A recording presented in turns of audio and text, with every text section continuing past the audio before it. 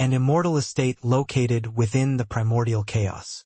This estate was a few kilometers in size, and it was filled with creeks, small streams, flowers, and grass.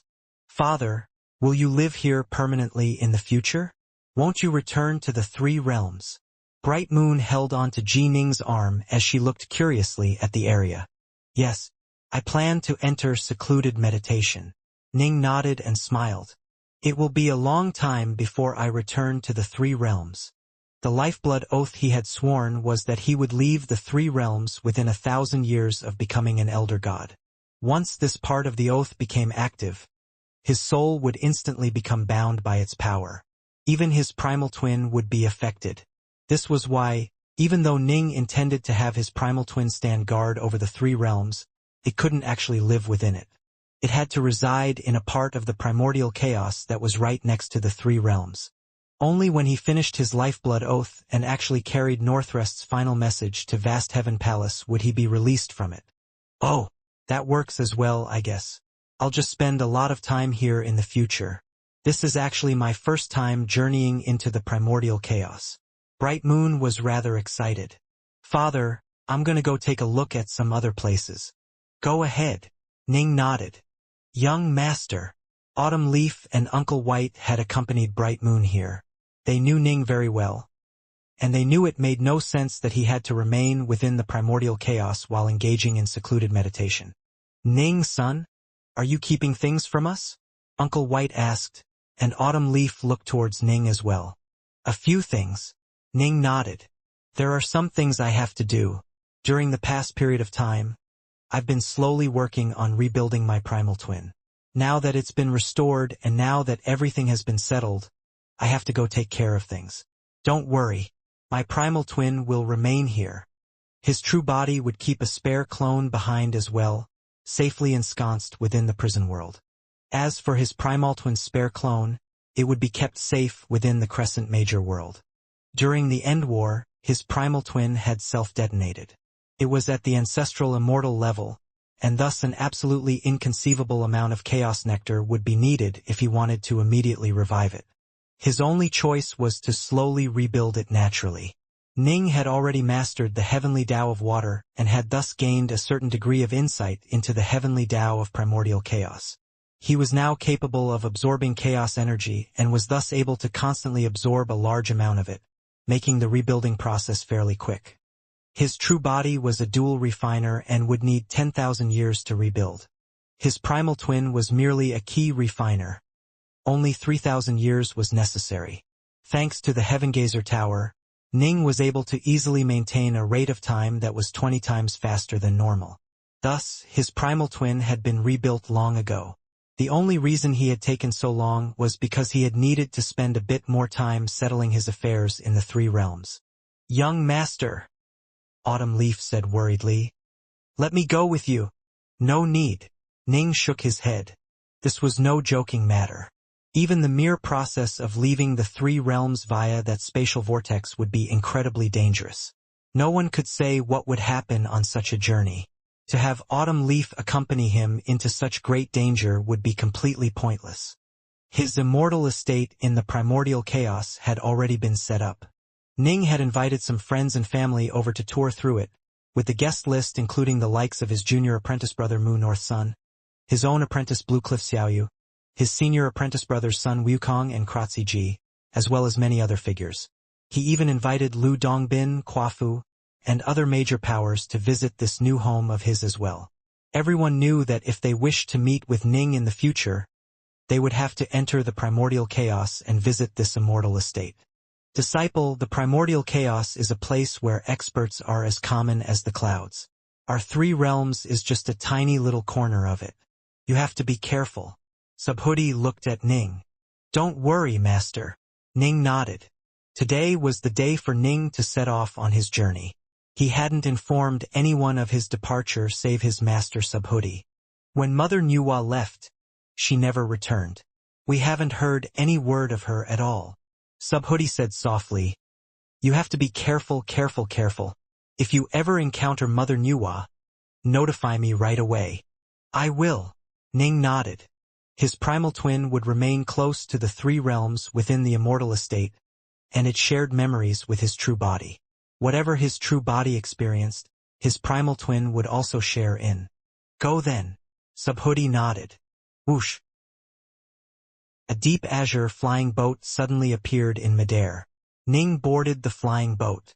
A series of spatial ripples spread out around it, and a few moments later the flying boat teleported away through the void. Be careful. Subhoodie watched silently and hopefully as Ning left. Long, long ago, Mother Nuwa had left the three realms. Now Jining had left the three realms as well. Both of them were the most supreme figures of their times in the three realms. The azure boat continued to blink through the void, advancing continuously. The insides of the flying boat weren't that large. Ning sat in the lotus position, his gaze passing through the walls of the boat and focusing on the primordial chaos outside. I'm going to leave the three realms and wander through the primordial chaos, all by myself. Ning shook his head. A pity that to this very day, I still don't have the power I need to break the chains of the prison world. The prison world contained a large number of prisoners within it, including even elder god and ancestral immortal prisoners. The manacles that held them could only be broken by those who were at the world god or chaos immortal level of power. In fact, someone at that level of power could shatter the prison world itself. Jining was now extremely powerful, but even when he struck at the manacles with full force using Violet Jewel, he was still only able to leave behind a few scratches behind, with the scratches quickly being automatically repaired. Clearly, he was still quite a ways off from being able to sever the manacles. In truth, if one thought about it in detail, it made sense. Why did the king of Pangaea arrange for overseers to watch over the prison worlds? It was precisely to oversee them and ensure that they would be able to make a report if any world gods appeared. This meant that even prisoners who ascended to become world gods would need a fairly long period of time in order to break apart those manacles and the prison world. The king of Pangaea would have more than enough time to hasten to the prison world. This was the entire point of having an overseer. Ning had just barely reached the world god threshold of power. He was able to just barely cause a bit of damage to those manacles now. Still, those elder gods and ancestral immortals were quite wealthy. Ning nodded secretly to himself. This flying boat he was on, for example, was a top-grade chaos treasure that was known as the Godwood Moat Ship. The prisoners of the prison world, including the wild dog elder god, had all been beaten and plundered by Ning. Even the incredibly savage wild dog elder god could just barely be considered a supreme elder god. Ning didn't even need to use Violet Jewel. The Heartsword stance alone was enough to easily defeat all of them. If I was able to break apart those manacles, I would gain quite a few retainers. Ning shook his head, casting those thoughts aside. With another thought, he caused the 3,600 gold star beads of the heavens to appear around him, swirling around him like countless glittering stars. Ever since he had mastered the Heartsword stance 300 years ago during the End War, he had spent a good deal of his time quietly training and meditating upon it. As a result, Ning had made continuous improvements into his insights regarding the Tao. He had insights into primordial chaos. He had insights into space. He had insights into water and lightning. He had insights into the sword. In fact, Ning had even mastered 8 of the 9 chaos seals. He was at the same level of mastery as Mother Nuwa had been, prior to her becoming a world god. The 9th chaos seal. I have the feeling that if I am able to master it, something special will happen. Ning could sense that the various insights he had gained were building atop each other in a cumulative fashion. Once he fully mastered the 9th chaos seal, all 9 of the chaos seals would merge together into a whole, then completely transform. Ning was quite eager to see this happen. He spent more than half a month flying through the primordial chaos aboard the Godwood Moat Ship. Finally, he reached the area which the star map marked as containing the spatial vortex. So this is the spatial tunnel? Ning sat aboard his moat ship, staring in front of him. An utterly enormous spatial wormhole lay in front of him. The gigantic vortex tore at the surrounding primordial chaos, causing it to swirl around it in multiple rings.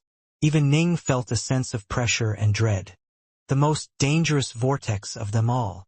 The alien outsiders who had been lucky enough to survive passage to the three realms had written down extremely detailed records regarding this dangerous vortex. It doesn't matter. I have nowhere else I can go. In we go. Ning's divine power completely filled the Godwood mote ship. In this moment, the mote ship seemed to have transformed into a sword, and Ning commanded it fly in as though he was flying atop a giant sword. Swoosh! After having hesitated briefly before the spatial vortex, the mote ship finally plunged deep inside of it. Whoosh! The vortex was filled with an incomparably powerful tearing force that was instantly applied towards the mote ship, dragging it deeper inside. Ning commanded the mote ship to follow that dragging power inside while doing his best to keep stable and ablate its power. As a truly supreme sword immortal, Ning had reached a truly inconceivable level of finesse when it came to controlling and ablating power. Whoosh! Although the ripping power of the spatial vortex was quite terrifying, the mote ship was able to quite easily and safely make its way deeper inside of it. No problems were caused for Ning at all. I hope I can safely pass through this spatial vortex and reach the Badlands territory, Ning murmured to himself softly. Given my abilities with the sword, I should be able to stay alive. But if I get lost, all bets are off. In front of Ning was an absolutely enormous spatial tunnel that was filled with countless spatial tiers, some pitch black and some ashen white. Whoosh! The mote ship flew forward, making its way through that enormous spatial wormhole. There were three possible outcomes when one flew through this spatial vortex. The first was that one would be able to safely reach the other side and enter the Badlands territory. This was the ideal outcome. The second was that a spatial rift would suddenly appear in front of you and suck you inside, resulting in you being teleported into an unknown territory of the primordial chaos. Ning knew at least a few things about the Badlands territory, thanks to the detailed star maps which the three realms had acquired long ago. The Mind Lord which Ning intended to slay also resided in the Badlands territory. If he ended up in a completely foreign part of the primordial chaos, he would have to slowly figure everything out from scratch. Still, this wasn't the worst-case scenario. He'd still be alive after all. The third possible outcome was that the spatial rift would teleport him straight into a death trap of some sort. I really need to stay away from those spatial rifts. Swoosh! The mote ship flew forward at high speed like a sword, agilely dodging and avoiding the suddenly appearing rifts. Rumble! An enormous, savage-looking rift of violet light suddenly appeared in front of Ning, instantly covering a very large region. Backwards! The mote ship quickly reversed and flew backwards, then curved around the rift and flew away from it. He had to be able to make up to 1,000 corrections every moment. This was an even deadlier process than actually fighting with the sword. Ning's complete attention was focused on controlling his ship, but he was also able to maintain total control over an area of 10,000 kilometers around himself. This was the Heartsword realm, which Ning had developed some time ago. 6 days later, a flying boat suddenly flew out from the mouth of an enormous spatial vortex. I made it! Ning's face was rather pale with exhaustion, but he now revealed a look of delight. I finally made it through safely. These 6 days had been an absolute nightmare. Those spatial rifts had appeared and disappeared with incredible speed, and some of them were simply enormous. If Ning was just a bit unlucky, it was entirely possible that rifts would simultaneously appear in every direction around him, making it impossible for him to dodge them.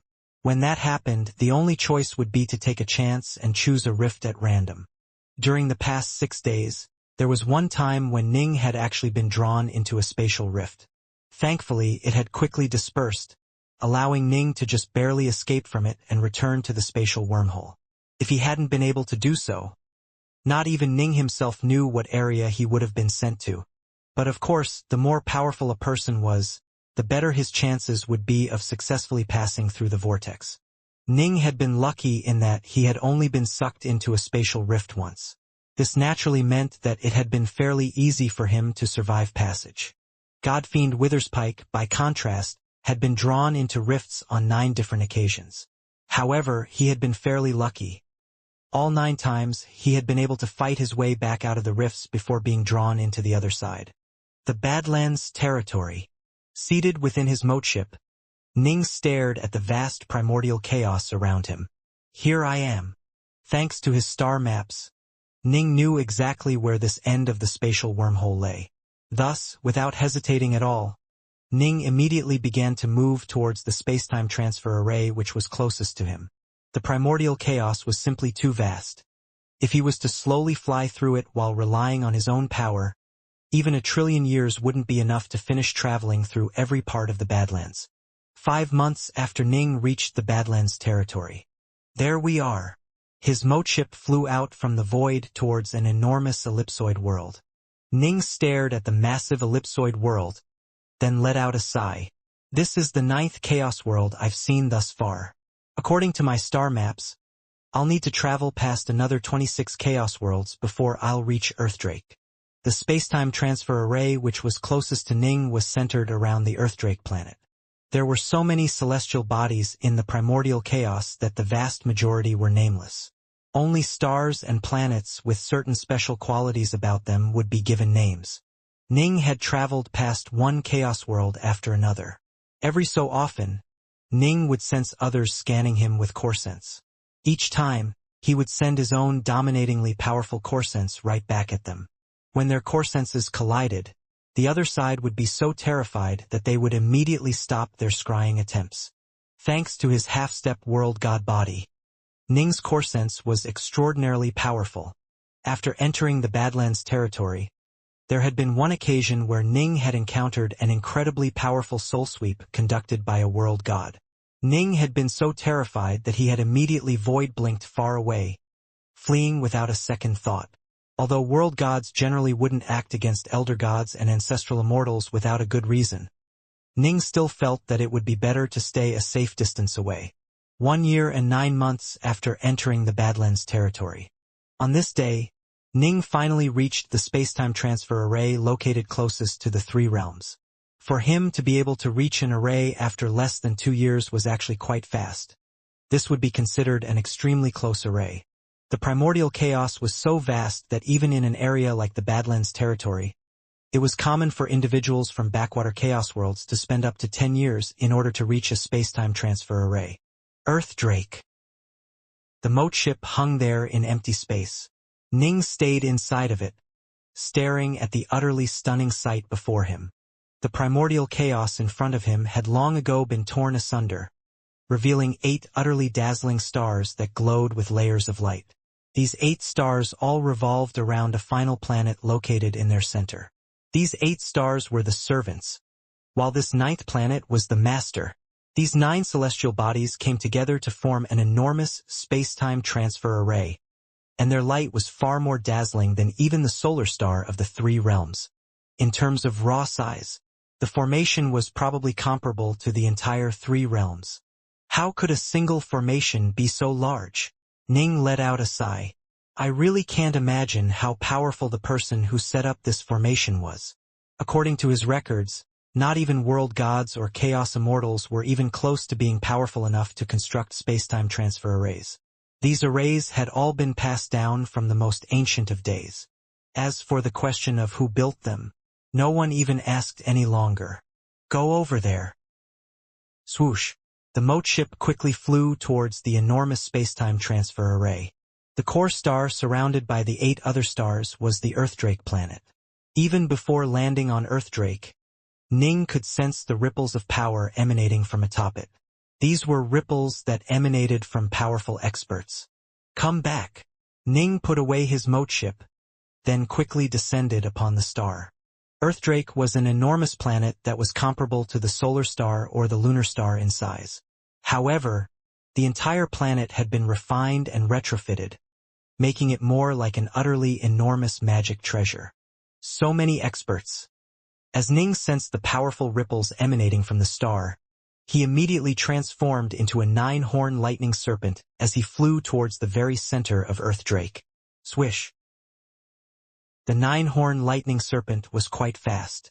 While flying forward, Ning encountered quite a few other cultivators. Some looked similar to humans while some looked extremely different. As they saw the nine-horned lightning serpent fly past them and sensed the undisguised aura of dominating power radiating from Ji Ning, they all revealed looks of wariness on their faces. Whoosh! Ning landed on the ground, a miniature space-time transfer array located directly in front of him. Although space-time transfer arrays were utterly enormous, their most important cores were just a few hundred kilometers in size. These miniature space-time transfer arrays actually had buildings located inside of them. Elder gods and ancestral immortals were stationed in these buildings to keep the array safe. There were also many true gods and true immortals here, along with a vast number of Empyrean gods and celestial immortals. All of them were responsible for maintaining the space-time array and keeping it in good shape for any future uses. Where are you going? An elder god dressed in golden robes with a scaly reptilian tail was seated in the lotus position in front of Ning. His body was utterly massive, and he peered down as he looked at Ning. When he sensed how powerful Ning's aura was, his attitude improved slightly, and he even put a smile on his face. Earthdrake was primarily populated by elder gods and ancestral immortals. World gods and chaos immortal were incredibly exalted figures, after all. They generally wouldn't deign to handle such low-level matters. Seven Water Star, Ning said. Seven Water Star was naturally a star that was located at the heart of a different space-time array. Actually finding and reaching Vast Heaven Palace would be too hard. Ning's first goal was to deal with the Mind Lord, who was one of the 9 divine generals of God Emperor Black Lotus. The records the 3 realms had regarding God Emperor Black Lotus stated that he was an incredibly powerful world god who had 5 other world gods serving him. Together, they dominated a wide swathe of territory. The area around Seven Water Star was dominated by God Emperor Black Lotus, the Star Lord of Fogstone, Sovereign East Victor, and several other hegemons. God Emperor Black Lotus was just one of them. Seven Water Star? The elder god nodded.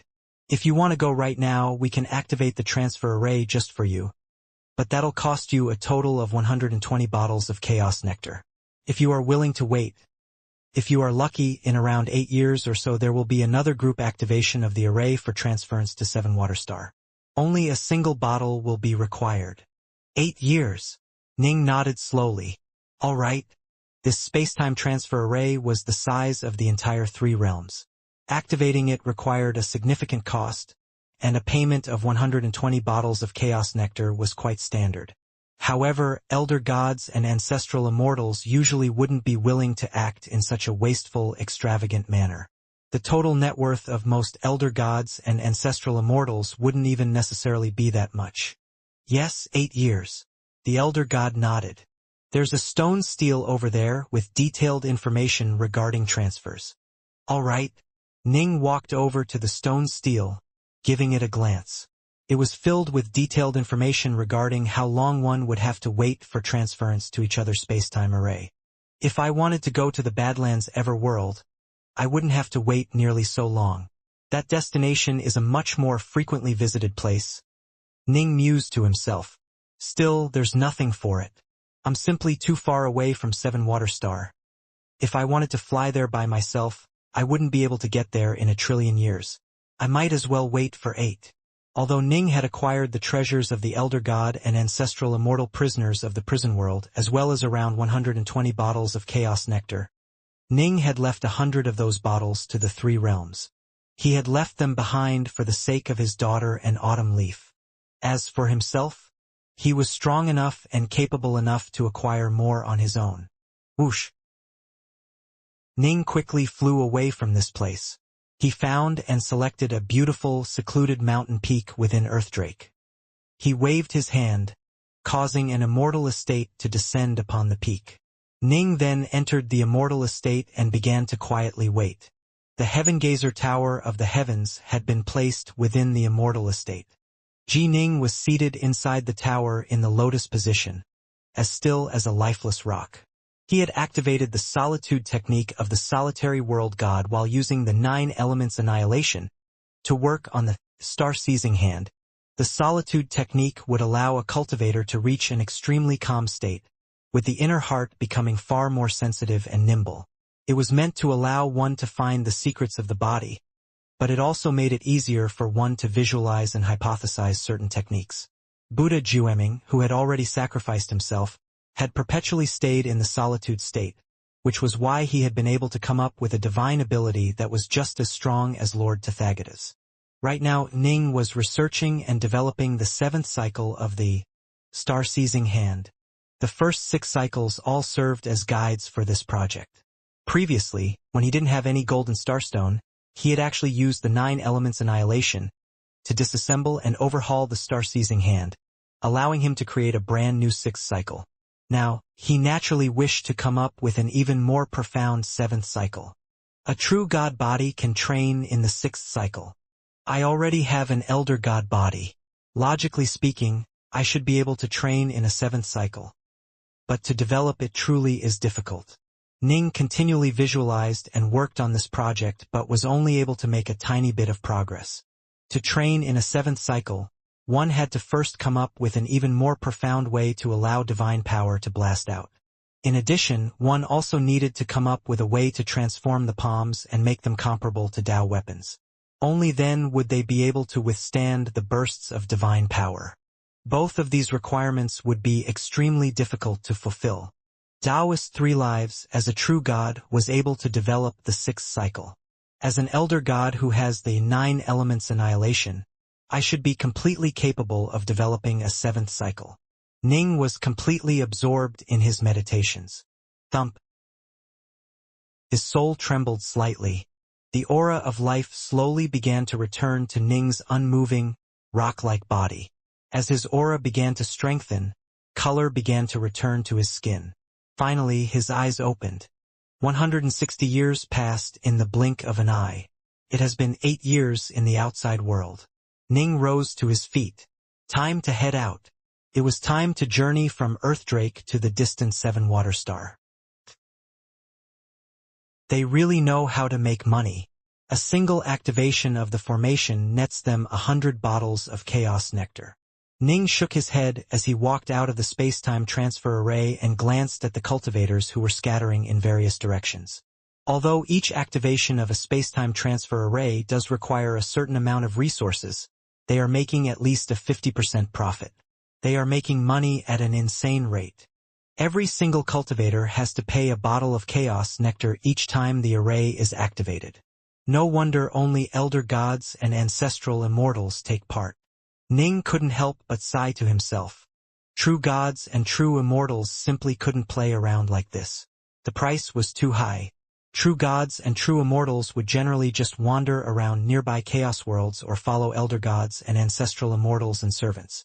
Any world god or chaos immortal would love the chance to take control over a space-time array like this. A pity that these are all controlled by the Badlands Court. Ning sighed. The greatest power in the vast Badlands territory was the Badlands Court. It was an organization that rivaled Vast Heaven Palace in power. In the Badlands territory, the Badlands Court held supreme, unchecked power. Where should I go? Ning stood in the air above 7-water star, staring into the endless primordial chaos. God Emperor Black Lotus established his Black Lotus Chaos Kingdom and has 5 world gods supporting him. He controls a total of 53 chaos worlds. Ning pondered for a moment on some of the ancient information which the 3 realms had collected in the past. God Emperor Black Lotus is a local hegemon. He has a few neighbors who he is on poor terms, including the Starlord of Fogstone and Sovereign East Victor. The Starlord of Fogstone has 8 world-level experts serving him and commands 96 chaos worlds.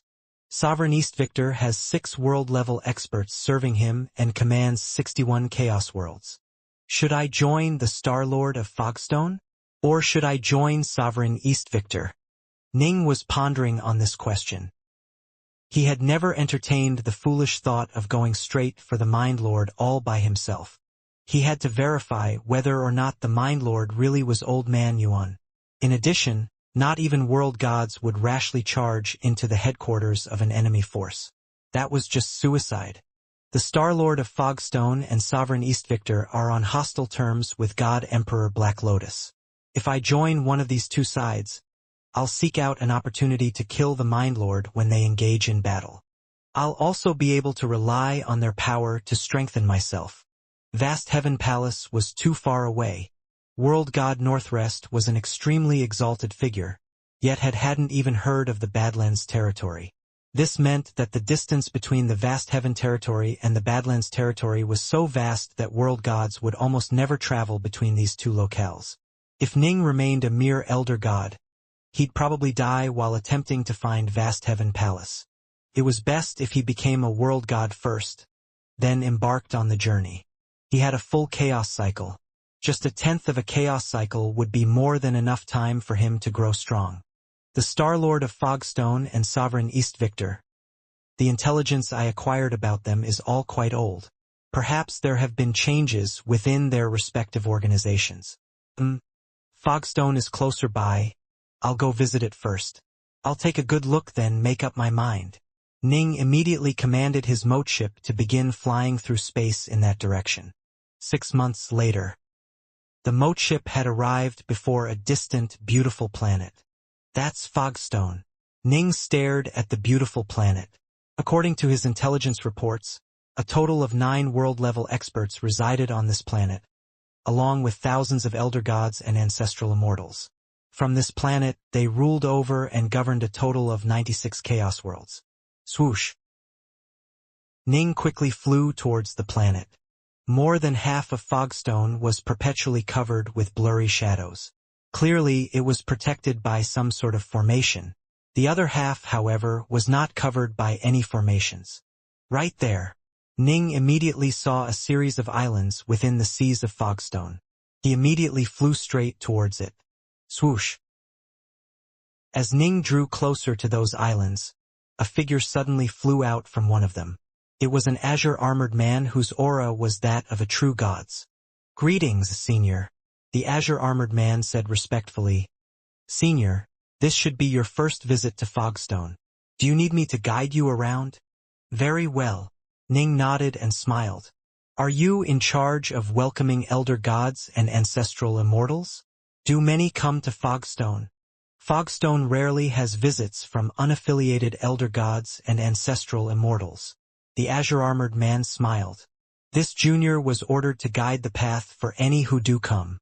During the past 1,000 years, I've only welcomed around 100. "Ah," Ning nodded. This was in keeping with what Ning knew. A core planet that was responsible for governing a chaos kingdom would generally have certain areas that were meant for trade and business. Cultivators needed to purchase treasures, divine abilities, spells, secret arts, golems, and other things. Thus, there was always a need for trading posts. Empyrean gods, celestial immortals, true gods, and true immortals rarely had good treasures. Thus, there generally wouldn't be any people responsible for receiving them. As for the elder gods and ancestral immortals who served Fogstone, there was no need to guide them around either. They knew the place well enough. Only first-time visitors like Jining who were at least elder gods or ancestral immortals would merit a guide. If a world god was to arrive, the entire world of Fogstone would be put on high alert. Most likely, a world god of Fogstone would be assigned to welcome and greet such a visitor. Whoosh! Whoosh! The two of them descended upon a spacious cloud street. This street was completely formed from clouds. It led from the vast seas to the various islands. "Do you need any servants, Senior?" The azure-armored man pointed towards a distant, enormous island. "That's the Slave Island. Many slaves are imprisoned there, ranging from celestial immortals and Empyrean gods to ancestral immortals and elder gods. So long as you are willing to pay the price, you can purchase as many slaves as you wish." Ning nodded. Imprisoned elder gods and ancestral immortals would often be sold off as slaves.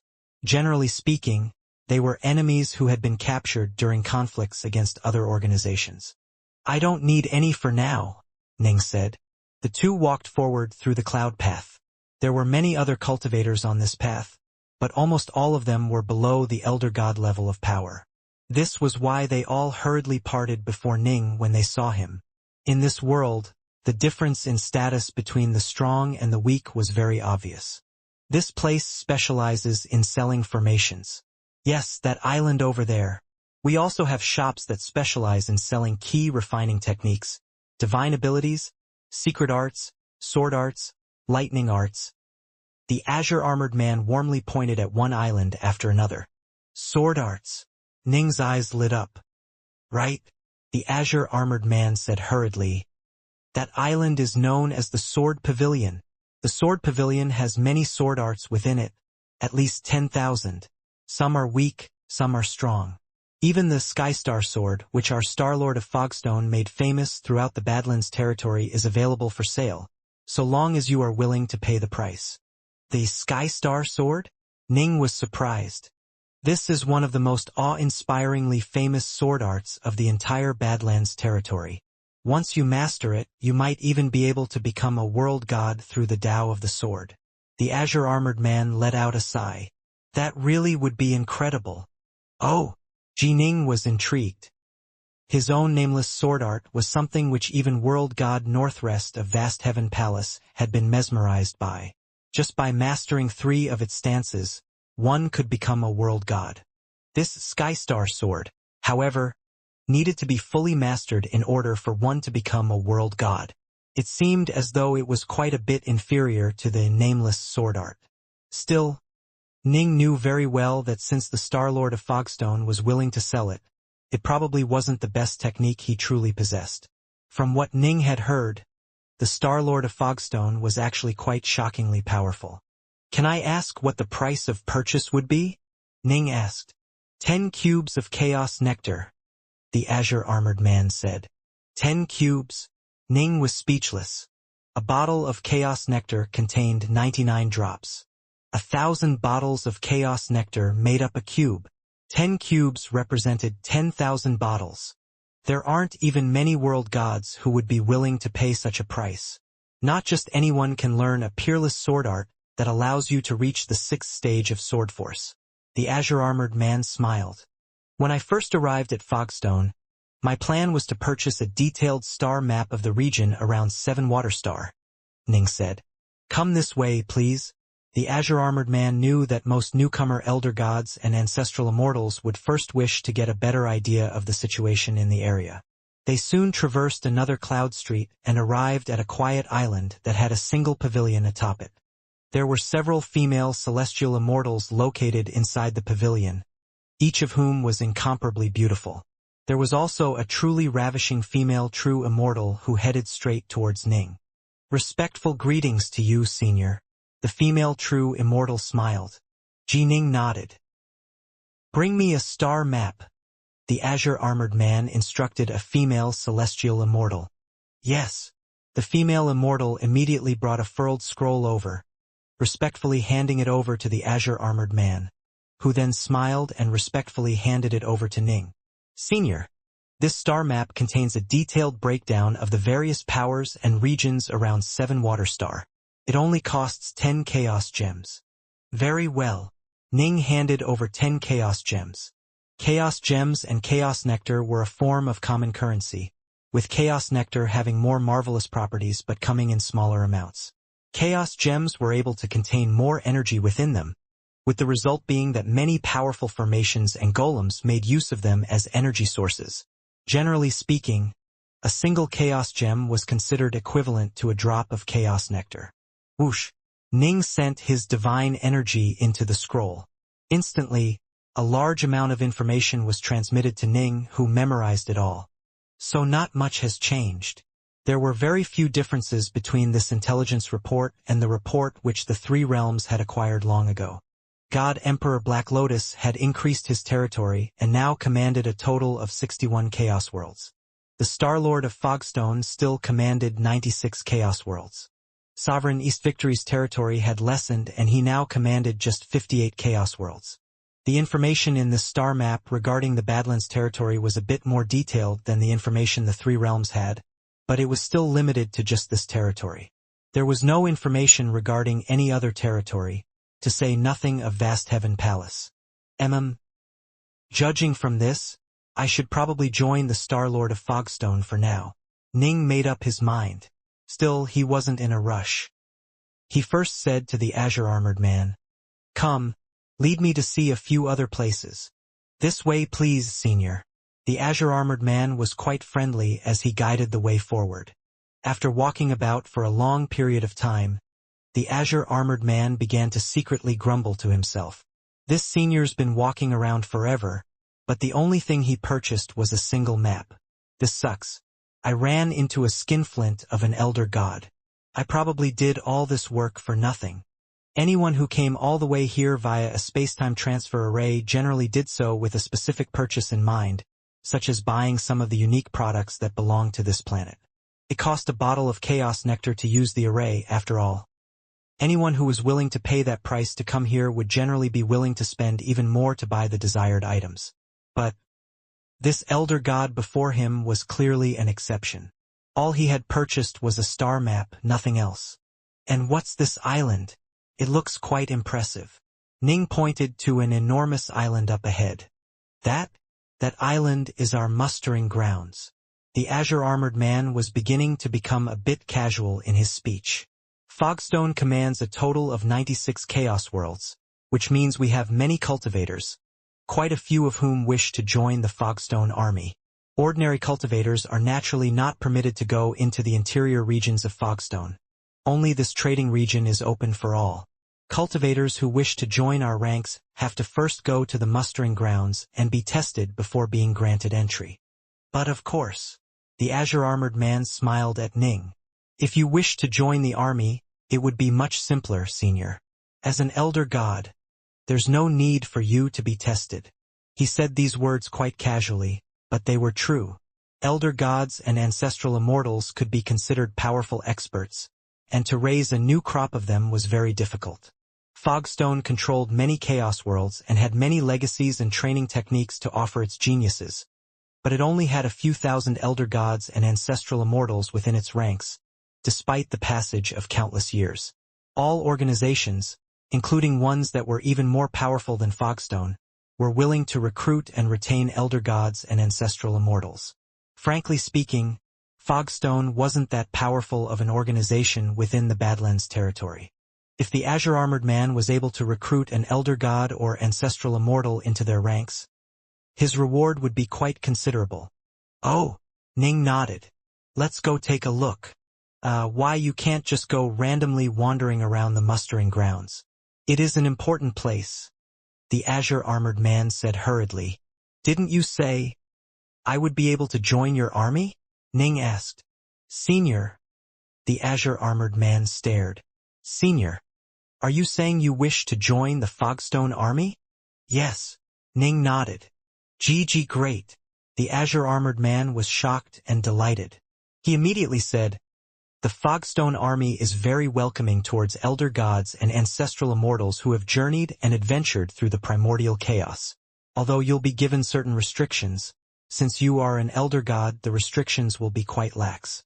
The only requirement will be for you to take part in critical battles, while you'll be given many benefits upon signing up.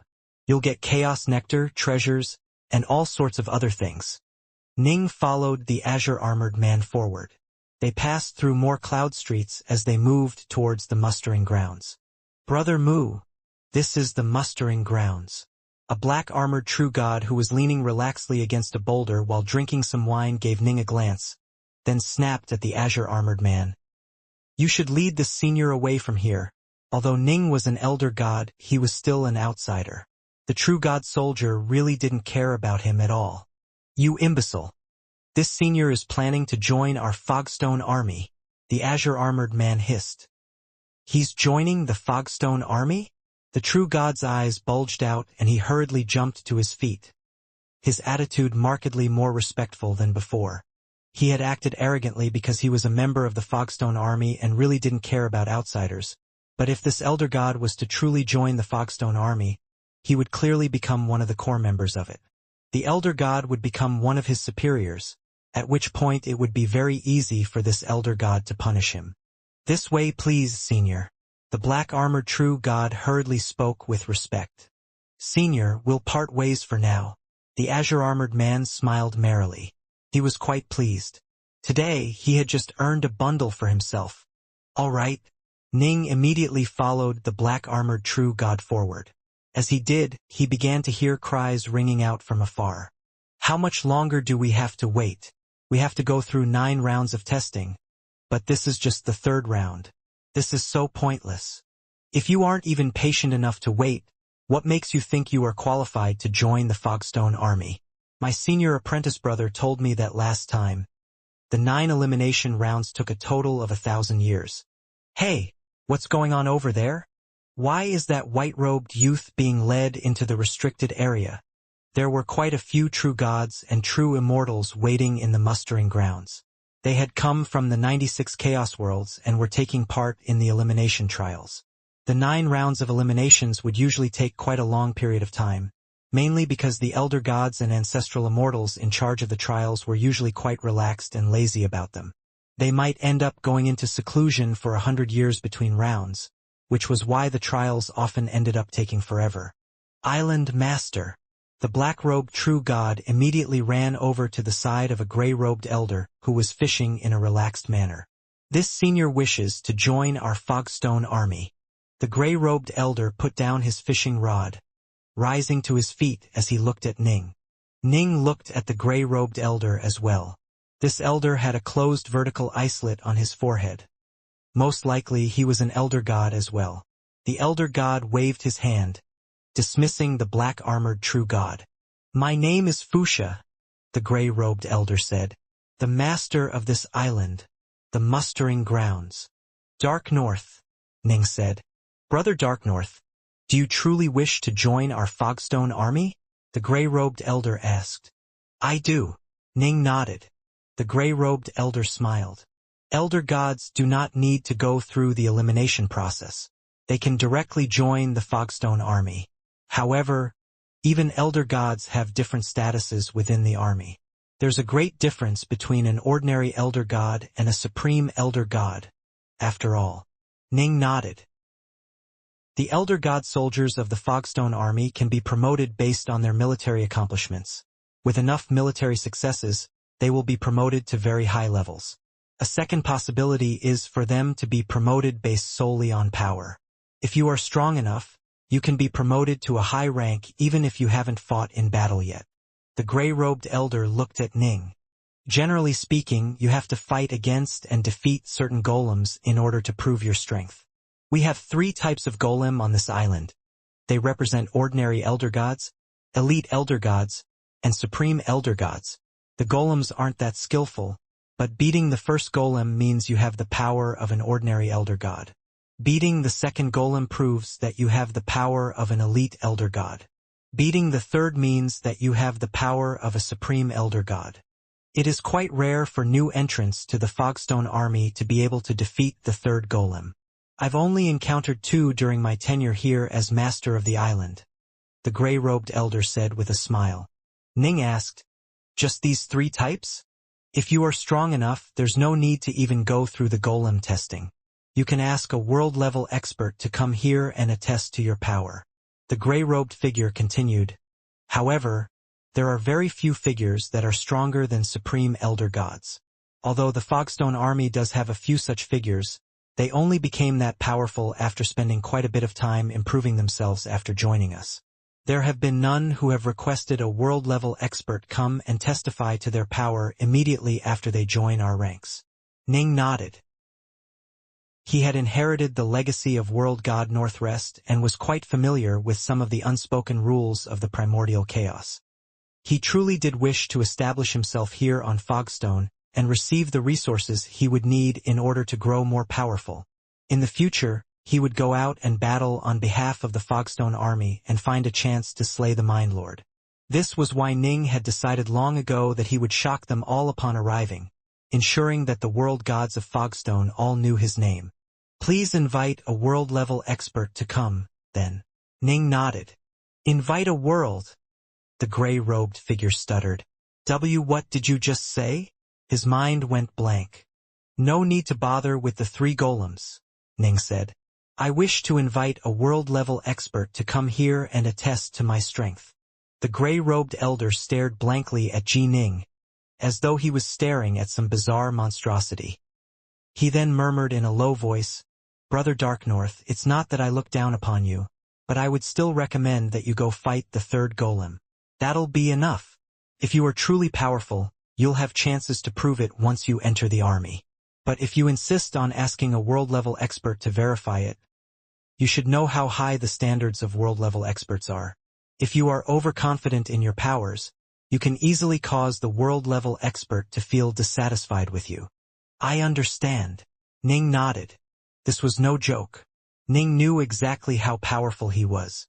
Even an ordinary elder god who used the heartsword stance would instantly become comparable to a supreme elder god. Ning, however, was a half-step world god. When he used the heartsword stance, he could dominate supreme elder gods. If he also used Violet Jewel, he would be at the world god threshold of power. Or, as Godfiend Witherspike had put it, Ning ranked amongst the top 3 elder gods and ancestral immortals he had ever seen. Not one elder god in 10,000 would be a match for Ning. The Fogstone army only had a few thousand elder gods and chaos immortals. Although they were a fairly elite force, Ning felt confident that he could probably dominate all of them even without using Violet Jewel. I'll ask you one more time. Are you sure you wish to ask a world-level expert to come and attest to your strength? The gray-robed elder said solemnly. Yes. Ning nodded. All right. The gray-robed elder nodded as well. Since you've made the request, I'll report it to my superiors. Still, as you can probably guess, most world-level experts spend the majority of their time in seclusion, while others will often go out adventuring. If a world-level expert is available, he or she will come and test you out. I can't say exactly who it will be or when this will happen. It'll all be up to the world-level experts. Ning laughed. Of course. Should I just wait here on the mustering grounds island? No need for that. The gray-robed elder shook his head. The mustering ground is really for true gods and true immortals.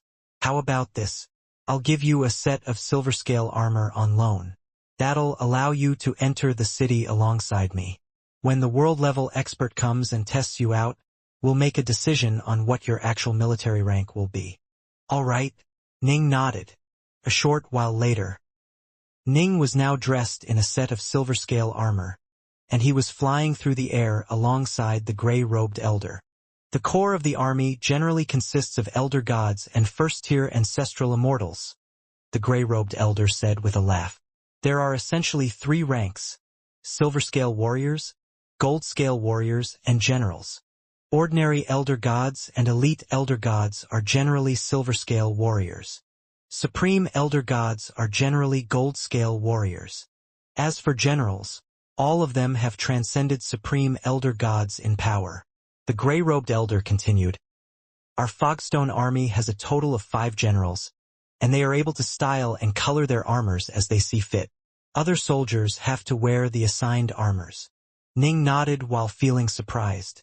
This silver-scale armor was a top-grade protocosmic armor that had protective properties. This was a treasure that was comparable in value to a chaos treasure because protective armors were extremely rare. This armor of yours is merely a suit of top-grade protocosmic armor.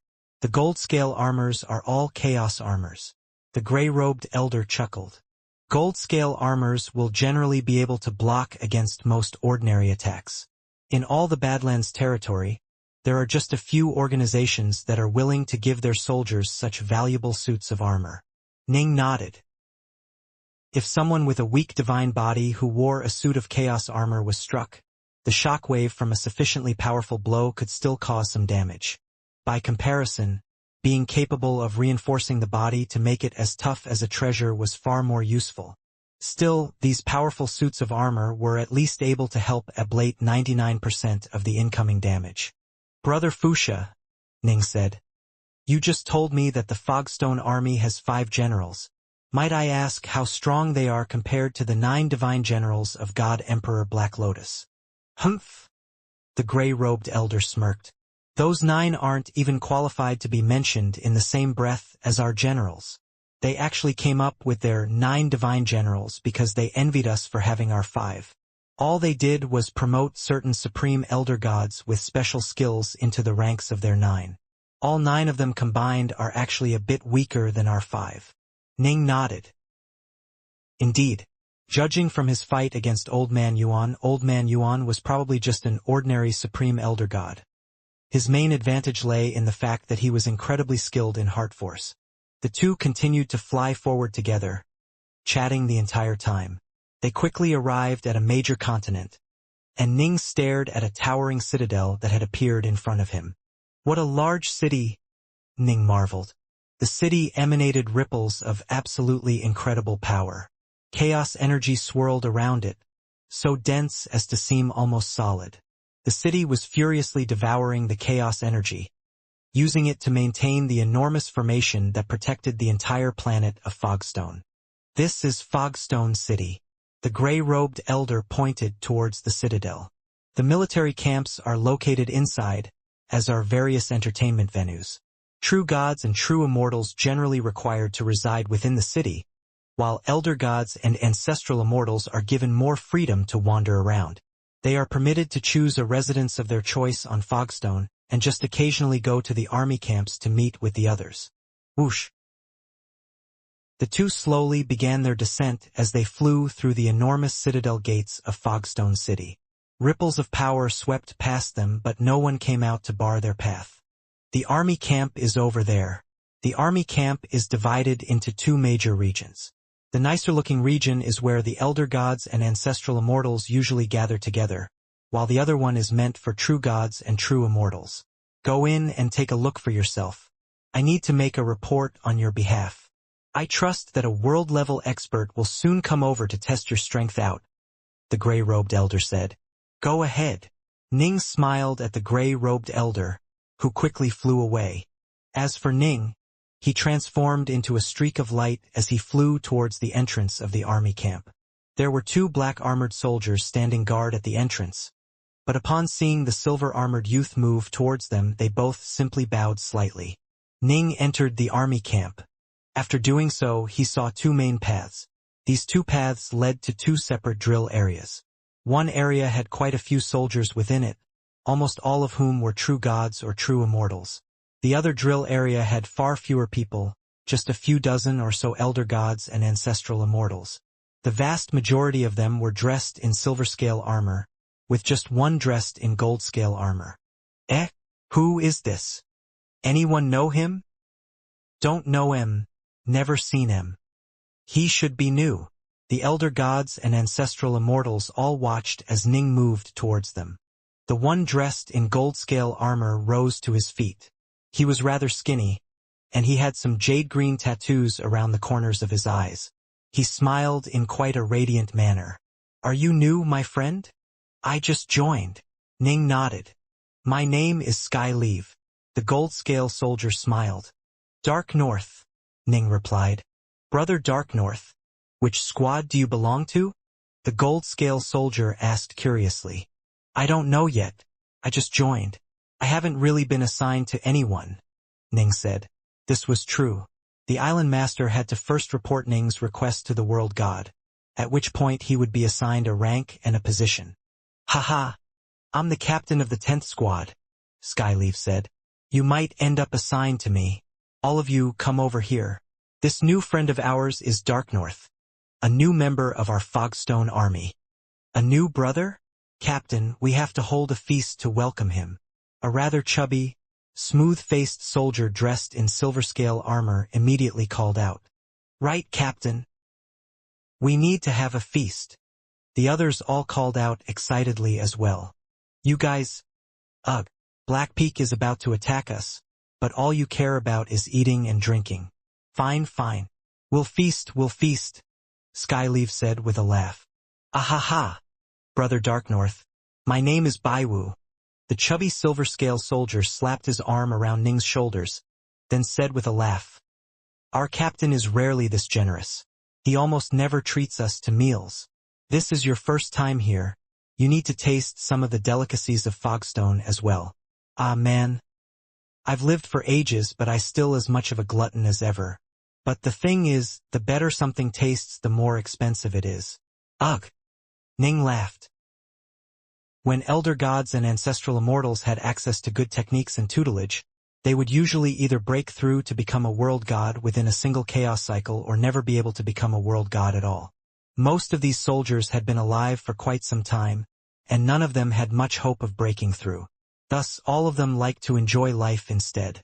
Some liked food while others had other hobbies. The elder gods and ancestral immortals were all immediately led towards a lavish, semi-translucent building located nearby. 3 basins of dragon meat first. Once the soldiers sat down, the chubby Baiwu was the first to call out and make an order. "You bastards!" The gold-scale soldier, Sky Leave, just shook his head helplessly. Soon, all sorts of strange delicacies and dishes began to make their way to the seated soldiers. The most impressive were those 3 giant basins of dragon meat that were each 30 meters long. The dragon meat was tinged with a dark red color and emanated an aura of absolute fragrance. Even Ning couldn't help but drool once he caught a whiff of it. The soldiers all stretched out their hands to grab at the pieces of dragon meat, pulling them out from the basins and chewing on them. Chomp, chomp, chomp. The elder gods chomped through meat and bone alike, enjoying the food and the wine. "Is it really that good?" Ji Ning picked up a large chunk of meat that was as thick as his arms, then gave it a bite. A blissful feeling filled his entire body as a surge of pleasure went through him. Dragon meat is one of the top 10 delicacies of the entire Badlands territory. There's no way for dragons to be raised in captivity. They can only survive and thrive in certain special areas, and capturing them isn't easy. The gold-scale soldier Skyleaf laughed. "I usually end up spending more than half of my chaos nectar on food. For elder gods and ancestral immortals, other types of entertainment might be quite cheap, but top-quality food was very hard to find." The elder gods and ancestral immortals chatted, drank, and laughed amongst themselves. Ning began to learn more and more about them. Roughly 2 hours into their feast. "Skyleaf! Skyleaf!" An enormous roar blasted out like thunder, echoing throughout the surrounding area. "Eh!" The elder gods had been eating and drinking happily, but they now all came to a halt. "He's here." The gold-scale soldier rose to his feet. "The other dishes don't matter, but make sure you take away the dragon meat. We'll eat it later." The soldiers all quickly packed up the dragon meat. They had been eating quite slowly, enjoying every mouthful of it. Clearly, they didn't want to waste it by gulping it all down too quickly. "Captain, you don't even need to bother with Black Peak, right? That idiot caused the deaths of more than 20 of our fellow soldiers. So what if you lectured him a bit?" "Idiot!" The other soldiers were all cursing the man. "I said what I said. If he wants to fight, we'll fight. Does he think I'm afraid of him?" Skyleaf laughed coldly. "Let's go. Let's go." The soldiers all hurriedly followed behind Skyleaf. "What's going on? Who is this Black Peak you guys are talking about?" Ning followed behind as well while chatting with Elder God Baiwu. Baiwu pursed his lips. Black Peak was once a captain as well, but he was too arrogant and proud. Not too long ago we had a clash with the Black Lotus Empire. Because of his arrogance, 23 of his soldiers paid the ultimate price. 23 elder gods and ancestral immortals. Even the Star-Lord of Fogstone was notified of this. He was punished by being demoted to be an ordinary silver-scale soldier. However, quite a few of the dead elder gods and ancestral immortals had friends in the other squads, all of whom were quite angry with Black Peak. Our captain once cursed him out, causing a bit of friction between the two. They decided to have a duel with each other today. "Oh," Ning nodded. "Black Peak is arrogant and prideful, but he is also quite strong," Baiwu said in a low voice. "The number of captains stronger than him in the Fogstone army can be counted on one hand." As they chatted, their group arrived at the drill area once more. Quite a few elder gods and ancestral immortals had arrived here, all for the sake of watching this battle. "The tallest one over there? That's Black Peak," Baiwu said. Ning glanced over. The man was dressed in silver-scale armor, but his body was incredibly slender. He had a total of 4 arms, and the parts of his skin that were exposed were all completely pitch black. He had a pair of cold and narrow golden eyes, and a mocking look could be seen within them. He spoke out and said with a cold smile, "Skyleaf, how is it that an imbecile like you would consider yourself qualified to lecture me? Today, I'll let you know exactly how great the difference in power between us is. Cut the crap. Skyleaf's face was cold. According to the rules of our Fogstone army, Black Peak strode forward, a cold smile on his face. Duels have to be fought for stakes. How many treasures can you bring out? I'll match any stakes you issue. 100 bottles of chaos nectar, Skyleaf said coldly. Oh ho, you are actually willing to risk that much? It must have been hard for you to store up that much chaos nectar. If you insist on giving it all to me, how could I possibly refuse? I accept. Blackpeak licked his lips. Some of the elder gods and ancestral immortals were here in support of Skyleaf. The rest were just here to watch. Blackpeak had come all by himself. Clearly, he didn't have many friends. Soon, the battle began between these two elder gods. Ahahaha. You really think you are a match for me?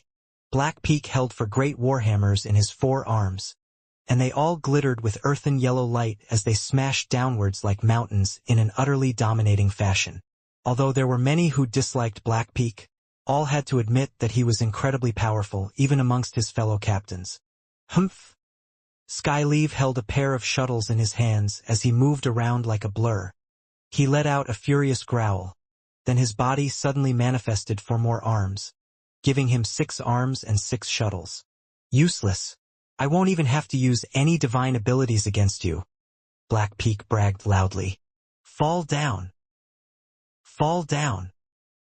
Fall down. Black Heaven fought in a crazed fashion as he furiously smashed down with his warhammer, each blow containing utterly shocking amounts of power. Fortunately, this arena was protected by formation spells which ensured that elder gods and ancestral immortals could fight at full power without any qualms. The Star-Lord of Fogstone was happy to have his subordinate elder gods and ancestral immortals compete against each other, so long as none of them ended up dying. Skyleaf endured 6 heavy hammer blows in a row. Finally, upon receiving the 7th hammer, he spat out a mouthful of blood as he was sent flying backwards. Boom! Blackpeak instantly chased after him, smashing his warhammer against Skyleaf's chest. Although Skyleaf was protected by his gold-scale armor, the concussive power of the blow was still quite tremendous and enough to instantly and completely shatter his chest. Blackpeak tapped another hammer against Skyleaf's head, then smirked. You lost, you idiot. As he spoke, he stomped down on Skyleaf's face with his foot. Boom! Skyleaf's face was instantly caved in and reduced to mush. Whoosh! A stream of divine power quickly reassembled far off in the distance, reforming Skyleaf's body. Blackpeak. Skyleaf's face was ashen. He had just had his face stomped on so hard that it had been destroyed. How could he not be enraged by this sort of insult? Blackpeak, our captain, had already lost. You went too far. Blackpeak. Skyleaf's soldiers were all furious. In our duels, the only rule is that we are not allowed to kill our opponents. Everything else goes. Right? Blackpeak's face was a mask of innocent confusion. All I did was cave his chest in and stomp his face in. He's an elder god. That's not nearly enough to kill him. I didn't break the rules, right? Even if you reported it to Star-Lord Fogbeast, he'd find me innocent. Damn. Damn him. All of the soldiers had ugly looks on their faces. Ning couldn't help but secretly sigh in surprise. When these two had fought, they had controlled their power in an extremely meticulous way, with no wasted energy or movements. Both Blackpeak and Skyleaf were more powerful than Lord Demonheart had been. The chubby elder god Baiwu had been standing next to Ning. Now he stepped forward. Everyone fell silent as they all turned to look at Baiwu. Baiwu said in a cold voice, I'll duel you next. You, Blackpeak said disdainfully. You are a silver scale soldier. I can't be bothered. Aren't you a silver scale soldier yourself? Elder god Baiwu said coldly. What, do you still take yourself to be a gold scale soldier? If you forget, take a look at the armor you are wearing. Blackpeak's face instantly changed. Clearly, Baiwu had just hit him where it hurt. He was an incredibly proud person. Even though he had been demoted, he still felt himself to be a gold scale soldier. and equal of the other captains. Blackpeak stared at Baiwu coldly. Very well. Since you insist on giving me your treasures, I have no choice but to accept. But if you want to duel me, you need to prepare at least 50 bottles of chaos nectar. Otherwise, don't even bother taking your stakes out. If I lose, I'll give my 9-star skyhooks to you. Elder God Baiwu's body blurred momentarily as he manifested a total of 6 arms, each of which held onto a curved hook. A set of 9-star skyhooks? I'll be generous and value that as being worth 60 bottles, Blackpeak said. Good. Elder God Baiwu looked at him coldly. Baiwu, don't do this. Blackpeak is incredibly strong. His fellow soldiers quickly began to send mental messages urging him to back down. Quite a few elder gods and ancestral immortals were watching this happen from afar. Blackpeak is quite strong. He was one of the strongest gold-scale captains we had. Even Skyleave lost to him. For Baiwu to challenge him is just foolishness. Baiwu is definitely going to lose. Skyleave, you should talk your soldier out of this. It isn't worth it for him to lose a set of chaos treasures just like this. A spectator purposefully called out in a loud voice. Captain Skyleave was just doing just that. He sent mentally, Baiwu, I'll eat my loss and swallow my pride for now. When I become more powerful, I'll come back and challenge him again. If you go, all you'll do is lose your treasure. It isn't worth it. But Baiwu completely ignored everyone as he marched straight towards Blackpeak. Blackpeak smirked. Boom! Whoosh! The two transformed into streaks of light and clashed against each other. This Baiwu fellow is really strong. All of the spectating elder gods and ancestral immortals were rather surprised, because Baiwu had just shown himself to possess the power of a supreme elder god. The two were actually fighting to a standstill. Baiwu, you made a breakthrough? Skyleave revealed a look of surprise and joy. Brother Baiwu, kick his face in. Teach him a lesson, Brother Baiwu. Skyleave's soldiers were all hollering excitedly on his behalf. The pudgy elder god Baiwu continuously struck out with his 6 hooks. No matter how hard the warhammer struck at him, he was able to easily deflect every single attack. His pudgy body was like a ball of meat that continuously rolled everywhere, easily absorbing and deflecting the force of the Blackpeak's blows. Ahahaha. So you actually have a bit of power after all. Pity for you that it won't make a difference. The warhammers suddenly vanished from Elder God Blackpeak's hands, only to be replaced by 6 slender swords. Swish! Both his body and his swords were extremely slender. His movements became ghostly and unpredictable as he launched a furious barrage of blows with his slender swords against Baiwu. Previously, his attacks had been dominating and savage. Now, they were strange and unpredictable. These were 2 diametrically opposed styles of combat, and this sudden change caused all of the watching elder gods and ancestral immortals were quite shocked as Blackpeak quickly seized the upper hand. Boom! Baiwu vomited out a mouthful of blood as he was knocked flying by a hard kick. He lost. The soldiers next to Skyleave all shook their head. Ugh! The spectators all shook their heads as well. Swish! Suddenly, a black streak of lightning flashed past, covering Baiwu and quickly moving him away. Blackpeak had been about to trample over Baiwu, but he immediately came to a halt. Frowning, he stared off into the distance where a silver-scaled youth was holding Baiwu in his arms. A moment later, the youth released Baiwu. If he lost, he lost. No need to keep hitting him, the silver-scaled youth said. Baiwu, why haven't you given me your 9-star skyhooks yet? Elder God Blackpeak smirked. Baiwu gritted his teeth, then waved his arm and sent his 6 hooks flying over. Elder God Blackpeak accepted them smugly, then began to laugh with delight. He pointed at Skyleave, Baiwu, and the rest of the elder gods. I've been pretty pissed lately. Thanks for presenting yourselves before me and letting me beat you up. That really felt good. And you gave me quite a few treasures as well. Ahaha. And just look at the looks in your eyes. Do you want to keep dueling me? I'll take on any of you. If you want to give me your treasures, I'd hardly refuse. Suddenly, a voice rang out. I want to compete against you. Blackpeak glanced over, puzzled. It was the silver-scaled youth who was standing next to Baiwu. You? Blackpeak laughed. What's going on with the silver-scale soldiers? All of them are getting too big for their britches. For yet another one to challenge me. You are a silver-scale soldier as well, the youth said. Blackpeak's face instantly turned ugly. If the bet is too small, I can't be bothered, Blackpeak said coldly. If the bet is too big, I'm afraid you won't dare to accept, Ning replied. Won't dare to accept? A bet with you? Elder God Blackpeak's face turned even uglier as rage began to burn within his heart. Ever since he had returned after losing a few elder gods, the soldiers of the Fogstone army had all treated him in a completely different way. In fact, some would actually curse at him to his face or mock him, with Elder God Skyleaf being one of them. These insults and this mockery caused him to feel quite unhappy. He had lived for more than a chaos cycle and had no hope of breaking through to become a world god. For people like him, face mattered more than anything else. In recent days, he had been stewing angrily. For Skyleaf to duel him was one thing. For a silver-scale soldier like Baiwu to challenge him as well? Bah, forget it. He was still a figure with quite the reputation.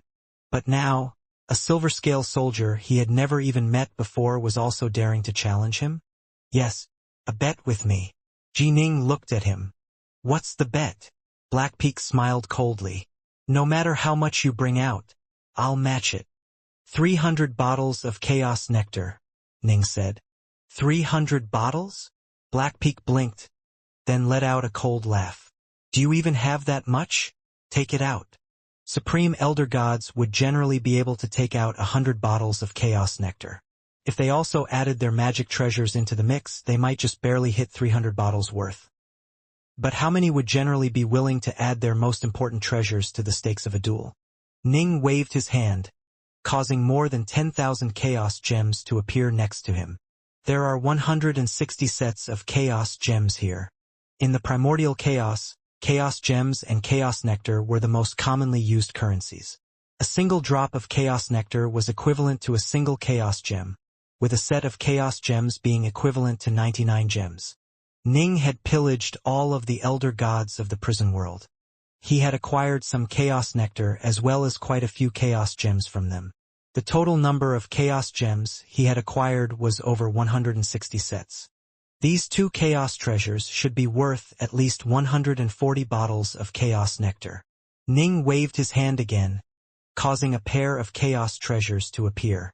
One was a pair of flying scissors that was shaped like a flood dragon, while the other was a set of 9 flying needles.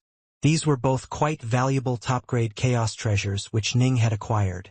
So you have some treasures after all. A cautious look appeared in Blackpeak's eyes as he looked at Ning. This unremarkable little silver-scale soldier appeared to be hiding quite a few secrets. Screw him.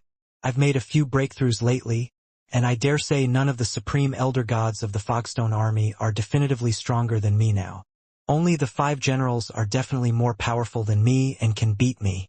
What? Can this silver-scale soldier possibly have the power of a general? The flames of rage within Blackpeak's heart began to burn brighter and brighter, and his aura began to increase in might as well. Fine. 300 bottles of chaos nectar. I'll take that bet.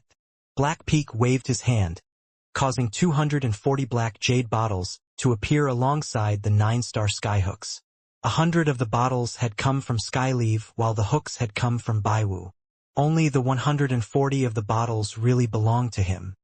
He had actually prepared the chaos nectar for the sake of this duel, but he had all but wiped out his savings in doing so.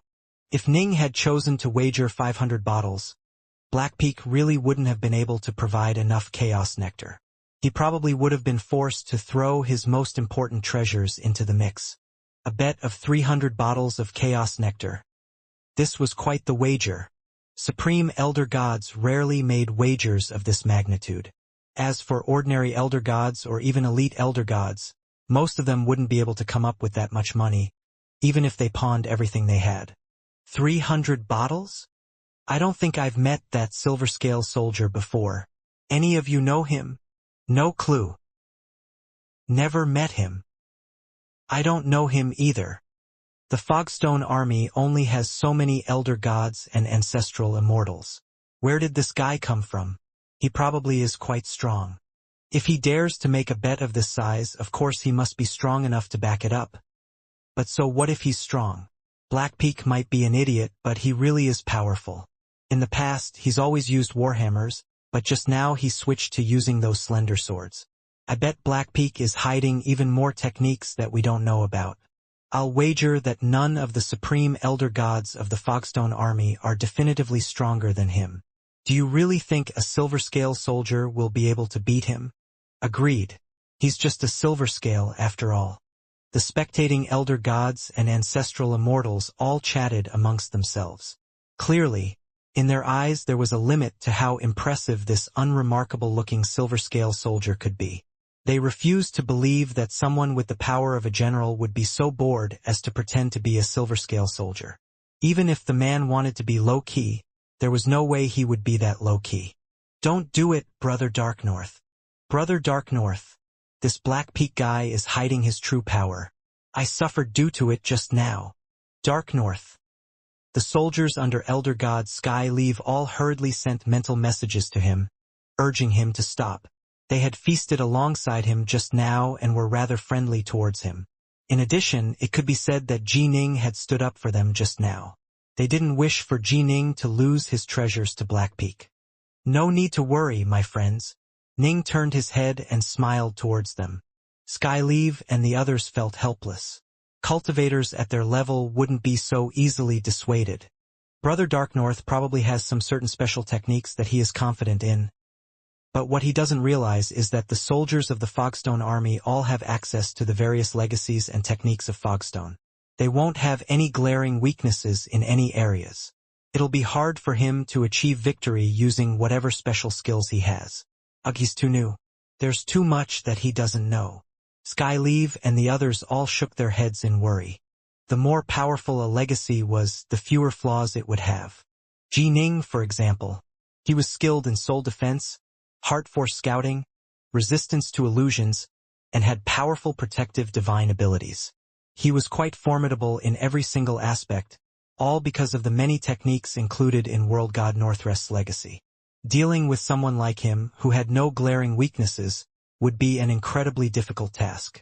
Blackpeak was a supreme elder god of the Fogstone army. He naturally had learned quite a few formidable techniques of his own as well. The chances of successfully using a special technique to defeat him would be very, very low. The drill area. Blackpeak and Ji Ning stared at each other from afar. For you to gift me with so much chaos nectar, ahahaha. Blackpeak held for heavy warhammers in his hands as he boomed out with laughter, his powerful aura rolling out in waves around him. As for Ning, he just stood there in a very placid manner, his aura the same as it normally was. He had been planning to familiarize himself with this army camp first, which was why he had kept his aura in check this entire time. His aura was merely that of an ordinary elder god's.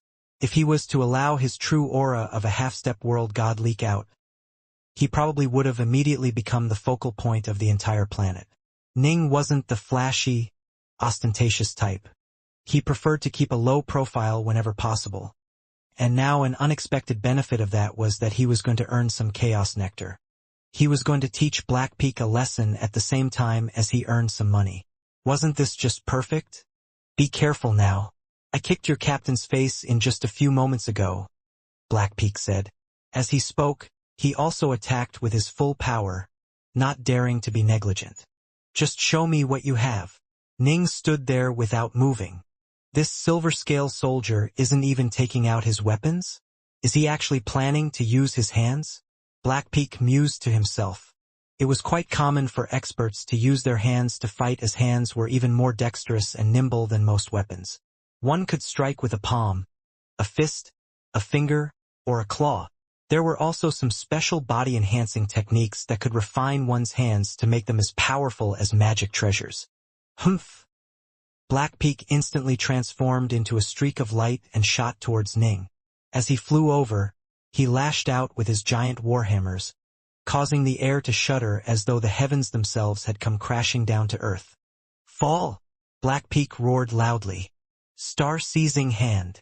Ning immediately struck out with his right hand.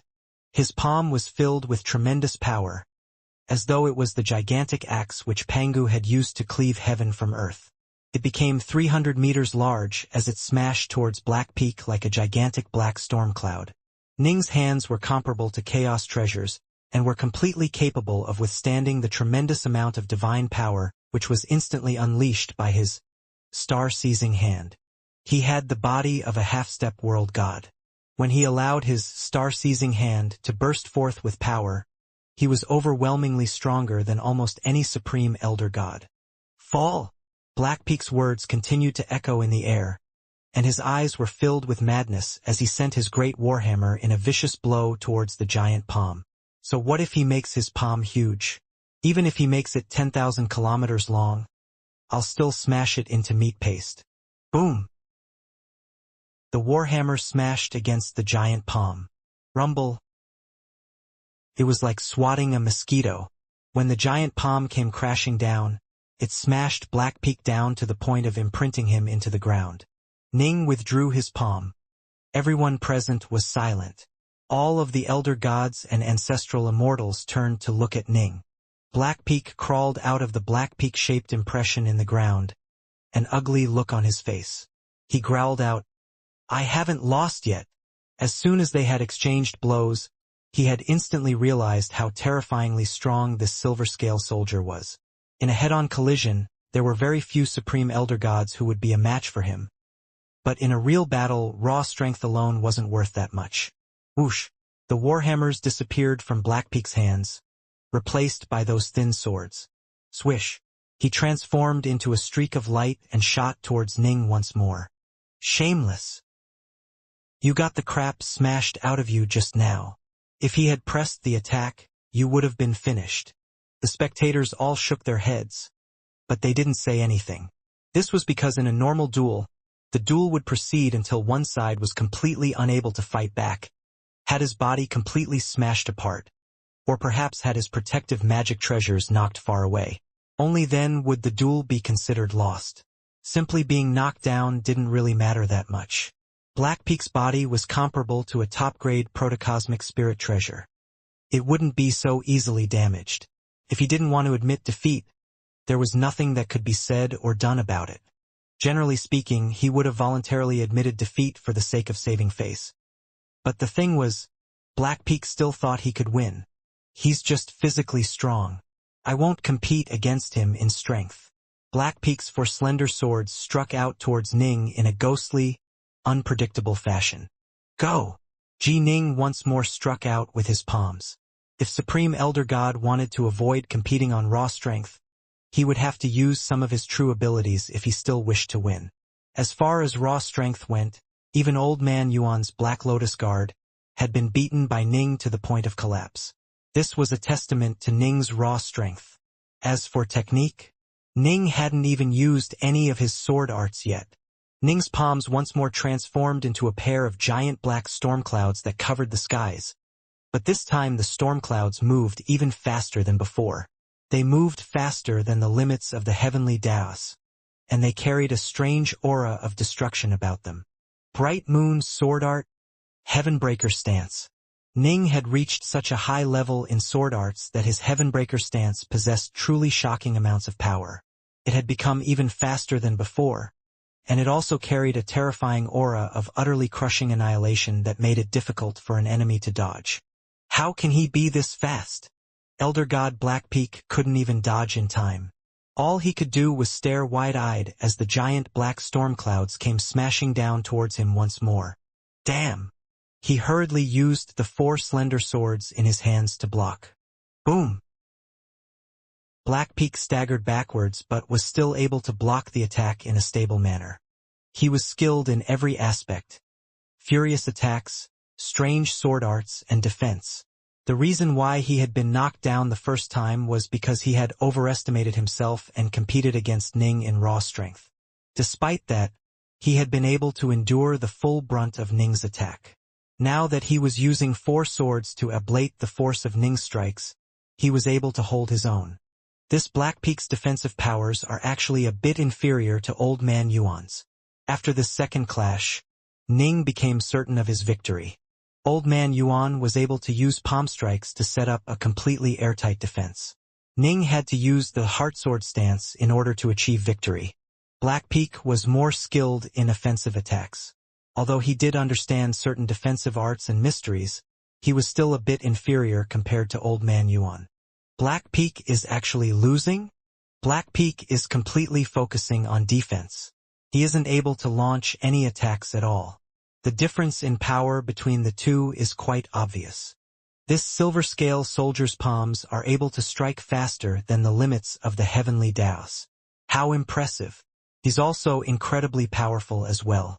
Black Peak focuses on physical strength, but even he isn't able to withstand the silver scale's blows.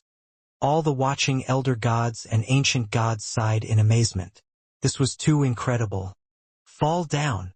Ning suddenly let out a roar as he manifested 3 heads and 6 arms. All 6 of his arms suddenly stretched out, transforming into 6 enormous black storm clouds that all moved faster than the limits of the heavenly Daos.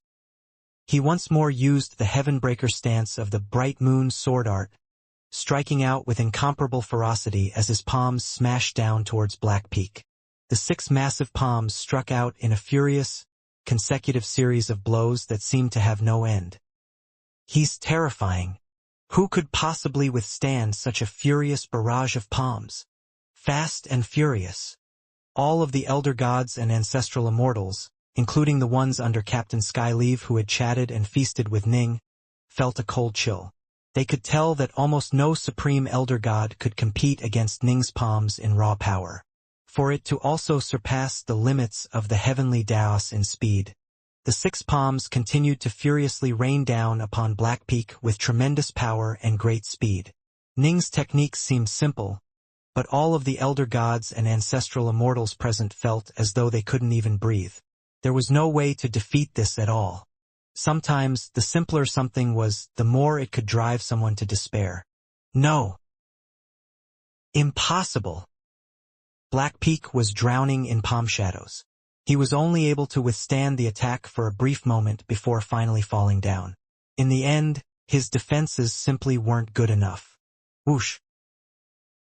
As soon as he fell down, Ji Ning struck him with a giant palm. His body went completely limp. Then Ning seized him and lifted him up. Ning dispelled the 3 heads, 6 arms, divine ability, hoisting Black Peak up with one hand. Black Peak struggled forcefully with his 4 arms, but Ji Ning was simply too strong. He was completely unable to break free. Give up! Ning looked at the captured Black Peak. You? Black Peak gritted his teeth. 300 bottles of chaos nectar. Ning shook his head. It seems as though you are going to force me to seal you away and then slowly refine you. Black Peak's body was comparable to a top-grade protocosmic treasure. If Ning wanted to actually break his body apart, he would either have to use Violet Jewel or seal the man away and slowly refine him to death. I admit defeat. Black Peak lowered his head and spoke these words with extreme reluctance. What do you think? 2 figures were standing at the very edges of the area. One was the gray-robed elder Wuxia, the master of the mustering grounds. The other was a handsome, white-haired, white-robed man.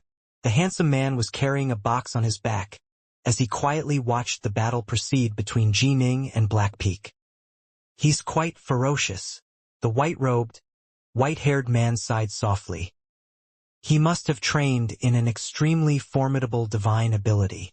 How else could he be this dominating in raw strength? His palm arts are quite formidable as well. Every palm strike surpasses the limits of the heavenly Daos, Wuxia said. The white-robed man nodded slowly. Still, if this is all he has, there's no need for us to have my master get involved. This might be just part of his true power, Wuxia said. I have the feeling that he wasn't lying to me. The white-robed man nodded as he continued to watch. Ning withdrew his palms, allowing Black Peak to fall to the ground. Black Peak rubbed his throat, then gave Ning a hard look.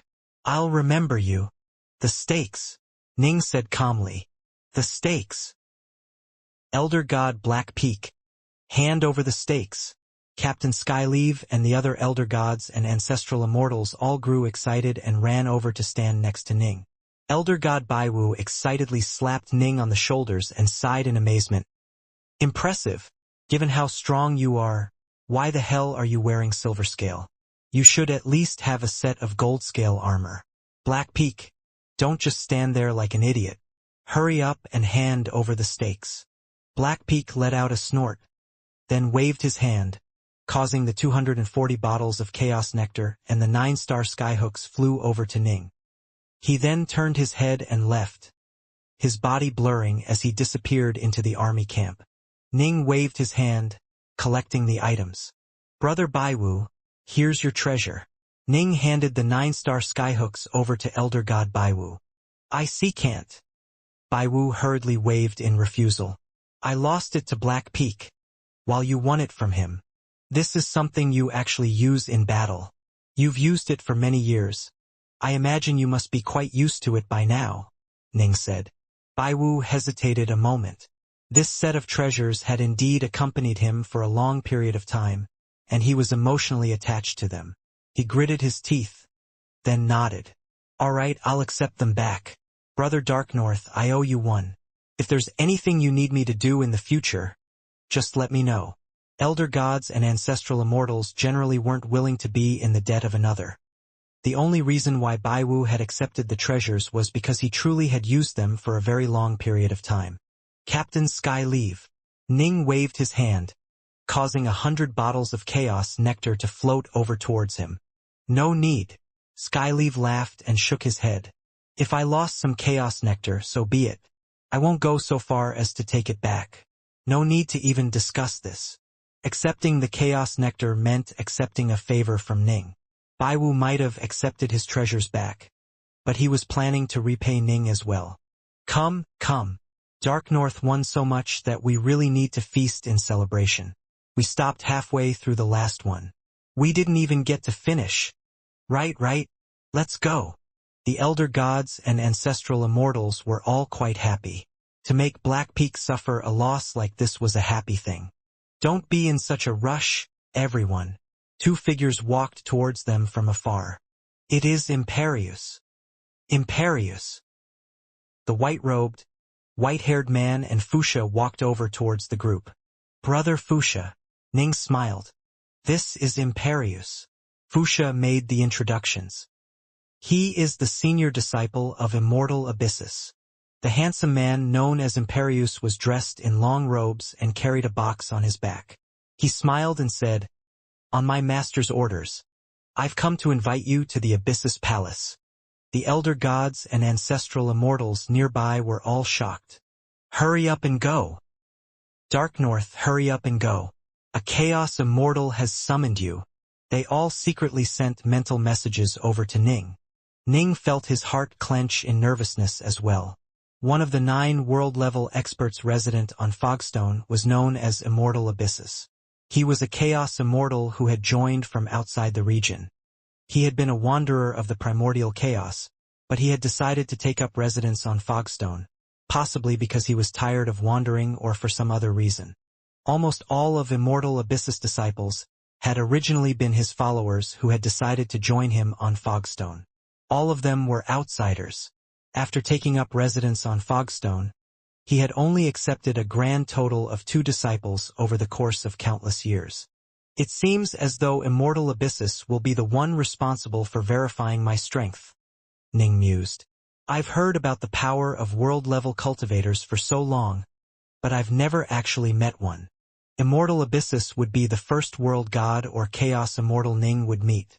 Everyone, I'll head to the Abyssus Palace first.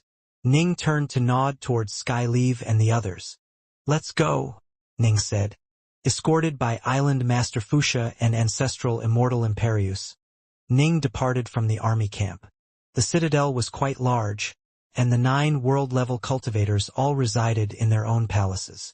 That's Abyssus Palace over there. Imperius pointed towards a distant, towering palace that was almost completely black in color. The palace emanated golden ripples of power in every direction, with the ripples being so strong as to cause even Ning to feel secretly shocked. Abyssus Palace is a Tao treasure. Imperius laughed.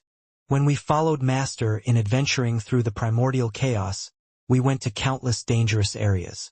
In many cases, we had to rely on the Abyssus Palace to survive. Ning nodded. There was a guard at the entrance of Abyssus Palace. Upon seeing Imperius, Wuxia, and Ning fly towards him, he stepped aside and didn't try to stop them. The insides of the palace were quite spacious. Beautiful women belonging to many different races could be seen everywhere, as well as valuable beasts and birds. There were also springs of water that emanated auras of intoxicating spirituality. Clearly, these were extraordinary holy springs. Master is in the main hall. Imperius pointed towards the front, then smiled. After he learned of your presence, he was quite curious about you. Eldest apprentice brother. Eldest apprentice brother. A lively young maiden dressed in gauze came running out. When Ning saw her, he was secretly puzzled. She was merely a true immortal. For a true immortal to become apprentice to immortal Abyssus was no easy feat. What is it, junior apprentice sister? Imperius asked. World god Blackmist has arrived. The maiden hurriedly lowered her voice and whispered. He's right there inside the hall. Master is accompanying him. Ning's heart thumped. World god Blackmist? Of the 9 world-level experts on Fogstone, 3 were world gods. World god Blackmist was one of them. Oh! A thoughtful look seemed to flash past Imperius' eyes as he grinned at Ning. It seems you've attracted quite a bit of attention, Brother Darknorth. Come. Let us have you pay your respects to Master and World God Blackmist. Right? Ning, Elder God Imperius, and Island Master Wuxia walked towards the gates of the hall together. After entering the main hall, Ning felt as though he had entered a completely different world. He had heard nothing when he was outside the hall, but upon entering it he could clearly hear the sound of music reverberating throughout it. Ning swept the hall with his gaze. There were female immortals dancing within the hall, as well as musicians who were playing all sorts of various instruments. There were 9 separate musical groups spread throughout the hall, each separated by curtains of brocade cloth. There had to be several hundred musicians present as well as several hundred dancing female immortals. All of them merely fluttered about at the margins, providing just a bit of extra festivity. Greetings to you, Senior Blackmist, Ancestral Immortal Imperius said respectfully. Master, I've brought Elder God Darknorth. Ning glanced upwards. There were 2 tables placed at the front of the great hall. On the left sat a white-haired elder dressed in loose white robes, while on the right sat a black-haired man who looked rather sloppy and poorly dressed. Both of them emanated ripples of power that were so great, they felt as though they were the ripples that would emanate from entire chaos worlds. World God, Chaos Immortal. Ning could sense that these 2 posed a deadly threat to him.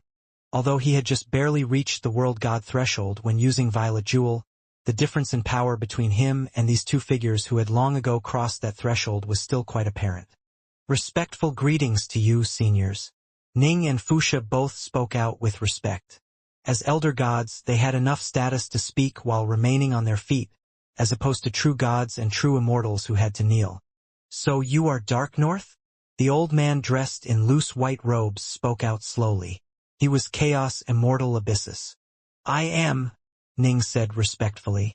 You seem quite confident in your skills. You asked for a world-level expert to attest to your strength as soon as you joined the Fogstone army. Chaos Immortal Abyssus smiled gently. You've made an impression on all 9 of the world-level experts of Fogstone. Island Master Wuxia had made the report to all 9 of the world-level experts, including the Star-Lord of Fogstone. Immortal Abyssus was the first to respond, but all 9 of them knew about this matter. World God Blackmist glanced downwards as well while sipping from his wine cup. Master! A red-lipped, red-robed standing off to one side suddenly spoke out loudly. We don't even know where this Elder God Darknorth came from. Are we supposed to trouble you with every random Elder God or Ancestral Immortal, Master? Your disciple is willing to test him out first and see how much power he actually has. If he can't even beat me, there's no need whatsoever for you to intervene. Immortal Abyssus chuckled. World God Black Mist played with his wind-up, a drunken look in his eyes. Brother Abyssus, this disciple of yours is pretty strong. You can let him have the first go with this Dark North fellow. Might as well. Immortal Abyssus nodded, then instructed, Disciple, have a little contest with Dark North. Neither of you are to kill the other. Understood, the red-robed youth said respectfully. Understood, Ning said as well. 2 world-level experts had made their wishes known. How could he possibly disagree? Both Immortal Abyssus and World God Blackmist were watching the proceedings from their tables. What's your impression of Dark North? Immortal Abyssus asked with a smile. He seems quite calm and confident, World God Blackmist said. He should have a bit of strength. Immortal Abyssus nodded in agreement. Then who do you think will win, Abyssus? Let's watch and see. World God Abyssus had a look of curiosity on his face. Restrictive spells automatically sprang into place within the hall, completely covering both Ji Ning and the red-robed youth. Ning and the red-robed youth stared at each other from within. Listen up. My name is Shadesore. The red-robed youth produced a pair of swords within his 2 hands. My area of expertise is sword arts. My area of expertise is also sword arts. Ning also produced a pair of Dark North swords. Previously, he had merely used his palms and the star-seizing hand to crush Elder God Blackpeak. Now that he was performing in front of a pair of world-level experts, Ning felt it was best to be cautious. He was still able to perform sword arts better with his swords, after all. The sword was both sharper and faster. His area of expertise is sword arts? Ancestral Immortal Imperius and Island Master Fuchsia were both surprised.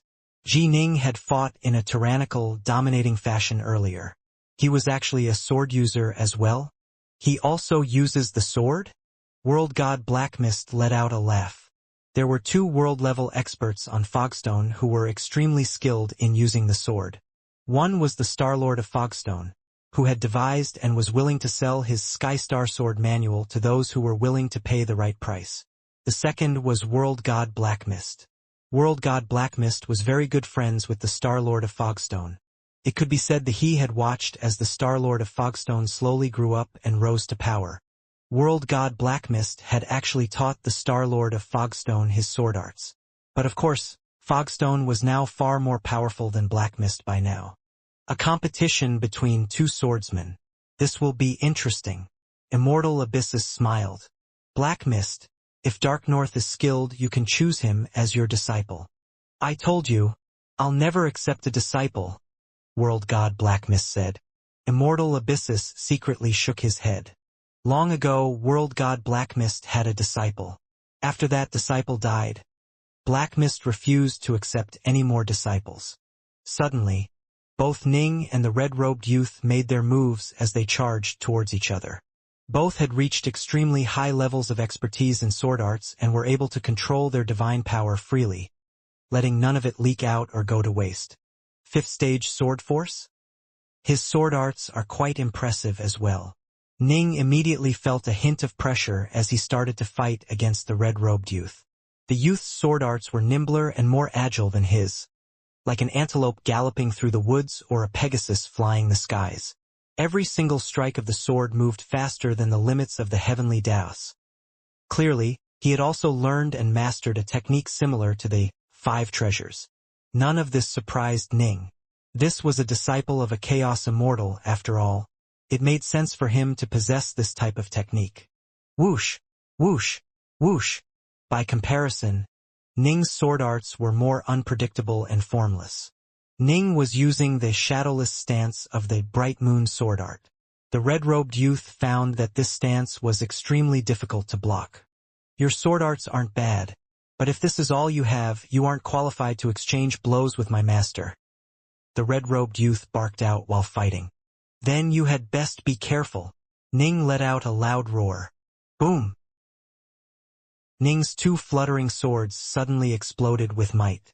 His swords had previously moved in strange, unpredictable ways. All of a sudden, they grew dramatically more powerful than before. Prior to this, Ning hadn't been using the star-seizing hand, while the red-robed youth had actually already used his own divine abilities. Only by doing so was he able to match Ning, a half-step world god, in might. Now that Ning was using the star-seizing hand, the power of his blows increased dramatically. Fast, strong, bizarre. Ning's sword light brought such tremendous pressure upon the youth that his face changed. His body blurred as he manifested a total of 6 arms, but Ning immediately manifested 6 arms of his own as he continued to press the assault. Boom! Boom! Boom! Ning's sword light struck with incredible weight and savagery, causing the nimble sword arts of the red-robed youth to be completely disrupted. Boom! A streak of sword light slammed against the red-robed youth's body. The youth was knocked flying backwards and fell to the ground, causing even the palace hall itself trembled slightly. The red-robed youth couldn't help but vomit out a mouthful of blood. He's just a bit stronger than me, that's all. The red-robed youth didn't want to accept the loss and wished to charge towards Ning once more. Enough! A voice rang out from on high. If you lost, you lost. Yes, master. Rather embarrassed, the red-robed youth assented in a respectful voice. He had wanted to defeat this unknown elder god, but instead he himself had been defeated. In terms of sword arts, he was actually one of the top 3 Fogstone soldiers. And yet, he had been defeated by this Dark North. What do you think? Immortal Abyssus looked towards World God Blackmist. You are more qualified to judge him than I am. World God Blackmist looked downwards at Ning, a hint of praise in his eyes. This Dark North has reached a very high level of skill in sword arts. It seemed as though the two were on par with each other, with Shadesword only losing because he was a bit weaker. But in this fight, Dark North's techniques came out in a steady, unbroken stream. His techniques were very well-rounded and perfected, allowing him to battle in a very natural, unrestrained manner. If my guess is correct, Dark North has revealed just a hint of his true prowess with the sword. He hasn't shown his most formidable techniques yet. Oh! Immortal Abyssus was rather surprised. World God Blackmist had long ago reached the sword world level in the sword. He was better equipped to evaluate sword arts than almost anyone else. Although he hasn't revealed his most formidable techniques yet, he isn't able to hide the slick perfection of the techniques he has revealed. World God Blackmist smiled. It is very hard for a weakling to pretend to be an expert of the sword, but it is also very hard for an expert of the sword to pretend to be a weakling. Every single stance he uses is extraordinary, as is his sword intent. Abyssus, I have a rather unreasonable request to make. Oh? What is it? Immortal Abyssus asked. Let me be the one to compete with him instead. World God Blackmist put down his cup of wine. Only when I personally test him out will I be sure as to exactly how strong he is. Haha, my attainments in the Tao of the Sword are quite average. You are actually the best choice possible. Immortal Abyssus nodded in agreement. Chaos Immortal Abyssus and World God Blackmist both suddenly turned to look towards the outside of the hall. Whoosh! Another figure suddenly walked into the hall. Ji Ning, the red-robed youth, Ancestral Immortal Imperius, and Island Master Fuxia all turned their heads to look. The new arrival was a man who was dressed in a robe of stars. He had long black hair, with every single strand of hair glimmering with the light of the stars. His gaze caused Ning and the others to feel an uncontrollable desire to drop their eyes. This aura! Ning's heart trembled. Upon seeing this man who had just arrived, he felt as though he was seeing the planet of Fogstone itself glittering within the skies. Star-Lord! Immortal Abyssus had already risen to his feet. He immediately waved his hand, causing a third table to appear in the center of the hall. He and World God Blackmist quickly seated themselves to either side of the table. Child Star! World God Blackmist rose to his feet as well. Whoosh! The starry-robed man moved to the front of the hall, then sat down in the lotus position as well. He smiled. Second Uncle Abyssus, please take a seat. Don't stand on such ceremony. I just heard a short while ago that an elder god named Darknorth wishes to join our Fogstone army. I just so happened to leave my meditations and had nothing to do, so I came over to take a look. Haha. Black Mist was just about to personally test this Dark North's power. Immortal Abyssus smiled. He was very respectful towards the Star-Lord of Fogstone because the Star-Lord was an incredibly powerful figure. Compared to him, even the other two nearby hegemons such as God Emperor Black Lotus and Sovereign East Victor were a bit lacking. Immortal Abyssus truly admired him, which was why he was willing to take up residence here. Second uncle, you plan to personally test him out? Haha. It seems like my decision to come here was the right one. The Star-Lord laughed. Dark North seems to be quite talented in the Tao of the Sword. World God Black Mist nodded his head and smiled. The little kid really had grown up and become powerful. The Star-Lord of Fogstone, Immortal Abyssus, and World God Black Mist chatted amongst themselves. None of the others could hear a thing. Is that the Star-Lord of Fogstone? Ning and the others, including the disciples of Immortal Abyssus, all felt breathless. The Star-Lord of Fogstone was a legend. Strictly speaking, every single Star-Lord of Fogstone had been a figure of incredible power. Fogstone had a long, ancient history that stretched even further back than the lineage of the Badlands Court itself. Whenever a successor became powerful, the previous Star-Lord of Fogstone would depart and go out to adventure through the primordial chaos. They would search for their own paths, and as a result many of them would die on other worlds during their adventures. After adventuring for many years, some would come back and visit their old home. Thus, although every so often the Fogstone lineage would be wiped out, in every case it had been quickly restored to power once more. In addition, whenever any of the successors formally assumed the mantle of Star-Lord of Fogstone, they would suddenly become dramatically more powerful. One of the reasons why Ning had decided to join Fogstone was precisely because the Star-Lords of Fogstone had very deep roots.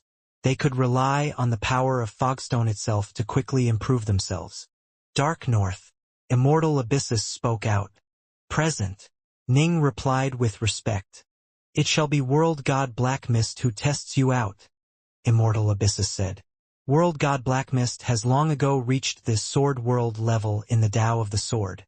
Don't waste this opportunity. Understood. Ning grew excited. Sword World? The sixth stage of Sword Force? The stage which allowed one to become a world god through the Tao of the Sword. My second uncle rarely shows his power. You need to treasure this, the Star-Lord of Fogstone said with a laugh. I won't take advantage of you, kid. World God Black Mist waved his finger, causing a drop of blood to fly towards Ning and manifest into an identical clone of Black Mist. However, this clone's aura was noticeably weaker. This blood incarnation is a bit weaker than an ordinary elder god. Use your most powerful attacks against me. All right. Ning's eyes lit up. Ning and Black Mist's incarnation stared at each other from afar. Black Mist's incarnation was rather weak in both speed and strength for an elder god, while Ning was a half-step world god. This gave Ning a huge advantage. But Ning knew that his opponent was at a much higher level of skill and enlightenment than himself. Senior Black Mist, this is the most powerful sword art I have developed to date. Please provide me with some advice, Ning said solemnly, holding a single sword with a two-handed grip. The entire hall suddenly seemed to echo with his sword intent as Ning took complete control over the entire area. Nameless Sword Art Heartsword Stance. Ning had gone into seclusion for 300 years after the End War, which translated into 6,000 years in the Heaven Gazer Tower of Radiance. Although he had spent much of the 6,000 years restoring his bodies, most of his attention had been spent on meditating on the Tao and on the sword. His sword arts were even more formidable and perfected than they had been when he had slain Old Man Yuan. Swish! Ning flew forward, his entire being seeming to have transformed into a sword. This sword intent. He really is a true expert in the Tao of the sword. Black Mist's incarnation let out a laugh as he produced a sword and began to fight against Ning. Clang! Clang! Clang! Tens of thousands of sword shadows appeared as the two furiously battled against each other. Ning possessed tremendous power, formidable divine abilities, and shocking sword arts. World God Black Mist's sword, however, was even more unpredictable and ephemeral, causing each of Ning's strikes to fall empty and miss their mark. Second uncle, you probably won't be able to do anything to Dark North with just an incarnation. He has gained certain insights into the true essence of the sword. Although he's lacking in other respects, his control and mastery over the sword has reached a level of perfection. The Star-Lord of Fogstone was even more skilled in the Tao of the sword than World God Blackmist. Upon seeing this battle, he immediately laughed and gave his input. He shows no openings or weaknesses at all. With every step he takes, he crushes down upon me, taking advantage of the fact that I don't have enough divine power. The incarnation of Black Mist simply didn't have enough divine power to fight. I need to take part with my true body. Swoosh. World God Black Mist suddenly flew away from his seat, dispelling his clone and instead charging forward to battle against Ning personally. What? World God Black Mist has engaged with his own body. The incarnation of World God Black Mist wasn't enough to deal with Dark North? All the spectators, including Island Master Fuchsia and the disciples of Immortal Abyssus, were stunned. Immortal Abyssus himself was also puzzled. Brother Blackmist is tremendously skilled with the sword. Although his incarnation is a bit lacking in physical strength, Brother Blackmist should be talented enough in sword arts to defeat Dark North despite being physically weaker. That's where you are wrong, the Star-Lord of Fogstone said. The Tao of the sword is a Tao meant for battle and slaughter. Thus, when most swordsmen reach a sufficiently high level of insight into the Tao of the sword, they will first gain insight over the sword intent of slaughter.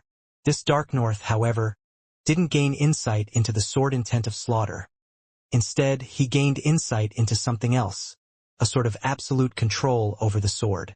He's able to unleash the maximum power of every single stance he uses while showing almost no weaknesses or flaws, making it extremely difficult for anyone on the same level of power as him to actually defeat him. Absolute control? Immortal Abyssus didn't really understand. The Star-Lord of Fogstone chuckled calmly. The true essence of the sword is a vast, endless sea. Different experts in the Tao of the sword will gain different insights when they study the essence of the sword. The insights Dark North gained pertain to control over the sword. His sword isn't the fastest, nor is it the sharpest, but he has the most perfect control over his sword. Indeed, the deceased world god Northrest had left behind 98 stone steels for his successor, so as to help his successor master the concept of the hidden edge. This was a concept that centered around control, not an all-out attack. Later on, Ning had finally mastered the Heartsword stance during the End War. The nameless sword art required its practitioners to have absolute control over their immortal swords. If one couldn't fully control the sword as one wished, then one would never be able to become truly powerful, no matter how strong one's blows became. This is a level which many experts of the Tao of the sword dream of reaching. If you are completely flawless, then when you encounter an enemy of the same level of power, it will be very difficult for that person to defeat you. The Star-Lord laughed. I only reached this level after I became a world god. My second uncle still has yet to reach this level of mastery. He's embarked on a different path in the Tao of the sword. World god Blackmist suppressed his own power as he fought, strictly competing against Ning in sword arts. Rumble. Swordlight flashed throughout the hall. Ning felt as though he had been trapped in a web of countless sword shadows, all of which were crushing down upon him. He couldn't even see any of the other people in the hall. All he could see were those attacking streaks of swordlight, each of which seemed to emerge from a black mist of sword shadows. Every single blow was ghostly yet brutal and overbearing. Kid, this here is my sword world. Take a good look. World god Blackmist's voice echoed in the hall. Ning was using every inch of power he had to defend. Supported by the Heartsword realm, his bright moon sword art was executed in a perfect, intricate manner, and yet he still was at the verge of being defeated. All he could do was fight with full power, infusing all of the insights he had gained into his sword arts. In recent years, Ning hadn't been able to meet a truly skilled opponent in the Tao of the sword. He had been painstakingly training on his own this entire time. Now, however, a world god who had mastered his own sword world was sparring against him in person. giving him a chance to see a completely new world and gain an even deeper glimpse into the true, vast essence of the sword. In fact, Ning was actually beginning to gain more and more insights into the second stance of the nameless sword art. 6,000 years of training wasn't as useful as this single battle. A berserk look appeared in Ning's eyes as he did everything he could to continue fighting against world god Blackmist. He tested out many of the insights he had gained into the Tao of the sword, hoping that this battle against world god Blackmist would persist for a bit longer. In fact, his sword arts were improving at a rate which was visible to all the spectators. He's growing more powerful? The Star Lord of Fogstone continued to watch from his position, and his eyes lit up when he saw this. It seems that this Dark North has never encountered true experts in the Tao of the sword in the past. Second uncle, spend some extra time sparring with him. It's quite rare for us to acquire such an expert in the Tao of the sword. Only when competing against a grandmaster of the sword would one truly be able to see one's own weaknesses. Although Ji Ning's sword realm was very formidable, allowing him to perfectly control every single sword strike he used, its weakness was that it was too balanced. His sword wasn't fast enough, unpredictable enough, savage enough. It was lacking in many respects. When world god Blackmist used his sword arts against Ning, Ning was completely suppressed in every respect. Blackmist's sword arts were truly terrifying and contained an entire system within it. The sword world level represented a systemized understanding of the true essence of the sword, allowing one to form an entire world with it. World god Blackmist clearly had already reached that level. Swish. That's how it should be. The second stance of the nameless sword art. No wonder I always felt something was off. Right? During this battle, many of the questions and mysteries that had puzzled Ning were dispelled one after the other, causing Ning to feel quite excited. In his homeland of Earth, there was a saying, listening to a word of wisdom from a master is more effective than 10 years of reading.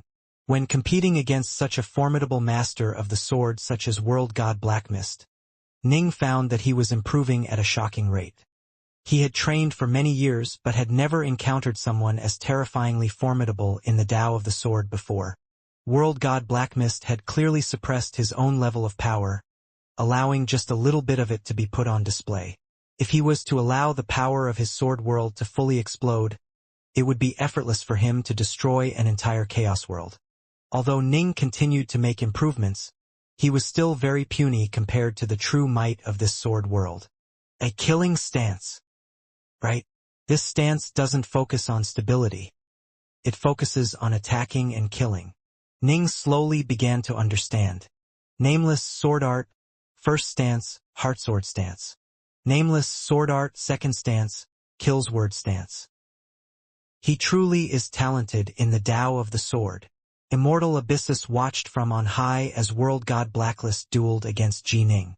Every single streak of swordlight from Ji Ning was more powerful and fiercer than the last as his Tao of the sword noticeably grew sharper and deadlier. He is improving quite quickly. My guess is that Dark North hasn't been training for that long. The Star Lord of Fogstone said with a smile. Agreed. Immortal Abyssus nodded. If one didn't reach the world level in a single chaos cycle, it was almost guaranteed that one would never reach that level. For Ji Ning to improve so quickly when dueling with a master of the Tao of the sword meant that he was clearly still in his early growth period. And in truth, the reason why his rate of improvement was this fast was primarily because he had never before had the chance to duel such an expert of the sword. But as the red-robed disciple of Immortal Abyssus watched this fight, he felt more embarrassed than anyone else. Now do you understand the difference between the two of you? Ancestral Immortal Imperius laughed. Please don't make fun of me, eldest apprentice brother. The red-robed youth said hurriedly. Only now do I realize that Elder God Darknorth was taking it easy on me. If he had revealed such terrifying sword arts from the very start, I probably would have been instantly defeated. His sword arts have completely eclipsed the sword arts of so-called supreme elder gods. He should be comparable to our 5 generals. Most likely you, eldest apprentice brother, are the only one who is definitely capable of defeating him. If eldest apprentice brother fights, of course he'll win. No question. All of the fellow disciples agreed on this. Chaos Immortal Abyssus had only joined this place after adventuring for many years in the outside world, and as he did so he was accompanied by his eldest disciple, Ancestral Immortal Imperius. Imperius was unfathomably strong, but he had never joined the Fogstone army. He was a very low-key figure, but the disciples of Chaos Immortal Abyssus and the high-level members of Fogstone all knew that the most powerful figure below the world level on this planet was actually Imperius. In fact, the 5 generals had once joined together to challenge him in secret, but all 5 of them had been defeated. Imperius was simply a low-key man who didn't like to fight, because he had been training for far more than a chaos cycle. His master and the Star-Lord didn't force him to go out and adventure, allowing him to live his low-key life on Fogstone. Beating him wouldn't be easy. Imperius watched as Ning continued to battle against World God Blackmist. All of you are underestimating him. When World God Blackmist first used an incarnation to fight, his sword arts were actually incredibly powerful. Despite that, he still wasn't able to do anything to Dark North. World God Blackmist has now used his sword world, but Dark North is still able to keep fighting. Although World God Blackmist is taking it easy on him, Dark North's defensive sword arts truly have reached a terrifying level.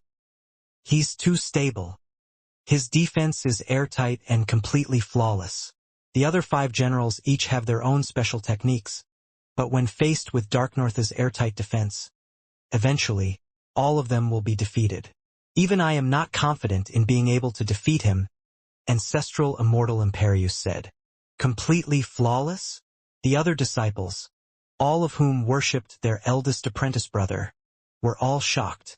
Given how terrifying his sword arts are, if he was to acquire a Dao sword, Ancestral Immortal Imperius shook his head. That would make him truly dangerous. Agreed. All of the other disciples nodded. Dark North was already incredibly powerful and an expert of the Dao of the sword. If he had a Dao sword as well, how deadly would he become? Ning's Heartsword Realm was a technique allowing him absolute control over himself and his sword. Even those more powerful than him would find it difficult to break his sword stances, unless the difference in power was truly enormous. The nameless sword art was simply too formidable. Even someone like World God Northrest, who had access to the resources of the mighty vast Heaven Palace, had been smitten by this sword art. And even to the very day of his death, he had still been far from completely mastering the entire nameless sword art. Whoosh! World God Blackmist ceased his attacks. Ning stood there, his face covered with sweat. His eyes, however, were blazing with excitement. He had been mentally exhausted just now, but he didn't care at all. This was his first time fighting against such a formidable master of the Tao of the sword. Ning naturally valued and cherished this opportunity. Thank you, Senior, Ning said gratefully. Ning truly was extremely grateful. It had been a long battle. At first, his sword arts had continuously improved, but towards the end he was unable to improve any further. He had already made full use of all the insights and experiences he had gained during 6,000 years of meditation in the 3 realms. No rate of explosive could be maintained forever. Clearly, the insights Ning had gained in recent years weren't enough to allow him to truly master the kills word stance just yet. However, he now comprehended the majority of the kills word stance. The parts he had yet to comprehend were the hardest parts. But of course, the power of Ning's sword arts had increased significantly as well. It's rare to encounter someone on Fogstone who understands the Tao of the sword. You can come seek me out whenever you wish, World God Blackmist said with a smile. Understood. Ning was overjoyed. Although Blackmist had said whenever you wish, Ning wouldn't be so foolish as to actually seek him out all the time. When training in the sword, one had to have both insights and actual combat experience. Only when he had enough insights would he seek Blackmist out for another duel. Based on how quickly I'm improving, I should be able to master the second stance in about 10,000 years. Ning mused to himself. If I use the Heaven Gazer Tower, it should only take me a few centuries. If it wasn't for World God Blackmist, Ning would probably need 100 times as much time in order to succeed. In fact, it was entirely possible that Ning would encounter a bottleneck that would stymie him, no matter how hard he tried to breach it.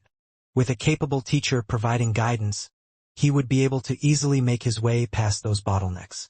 A good teacher could make a tremendous difference. Dark North. The Star-Lord of Fogstone spoke out as Immortal Abyssus and World God Black Mist both looked towards Ning. Star-Lord. Ning looked at him respectfully. You are quite strong indeed. Fogstone has a total of 5 generals.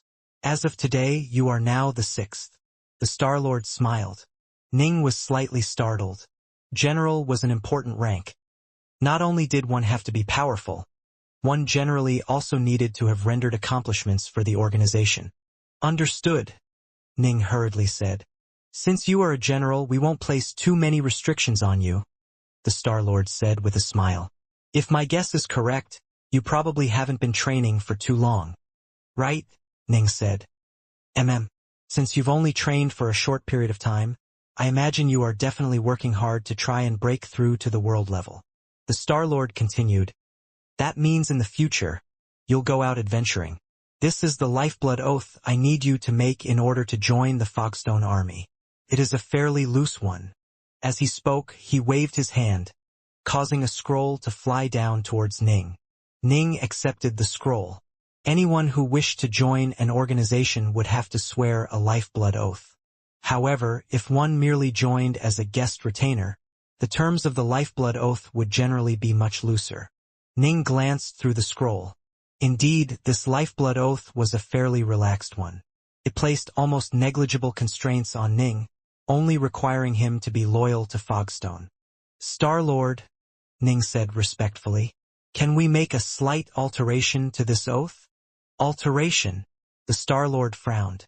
This oath was already an extremely loose one. What part needs altering? In the future, my journeys will most likely take me beyond the Badlands territory, Ning said respectfully. Leave the Badlands? The 3 world-level experts were all puzzled. The Badlands territory was a vast place with many world-level experts. A territory of this size was more than large enough for an elder god or ancestral immortal to adventure through. I don't have a choice. I'm bound by another lifeblood oath. In the future, I'll definitely have to leave the Badlands territory and seek out a place known as Vast Heaven Palace. Ning immediately asked, might I ask the 3 of you seniors if you know where Vast Heaven Palace is? There was no need for him to hide the fact that he had to seek out Vast Heaven Palace. These 3 world-level figures were all much more experienced than him. Perhaps they might know where Vast Heaven Palace lay. World God Black Mist, Chaos Immortal Abyssus, and the Star-Lord of Fogstone were all slightly startled. Vast Heaven Palace? The Star-Lord glanced towards the other 2, puzzled. I haven't gone to many places, just the Badlands territory, the Cicada territory, and 3 other territories. You 2 have been to many more places. I've never heard of it either. World God Black Mist shook his head. Abyssus, you've journeyed through the primordial chaos for quite some time. Have you heard of Vast Heaven Palace? Chaos Immortal Abyssus glanced downwards dubiously. Elder God Dark North, what is this Vast Heaven Palace? Is it a region, the name of a palace, or an organization? An organization. It should be quite a powerful one, Ning said. Haven't heard of it. Abyssus was rather puzzled. I've spent countless years traveling in the territories surrounding the Badlands as well as quite a few distant territories. I've been to many places and collected many star maps, but I've never heard of an organization known as Vast Heaven Palace. The other world-level members of Fogstone have been to far fewer places than Abyssus has. If not even Abyssus has heard of this place, it must be located extremely far away or in a very remote area. In fact, it could have been wiped out many chaos cycles ago, the Star-Lord said. A chill entered Ning's heart. World God Northrest, what did you do? You ran around in such a crazy manner that even a sword like Violet Jewel was nearly destroyed, ending up in a place you didn't recognize. This was going to be even harder than he thought. World God Northrest had never heard of the Badlands territory, while the Star-Lord of Fogstone, World God Blackmist, and Immortal Abyssus had never heard of Vast Heaven Palace. It must be understood that Vast Heaven Palace controlled the entire Vast Heaven territory, which meant that it should be a fairly famous organization. And yet, even someone like Immortal Abyssus, who had journeyed through many territories, had never heard of the place. From this, one could imagine just how far the Badlands territory was from the Vast Heaven territory. Will I be able to find it within a single chaos cycle? Ning began to worry. I'll help you ask the other world-level experts about Vast Heaven Palace. I'll also ask my friends if any of them have heard of it, the Star-Lord said. Thank you, Star-Lord. Ning nodded. The Star-Lord gazed downwards at Ning, then shook his head and laughed. That's all I can really do. However, if not even Immortal Abyssus has heard of the place, it's unlikely that any of my friends would have heard of it. Right? Yes, we can make a slight alteration to the lifeblood oath you need to swear in order to join the Fogstone army. As he spoke, he pointed at the scroll. A twinkling little sparkle of star light instantly descended, covering the scroll in Ning's hands and changing its contents. What do you think? The Star-Lord asked. Ning lowered his head to look at it. There were now even fewer restrictions than before, and once he became a world god, there would be virtually no restrictions on him whatsoever. If you are willing to accept this, you can swear the lifeblood oath now, the Star-Lord said. Yes, Ning said respectfully, scroll in hand. This scroll effectively acted as an oathstone on its own. I swear on my very life itself. From this day forth, Ning was now a formal member of Fogstone. Even if trillions of years passed and he became far more powerful than he was now, he would still be a member of Fogstone. Within the hall. After Ning swore the lifeblood oath, the gazes of the Star-Lord, World God Black Mist, and Immortal Abyssus all turned warmer as they looked at him. They were now on the same boat after all. Per our usual rules, you should be bestowed with some treasures and techniques now that you have joined the Fogstone army, the Star-Lord said. In a short while, I'll arrange for Wuxia lead you to the treasury and get your things. All right, Ning said. However, be aware that Fogstone has many cultivators. We can't just give you all of our treasures, the Star-Lord said. Thus, if you wish to acquire more than just the base package, you'll have to render merits to the organization. Would you prefer to remain here on Fogstone? Or would you prefer to venture outside and do battle on our behalf? I'm willing to go out and do battle, Ning said respectfully. The Star-Lord smiled and nodded. Star-Lord, Ning immediately said, I'd like to ask you a question. How many people in the Badlands territory know the Black Lotus Guard technique, are Heart Force cultivators, and are at least at the Supreme Elder God level of power? The Black Lotus Guard is one of the consummate techniques of God Emperor Black Lotus. He will never teach it to an outsider, much like how we won't teach outsiders our truly supreme skills either. Only the less important techniques will be transmitted to others. The Star-Lord of Fogstone chuckled. A Heart Force cultivator who knows the Black Lotus Guard, and is at least a Supreme Elder God. The only one who fulfills all of these requirements is one of his 9 divine generals, the Mind Lord. Does the Mind Lord have a primal twin? Ning asked. He did. The Star-Lord nodded. Based on what I know, the Mind Lord's primal twin headed off to the Earthdrake area roughly a chaos cycle and ended up dying there. Ning was startled. The Earthdrake area? Wasn't that the area he was from? Died a chaos cycle ago? Wasn't Old Man Yuan possessed during the primordial era? There couldn't be that many coincidences. So it really is the Mind Lord. A flicker of a killing intent appeared in Ning's eyes. It made sense. He had the feeling that God-fiend Witherspike was telling the truth. As an extremely powerful cultivator who was skilled in Heart Force, he was generally able to tell when others were lying to him or not. Perhaps true Heart Force cultivators like Old Man Yuan would be able to deceive him, but people like Witherspike didn't have skills in this area. You have a feud with the Mind Lord? The Star-Lord of Fogstone asked. I do, Ning said respectfully. Oh. The Star-Lord pondered a moment, then said, How about this? Of the Chaos Worlds under my command, the Windsource Chaos World lies closest to God Emperor Black Lotus domain. Combat occurs quite often there, which is why we have more than 300 Elder Gods and Ancestral Immortals stationed there permanently. You can go to the Windsource Chaos World. We already have a leader for our forces there, World God Black Mist said. The Star-Lord waved his hand, manifesting an insignia that glimmered with starlight. He tossed the insignia to Ning, who hurriedly reached out to catch it. The insignia had the word Sentinel on it. This is the Sentinel insignia, the Star-Lord said. From this day forth, you are my designated Sentinel. When you reach the Windsource Chaos World, you will be my representative. All the cultivators of the Windsource Chaos World will obey your commands. Yes, Ning said respectfully. Also, I'll send the word and make sure that the news of your arrival is kept quiet, the Star-Lord said. You've just joined us a short while ago. Very few people know of your presence. I imagine that God Emperor Black Lotus and his forces don't even know about you yet. Their ignorance of your allegiance to us will make it easier for you to strike out against them and take revenge.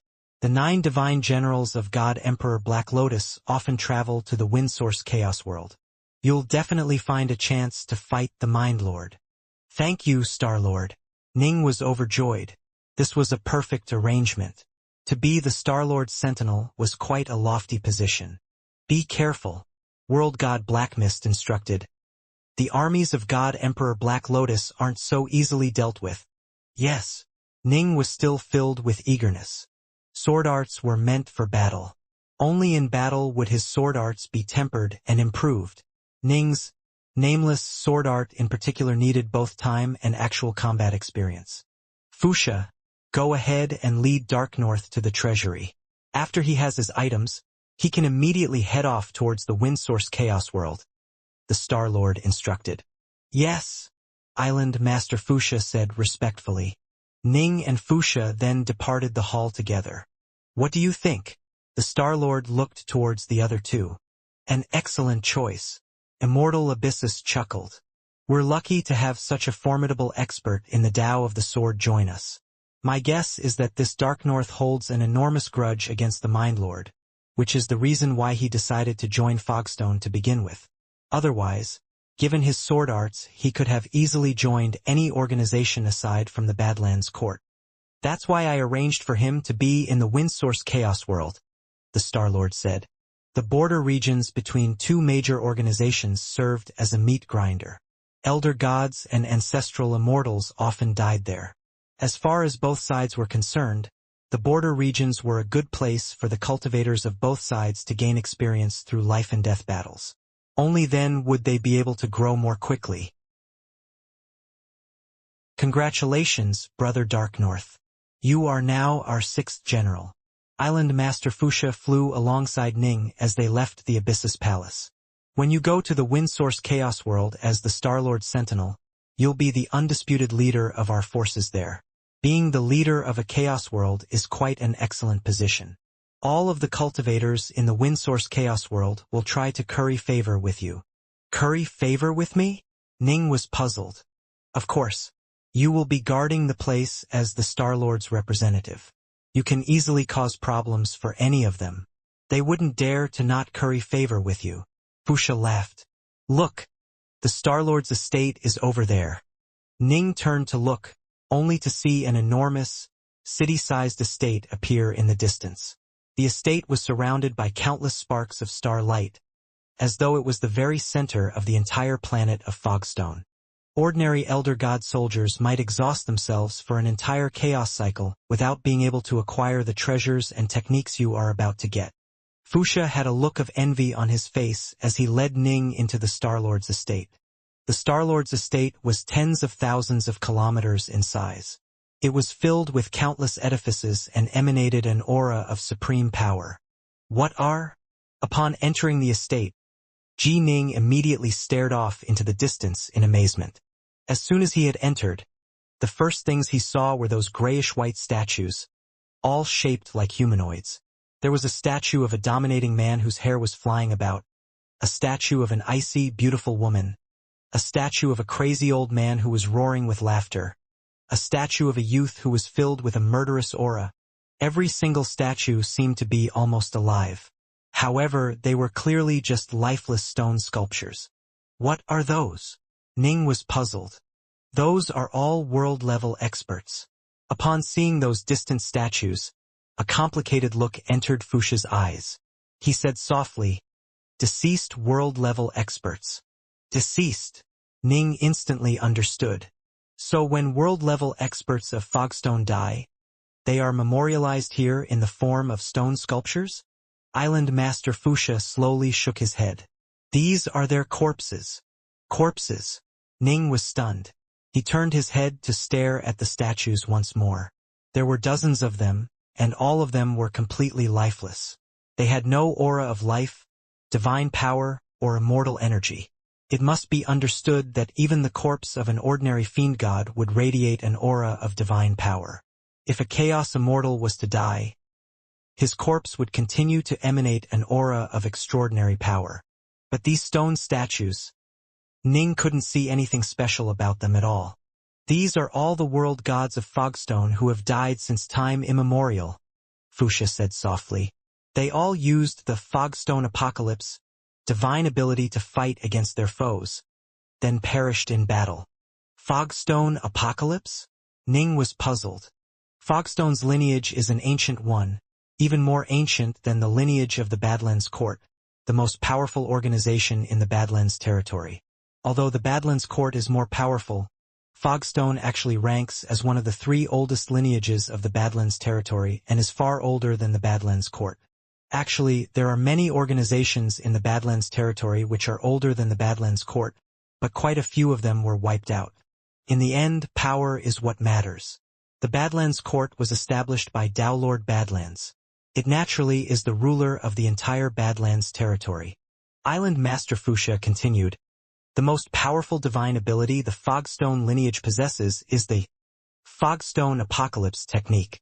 Only Fiendgod body refiners can train in it, and only world gods can fully master it. This divine ability is never taught to outsiders. Although Ning had purchased a star map and learned a bit of information about the region, the star map had included very little information about the truly peerless techniques which existed here. When you use this divine ability, your body will slowly transform into Fogstone. If you completely master it and use it, your entire body will become transformed into Fogstone. Fuxia shook his head. During the petrification process, you will become terrifyingly powerful. But there's always a catch. If you run out of divine power after you complete the transformation process, you will transform into a Fogstone statue and perish. What? Ning was stunned. This will only happen to the world gods of Fogstone in the most dire of situations. Generally speaking, if you halt the divine ability once your divine power begins to run low, you'll be able to stay alive. These world gods all died in battle, Fuxia said softly. Ning stared at the stone statues. These were all world gods who had died countless years ago. They had been forced into dire situations where they had no choice but to go all out. Some of the world gods died laughing, some died while furious, and some died calmly. This truly stunned Ning. It reminded him that the path of cultivation was one which was filled with countless dangers which could fell even a world god. World god Northrest was another classic example. Let's go, Fuxia said. Right? Ning bowed respectfully towards the statues, then followed behind Fuxia. The first thing Ning acquired was a suit of armor. As the 6th general of the Fogstone army, Ning was given a suit of top-grade chaos armor. These are the abridged jade slips which hold information about the many techniques Fogstone has to offer. A series of jade slips floated out from the deep recesses of a dark hall. There were thousands of them, and all of them glowed with light. The dimmer ones are the more ordinary techniques, while the brighter ones hold the elite techniques. As for the brightest slips, they hold the consummate techniques that cannot be taught to outsiders. Ning stood there within the dark room, staring at the levitating jade slips. There were only 12 of the brightest jade slips. The consummate techniques that cannot be taught to outsiders can only be learned by the generals of the Fogstone army, as well as the personal disciples of our world gods, Fuxia said. Oh! Ning immediately sent his core sense forward, scanning those 12 jade slips with it. Ning was immediately shocked by what he found. Fogstone truly had a deep foundation. Of the 12 jade slips, 3 were sword arts, and all 3 were extraordinary. The most powerful was the illusory stars word technique. It had a total of 9 stances, and by training to the 5th stance one would reach the sword world stage. Although it is quite formidable, it's still a bit lacking compared to my nameless sword art. The nameless sword art is even more profound and exquisite. Ning was an expert of the Tao of the sword. Naturally, he was able to tell which was better and which was worse. The nameless sword art's creator had to be at an incredibly high level of mastery. This was why even his first stance, the heartsword stance, was so profound as to allow cultivators to completely and fully control each stroke of the sword.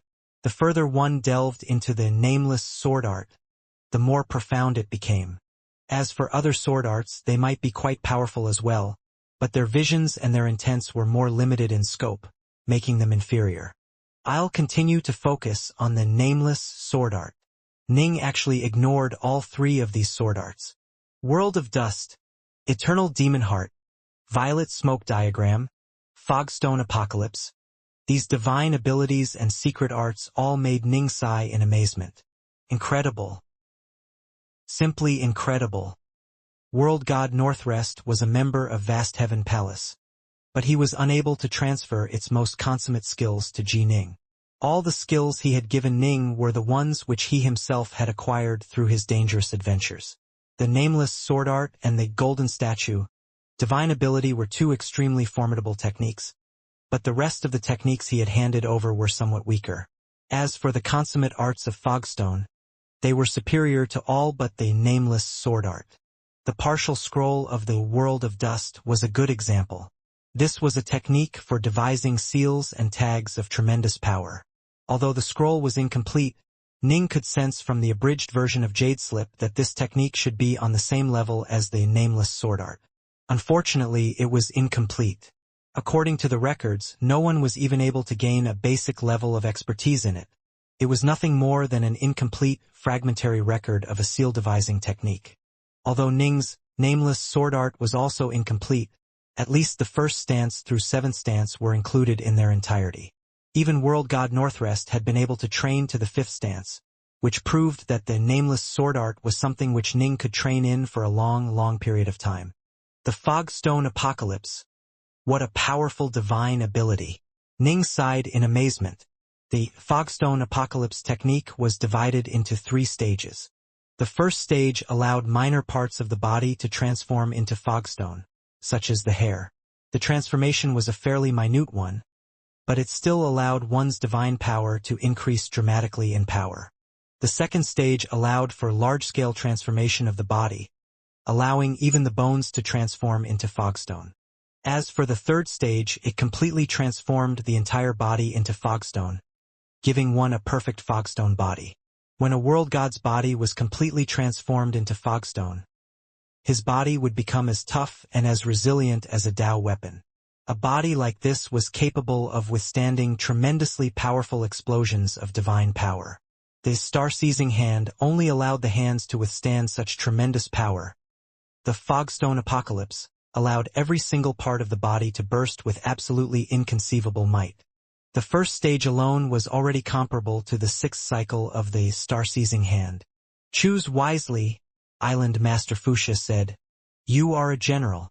You may choose either 10 of the more ordinary techniques, one of the elite techniques, or part of the consummate techniques. The consummate techniques would not be taught in their entirety at once." Ning carefully went through the jade slips. A long while later, he made his decision. "I choose this, the Fogstone Apocalypse," Ning said. "Ah!" Wuxia was rather surprised. He had actually told Ning about the Fogstone statues earlier, after all. He couldn't help but ask, "Are you sure?" "Yes." Ning nodded. This divine ability was extremely powerful. The second stage of it was comparable to a theoretical 7th cycle of the star-seizing hand, which Ning hadn't even been able to develop yet. Ning had chosen this divine ability for 2 reasons.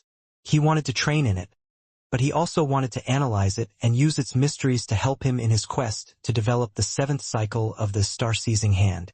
After that, Ning would want to develop an 8th cycle and perhaps even a 9th cycle. A short while later, Ning received the full jade slip. Within this jade slip was recorded the first part of the Fogstone Apocalypse technique. The first part included just the first stage and the second stage, which could both be used by elder gods. Only world gods could train in the third stage. Brother Wuxia, I've been given orders by the Star-Lord. I'll head out towards the Windsource Chaos World right away. Outside the Star-Lord's estate, Ning was bidding Wuxia farewell. The Windsource Chaos World is a place where we often clash with God Emperor Black Lotus troops. Be careful, Brother Dark North, Wuxia said. Ning nodded, then soared into the skies and headed towards the direction of the Windsource Chaos World. The Windsource Chaos World was an enormous, ellipsoid sphere. Swoosh! A boat flew into the Windsource Chaos World, carrying 3 cultivators within it. These 3 cultivators didn't disguise their auras in the slightest. Why have the 3 of you come to Windsource? The air shimmered momentarily before a black-robed ancestral immortal appeared. This ancestral immortal had a pair of wings on his back and a white horn growing out of his forehead. The 3 of us have come here to scavenge for ancient relics. All 3 of the cultivators rose to their feet. They had powerful auras and were either elder gods or first-tier ancestral immortals. Here are 3 bottles of chaos nectar. One of the 3, a silver-haired cultivator, waved his hand and sent 3 bottles of chaos nectar over.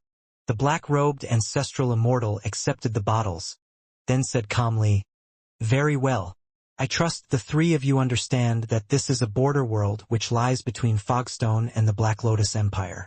Don't get caught up in our problems." "We understand," the 3 cultivators responded, then quickly departed on their boat. Whoosh! An old man whose body was surrounded by waves of blood suddenly appeared next to the black-robed ancestral immortal. The old man said with a smile, "Whitehorn? Was that another group of treasure hunters?" "Yes." The black-robed ancestral immortal waved his hand, revealing the 3 bottles of chaos nectar. Those ancient relic sites have attracted quite a few elder gods and ancestral immortals over the years. We've collected so much chaos nectar that my hands are starting to go limp. The old man shook his head. A pity that we have to offer all of it up to our superiors. It'd be wonderful if we could keep it for ourselves. Do you think all of those elder gods and ancestral immortals would obediently hand over those bottles if they were meant for you? The black-robed ancestral immortal smirked. The Windsource Chaos World. It wasn't a chaos world that had been created through completely natural means. The Pangu Chaos World and the Seamless Chaos World had started out as world hearts which gave birth to Fiendgods. The strongest of the Fiendgods had established the Chaos World, then perished. The Windsource Chaos World, however, had been artificially created by an ancient and enormously powerful figure.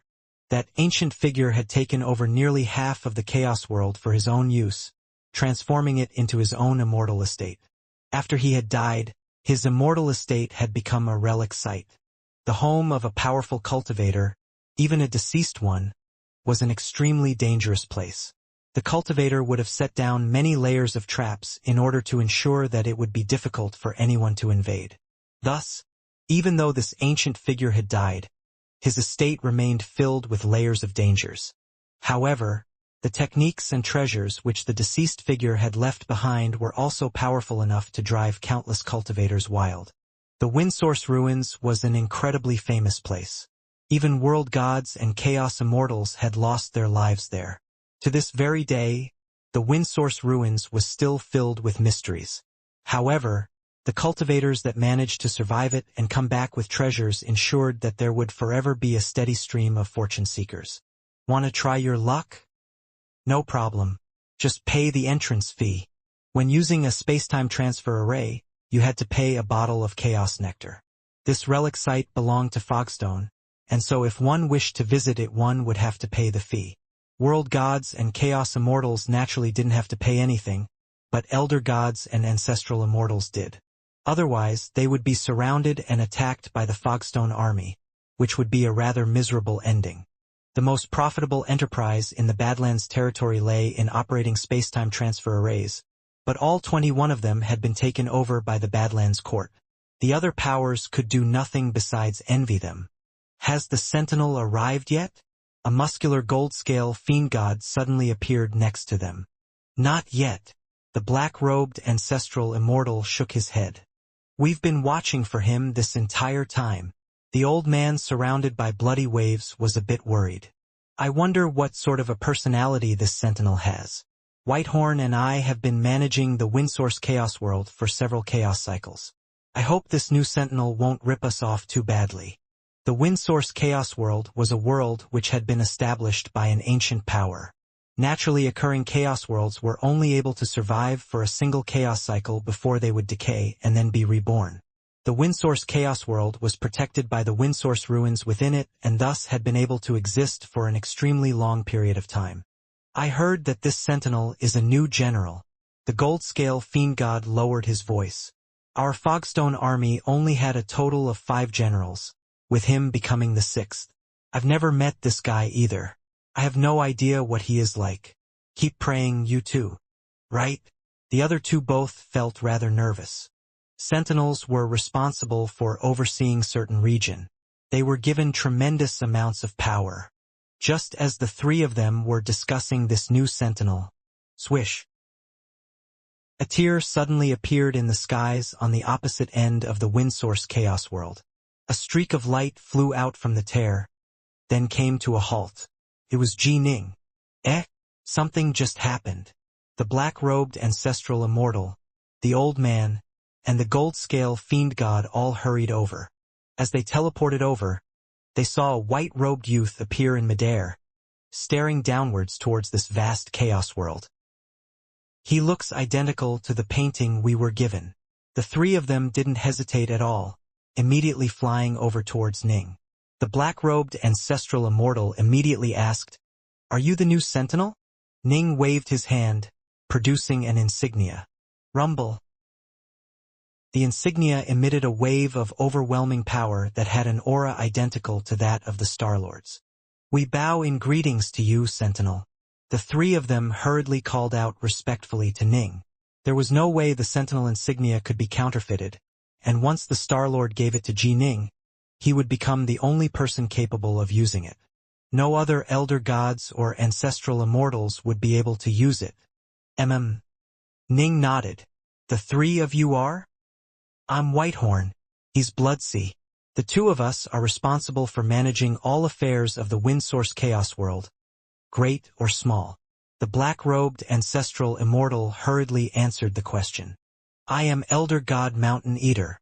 The gold-scale soldier was incredibly muscular, but he had a simple, honest look in his eyes. He said in a low voice, "The 321 elder gods and ancestral immortals stationed in the Windsource Chaos World all obey my commands. Per the Starlord, from this day forth I shall obey the Sentinel's commands." Ning smiled and nodded. Given how many Chaos Worlds the Starlord commanded, it only made sense that he had designated certain individuals to manage them. Generally speaking, he would arrange for 2 elder gods or ancestral immortals to watch over each Chaos World as well as each other. In addition, the Starlord would also occasionally send out a sentinel to oversee certain areas and ensure that the local managers weren't plundering the worlds they were supposed to oversee. The Windsource Chaos World was under the management of ancestral immortal Whitehorn and elder god Bloodsea. "The 3 of you can simply refer to me as Sword Immortal Sunrise," Ning said. Since the Starlord was helping him to disguise his identity, Ning naturally was going to use a false name as well. "Sword Immortal Sunrise," the 3 called out respectfully. "Where is the Fogstone army stationed?" "Take me there," Ning instructed. "Right over there." Elder God Mountain Eater pointed at a distant chain of mountains. "We all live there in the Eastcom Mountains." The mountain range stretched out for thousands of kilometers. The elder gods and ancestral immortals had all chosen mountain peaks that they liked, then settled down on their respective peaks. The distance between the mountain peaks was negligible to them. Once battle began, they would be able to almost instantly gather together. "Oh," Ning nodded and smiled. "Then I will live there as well. Brother Mountain Eater, overseeing the Windsource Chaos World is just a minor part of my duties.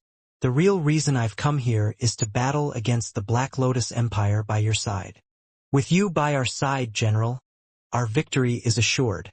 Elder God Mountain Eater chortled. I heard that the wind source ruins here are quite famous. Ning turned his head to glance at the Bloodsea and Whitehorn. Do you have any reports on the wind source ruins which you can share with me? If you do, give me a copy. We do. The black-robed ancestral immortal immediately waved his hand, producing a jade slip which he respectfully offered to Ning. Very well then, that's all I need from you. Go do whatever you need to do, Ning instructed. Just keep cooperating with the Fogstone army. If there's nothing urgent, no need to come speak to me. Understood. Understood. Both Whitehorn and Bloodsea assented respectfully. You may leave, Ning said. Only then did the two depart. He let us leave, just like that? Elder God Bloodsea murmured in a soft voice. Whitehorn, I thought we'd have to offer him some of our treasures. I even prepared mine already. I know, right? This sentinel is a general. He definitely has very high standards. I was really worried about this. I never would have thought he'd let us leave, just like that. The black-robed ancestral immortal let out a sigh of relief as well. It sounds like he doesn't really want us to bother him unless there's something urgent. It seems as though this one really isn't planning on extorting treasures out of us. Right? Bloodsea felt jubilant as well. General, all you had to do was say the word, and they would have offered up their treasures like good little boys. Elder God Mountain Eater grinned at Ning. Managing a place like the Windsource Chaos World is a wonderful assignment. Not just any Elder God will be assigned here. Ning shook his head. Given how powerful he now was, why would he need to extort his subordinates? Ning turned his head to stare at the distant Eastcom Mountains. For a long period of time, perhaps 10,000 years or even longer, he would be living in this place. The day after Ji Ning arrived at the Windsource Chaos World, Ning alighted upon an ordinary-looking planet in the midst of the primordial chaos. This planet is perfectly ordinary. There are trillions of planets like this one in the primordial chaos. Ning nodded slowly. Ordinary is perfect. I'll put the prison world right here. Ning waved his hand, causing a stone stele to sink down into an unfathomably deep crevice. It fell tens of thousands of kilometers, then sank deep within a dark underground river that carried it deeper into the earth. He was going to adventure through the Badlands territory and perhaps even leave it one day. Something dangerous might happen. He had to have a backup plan that would ensure that he would have the chance to recover. The backup clone for his true bod would remain here. Even if he lost his true body, his clone would be able to eventually recover and rebuild. However, according to the legends, there are some terrifyingly powerful secret arts that can simultaneously slay all of a person's clones at once. Ning was still quite wary. The lifeblood oath was one example. If one violated a lifeblood oath, one's true body, primal twin, and clones would all be devoured and killed by it. This was because the true body and the primal twin were linked together in a very special manner that the lifeblood oath could access. In the endless primordial chaos, there were supposedly certain terrifying figures who could use special secret arts to achieve the exact same effect, killing all the clones belonging to one's true body or primal twin. It didn't matter how many clones you had. You would still die. This, too, was part of the information which World God Northrest had left behind for Ning. However, these powerful secret arts were extremely difficult to train in and also incredibly rare. Less than 1 in 10,000 world-level experts was capable of such a technique. As for elder gods and ancestral immortals, the vast majority weren't even aware that such techniques existed. Even though I'll have a clone here, I still need to be careful, Ning reminded himself. Swoosh. Ning flew away from this planet. This planet was quite far away from the Windsource Chaos World, and Ning had to spend more than half a day before he could finish teleporting back. The Windsource Chaos World, the Eastcom Mountains, the Sunrise Courtyard. This was a quiet, peaceful, ordinary-looking little courtyard. This was the place where Ning would live. Whoosh! A streak of light flew in from afar, alighting within the courtyard. It was Ji Ning who had just returned from that distant, desolate planet. General, A voice rang out from outside the courtyard gates. Ning glanced towards the gates, then smiled. "Come in." The gates were pushed open and 3 gold-scale soldiers walked in from outside. These 3 were all gold-scale captains of the Fogstone army. The leader of the 3 was Elder God Mountain Eater, who Ning had met the previous day. Next to him was an alluringly beautiful woman who had a bushy, snowy white tail, and a jade-haired man who emanated a freezing aura. "General, you headed out early in the morning. These 2 didn't have a chance to come pay their respects to you," Elder God Mountain Eater said with a smile. "So these are the other 2 captains?" Ning looked at the other 2. Mountain Eater quickly made the introductions. "This one here is Immortal Soulflight." "Greetings, General." The alluring female gold-scale captain who had a bushy white tail spoke out, her voice tinged with mesmerizing charm.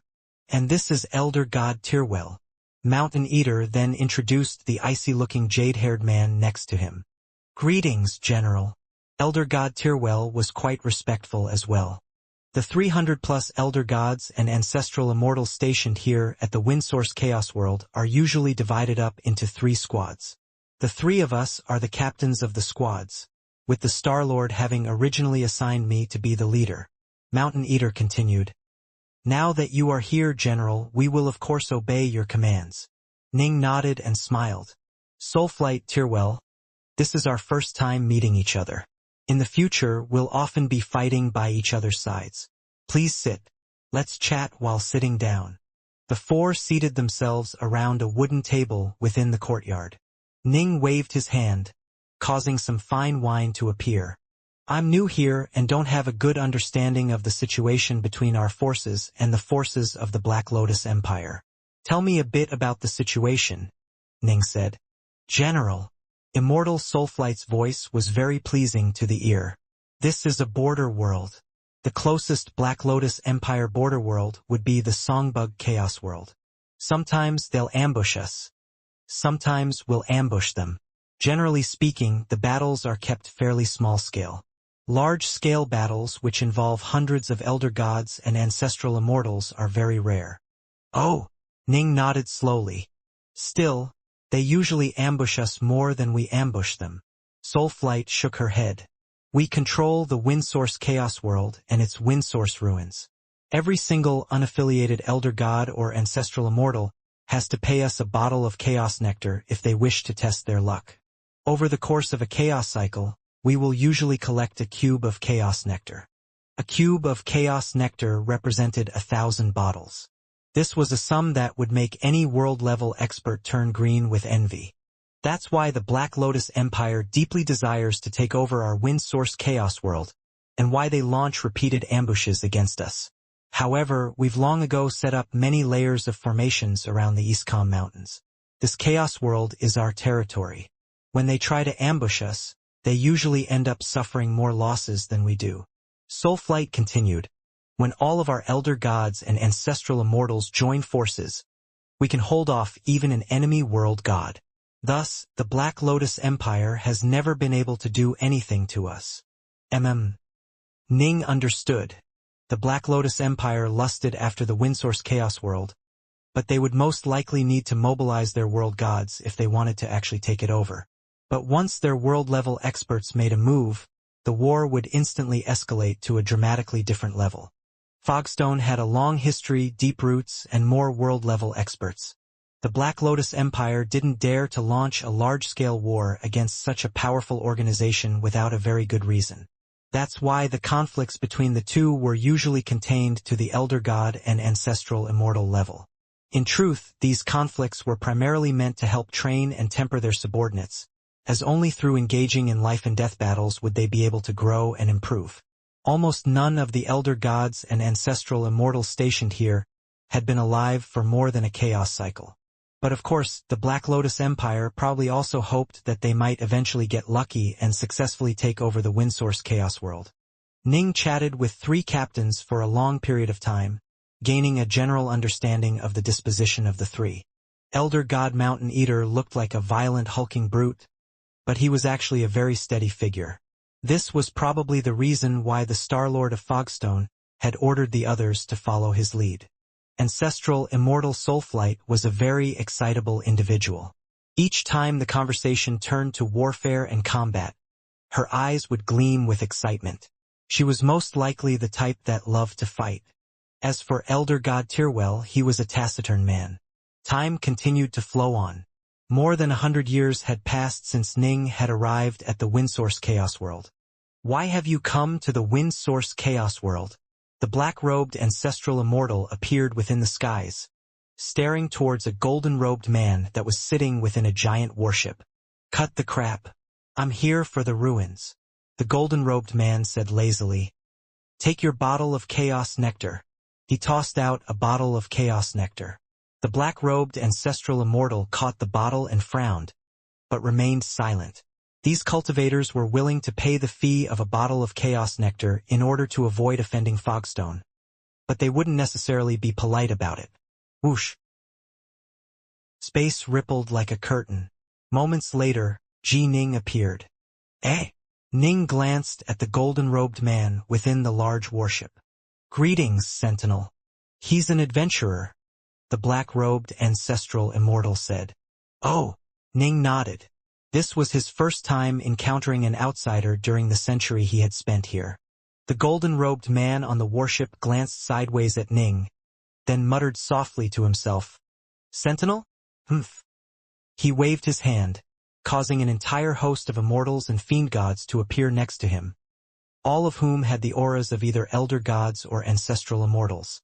There had to be over 100 of them, and all of them were extremely respectful, addressing the golden-robed man as Master.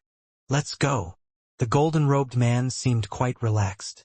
The great warship flew off into the distance, disappearing in the horizons as it flew towards the ruins.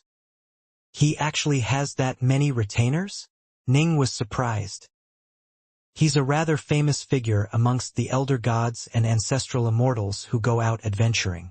His name is Elder God Skysouth. He's a supreme elder god. But during one of his adventures he lucked into a large trove of treasures. He used those treasures to purchase over 100 elder god and ancestral immortal slaves." The black-robed ancestral immortal explained. "After buying all those slaves, he then purchased an elder god formation. With that formation and with those elder gods, he's able to use his slaves to defend against even a world-level expert for a brief period of time. That's why he is so arrogant and brash." Ning nodded. Elder gods and ancestral immortals enjoyed very long lives. They knew that if they didn't reach the world level during their first chaos cycle, they essentially would have no hope of ever reaching that level. Upon realizing that they wouldn't be able to make any more breakthroughs, many of them would decide to go out adventuring and exploring the ruins left behind by ancient powers. They loved to court death, loved the feeling of adventure. A single successful expedition could result in enormous rewards. Elder God Skysouth was a classic example. Because of one enormously successful trip, he had ended up being able to purchase over 100 elder gods as well as an elder god formation, becoming an often discussed figure amongst the adventuring cultivators. "It's time I pay a visit to the Windsource ruins myself," Ning mused to himself. On the first day he had arrived, Ning had acquired a detailed report regarding the Windsource ruins from the black-robed ancestral immortal. The Three Realms was a place that was somewhat lacking in opportunities, but the Badlands territory was a place with many legacies left behind by ancient powers. It had been countless years, but the Windsource ruins still had yet to be fully investigated. Even world-level experts had died within it. Clearly, the ancient power who had left behind the Windsource ruins was someone who surpassed world gods in power. Given that Ning had a clone located in the prison world, Ning definitely had to give this place a good look. 3 days later. "So this is the Windsource ruins?" Ji Ning stood atop a cloud, staring downwards at the vast world before him. He saw an unfathomably large area that was completely covered by clouds. It must be understood that the Windsource ruins was the immortal estate of that ancient power, and as such it took over nearly half of the space of the entire Chaos world. One could imagine how enormous it was. Time go to in. Ning flew deep into the cloud-shrouded world. Whoosh! He could sense space twisting around him. Suddenly, Ning's legs went soft. Ning's face changed and he hurriedly tried to fly back up. Whoosh! An enormous bloody maw suddenly appeared below him, delivering a fierce chomp towards him. Fortunately, Ning was able to fly quite quickly and thus was able to dodge the bite. I was actually teleported straight towards the swamp. Ning glanced downwards as he continued to fly high up in the air. The region below him was an incredibly vast swamp, and there was a mud-covered beast below him that was staring straight at him. The creature had a savage look in its eyes as it slowly crawled out from the muck, revealing a lizard-like body. According my records on the wind source ruins, as soon as you enter you'll be teleported to the swamp. It doesn't matter where you enter from. You'll still be sent straight here. The swamp is filled with countless bugs and beasts, some powerful and some weak. The weak ones might be merely as powerful as a true god, while the most monstrously powerful ones might be as powerful as a world god. Ning glanced downwards once more at the beast who was now tracking him. It was normal for powerful cultivators to rear bug beasts within their estates. The ancient power who had built this estate had intentionally created an enormous swamp within it for the sake of rearing certain bug beasts. In fact, he had established a breeding loop that would ensure that the bug beasts would continue to kill and eat each other, becoming stronger and stronger without him even needing to worry about them. Thus, even though the estate's owner had died countless years ago, there were still a shocking number of bug beasts in the swamp. These bug beasts were reared for the purpose of becoming the guardians and protectors of the estate. Thus, all outside invaders would suffer attacks from these bug beasts. Growl. The lizard-shaped creature opened its mouth even wider as it suddenly soared into the skies, its body coiling upwards for many hundreds of meters as it crawled upwards through the air. Die! A dazzling streak of sword light slashed through the bug beast's army. Snick! The bug beast's body was chopped into two halves. Blood sprayed everywhere as it died, and as the blood came crashing back down to the swamp it kicked up a few small muddy waves. Bright Moon Sword Art, Shadowless Stance. Ning held a Dark North in his hand, shrinking it from being 3,000 meters in length to merely 3 meters. There are way too many bug beasts in the swamp. I need to get out of here. Ning immediately transformed into a black lightning serpent and began to fly away. The Windsource Ruins' outermost region was the swamp region. Everyone had to start from the swamp and work their way in if they wished to reach the other regions of the ruins. Even Ning found it difficult to tell north from south after he had entered the ruins. All he could do was just choose a random direction and begin flying at maximum speed. Ning could sense some ripples of power from afar. He immediately began to stealthily fly in that direction. A short while later, Ning was able to see what was happening in the distance. There was a desolate hill off in the distance, and atop the hill coiled a two-headed serpent whose body was more than 10 kilometers long. Its head was raised as it stared upwards at an enormous winged scaly monster that was right above it. Both creatures had auras of tremendous power. I have the feeling that in raw strength alone, both have reached the world level of power. Still, they are fairly weak in terms of technique.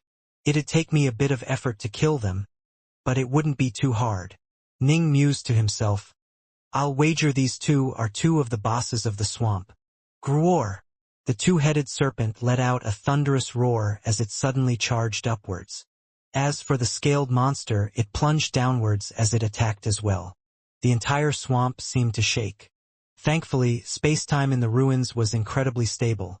Even if world-level experts fought here, they wouldn't be able to shatter it. If these two creatures were battling in the outside world, they would probably cause entire chaos worlds to shatter in their wake. Is that? Ning suddenly saw a filthy-looking boat appear in the distance. The boat was filled with sabers, swords, suits of armor, pearls, banners, and all sorts of other magic treasures that emanated powerful auras. So many treasures? And almost all of them are chaos treasures. Ning was delighted. Over the course of countless years, an equally countless number of elder gods and ancestral immortals had died in the swamps. The bug beasts weren't capable of using the treasures the slain cultivators had left behind, and so the more powerful ones simply piled them together as spoils of war. Ning suppressed his aura and bent light around him, making it so that the bug beasts couldn't see him. In order to completely repair Violet Jewel, I'll need to acquire an enormous amount of 5 elements essence. I have to get these treasures. Ning immediately came to this decision. Ideally, these two creatures will kill or maim each other. One of the heads of the two-headed serpent was seized by the sharp claws of the scaly creature, but the other head had managed to latch its maw around the scaly creature's own head. The scaly creature struggled furiously, beating its massive wings and causing waves of mud to kick up around it. Boom! The scaly creature's head suddenly exploded. Its aura began to grow weak and its struggling wings slowly began to sink downwards. One of the two-headed serpent's heads had been completely crushed, but its remaining head let out an excited roar. Groar! Its roars echoed in the skies. It then lowered its head, beginning to dine on the flesh of the scaly creature. This was how these bug beasts lived. They would fight each other and consume each other, constantly growing and transforming. As the serpent continued to feed, its destroyed head began to slowly grow out anew. Swish! A figure suddenly drew close to it. The two-headed serpent was enraged, and its undamaged head immediately turned to stare angrily at the white-robed figure. Whoosh! Its tail suddenly moved, lashing out lightning fast towards the offender. Heart Sword Realm. Boom! Sword light flashed. The enormous tail was deflected towards one side, with the sword light itself stabbing straight towards the one remaining head of the two-headed serpent. The enraged two-headed serpent opened its giant maw, revealing a pair of crystalline fangs that glistened with translucent venom. Swish! The venom shot out from its fangs as fast as lightning. Slash! The sword light blurred, easily deflecting the stream of venom. Stab! The sword light pierced straight through the two-headed serpent's head. The serpent's body trembled, then slowly began to turn limp. As it fell down into the swamp, it caused the surrounding mud to tremble violently. Bright Moon Sword Art, Blood Drop Stance. Thankfully, this bug beast had already been heavily injured and had less than a third of its maximum power. Otherwise, killing it wouldn't have been so easy. A look of delight was on Ning's face. The most dangerous aspect to killing a bug beast was the possibility of the bug beast summoning its kin. Once a bug beast encountered a powerful invader that it couldn't defeat, it would often let out a loud cry to summon more of its ilk. Thankfully, the two-headed serpent had been heavily injured and Ning had been very fast. Ning hadn't brought Violet Jewel with him on this excursion to the Windsource ruins, as that was his most important treasure. If he died within the ruins, losing the other treasures didn't matter, but losing Violet Jewel would be a tremendous blow. It simply wasn't worth the risk. Violet Jewel was a sword which even world gods and chaos immortals would go crazy over. So long as Ning had enough 5 elements essence, he would be able to reforge Violet Jewel and allow it to reveal its true power. The treasures. Ning immediately shot towards the distant hill. Next to that hill was the large, muddy boat that was filled with treasures. Those were the many treasures which the two-headed serpent had acquired over the years. Some had come from slain cultivators while some had come from slain bug beasts. 21 chaos treasures. Perhaps the storage treasures will also have fine items within them. Ning swept through the treasures with his heart force, then waved his hand and collected the entire boat. Swish! Suddenly, a streak of light flew towards Ning from afar. Ning turned his head to look. Well, isn't this our sentinel? Ahaha! Hand over those treasures and I'll spare your life. A golden-robed man was standing atop the warship, and an entire host of elder gods and ancestral immortals stood behind him. Elder God Skysouth? Ning frowned. Elder God Skysouth had over 100 elder god and ancestral immortal slaves, while Ning had left Violet Jewel behind. Dealing with him would be a bit tricky. In the ruins, only part of the dangers came from the traps and defenses left behind by that ancient power. The other part came from the cultivators who might strike out at you out of greed. Hand over the treasures. Elder God Skysouth's face turned cold as he stood there at the front of his boat. Otherwise die. Elder God Skysouth, I don't wish to become enemies with you. The Windsource Ruins is a large place. There's no need for us to fight to the death over these treasures, Ning said. Fight to the death with you? You? Elder God Skysouth finally ran out of patience. He barked coldly, "Kill him!" As Elder God Skysouth issued the order, all of the Elder Gods and Ancestral Immortals under his command immediately began to attack. Whoosh! Whoosh! Whoosh! 6 streaks of light that moved faster than the limits of the heavenly Daos charged straight for Ning. Flee! Ning didn't hesitate at all, immediately using the 9-horn lightning serpent to evade. Chase! All of the Elder Gods charged straight after Ning. Ning was powerful, but when 100 Elder Gods joined together into an Elder God formation, they would be able to hold off even a real-world god for a period of time. If Ning was surrounded by them, he would be unable to escape. They would slowly grind him down, exhausting his reserve of divine power and immortal energy. Ning absolutely would not permit himself to be surrounded. You won't be able to escape. Elder God Skysouth laughed coldly.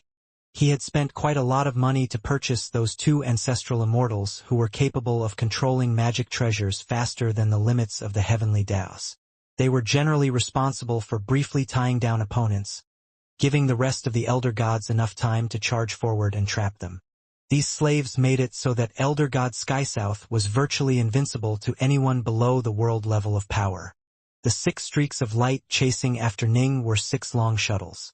They clearly moved even more quickly than Ning, and they soon intercepted him and moved to block him. Fuck off! Ning unleashed his full power, using 3 heads, 6 arms, and wielding 6 swords simultaneously. Heart Sword Realm.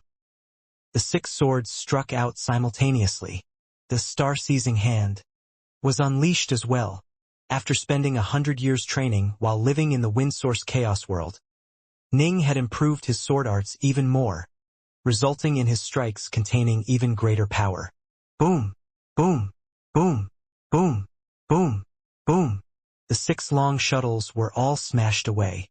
Although Ning slightly slowed down for a brief instant, in the next instant he immediately regained his normal speed and continued to flee. What? Elder God Skysouth had been watching lazily from atop his warship, but in this instant his face completely changed. Those 2 ancestral immortals are able to attack faster than the speed of light using their treasures. He was able to instantly defeat them. The clash was simply too brief. It was as though those 6 shuttles had instantly been knocked away as soon as Ning had struck them. And thanks to his half-step world god body and this star-seizing hand, Ning was able to send them flying a very long distance. Push! The 100+ Elder Gods were much slower by comparison. They were only able to watch helplessly as the white-robed youth continued to pull further and further away from them before finally disappearing into the horizons. Humph! Elder God Skysouth frowned, then let out a cold snort. Fine, you run fast. For your sake, you'd best hope you can keep running that fast the next time I see you. Let's go, he ordered Kami. Yes, the Elder Gods and Ancestral Immortals all returned to the warship, which then quickly departed the scene as well. Ning glanced backwards, then let out a sigh of relief. In the future, I'll need to get a few Elder God and Ancestral Immortal servants of my own. Ning muttered to himself.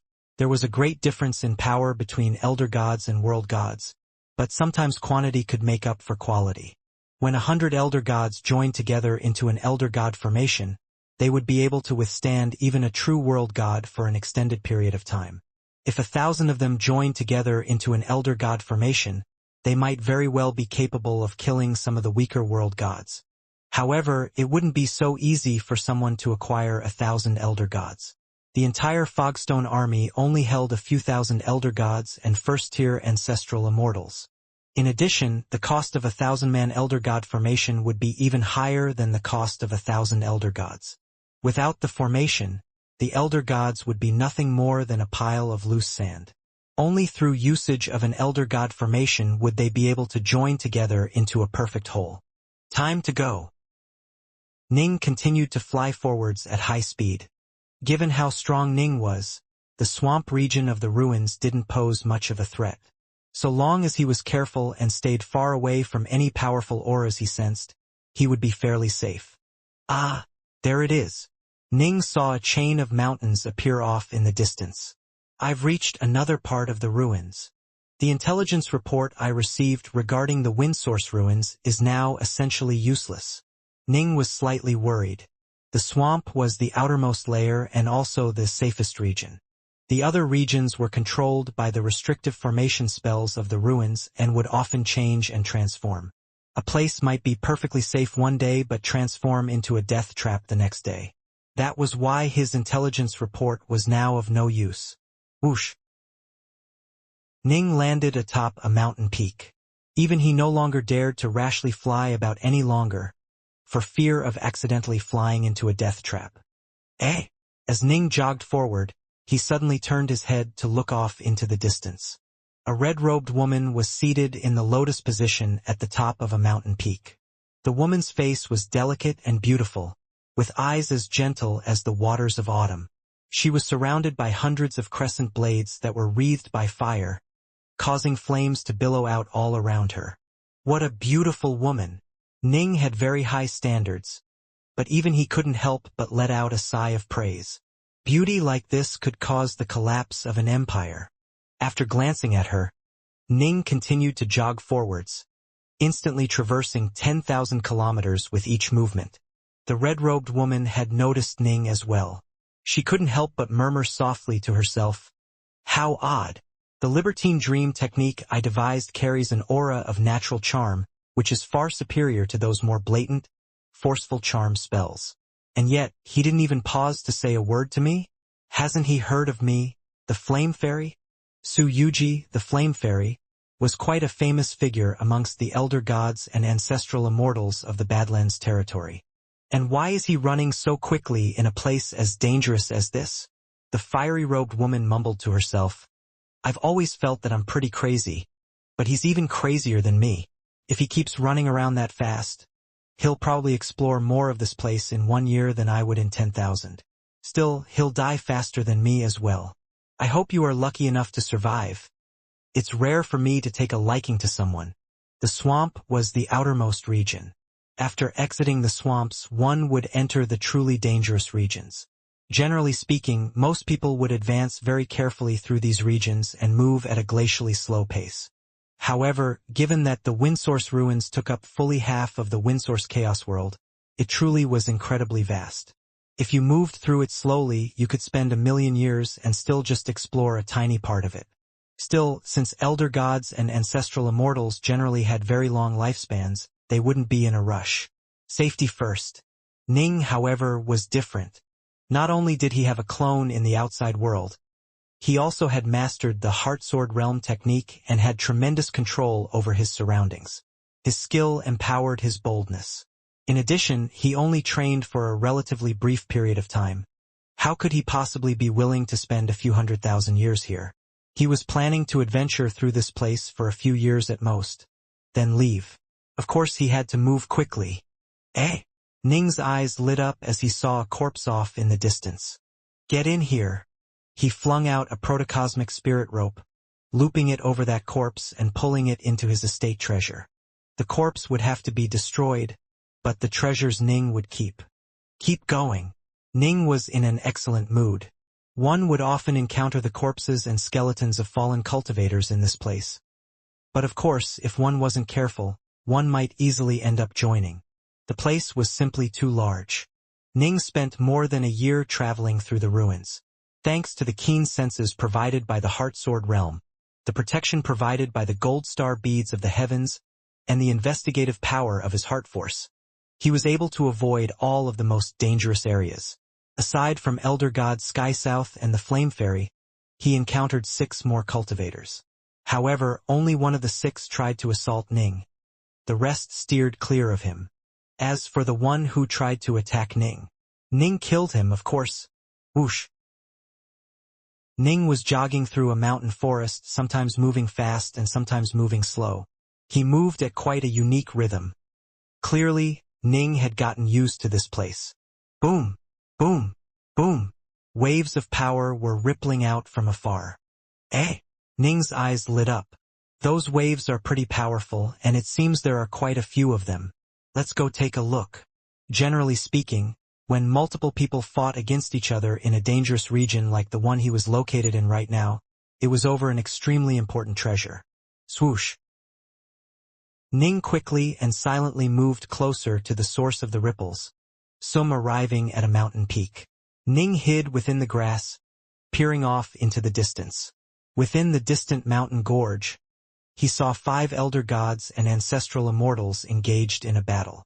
The 5 were divided into 2 sides, with 4 cultivators on one side and 1 cultivator on the other. Hellsword, there are 2 of these Dao weapons. Why can't we split them? 1 for you, 1 for us. Isn't that ideal? A Dao weapon for you 4 fools? Die, die, die. The lone cultivator was dressed in black robes, and his 6 arms were striking with 6 blurry streaks of sword light. As for the other 4 cultivators, they were able to just barely hold him off as they supported each other. Upon hearing these words, Ning's eyes lit up. Dao weapons? 2 of them? Elder God Hellsword. So that's the legendary Hellsword. He truly is an expert of the Dao of the sword. He should be on the same level of power as me. All of you, die! Hellsword exploded with power as he wildly assaulted the other 4. He knew that if this battle went on for too long, other elder gods and ancestral immortals in the Windsource ruins might be drawn to this place. I can't hold any longer. A muscular elder god who wielded 6 black staffs let out a low growl. Hellsword's swordlight landed against his body, but only created a few sparks. Be careful. Retreat.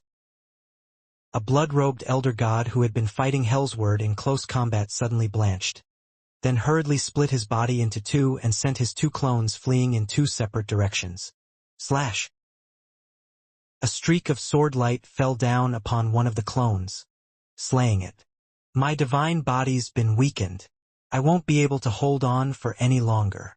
The blood-robed elder god continued to flee at high speed. The other 3 elder gods and ancestral immortals cursed, but had no choice but to begin fleeing in other directions as well. They weren't actually members of a team. They had simply joined together on an ad hoc basis simply because Hellsword was far too powerful. Humph. Those fools. Hellsword came to a halt, grinning as he looked at the 4 fleeing figures. Eh? Hellsword's face suddenly changed dramatically as he immediately turned his head. An icy ray of swordlight had suddenly appeared and was stabbing straight towards him. So there was one more hiding in the weeds. Hellsword let out a savage grin, striking out mercilessly with his 6 swords. He wasn't worried about the enemy attack at all. Although it was quite fast, it was too simple and straightforward a strike. Boom! The opposing streaks of swordlight collided. Hellsword was sent flying backwards, his face a mask of astonishment. As for the white-robed Jining, he chased right after Hellsword. Bright Moon sword art, blood drop stance. What tremendous strength! Hellsword was completely stunned. His opponent wasn't just stronger, he was overwhelmingly stronger. But raw strength is useless against me. He suddenly came to a halt, spun around, then charged straight towards Ning. Slash, slash, slash, slash, slash, slash. Streaks of swordlight filled the air between the 2. Then both fell back. Hellsword stared at Ning, then said in a low voice, "Who are you?" Someone with such powerful sword arts can't possibly be an unknown figure. Sunrise, Ning said calmly. You must be a new expert in the Tao of the sword, Hellsword said coldly. You are pretty strong. However, the ruins aren't a suitable place for sparring. Let's compete after we leave this place. After speaking, Hellsword transformed into a streak of black light, moving at light speed as he fled. When the 2 had clashed, he had the feeling that Ning's sword arts were simply perfect. He couldn't find any flaws at all, and so he decided to avoid wasting more time with such a troublesome opponent. Leaving, Ning willed his swords to fly out. Swish, swish, swish. 9 streaks of swordlight shot out through the skies. These 9 swords were all chaos treasures that Ning had acquired in the Windsource ruins. Although they weren't part of a set, Ning's ancestral immortal power filled them, ensuring that each of them possessed shocking levels of power. They spread out like a layered net, completely surrounding and blocking Hellsword's path. All 9 swords moved faster than the speed of light and were thus able to quickly catch up to Hellsword. Damn! Hellsword blanched as he stared at the 9 swords surrounding him. Where the hell did such a powerful expert of the sword come from? His sword arts are completely flawless. Damn it all. He would rather fight against an enemy with ferocious offensive stances than someone like Ning, whose sword arts could be described as truly flawless.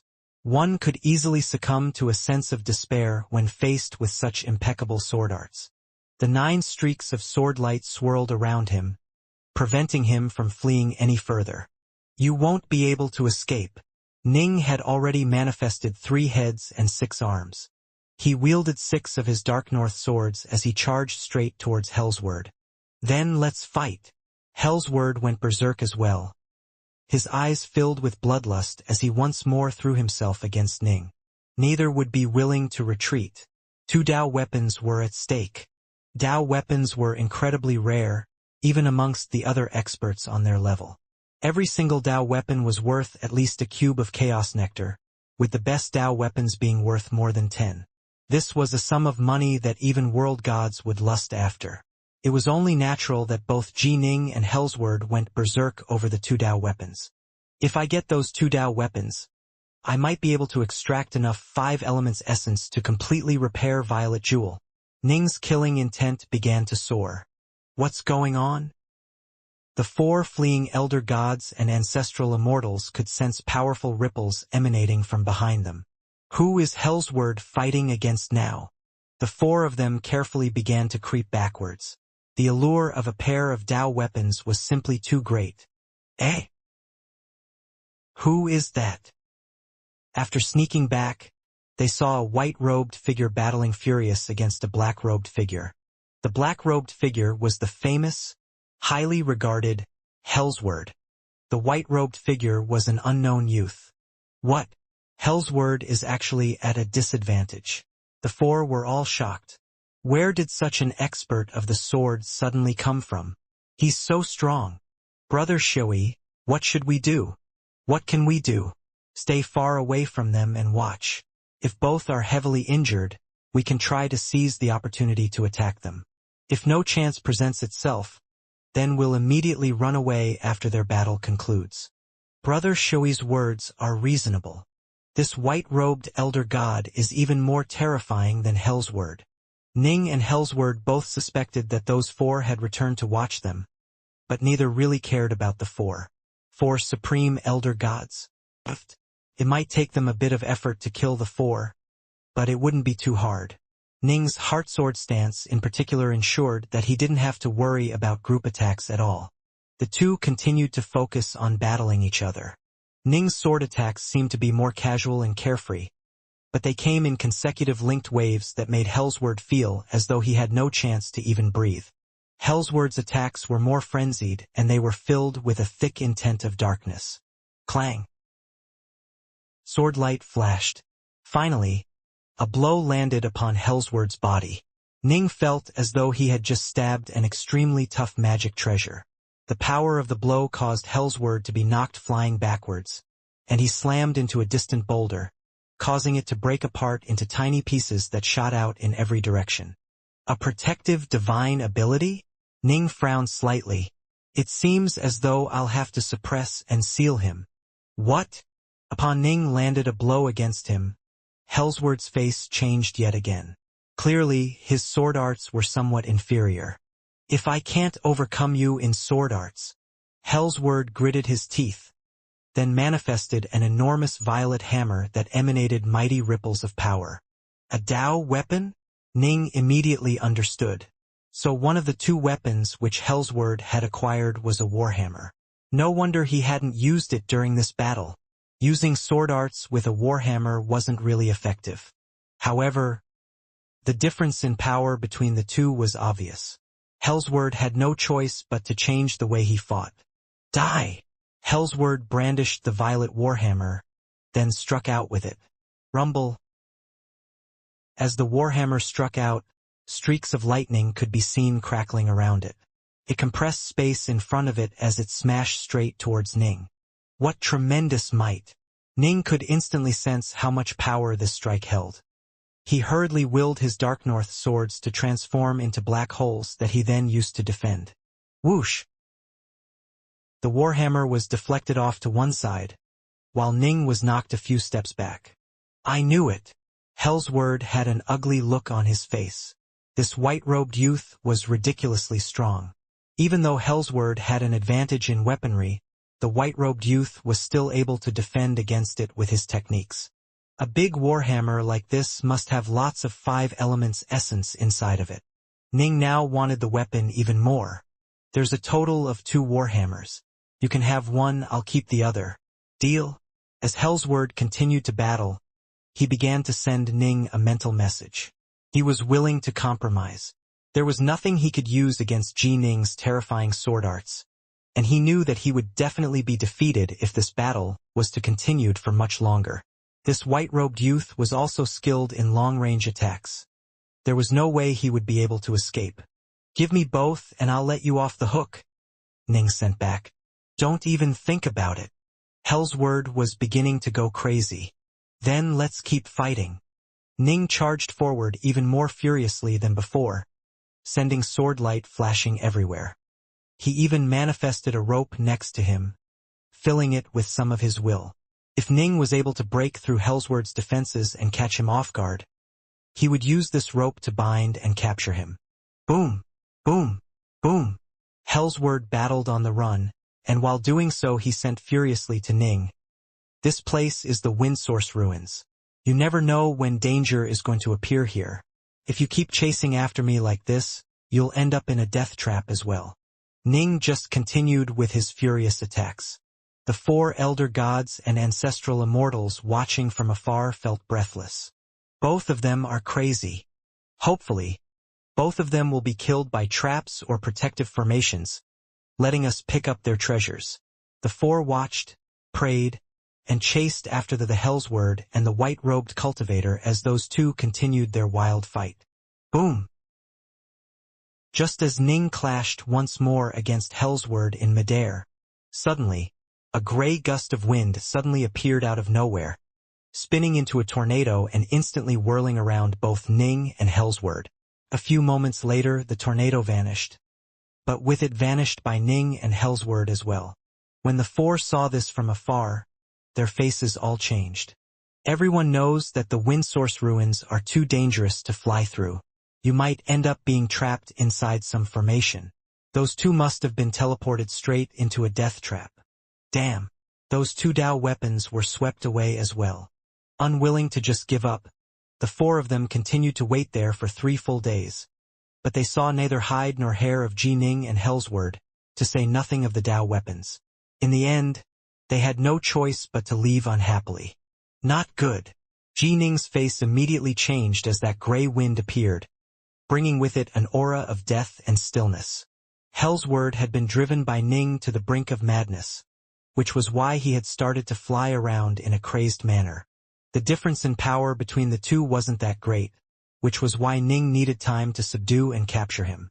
Ning had thought that he wouldn't be so unlucky as to run into a protective spell during such a short battle. But alas, he really was. Boom!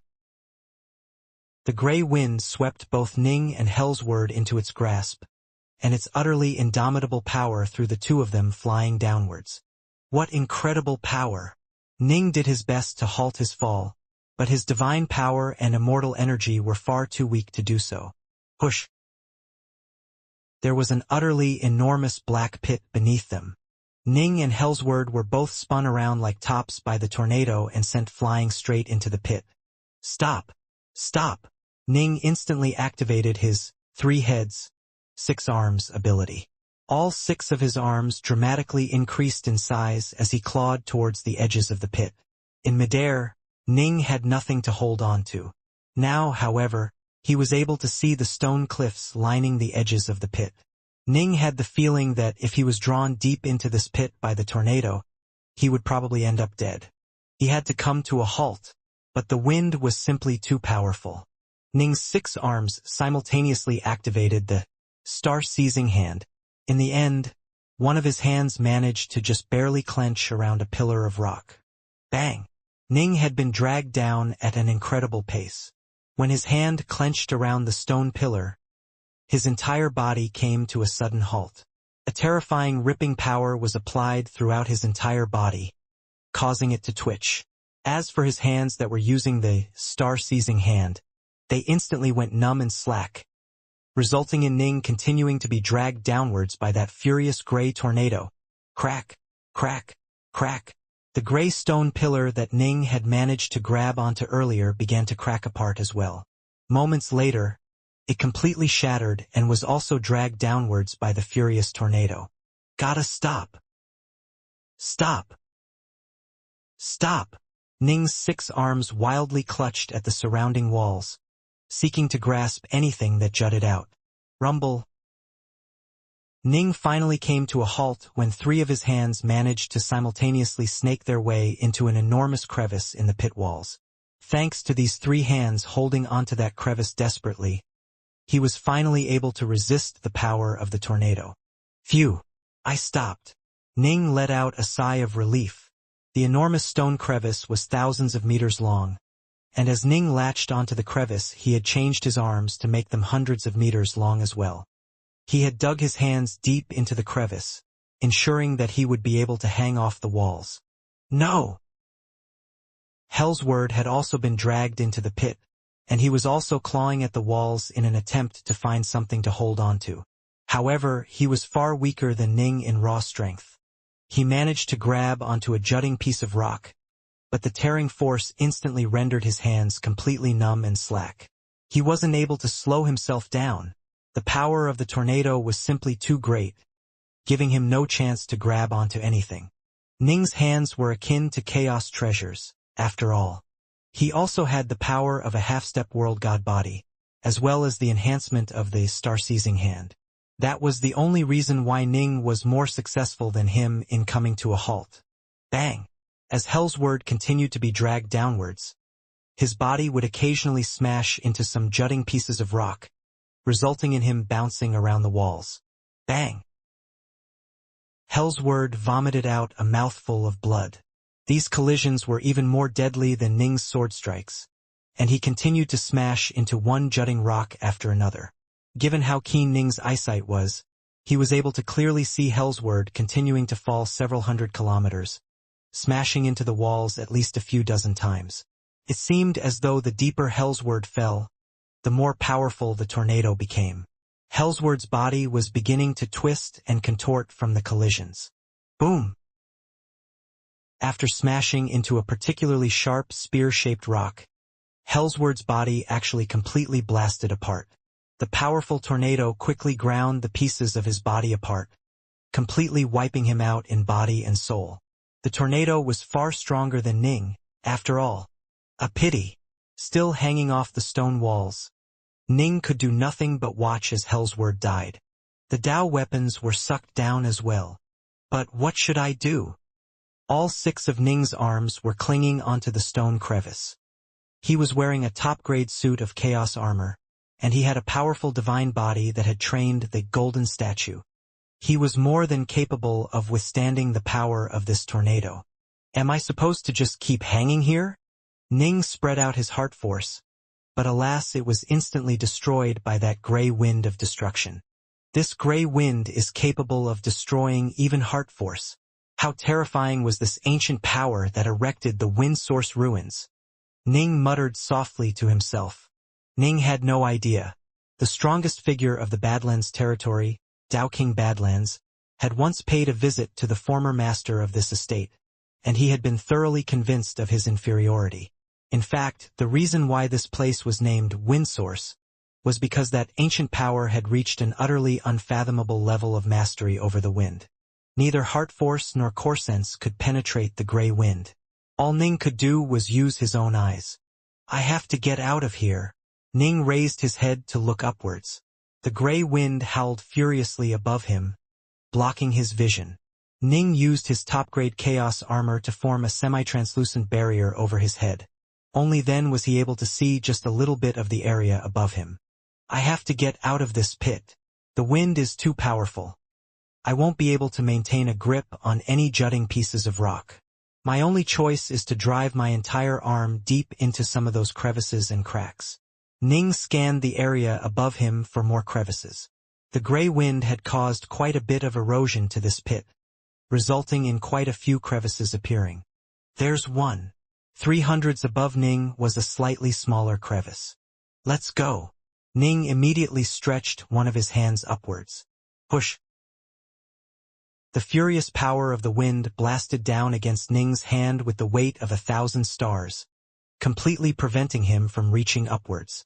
Ning did his best to fight back against it, and he found that he was able to stretch his arms out in various other directions. But to go completely against the wind and reach upwards? Completely impossible.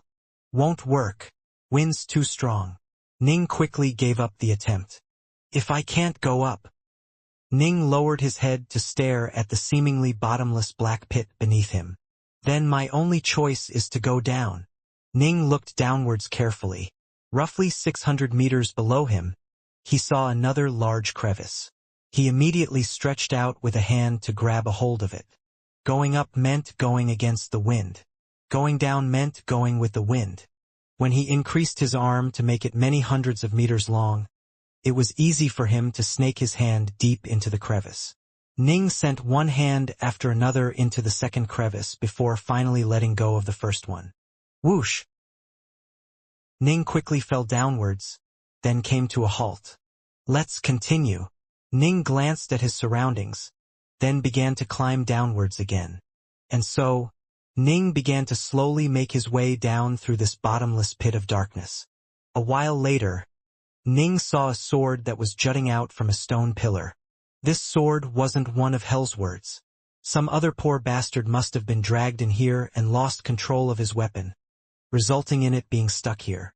Ning immediately, laboriously reached out to grab that sword, then took it into his estate. Ning then continued his slow downwards climb. 300 meters, 3,000 meters, 30 kilometers. By now, Ning had picked up a total of 3 weapons. Alas, all 3 were merely chaos treasures. None of them were Dao weapons. Still, it made sense. If a world-level expert was grabbed by the gray wind, he wouldn't have been manhandled as badly as Ning and Hellsword had been. There were very few elder gods and ancestral immortals who held Dao weapons. The chances of one of them just happening to fall down into this pit were even lower. Ning slowly clambered down over another 100 kilometers, then took a rest and glanced at his surroundings in the hopes of finding a way out of here. What's that? Ning looked downwards, surprised. A cave had actually appeared on the walls of the pit. This was clearly a cave that had been artificially dug out, and it was many hundreds of meters wide. Although the gray wind howled past it, it didn't go into the cave itself, making the cave a rare and welcome oasis of peace. Because it sloped downwards and inwards, Ning wasn't able to see it earlier. Only now, when he drew closer, did it appear before him. Who dug out this cave? Doesn't matter, I suppose. I've used up quite a bit of my divine power after climbing so long and keeping 3 heads, 6 arms, active for so long. I need to get in there right away.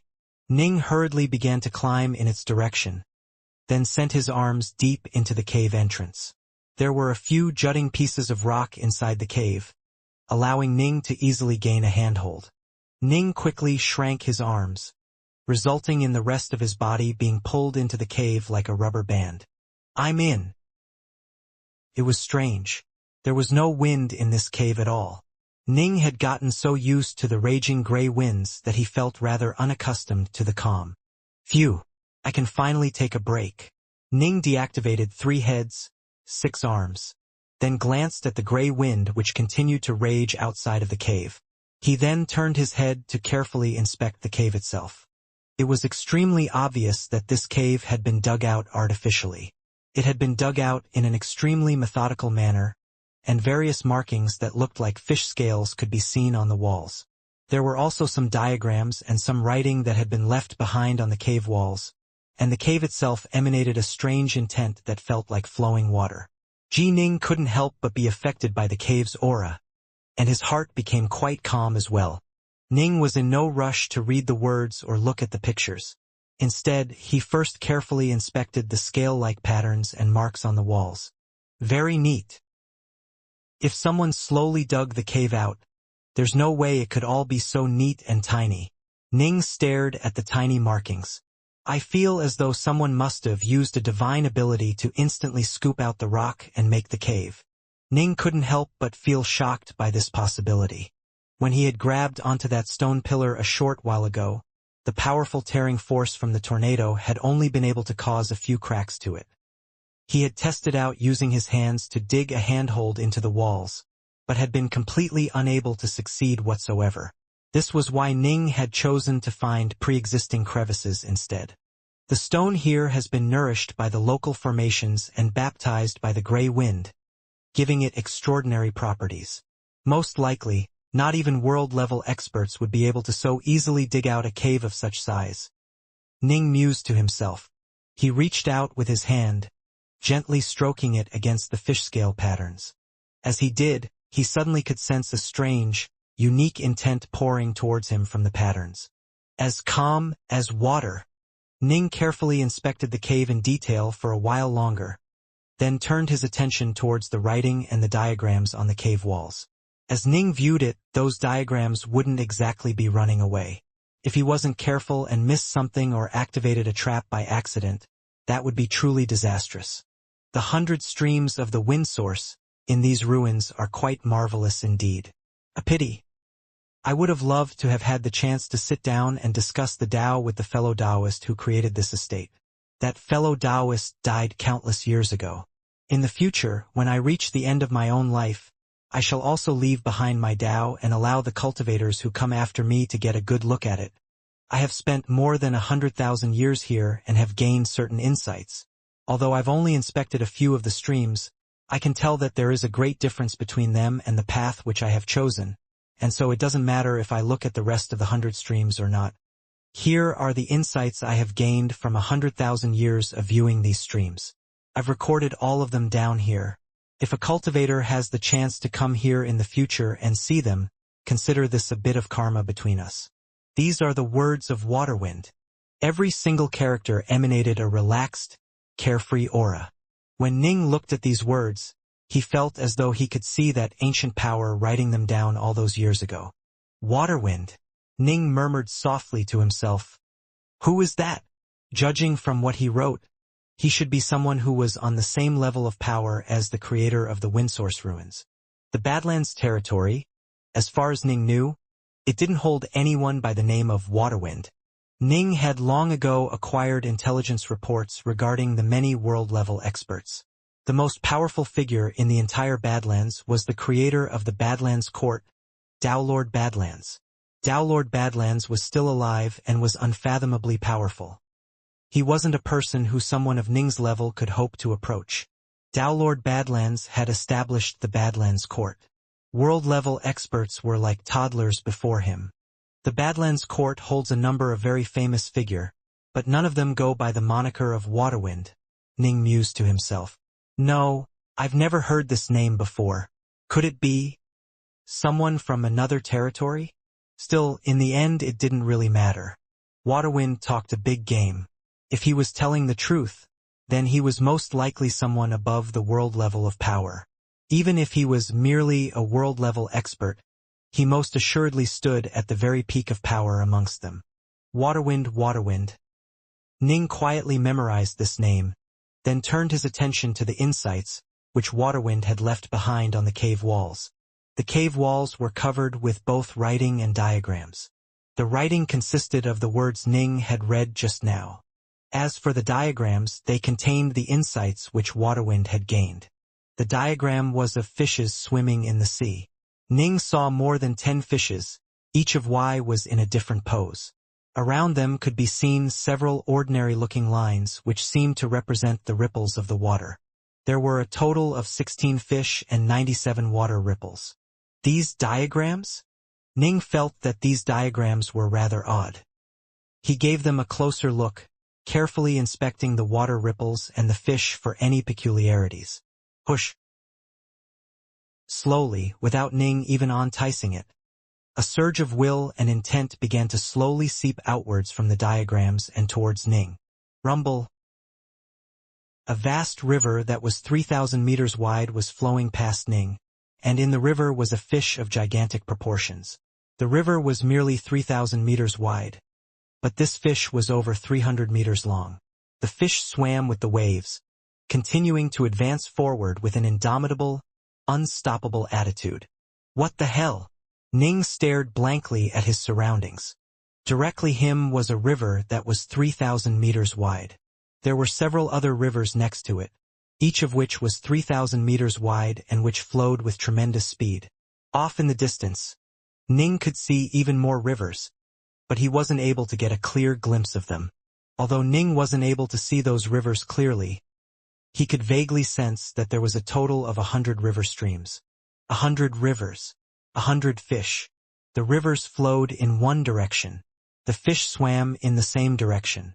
At the very end of the rivers, there was a place where all of them came together, a place of unstoppable power which saw the 100 streams become one. Every single river gave Ning a different feeling, as did the fish within it. Some of the rivers felt like the pretty girls next door. Some of the rivers felt like scorchingly attractive vixens. Some of the rivers felt like icy cold fairy maidens. They all had completely different auras and intents, but they were able to perfectly join together off in the distance. The 100 streams merged together to form the Tao, but alas, if you are unable to do so, you shall die. A pity, a pity? A sigh suddenly echoed forth from this world, and then, everything vanished. Ning was once more within the cave, staring at the ordinary-looking pictures of fish and water ripples. What just happened? Ning was puzzled. Was that an illusion I saw just now? No. I should have been able to tell if that was all an illusion. It was no illusion. It was something else. After Waterwind looked at the 100 streams of the wind source, he left behind these diagrams containing his insights. Ning raised his head to give the diagrams another look, but then he suddenly froze. This was because when he did so, the scene he had just seen instantly began to replay in his mind. The 100 surging Rhyvosaur, the 100 swimming fish, even that final sigh. All of it appeared once more within his memories. It has an inexplicable feeling to it, almost like sadness. Ning silently pondered on this. The reason why Ning felt that sense of sorrow was due to that final sigh. But this so-called 100 streams merging together to form the Tao. Ning had the feeling that those words contained an incredibly profound meaning to it. The more he tried to understand it, the more confused he became. However, Ning was in no rush. He sat down in the lotus position and began to slowly meditate on what he had just seen. He was so absorbed by this that he actually forgot to enter the Heaven Gazer Tower, as he was completely focused on the scene of the 100 streams that he had just seen. One day after another went past. Ning continued to sit there, as unmoving as a statue. Dust began to collect and accumulate on his body, and soon Ning looked like an actual statue. 6 years later, Ning had been completely covered with dust, but finally, on this day, he opened his eyes, revealing a look of surprise and delight in his gleaming crystalline gaze. The 100 streams merged together to form the Tao. The 9 seals joined together to become one. So this is how the 9 chaos seals actually work, Ning murmured softly to himself. The meaning of the phrase the 100 streams merged together to form the Tao was simply too profound. He was able to just barely glean a few insights from it. However, while doing so he was able to see many similarities between it and his 9 chaos seals, resulting in him gaining many more insights into the 9th seal. Before leaving the 3 realms, Ning had already mastered the 8th chaos seal. Only one was left. A series of complicated divine runes began to appear within Ning's eyes. All 9 of the 9 chaos seals began to manifest within his eyes, changing and transforming in an endless pattern. In the past, it seemed as though there would never be an end to the changing runes of the 9 chaos seals. But once Ning mastered them, the transformations came to an end. Finally, they came together to form the image of what looked like a flower. This image appeared on Ning's soul itself, as well as his very true soul. It was an azure flower. It was sacred, holy, natural. The seal imprint of an azure flower began to naturally manifest itself on Ning's forehead as well. After appearing briefly, it then quickly faded away and hid itself. When the 9 chaos seals join together to become one, they become absolutely marvelous. Mother Nuwa must have reached this level as well. Ning could sense the seal imprint of an azure flower that had appeared on his forehead, an azure flower that was gently swaying. The sea of consciousness was located very close to the forehead, and within Ji Ning's sea of consciousness, there was an absolutely beautiful azure flower that was swaying in the wind. I never would have thought that after mastering the 9 chaos seals, an azure flower seal would appear, with an azure flower appearing in my consciousness as well. Ning could sense himself transforming. In the past, after mastering each chaos seal, he would be able to more closely attune with the essence of certain concepts such as destiny, slaughter, darkness, the sword, etc. Now that the 9 had come together, Ning felt an even greater attunement towards the essence of the sword. It made sense. He had the most insights in this regard after all. He also felt much closer attunement towards rainwater, lightning, space, and other Daos. What is this azure flower meant for? Is it meant to help me be more closely attuned to the various essences when I meditate? Ning was puzzled. He carefully inspected that swaying azure flower. Whoosh! When Ning's heart force brushed against that azure flower, it suddenly began to transform. Crackle. Heart force was supposed to be formless and untouchable, but as soon as it touched the azure flower, it was immediately devoured by it. Inside the azure flower was a region of its own. This space was a blurry, empty region. However, a mist was slowly beginning to materialize inside of it. My heart force was transformed by the azure flower space into mist. Ning was so surprised and shocked, he immediately came to a halt. Almost 10% of his heart force had been used up in an instant. Heart force is ephemeral and formless. Only certain special techniques, such as Hoi's archery techniques, are able to make use of heart force. But this azure flower space was actually able to convert and transform heart force. Ning could sense that the mist within the azure flower space was filled with a strange, marvelous type of power. It can convert heart force. Is it also capable of converting divine power and immortal energy? Ning wondered to himself. Ning willed a tiny thread of divine power to seep into his sea of consciousness as well. As soon as it brushed against the azure flower, it was immediately devoured by the flower, resulting in a bit more mist to appear inside of it. But Ning was dazed. It's actually the same? When heart force is devoured, it transforms into mist. When divine power is devoured, it also transforms into mist. And the mist is the same. Ning could hardly believe it. Heart force and divine power were two completely different types of power. The differences between the two were enormous. And yet, both were somehow converted into a different type of energy, one which Ning was capable of controlling. Ning could sense how terrifyingly powerful the energy contained within the mist was. Or perhaps, it isn't a conversion.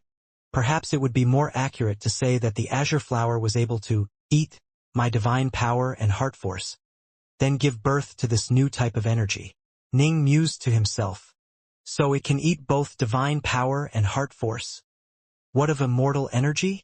Ning willed it, and his immortal energy flew into his sea of consciousness as well. As soon as it touched the azure flower, it was also devoured right away, resulting in even more mist appearing within the azure flower space. Ning remained seated in the lotus position inside the cave, a very complicated series of looks flashing over his face. There was surprise on his face as well as puzzlement and excitement. The azure flower that appeared after the 9 chaos seals merged together was simply too marvelous. Divine power, immortal energy, heart force. These were 3 completely different types of energy, but the azure flower was capable of eating them all and then giving birth to more of the mist. How is this azure flower so powerful? It's actually capable of eating and transforming 3 completely different types of energy. Ning murmured silently to himself. I wonder, was it true that the 9 chaos seals were formed naturally by the primordial chaos? Or were they created by some ancient power? They are simply too marvelous.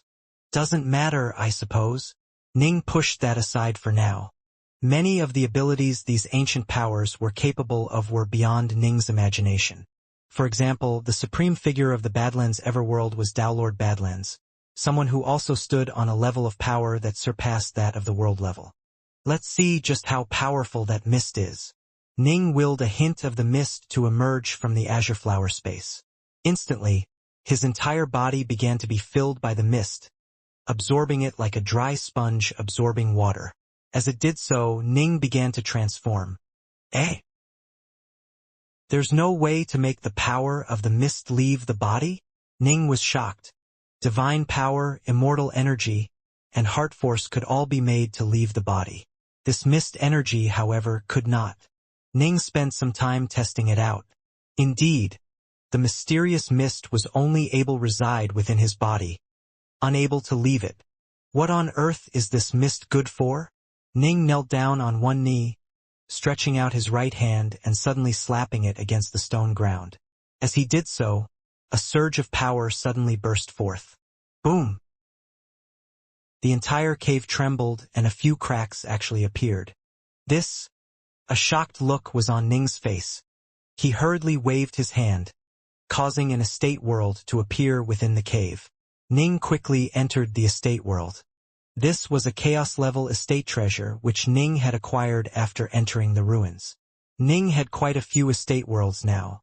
The reason he had chosen this one was because it was extremely large. The insides of the estate world was nearly 10 million meters in size.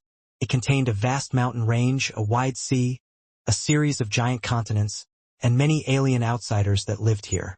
Whoosh! Ning suddenly appeared within the skies of this world. Let's give it a try. Ning's eyes lit up and he began to fly through the air. Boom!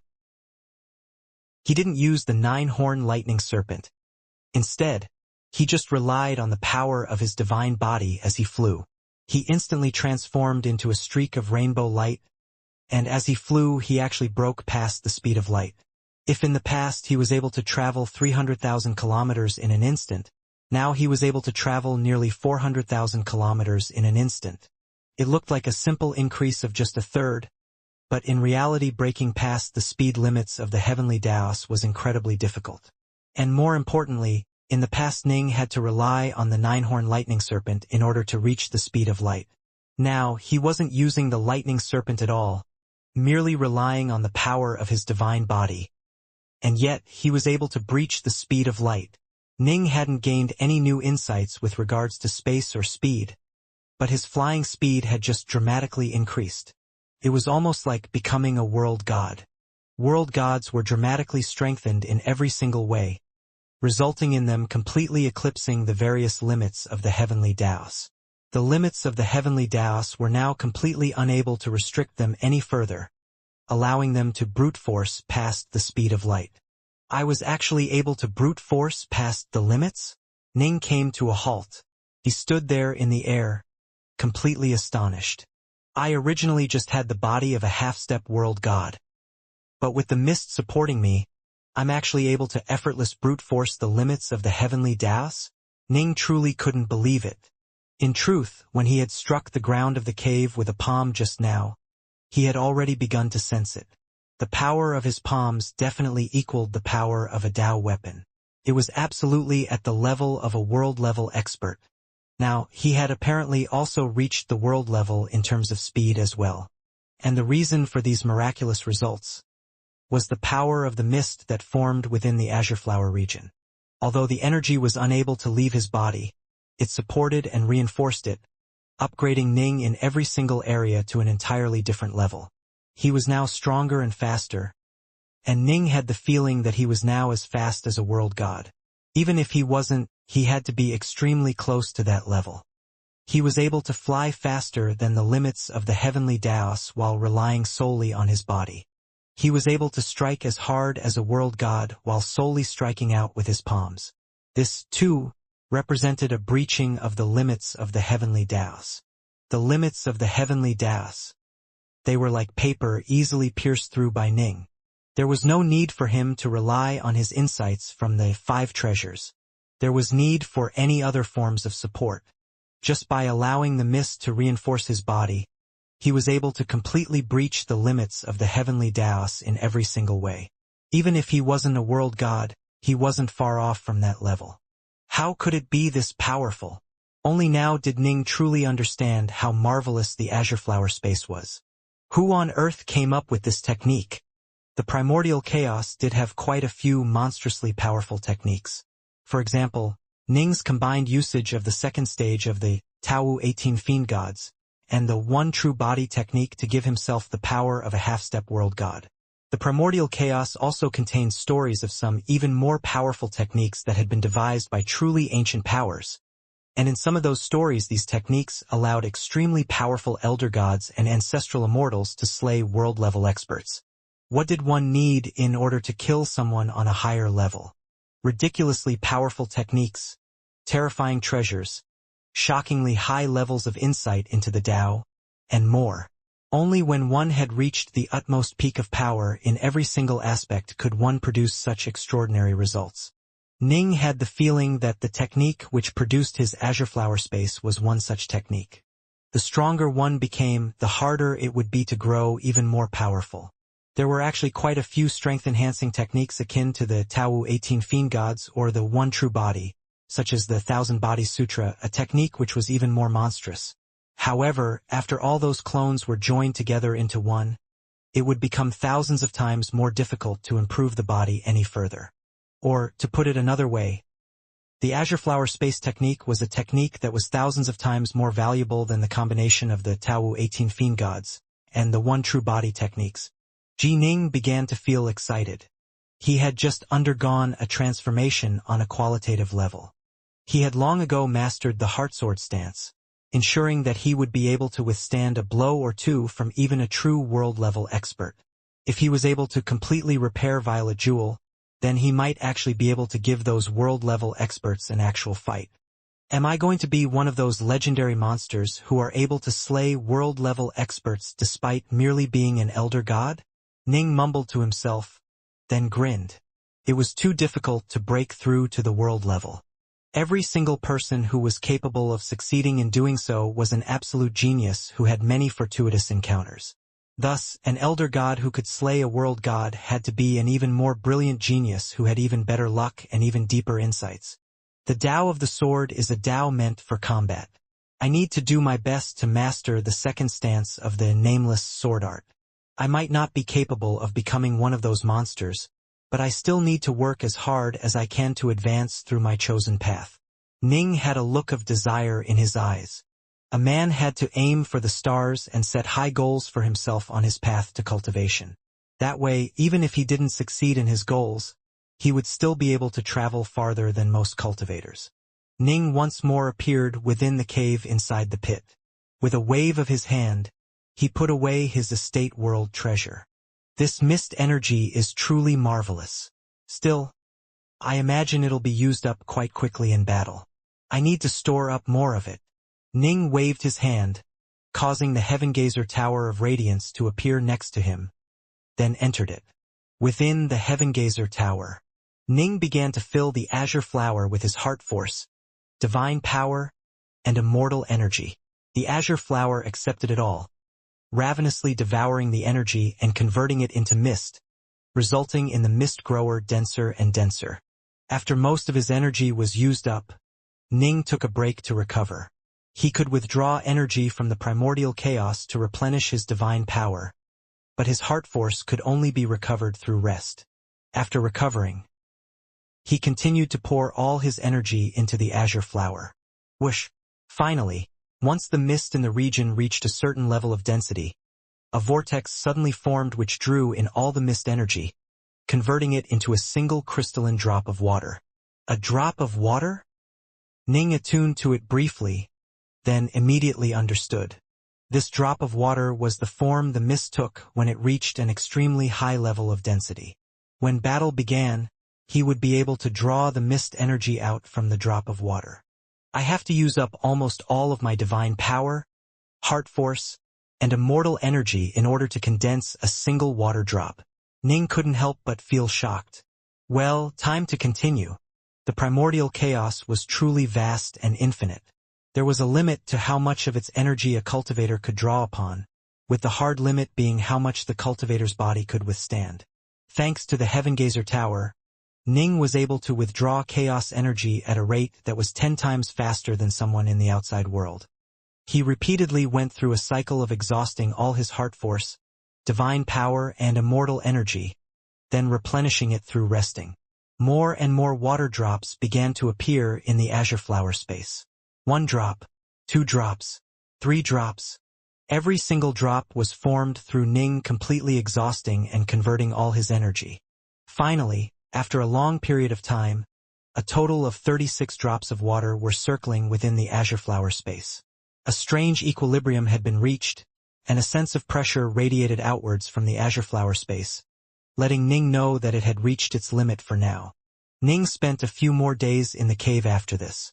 He needed to get a full picture of what the azure flower could do. As for the other clone of his true body which was within the prison world, it had also mastered the 9 chaos seals and had gained an azure flower seal of its own, one which was also capable of manifesting those drops of water. However, for the clone, 3 drops was the absolute limit. It seems as the my true body's azure flower space is able to hold more power than my backup clones? Ning murmured to himself. Is it due to it having a stronger divine body? A stronger Jindan? Or is it due to the soul? Ning was filled with many questions. His true body was formed through merging 17 clones. It had a more powerful divine body, a stronger soul, and a Jindan that was comparable to first-tier Jindans. Its azure flower was more powerful as well. No need to dwell on it. For now at least, it seems as though the azure flower energy can only be applied to the divine body. Ning mused to himself. He had a feeling that the azure flower energy wasn't that simple, but despite spending quite a bit of time analyzing it, he was still unable to discover any other methods of applying it. Given Mother Nuwa's abilities, I'm sure she must have been able to merge the 9 chaos seals together as well. She also must have an azure flower space of her own, and I'll wager her insights into it are much greater than mine. She might have discovered some of its secrets, Ning mused. But I still have no idea where she's gone off to. There's actually no record of her in the Badlands territory. Mother Nuwa had left the 3 realms roughly half a chaos cycle ago. If she had arrived in the Badlands territory, given her power, her arrival definitely would have been recorded down. It must be understood that even the more powerful elder gods and ancestral immortals were known throughout the Badlands territory. As for the world gods, all of them would definitely be recorded down. And yet, Ning was unable to find any records of Mother Nuwa at all. Or perhaps she didn't make it to the Badlands territory. Did she get lost in the spatial vortex tunnel? Given her power, Mother Nuwa should have been able to traverse that tunnel with ease unless her luck was so horrid that she was completely surrounded by spatial rifts, giving her no way out at all. The chances of that happening, however, are quite low.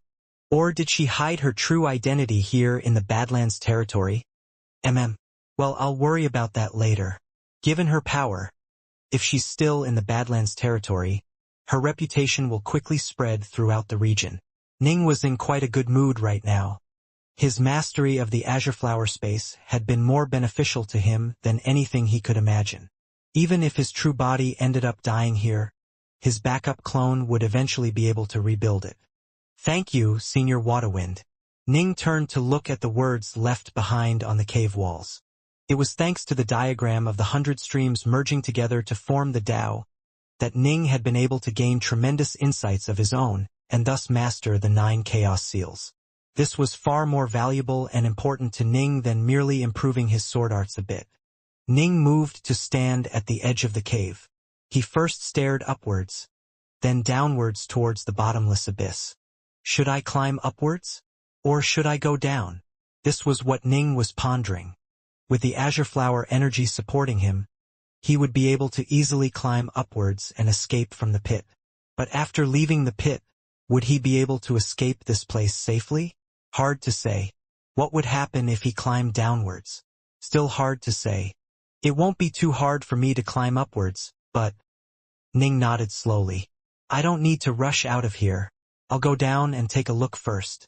Countless cultivators must have been swallowed by the wind source.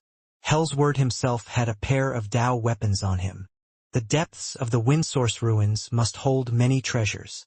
Although the path downwards might be filled with many dangers, it was also a path that led to great treasures. It wasn't impossible that Ning might end up finding 4 or 5 Tao weapons there. Time to go. Ning no longer hesitated. Cultivators were meant to battle against heaven and earth. If they wanted to acquire good treasures, they'd have to risk their lives for it. Ning's arms stretched out many hundreds of meters. He looked like a giant ape as he swung from crevice to crevice, the azure flower energy filling his body, making the process quite simple.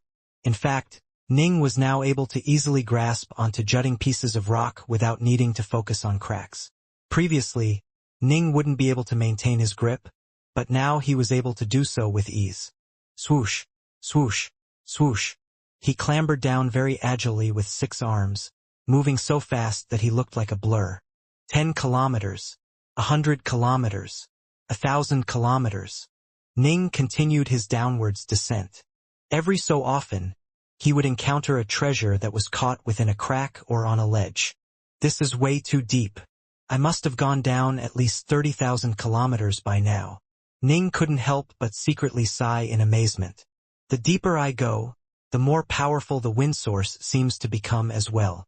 Right now, the wind source was at least 5 or 6 times more powerful than it had been when he was next to the cave. However, Ning had become so much more powerful that he was still able to proceed in a very relaxed manner. Eh? Ning's eyes lit up as he saw a warblade that glistened with bloody light that had been caught within a crevice. As the gray wind blew past the warblade, it emitted an ear-piercing screech. The warblade was quite dazzling to behold, and its aura caused even Ning's heart to clench. A Tao weapon! Ning revealed a look of delight. After climbing down 30,000 kilometers, I picked up more than 100 chaos weapons. Now I've finally found a Tao weapon. Whoosh! Ning reached out with his arms, stretching them out several hundred meters as he stuck his hands deep into the crevice, then pulled the warblade out. Judging from the ripples emanating from the warblade, it was an ownerless item. Its former owner had most likely died a long time ago. I feel as though its aura is even stronger than Violetual's aura is, Ning murmured to himself. It must be quite a powerful Tao weapon. Ning's guess was correct. This warblade was a weapon which an elder god had acquired from an incredibly deadly place.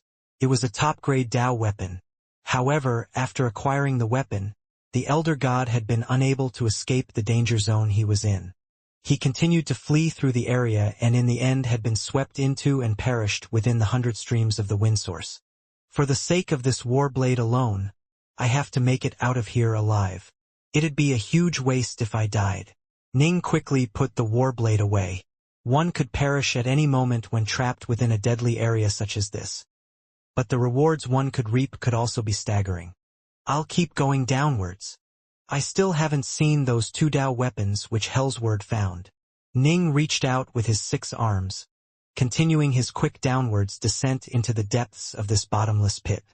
Ning continued to clamber downwards, traversing yet another 10,000 kilometers. On the way down, he picked up another 20+ chaos treasures. The reason why he picked up no protocosmic spirit treasures was because the gray wind here was so strong that even protocosmic spirit treasures would be slowly ground to dust by it. Only chaos treasures were able to survive the wind for extended periods of time. I reached the bottom. Ning held onto the walls with his 6 long arms as he stared downwards. Rumble. The gray wind formed a swirling maelstrom at the bottom, but the pit itself had come to an end. All Ning could see was the small part of the enormous maelstrom that was visible from his location. This should be the bottom. This is where the wind transforms into a maelstrom, at least. That means that the treasures left behind by the dead cultivators should all be here. Ning began to grow rather excited. Hellsword had 2 Tao weapons on him, and Ning had already picked up over 100 chaos treasures and a top-grade Tao warblade on the way down. The number of treasures at the bottom had to be immense. Whoosh, whoosh. The closer he got to the treasures, the more careful he became. He slowly climbed downwards, carefully inspecting his surroundings as he did so.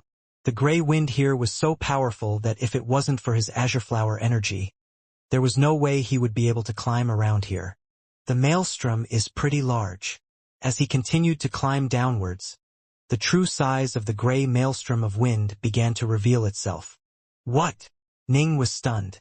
The enormous maelstrom covered an area of roughly 1,000 kilometers. On one end of the maelstrom was the deep pit which Ning had just emerged from, while on the other end of the maelstrom was another pit that seemed just as deep and dark. Quite a bit of the gray wind would occasionally howl towards and go through the second pit as well. This is? Suddenly Ning had a thought. The image of the 100 streams once more appeared in his mind, with those rivers all surging forward before coming together as one. Now I understand. This is what Senior Waterwind spoke of when he said he saw the marvelous sight of the 100 streams of the wind source. What I experienced just now should have been just one of those flows. Ning immediately understood. The 100 streams of the wind source represented 100 of these tunnels that coiled deep into the planet before joining together at a common location. Each tunnel had to be more than 1,000,000 kilometers long. The 100 streams contained all of the Daos which had been mastered by the ancient power behind this estate. Waterwind had viewed several of the flows and gained many insights into them. Thus, he had left behind his diagram atop the walls of that cave. The pit I just climbed out of and the pit on the other side should belong to the same flow. Ning nodded slowly to himself. It's much like how the waters of a river will occasionally form small whirlpools when going past certain bends. So I've only been on a single stream this entire time. Still, it makes sense. Even someone as unfathomably powerful as Waterwind was only able to investigate a few of the streams. I'll wager that quite a few of the treasures ended up being piled up here somewhere. Now, Ning finally understood. After he had been drawn in here from the outside world, he had begun his journey through a single stream and had now encountered the first bend in the stream. This meant that he was most likely in the outermost layer of the 100 streams. The farther down I go, the more dangerous it will probably become, Ning mused to himself. Even Downlord Badlands and Senior Waterwind were unable to fully conquer this ancient ruin. If I try to go much deeper, I'll probably be throwing my life away. Upon realizing that he was still at the outermost layer of the 100 streams of the wind source, Ning immediately came to his senses. I should take away these treasures, then get the hell out of here. Ning immediately came to this decision, then once more began to carefully crawl forwards. Soon he reached the bottom. The maelstrom itself didn't have too much of a sucking power to it, just some tearing power. The margins of the maelstrom were actually quite peaceful, and many treasures had been swirled about and tossed to the edges of the maelstrom. Ning saw that there had to be hundreds, perhaps over 1,000 treasures with tremendously powerful auras that were scattered around the edges of the maelstrom. 7 Dao weapons? Ning was delighted when he saw this. And that's just what I can see with the naked eye. There are probably several other Dao weapons that are hidden within storage treasures. Humph! Ning willed the azure flower mist energy to reinforce his legs, allowing him to easily walk across the bottom of this chamber. The sucking power wasn't that strong here, allowing him walk about quite freely. Ning silently crept forward, soon arriving in a region that was roughly 300 meters long. There was no wind here at all, and quite a few treasures had been piled up here. This is great. Ning waved his hand, collecting the treasures. Whoosh! That small corner contained dozens of chaos treasures as well as a Dao weapon. The Dao weapon was an odd-looking fist-sized slab. Ning used his divine power to bind it, and upon doing so Ning realized that this slab was actually a flexible sword of incredible sharpness that could also be used as a whip. What are these fragments? Ning glanced at the unremarkable fragments nearby. Ning waved his hand, picking up a fragment of a sword handle. What's this? Ning frowned. He could clearly see deep indents on the surface of the handle. Are those Fang marks? This thought suddenly flashed through Ning's mind. Come here. Ning waved his hand, causing the many shards and fragments to all fly into his estate treasure. Within the estate treasure, Ning's core sense wouldn't be disturbed by the gray wind, allowing him to more carefully inspect the fragments. What he found was a very strange object located within the large pile of ordinary fragments.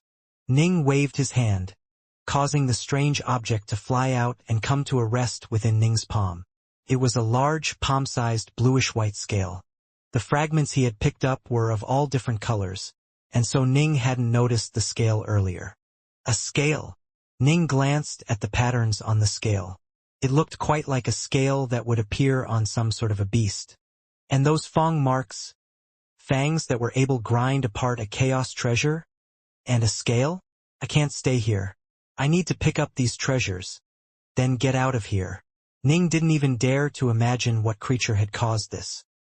He hurriedly flew towards a different corner of the chamber, but as he did so he saw a streak of light fly against the gray wind, emerging from the depths of the chamber and flying towards him with astonishing speed. Ning blanched when he saw this. Good heavens! Even though he had become dramatically stronger, he still had to use his arms and hands to crawl around this place. However, that streak of light was not only moving against the wind, it was doing so at an utterly inconceivable speed. Flee! Ning no longer dared to tarry. His hands stretched out thousands of meters as he hurriedly began to crawl upwards and flee at high speed. My treasures! Just as Ning had picked up that scale, a creature had stirred from deep within this chamber. Its entire body was bluish-white. It had a crystalline mane, the head of a tiger, a body that was completely covered in scales, an extremely long tail, and four mighty limbs.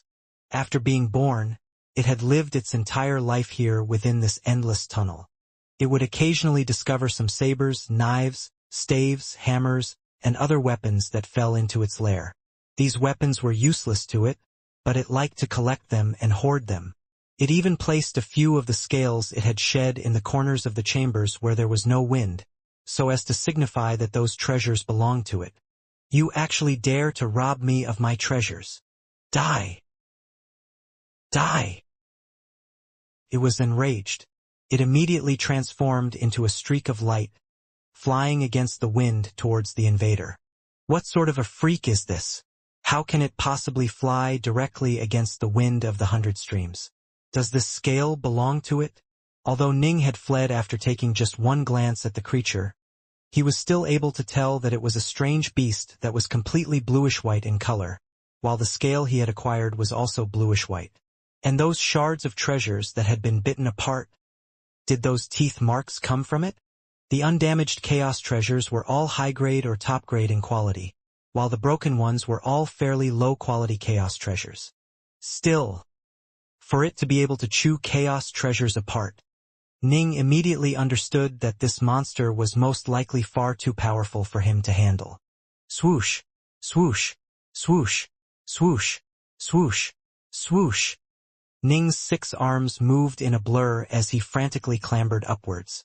He had never crawled as fast as he was crawling right now. Before this, he had been moving very slowly, for fear of something dangerous happening. Now, he was climbing at his absolute maximum speed. In almost the blink of an eye, Ning propelled himself upwards ape-style by more than 10,000 kilometers. Whoosh! But despite how fast Ning was climbing, that bluish-white streak of light flew upwards even faster, even though it was going against the wind. In fact, it had caught up to him. Damn, I found so many treasures. Am I gonna die here now? This sucks. Ning turned his head, staring at the ferocious, bluish-white monster that had drawn close to him. The crystalline mane of the bluish-white beast trembled as it glared at Ji Ning. Its dark yellow eyes filled with hatred and murder. Ji Ning clung onto the walls of the pit with one hand, as he turned to stare at the bluish-white scaled monster. Their gazes met. I don't want to be enemies with you, Ning said. Die! The bluish-white monster suddenly let out a furious roar as it struck out with its tail, striking so fast that Ning blanched. Ning hurriedly used his 5 free arms to strike out with his sword arts. It was as though 5 black holes had suddenly appeared in the air and moved to deflect the oncoming attack. Boom! The incredible power of the collision caused even Ning's body to tremble, smashing him against the stone walls behind him.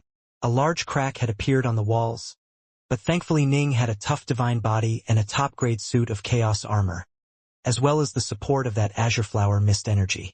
All these things ensured that he was able to withstand the blow. But from this very first clash, Ning instantly understood that his foe was even more stronger than he was.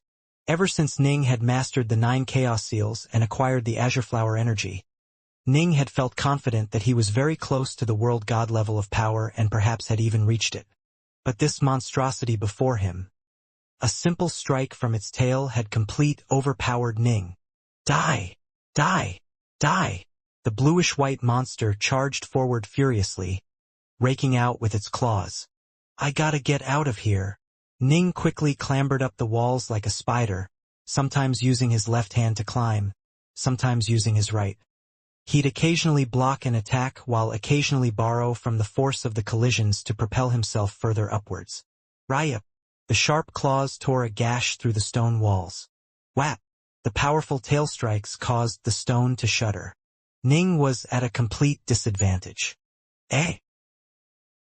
This beastie doesn't seem to be that tough. After exchanging a few dozen blows with the creature, Ning was slowly beginning to come to this conclusion. It is strong and fast and its claws are quite sharp, but it doesn't seem to have many insights into the Tao at all. It has an incredibly powerful body, but in battle it is clumsy beyond belief. The azure flower mist energy had strengthened Ning's body, making it so that the difference in power between him and the beast wasn't that great. If Ning hadn't mastered the 9 chaos seals and was only as strong as he was when he had first been drawn into the pit, he would have been flattened by that first swipe of the tail. It wouldn't have mattered how profound his insights into the Tao were. I can't keep wasting time with it. If too much time passes, my azure flower mist energy will be used up and I'll be finished. After battling for just a short period of time, one of the drops of liquid azure flower energy had already been used up. This shocked Ning and brought him back to his senses. You can't kill me, Ning barked. You die. The bluish-white scaled creature continued to fight in a berserk manner. Ning took out the warblade. This was the Tao weapon which he had picked up a short while ago, and Ning had already bound it to himself quite some time ago.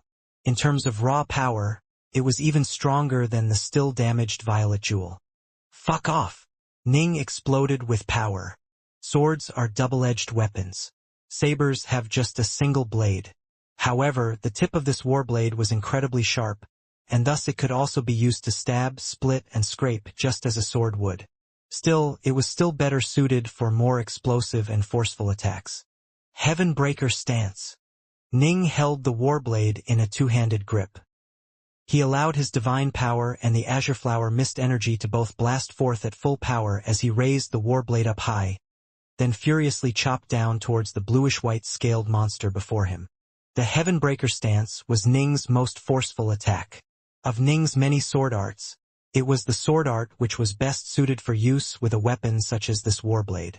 In fact, after getting some insights into the second stance of the nameless sword art, Ning's Heavenbreaker stance now contained even more of a killing intent than it did before. When Ning unleashed this attack, he was striking downwards, resulting in the attack being sped up by the howling wind. His saber light flashed out far faster than the speed of light, giving the bluish-white scaled monster no time to dodge at all. Grarer! The monster confidently blocked with its claws. The enormous crescent saber light actually blasted the sharp claws aside, landing against the creature's scaly body. Boom! The bluish-white scaled creature was actually knocked backwards, scales shattering at the point of impact and flying out of its body. It slammed into the stone walls of the pit with a bang, causing the stone to tremble and multiple cracks to appear. In raw power alone, with the aid of the warblade, Ning was actually able to overpower even the bluish-white beast. It was the beast's own fault for being too stupid. It had a mighty body that was stronger than even the body of a world god, but the way in which it was able to use that power was quite crude. It simply had far too low a level of insight into the Tao. Or perhaps it might have no insights at all. Perhaps all it knew was just the most basic of attacks. A woo! After smashing into the stone walls, the bluish-white creature suddenly raised its head and let out a furious howl. Its howling voice contained a strange, rippling wind to it. Whoosh! The sound of its voice was carried away by the wind source and instantly transmitted to a different region. Deep within a distant pit, a wind beast that had been slumbering suddenly raised its head. It murmured softly to himself, "An invader? There's an invader? That kid Fu hasn't been alive long enough. He's too weak, which is why we had him stand watch over one of the least dangerous regions. And yet he's asking for reinforcements." The wind beasts all heard this sound. Some of them had powerful auras, some of them had weak auras. Some of them actually shook their heads and sighed. Whoosh! 9 of the closest wind beasts transformed into streaks of light, flying through the wind like fish swimming through water. When Ning had seen the bluish-white creature fly at high speed against the wind, he had been so terrified that he immediately fled. Only after actually fighting it did he realize that he was actually able to beat it. These wind beasts were born in the wind source, after all. This was why they were able to fly within the wind with such ease. His body is too tough. Even my warblade is only able to chip off a few of its scales. Upon seeing this, Ning instantly lost all desire to fight against the creature any longer. In a place as dangerous as this, he couldn't just waste his azure flower energy willy-nilly. If he ran out, he'd die. Time to leave. Ning quickly clambered upwards, moving more than 1,000 kilometers. Running, the bluish-white scaled monster continued its pursuit. What was that? As Ning climbed upwards while blocking the attacks from the first monster, Ning suddenly saw a second streak of light fly towards him from down below. Another one? Ning was horrified. Move! Move! Move! Ning was truly panicking now. He used 4 of his arms to furiously climb upwards while his other 2 arms used the warblade to furiously strike down upon the chasing wind beast. Each blow consumed quite a bit of his azure flower energy. But each time the wind beast suffered just slight injuries. It refused to give up the chase. Whoosh! Ning continued to climb upwards at high speed. I should be just a few thousand kilometers away from the exit. Once I escape the pit, the gray wind won't be able to cause me any trouble. I'll easily be able to fly faster than the limits of the heavenly Daos, and it'll be much easier for me to deal with that monster. You can't even deal with a single invader? The second streak of light had arrived as well. Help me kill him, the first wind beast growled. Shit! Ning gritted his teeth as he saw yet another streak of light appear in the depths of the pit. How many of the damned things are there? As Ning continued to climb upwards, he defended himself with 2 hands. He now wielded the warblade with 1 hand, using it to launch incredibly powerful attacks. With the other hand, he activated the slab that he had picked up, causing a flexible sword to immediately fly out from within it. This was the second Dao weapon which Ning had acquired. The warblade was used to launch ferocious, savage attacks. The flexible sword was used to execute the shadowless stance and other unpredictable sword stances. As for Ning's other 4 hands, he continued to use them to frantically climb upwards. Boom! Boom! Kill! 2 of the wind beasts furiously assaulted Ning, and he defended against them while continuing to climb upwards. Right at this moment, the third wind beast arrived as well. But not only was Ning facing the attacks of 3 wind beasts, he could see 2 more streaks of light soaring upwards from the dark depths of the pit. One of those streaks of light moved with incredible speed. Clearly, it was the fastest of the 5. If I let them surround me, I'm dead. Ning furiously defended against their attacks, using his Dao weapons to block. He also redirected some of their attacks, making it so that the 3 wind beasts interfered with each other's attacks. There it is. Ning could see the bright opening above him. Gotta charge out. Ning could already see the 4th wind beast, the incredibly quick one, drawing very close to him. Boom! Ning intentionally let himself be hit by a claw strike. Swoosh! He borrowed the power of the blow, letting it sweep him upwards and shoot him outside of the pit entrance. Gruar! Foe! Not only were you unable to kill him, you actually hindered me. You idiot! He was barely able to handle me. You were useless. Both of you, shut up. All three of you idiots, shut up. The fourth wind beast let out a roar, causing the other three to fall silent. The four wind beasts all looked upwards, a look of rage and dread in their dark yellow eyes. They didn't dare fly out of their pit, as the ruins were far too incredibly dangerous. Even they were only able to live peacefully in their local part of the 100 Streams. There were many places which were death traps even for them. After flying out of the pit and away from the gray wind, Ning landed on the ground. He glanced towards the deep, enormous pit in surprise. They didn't come out? Phew! I finally escaped. Ning kept a firm hold on the ground. Only when he saw that no wind beasts were emerging did he relax and glance at his surroundings. Ning slowly rose to his feet, looking around himself with surprise. The vast skies were filled with streams of gray energy that crisscrossed in the air. A stream of gray energy was flowing through the endless pit he had just crawled out of as well. Ning immediately understood that the gray energy was actually the gray wind, which had enveloped him and Hellsword earlier. When Hellsword and I were fighting, we must have activated some restrictive spell by accident, resulting in us being swept into that tornado. Ning carefully inspected the area.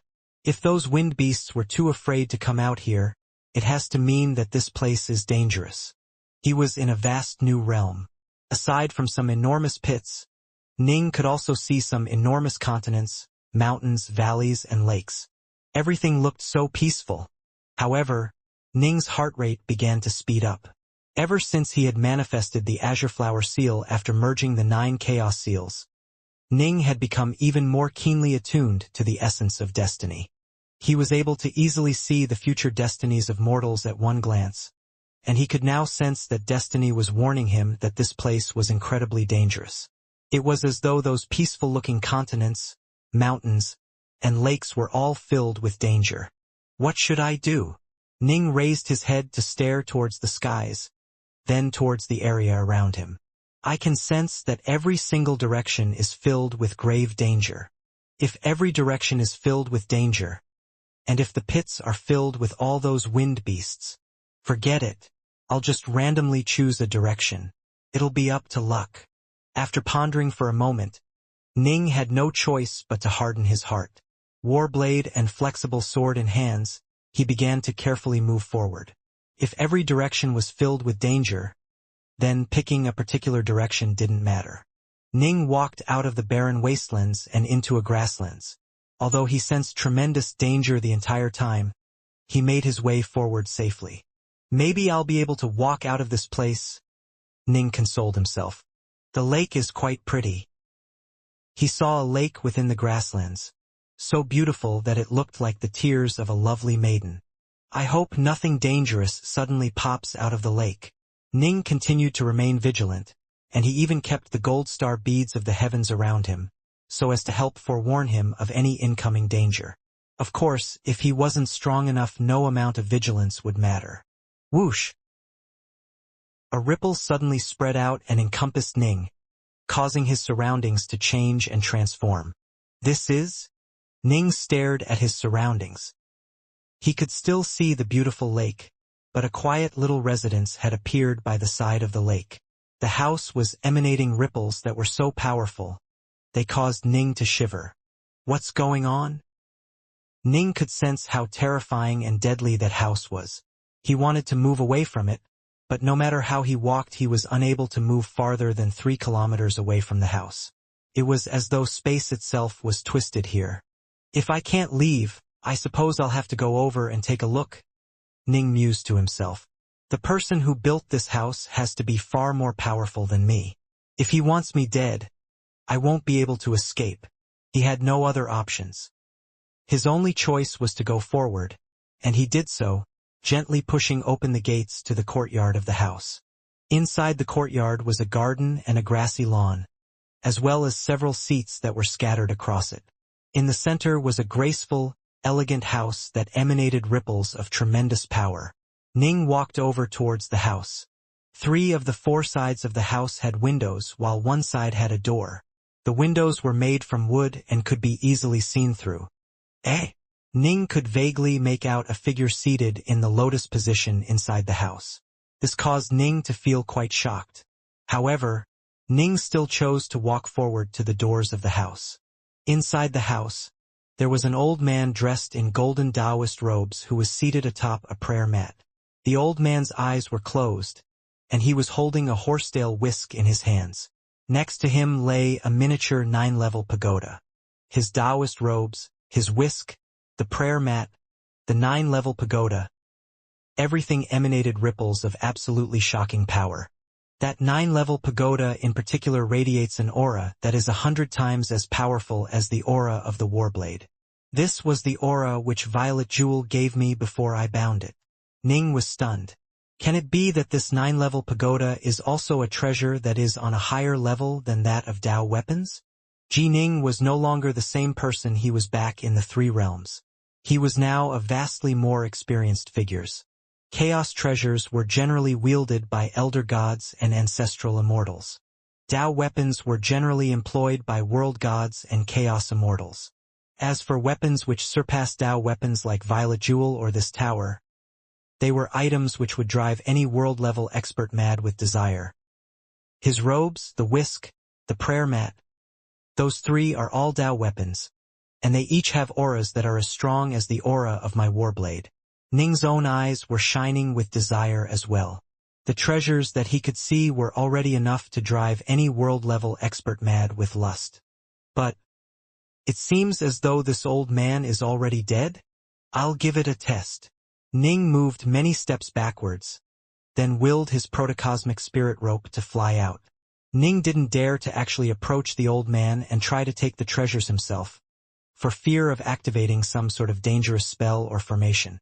Thus, he instead willed his protocosmic spirit rope to loop around the 9-level pagoda, intending to tug it over. If he could acquire that pagoda, this entire trip would be more than worth it. The pagoda was something which even world-level experts would go crazy for. The only reason why World God Northrest was able to acquire Violet Jewel was due to the assistance of Vast Heaven Palace. For Ning to be able to so easily acquire another such treasure was simply a bit of staggeringly good luck. Rumble. As the protocosmic rope moved within 9 meters of the old man, a wind suddenly arose around him. As the wind blew past the protocosmic spirit rope, half of it was instantly disintegrated into dust. A series of words suddenly appeared in midair, every single character gleaming with golden light. The fellow Taoist who is capable of defeating the wind source formation shall acquire my treasures. Ning was filled with both shock and desire. Wind source formation. What was the connection between it and the 100 streams of the wind source? Could it be that this old man was the creator of these ancient ruins? If he really was, could this house be the house where he lived? Ning couldn't quite believe it. If you die, you die. Why did you have to put up these formations and spells? Ning's head hurt. He had grown dramatically more powerful, but he was still just barely capable of damaging a protocosmic spirit treasure. To instantly disintegrate it into dust? He was far from capable of such a thing. Let me try it again. Ning willed a large battle-axe to appear. This battle-axe was covered with divine runes, and it was a top-grade chaos treasure. A top-grade chaos treasure. I refuse to believe you can destroy it. Ning immediately used his immortal energy to send the battle-axe to fly towards the seated old man. Once more, when the axe reached 9 meters of the old man, a wind arose. Hisses. When the wind blew across the axe, it emitted an ear-piercing hiss. The axe remained undamaged, but it was unable to advance any further. What's going on? Ning could sense incredibly powerful energy blocking his battle-axe's path. No matter how hard he pushed, he was unable to make it advance at all. Swoosh. Suddenly, a stream of energy flew out from the 9-level pagoda next to the seated old man. The stream of energy transformed into the appearance of a black-robed child. Stop trying. You aren't even a world-level expert. Why are you wasting your time? The black-robed child snapped rather irritably. You? Ning was startled. I'm a treasure spirit. Haven't you seen one before? The black-robed child glanced sideways at the old man's corpse, then said, and you can stop lusting after the old man's treasures. Even if you manage to break through the windsource formation, you'd have to swear a lifeblood oath first. Only after accomplishing it would you be allowed to acquire these treasures. As for breaking through the formation, only peak world gods would have a shot at it. Only peak world gods would have a shot at it? Ning was puzzled. What level was this senior at? He was just a peak world god as well. The black-robed child smirked. However, he was one of the servants of Downlord Windsource, who gave him a few treasures like the Windsource formation. Although no one is currently commanding it, it'll still be very hard for anyone to break through it. Ning nodded slowly. This all made sense. The deceased world god had used the phrase, the fellow Taoist who is capable of defeating the Windsource formation. For him to use the words fellow Taoist meant that the person capable of defeating the formation would probably on the same general level of power as he had been. Ugh! When Downlord Windsource died, all of his servants accompanied him to the grave. If he died, he died. But why the hell did the old man have to keep me trapped here as well? The black-robed child sighed, then shook his head. I'm a venerable treasure that has a quintessence inside, but I've been trapped here for ages. What a waste. A magic treasure that had a quintessence core within it? Right. Violet Jewel had a quintessence core within it as well. Its physical body had suffered incredible damage, but the quintessence core inside of it was completely unharmed. Don't you want to leave? Ji Ning asked. Of course I do. I'm bored to death here. The black-robed child glanced sideways at Ning. Aside from breaking the wind force formation and swearing a lifeblood oath, is there truly no other way of taking you away? Ning asked. If you can tell me a way, I'll definitely do my best to carry it out. Well, there is. The black-robed child nodded. There is? What? Ning's eyes lit up. Become a Downlord first, the black-robed child said. Ning instantly felt speechless. The only Downlord in the Badlands territory which Ning was aware of was Downlord Badlands. There might be other Downlords who were in seclusion, but regardless of how many were present, their level of power was a level far beyond Ning's. If Ning truly did become a Downlord in the future, it wouldn't be hard for him to acquire treasures such as this. Didn't Downlord Windsource himself parcel out such treasures to his world god servants? One could imagine how fabulously wealthy Downlords were. How many servants did Downlord Windsource have exactly? Ning asked curiously. Kid, you aren't even a world god yet. The black-robed child shook his head, then said in a smug manner, Let me broaden your horizons a bit then. Right. Ning's eyes lit up. Downlord Windsource had a rather weird disposition, but he truly was an incredible figure. He roved through the endless primordial chaos and journeyed through many of its territories. He directly enslaved over 500 world-level experts, with more than 100 others willingly joining him as retainers. The black-robed child let out an amazed sigh. In fact, he even had a Downlord as his retainer. What? Ning was shocked. Incredible, right? The black-robed child said smugly. When Downlord Windsource descended upon this territory, the owner of this territory came out and welcomed him with great ceremony and courtesy. But alas, I heard that Downlord Windsource failed in his attempts to merge his 100 streams together down. Before dying, he exiled his eldest disciple, the one who had become a Downlord, as well as some other disciples and retainers. He then led all of his slaves and the rest of his world-level retainers to this place. According to what Downlord Windsource said, this was his ancient homeland. He left this place long ago and voyaged through the outside the world. If he was to die, he wished to die at home. However, his ancestral chaos world had vanished long ago. Thus, Downlord Windsource established the Windsource Chaos World in the same location where his ancient chaos world had been. He then established the Windsource Ruins. Supposedly, he did all this to show off all the insights into the Tao he had gained during his life. After leaving his Tao behind, he died. The black-robed child pointed towards the seated old man. Look, that's one of the poor bastards who served him and was forced to join him in death. More than 500 world-level experts joined him in death? Ning was speechless. Right? The black-robed child nodded. Dao Lords, you know? Dao Lord Windsource was actually pretty peaceful. Some of the crazier Dao Lords will go completely berserk. When they die, they will make their entire territory die along with them, going so far as to slaughter every living being they can find before dying in a sea of corpses. Ning truly was unable to say anything. Make an entire territory die with them, then continuing to slaughter until they themselves perished? Madmen.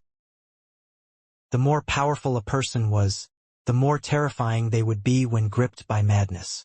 It seemed as though Dao Lord Windsource really was fairly calm by comparison. So you are saying that more than 500 world-level experts died in these ruins? Ning sighed in amazement. A Samsara Dao Lord, more than 500 world-level experts, and an enormous number of elder gods and ancestral immortals all died here, the black-robed child said. Over the course of countless years, quite a few treasure-seeking cultivators have died here as well, leaving behind many of their own treasures. Thus, this place really is like a giant treasure vault. The only question is, are you strong enough to loot it? You are actually pretty lucky. The black-robed child let out a sigh. You actually were able to find this place. The wind is formless and fickle, and thus the internal structure of Dao Lord Windsource Estate is also ever-changing. Since you were able to find this place, you now have a chance of being able to escape. A chance of being able to escape? Ning was surprised and delighted. Right? There's a pavilion over there. Once you go inside of it, it'll teleport you to the outer regions. The outer regions are much safer than this place, the black-robed child said. All right, that's all. Hurry up and beat it. You were lucky enough to find this estate this time, but you probably won't be so lucky next time. After speaking, the black-robed youth flew back into the 9-level pagoda. Ning once more turned his gaze towards the golden-robed old man who was seated in the lotus position within the house. He couldn't help but shake his head and sigh. This old man was a peak world god. Most likely he was on par with even the likes of world god Northrest or even stronger. And yet, his destiny had been to accompany his master unto death. Dao Lord Windsource had only driven away some of his disciples and retainers. The rest of his retainers, along with his slaves, had all died with him here. Apparently, the retainers who had died were the ones he didn't like. The ones he did like, he had exiled along with those disciples, sparing them instead of having them die with him. The treasures are right there in front of me, but I just can't get at them. Forget it. Time to go. Ning knew that luck and fortune couldn't be forced. If he really was lucky, he'd be able to find a world god's corpse that wasn't protected by any formations or spells at all, allowing him to easily take away any treasures. That would really be a hell of a stroke of luck. And yet, he was still fairly lucky. Although he hadn't been able to acquire the treasures, he had learned of a safe route out of here. After leaving the house, he turned to glance one final time at the golden-robed elder's corpse. Only then did Ning begin to make his way through the courtyard. There were a total of 3 pavilions within the courtyard, but Ning was in no rush to leave. Instead, he first inspected the other rooms. There might be some other treasures left here, Ning mused to himself. Eh? Ning really did find something inside one of the rooms. This was a room with a study. There was a table here, a quill pen having been tossed atop of it. The table was covered with golden paper, but there was plenty of paper scattered on the ground as well. Damn, damn, damn. Damn me for choosing to serve that old bastard. Damn that old bastard for being unfair and partial. You damn well deserved to lose your Dao and die. The words on the paper were filled with hatred. In truth, the retainers didn't realize what had happened right away. Only after Dao Lord Windsource had sealed their true souls did they understand what was happening. Given that it was guaranteed that their souls would soon be shattered, how could these slaves and retainers possibly feel afraid of him any longer? For them to merely vent their rage on a few pieces of paper was nothing. A pity for them that Dao Lord Windsource had already went into silent seclusion to wait for death to come. How could he possibly care about the ravings and curses of these ant-like beings? In the instant of his death, The seals covering the true souls of his slaves and retainers were all activated, causing all of their true souls to be destroyed as well.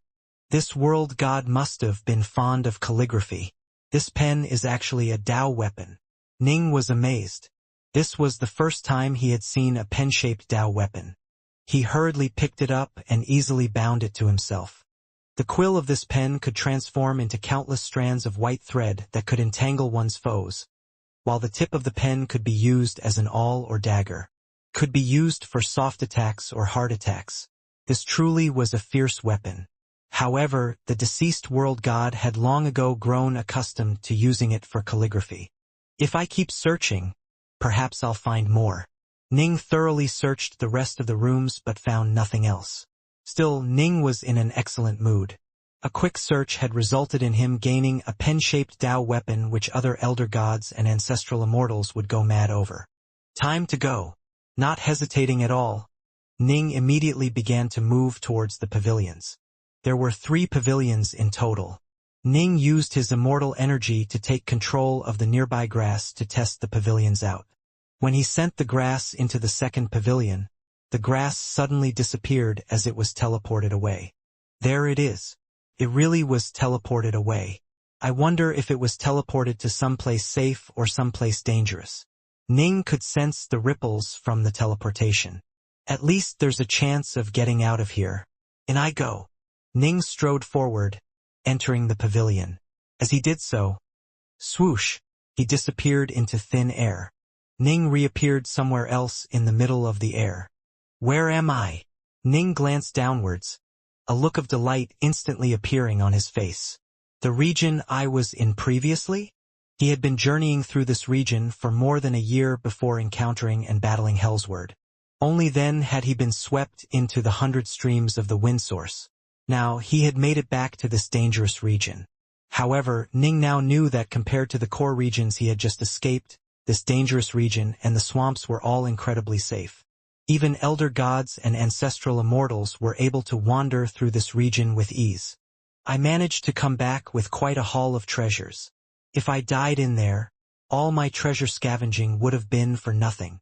Ning was filled with contentment and happiness. Eh? Ning suddenly stared off into the distance. His vision was incredibly keen, especially after the azure flower energy began reinforcing every part of his body. He was now able to see to great distances with the naked eye, and he immediately saw a warship drifting through the distant skies next to a chain of mountains.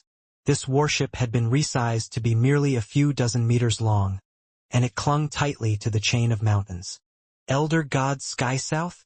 Ning immediately recognized the warship. He couldn't help but murmur to himself, "It seems the two of us really are destined to clash." Swoosh. Ning immediately began to fly towards the warship, the gold star beads of the heavens swirling around him. Karma was truly a wondrous, mysterious thing. As Ning flew towards the warship, he couldn't help but sigh. When he had first entered the ruins, Elder God Skysouth had relied on his army of slaves to attack Ning and attempt to seize Ning's treasures. In truth, Ning didn't hold much of a grudge. Anyone who entered the world of cultivation had to abide by its many unspoken rules, and combat was extremely common within the ruins. If Ning truly had been killed, he would have only blamed himself for being too weak. Back then, he had elected to flee. After roaming about the 100 streams of the wind source, he had ended up acquiring multiple Dao weapons and had mastered the 9 Chaos Seals, materializing the Azure Flower Seal and growing dramatically more powerful. And now, as soon as he exited the 100 streams, he had run into Elder God Skysouth once more. If there was no enmity whatsoever between the two, Ning probably would have just left. That was the type of person he was. But now that there was a bit of bad blood, Ning didn't hesitate at all in choosing to chase after him. This too was karma. Destiny and karma truly do work in unfathomable ways. Ning could sense the unfathomably distant and vast essence river of destiny ebbing and surging. He was now able to see the fate of mortals with but a single glance, discerning their future joys and sorrows. Truly formidable cultivators, however, Ning found it difficult to see their destinies. Although destiny was often viewed as being abstruse, it actually operated on simple principles. Destiny was formed by the entangling of countless different strings of karma. For example, Jining held a grudge against Old Man Yuan, which was why Jining had ended up joining Fogstone and being stationed here on the Windsource Chaos World. But of course, the secret workings of destiny were trillions of times more complicated than the simple cause and effect of karma. Ning understood another principle as well. The past was difficult to change, but the future was not. For example, Ning might be able to see the destined life path of a mortal, but because the future had yet to actually happen, for that mortal's destiny to be changed wouldn't be too hard.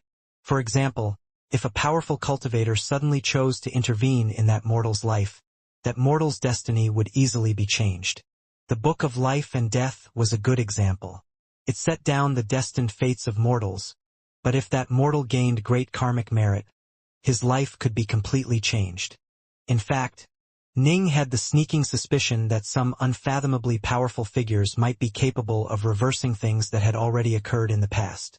For example, perhaps a cultivator whose true soul was destroyed could be revived.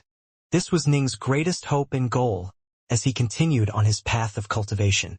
His greatest desire was to see his beloved wife be brought back to life.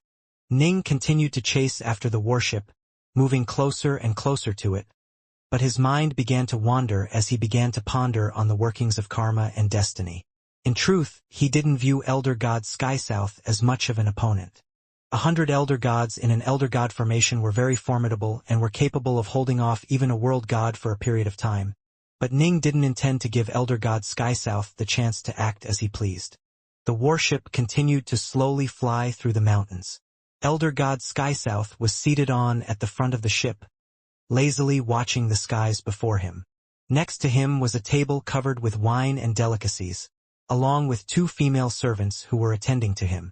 Behind him were 6 elder gods and ancestral immortals who were maintaining a watchful vigilance. In front of the warship, a blazing figure was fleeing at high speed. The area around this fiery-robed woman was filled with countless daggers of flame. Flame Fairy, Elder God Skysouth chortled. You've been fleeing for quite some time now.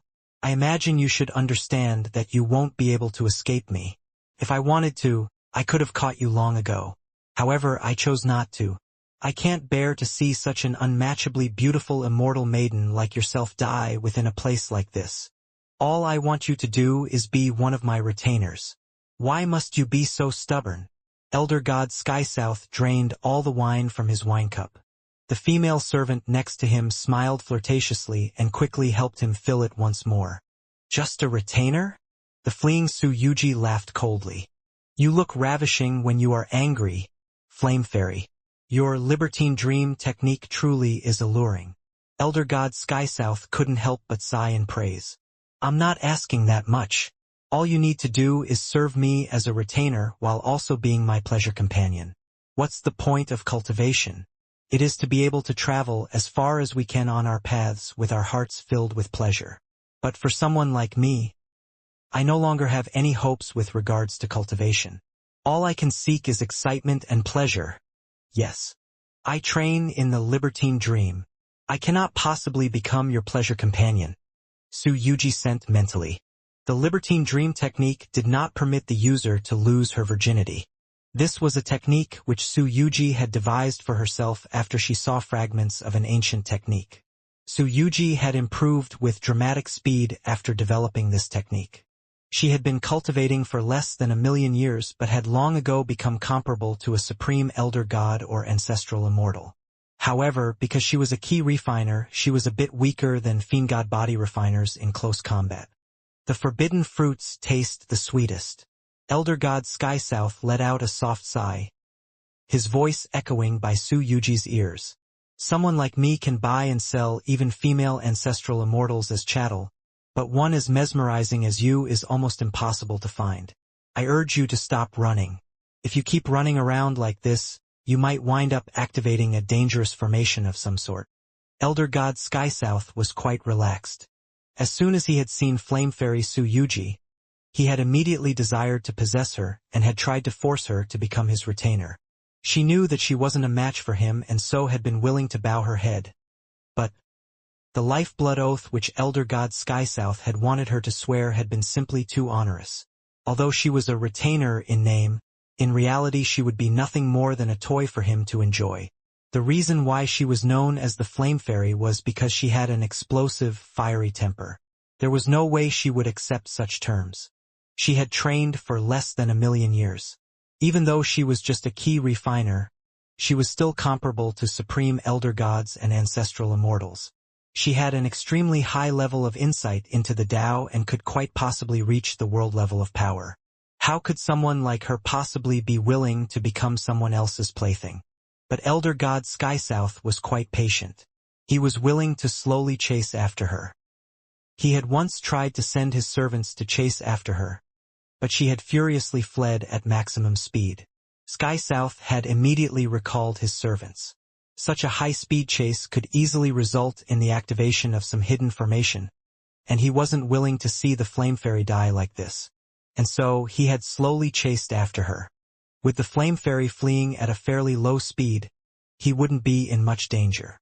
In addition, since she was running in front of him while he was slowly chasing from behind, she was essentially serving as a scout for him that was helping him test and see if the area up ahead was safe or not.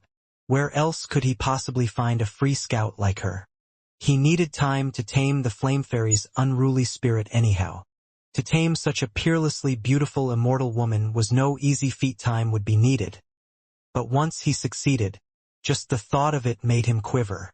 Who is there? Elder God Skysouth suddenly put away his warship and turned to look behind himself. The 2 female servants next to him were badly frightened, but the 6 elder gods and ancestral immortals simply looked backwards with vigilance. Behind them was a white-robed youth who was flying straight towards them, surrounded by countless golden beads that were swirling around him. Careful, master. The 6 were shocked, as they all recognized Ji Ning. The 2 most powerful of them had used treasures to attack Ning faster than the speed of light. But Ning had broken through their attacks with one blow and then easily escaped. The Sentinel? Elder God Skysouth smirked. Huhush! A large group of elder gods immediately appeared around him. These were the 100 elder gods which Skysouth carried with him at all times inside an estate treasure. This represented the greatest force he could muster. When traveling through the ruins, he often put on a show of being weak. When he actually got close to other elder gods and ancestral immortals, he would suddenly summon all of his subordinates. Kill him. Let's see if he dares to flee through this region at high speed like before. Elder God Skysouth pointed straight towards Ning. He was no fool. Last time, when the 2 had fought each other, Skysouth had quickly realized that this sentinel was a formidable expert who had the power of a truly transcendent elder god in power. Thus, this time he immediately ordered all 100 of his elder gods to attack. Last time, Ning had been able to escape because they were in the swamps. This time they were in a much more dangerous region. Logically speaking, he wouldn't dare to flee at such high speed through it. Kill! Kill! The 100 elder gods all immediately charged towards Ning. Him! The fleeing Flame Fairy, Su Yuji, was glancing backwards as well. She saw that Elder God Skysouth had come to a halt and had instead turned his attention towards a white-robed youth. She recognized that youth. Over a year ago, this youth had flown past her. However, the 2 had only exchanged glances, not words. He's in danger. In her heart, Su Yuji was definitely cheering for Ji Ning. She was filled with anger and hatred towards Elder God Skysouth. Faced with 100 attacking elder gods, Ning drew a thin, slender sword. This was the flexible Dao sword he had acquired earlier. It could be used as either a soft weapon or a hard weapon, and its slenderness made it very suitable for intricate, unpredictable sword arts. Whoosh! Not only did Ning not flee, he instead charged straight towards the 100. He isn't fleeing? He's courting death. The 100 elder gods were filled with confidence. They didn't fear anyone below the world level of power in a frontal clash. Alright, perhaps they might fear one of those legendary monsters who could defeat world-level experts despite being mere elder gods. But what were the chances of running into such a figure? Kill! Die! Saber light and axe light flashed through the air, howling towards Ning. Swoosh. Ning suddenly dramatically sped up, instantly surpassing the speed of light as he shot out in a solitary arc, moving past all 100 elder gods. The elder gods wanted to hack at him with their weapons, but none of them were able to attack faster than the speed of light. They couldn't even touch the hem of Ning's clothes, to say nothing of Ning himself. Ning easily moved past them. Swoosh. Ning flew straight towards Elder God Sky South. How? Impossible. Elder God Sky South was truly frightened now. There were very few experts capable of moving faster than the limits of the heavenly Daos.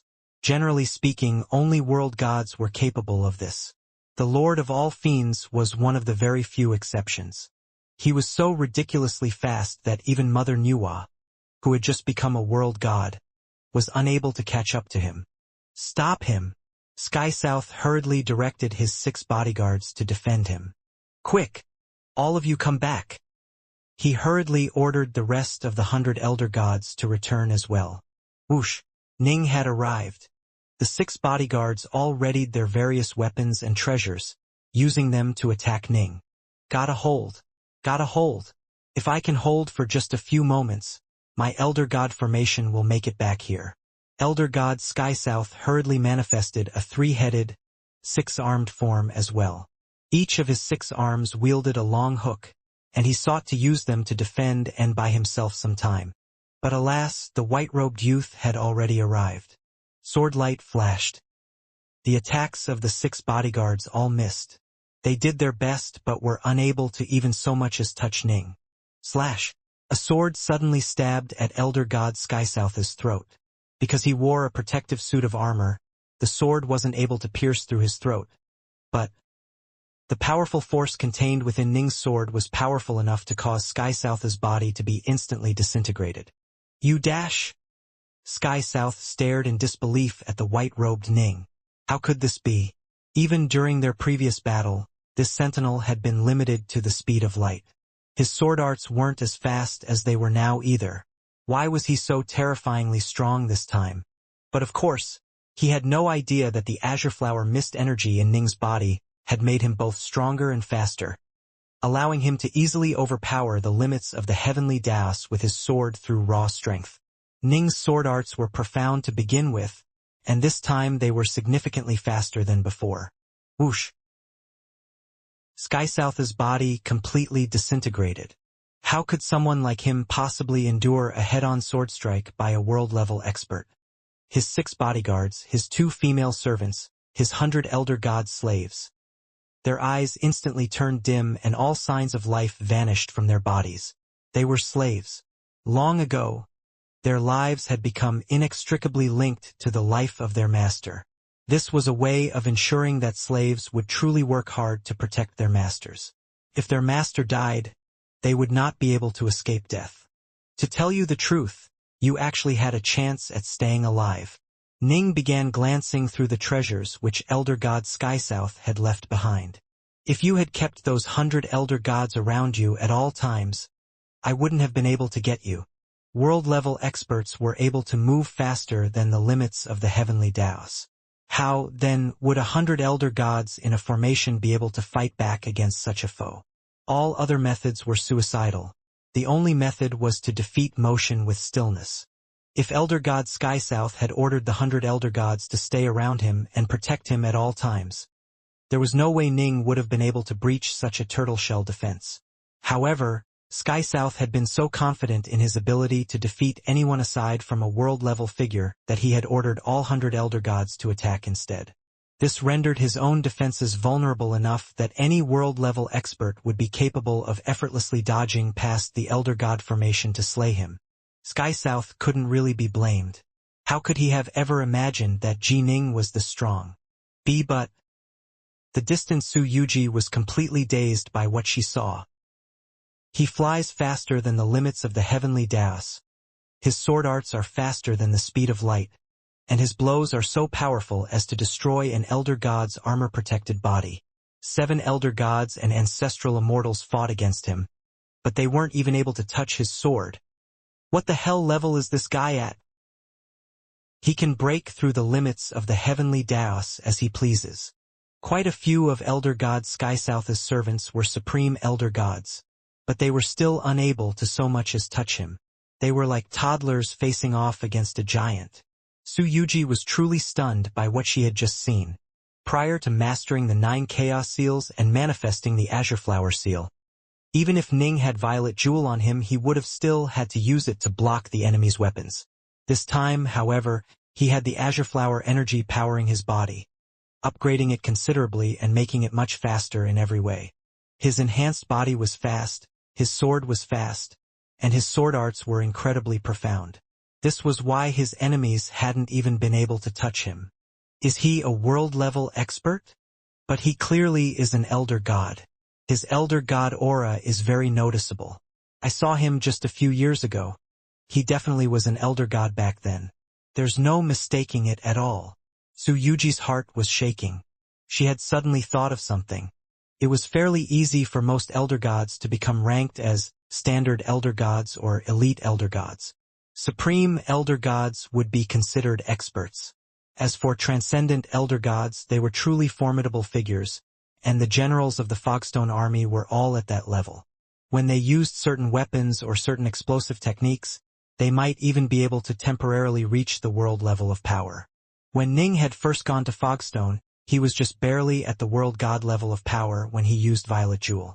However, if he had battled against a true world god, he probably would have been defeated in a single blow. But according to the legends, there were some true monsters who could accomplish the impossible. They were truly invincible amongst elder gods and ancestral immortals, and some of them were so terrifyingly strong as to be able to slay even world gods and chaos immortals. However, less than 1 in a million elder gods would ever reach such a level of power. I actually ended up running this one of those legendary monsters. Su Yuji grew excited. Someone like Ning was capable of fighting against world-level experts despite merely being an elder god and ancestral immortal.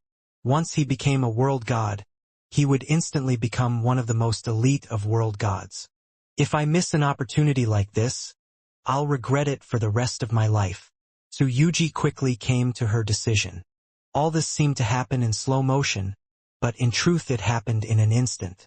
After slaying Skysouth, Ning waved his hand and caused the corpses of 1,000 elder gods and ancestral immortals to be swept into his storage treasure. After putting them away, he said, "I'll find a suitable burial ground for some of these corpses in this estate world." The deceased figures had all died on their own paths of immortal cultivation. Ning would rather bury them than allow their corpses to remain there in the air. He wanted to build a special graveyard for immortals and fiend gods here, so as to constantly remind himself that his path was a perilous one that required the utmost of caution. "Fellow Taoist!" The distant fiery-robed flame fairy immediately flew towards him. Ning turned his head to glance at her, immediately recognizing her. He had encountered her a few years ago when he had first entered this region. He nodded slightly. "It seems we truly do have a bit of fate connecting us." "Indeed," Su Yuji said curiously. "Don't you recognize me?" "You are?" Ning looked at her. Ning had only purchased a single star map, one which primarily explained the various major organizations located within the Badlands territory. It focused on the world-level experts as well as a few incredibly powerful elder gods and ancestral immortals. As for the elder gods and ancestral immortals who spent most of their time roaming and adventuring, there was very little information regarding them. This was why Ning wasn't able to immediately recognize figures such as Elder God Skysouth. Hellsword had belonged to one of the local organization. He was simply out on a brief adventure.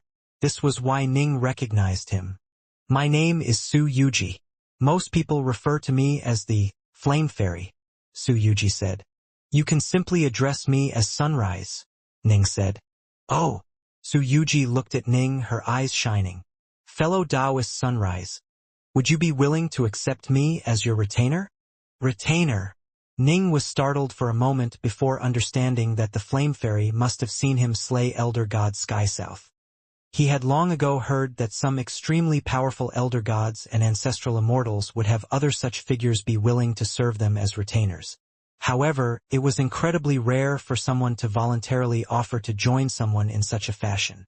I'm a key refiner, but I incomparable to a supreme elder god, Su Yuji said hurriedly. I've trained for less than 1,000,000 years and stand a chance of becoming a world-level expert. A retainer who had a chance of becoming a world-level expert was completely different from one who did not. Oh, Ning carefully scrutinized Su Yuji. He did indeed wish to acquire some retainers. In fact, if he wasn't able to find enough, he would go and purchase some slaves. Although he was now very powerful, even world-level experts had need of an army of cultivators, to say nothing of him. An army of 1,000 elder gods in a formation could very well slay even a world-level figure. However, this was mostly dependent on the strength of the combination formation as well as sturdy immortal estates that could resist outside attacks. This allowed them to both attack or retreat in relatively safety. Who wouldn't want such an army? However, a formation that could use 1,000 elder gods or 1,000 ancestral immortals wasn't easily acquired. Even if Ning did manage to acquire one, he would need a number of commanders who had reached very high levels of comprehension in the Tao. A key refiner? Ning looked at Su Yuji. Attack me using your most powerful techniques. If I find you acceptable, you may be my retainer. All right. Su Yuji's eyes lit up. Be careful. Go. Su Yuji raised her milky white hand, pointing towards Ning with a finger as red light flashed in her eyes. Boom! 9 streaks of fiery red light simultaneously shot out around her. If one carefully inspected them, one would see that every single stream of fiery red light was actually formed from an enormous number of fiery blades. These 9 streams of fiery red light joined together into a perfect whole, coming to form a beautiful 9-tailed bird. The bird's entire body blazed with flames as it charged straight towards Ning. It had an aura of tremendous power and incomparable dominance. She's merely an ancestral immortal, yet she has such tremendous power. And I have the feeling that this technique hasn't revealed its full power yet. Ning instantly understood that the Flame Fairy had been telling the truth. She did indeed possess a high level of insight. In this regard, she was probably comparable to transcendent elder gods in power. However, because she was a key refiner and didn't have access to any powerful divine abilities, in battle she was merely comparable to a supreme elder god. Ning stretched out with his right hand. It increased dramatically in length, transforming to become dozens of meters in size as his palm became as crystalline as jade. Boom! The 9-tailed firebird slammed directly against Ning's palm. Countless sparks of fiery light appeared on the surface of Ning's palm, but in the end the firebird was completely destroyed while Ning's palm was completely undamaged. I wasn't even able to shake him. Su Yuji was secretly shocked by what she saw. So he's this powerful, even in terms of just raw strength? When Ning had killed Elder God Skysouth, he had focused on speed and sword arts. This time he revealed his terrifying raw strength. Ning looked at Su Yuji and nodded. Very well. I'll accept you as my retainer. Here's an oath stone. Take a look for yourself. There were 2 types of retainer relationships.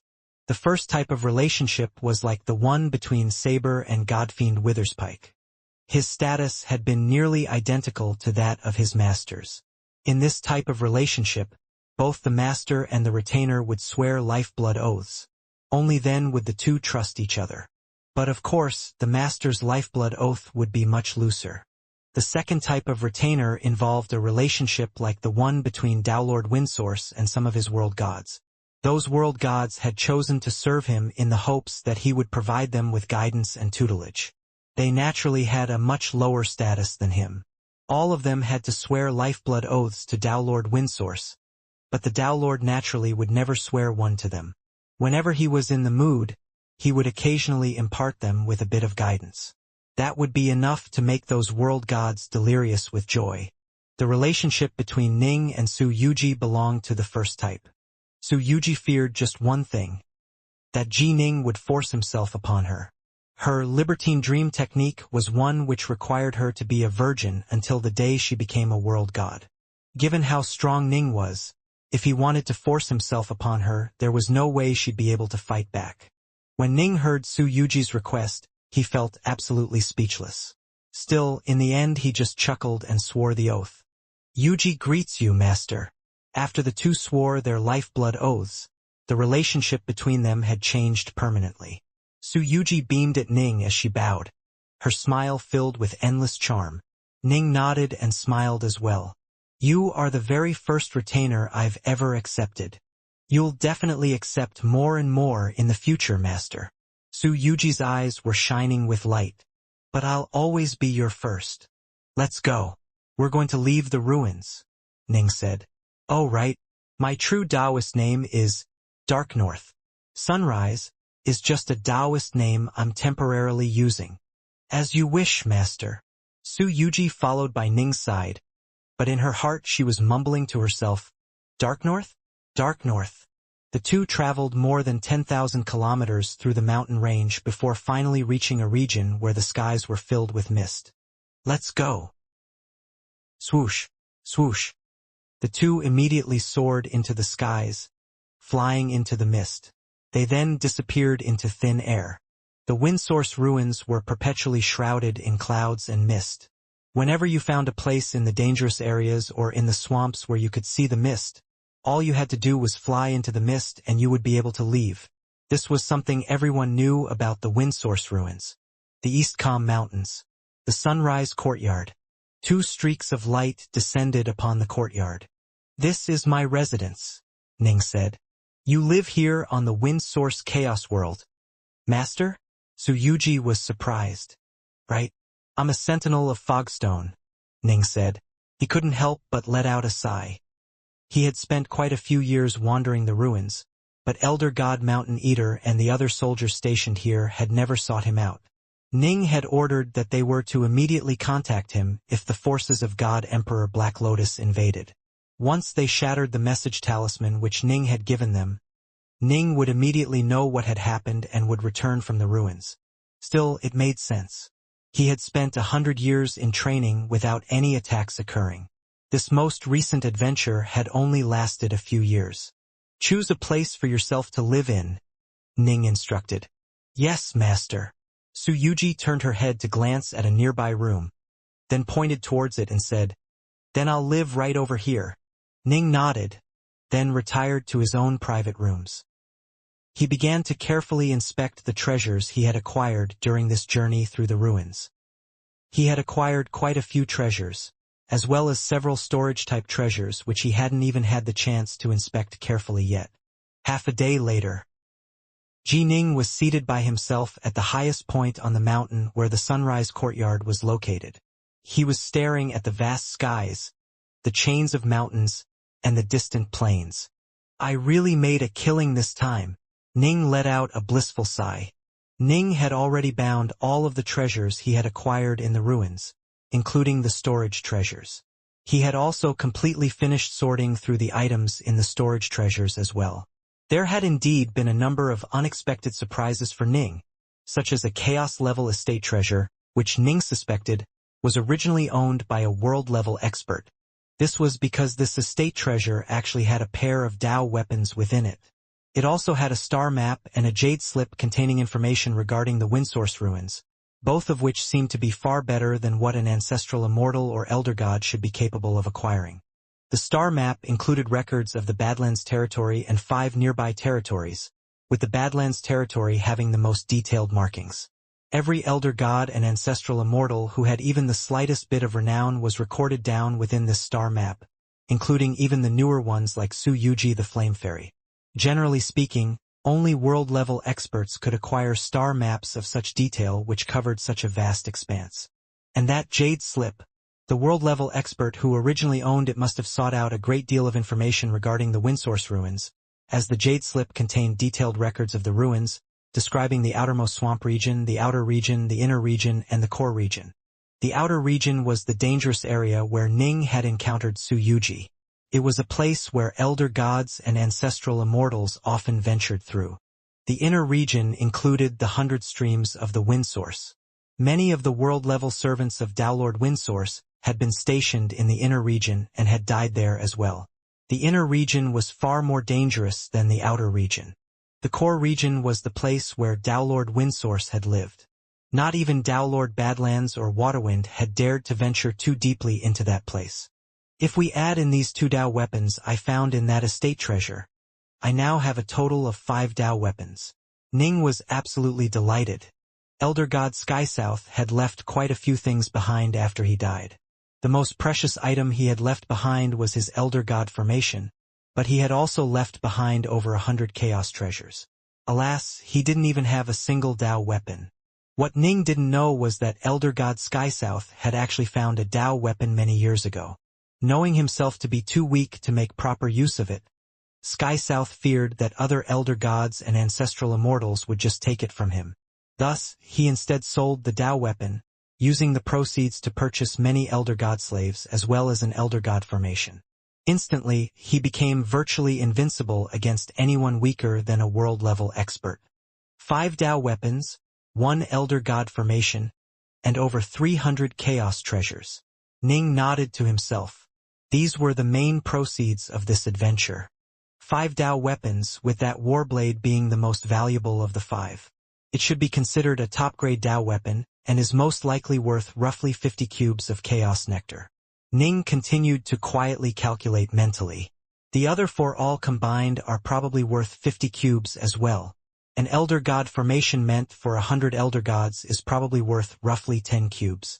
As for the 300 chaos treasures, some are high quality while some are low quality. They are probably worth roughly 10 bottles of chaos nectar on average, for a total of around 10 cubes.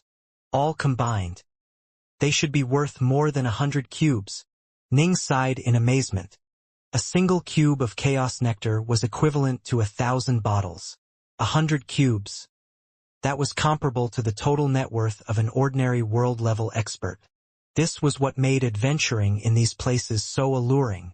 Just the tiniest part of the fortune left behind in the ruins of a deceased Dao Lord was comparable to the net worth of an ordinary world god. And yet, the danger level in such a place was similarly high. As soon as Ning had entered the ruins, he had been beset by dangers. He had damn near died when the wind beasts had chased after him. The only reason why he was able to safely return to the outer region was because he had stupid good luck, resulting in him finding and entering that private estate. To safely leave the inner region was incredibly difficult. Only around half of the world gods who entered the place would be able to leave alive. But for those who did manage to leave, almost every single one of them returned with great rewards.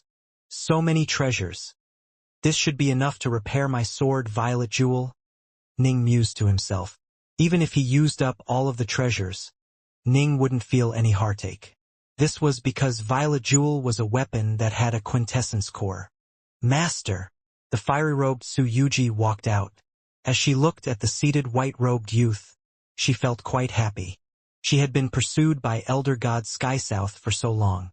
Whenever she thought of his ugly smile and his demand for her to become his pleasure companion, she felt extremely repulsed.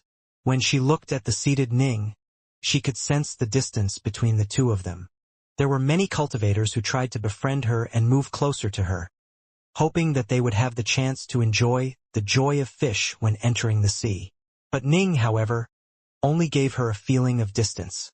Clearly, he didn't wish to be too intimate with her. Oh! Ning turned his head to look at her. Right?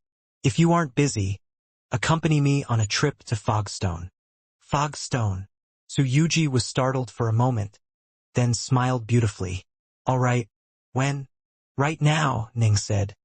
Ning deeply desired to completely repair Violet Jewel and restore it to its full level of power. According to the books he had read as well as the notes left behind by World God Northrest, weapons that had quintessence cores were incredibly marvelous. They surpassed all ordinary weapons and stood at a completely different level of existence. Immortal cultivators of Ning's level focused on attuning to certain essences, such as how Ning was attuning to the prime essence of the sword in the hopes of reaching a higher level of skill with it. However, Violet Jewel had such an essence within it. This quintessence core was the most valuable part of Violet Jewel. The stories regarding weapons like Violet Jewel were simply too obscure and mystical. Ning wanted to see it for himself. Ning and Su Yuji flew together within his ship, departing from the Windsource Chaos World and heading towards Fogstone. Fogstone. Last time Ning had come to this place, he had been an outsider. This time he was a general of the Fogstone army. He was considered one of them, and there was no need for someone to guide him around. "Greetings, seniors. What sort of treasures might you need?" They were within an enormous hall inside an island. This hall was filled with many beautiful maids, with one being on the true immortal level. When she sensed Ji Ning and Su Yuji's auras, she immediately became extremely hospitable. This place was extremely important. It was the central location for people to sell treasures to Fogstone. Because it was located in the heart of Fogstone, the forces of Fogstone didn't really worry about anyone causing trouble here. Ning waved his hand, producing his general's insignia. "General." The violet-robed female true immortal's attitude became even more respectful. "How many treasure fragments do you have here?" Ning asked. To repair Violet Jewel, he would need 5 elements essence. The cheapest way to acquire 5 elements essence was to purchase treasure fragments from already destroyed treasures. A more expensive solution would be to purchase undamaged ingredients, while the most extravagant way was to purchase undamaged artifacts and treasures. Treasure fragments? The violet-robed female wouldn't dare to lie to one of Fogstone's generals. She immediately said, "There aren't many cultivators who need treasure fragments. Most who purchase them do so to extract 5 elements essence from them to repair other treasures. As a result, our entire stockpile is worth less than a cube of chaos nectar. However, this should be more than enough to repair a Dao weapon." The violet-robed woman was privately guessing that this general was intent on repairing a Dao weapon. Less than a cube? Ning was no longer the ignorant child he had been when he was in the 3 realms. A treasure with a quintessence core that had been almost completely wrecked internally would require an enormous amount of 5 elements essence if one wanted to repair it. If he was to purchase raw ingredients rather than treasure fragments, even 100 cubes of chaos nectar might not be enough. Purchasing treasure fragments was a better path to success. "That's it?" Ning frowned, but this was as he had expected. Fogstone only had 9 world-level experts. Why would it see the need to store so many treasure fragments here? "Let's go." Ning led Su Yuji away. He wasn't worried about openly asking for treasure fragments here on Fogstone. Everyone on their side was bound by a lifeblood oath preventing fratricide. This was one of the reasons why Ning had chosen to come to Fogstone. "It seems I'll have to pay a visit to the Badlands Everworld if I wish to acquire enough treasure fragments to repair Violet Jewel." Ning mused silently to himself. "I can be a bit more relaxed here on Fogstone, but I'll have to be careful when I'm in the Badlands Everworld. If I'm too arrogant and end up catching the wrong person's attention, I can very well die." Although Ning was going to be vigilant, he wasn't scared. "Yuji." The two were within a flying warship that soared through the space outside Fogstone. Ning said to the nearby Su Yuji, "I'm preparing to pay a visit to the Badlands Everworld." "I'll go wherever you go, master." Su Yuji laughed. "And I've visited the Badlands Everworld before. I'm quite familiar with the place. Although I was just there once, I have to admit that it truly is a remarkable and marvelous place. Many cultivators reside there, and even the most powerful organization of the Badlands territory, Badlands Court, is located there." Ning nodded. The flying warship continued to advance through space towards the distant Seven-Water Star. From there, they would be able to make use of a space-time transfer array that would send them directly to the Badlands Everworld. Seven-Water Star was a long distance away from the planet of Fogstone. After reaching it, they had to wait for another year before the space-time transfer array was activated. Thus, it took them 2 years before they were able to reach the Badlands Everworld. This was actually quite a short period of time, and the reason why the transfer happened so quickly was because the Badlands Everworld was a fairly high-traffic location. The Badlands Everworld was the center of the entire Badlands territory and held the most powerful organizations in the region. Whoosh! Ji Ning and the other cultivators appeared within the space-time transfer array. As for Flame Fairy Su Yuji, Ning had naturally been stored her away into his estate world. "So this is the Badlands Everworld?" Ning walked out of the array, staring at the vast world that had appeared before him. He waved his hand, causing Su Yuji to appear next to him. "Can you feel it?" When Su Yuji appeared, She smiled as she looked at Ning.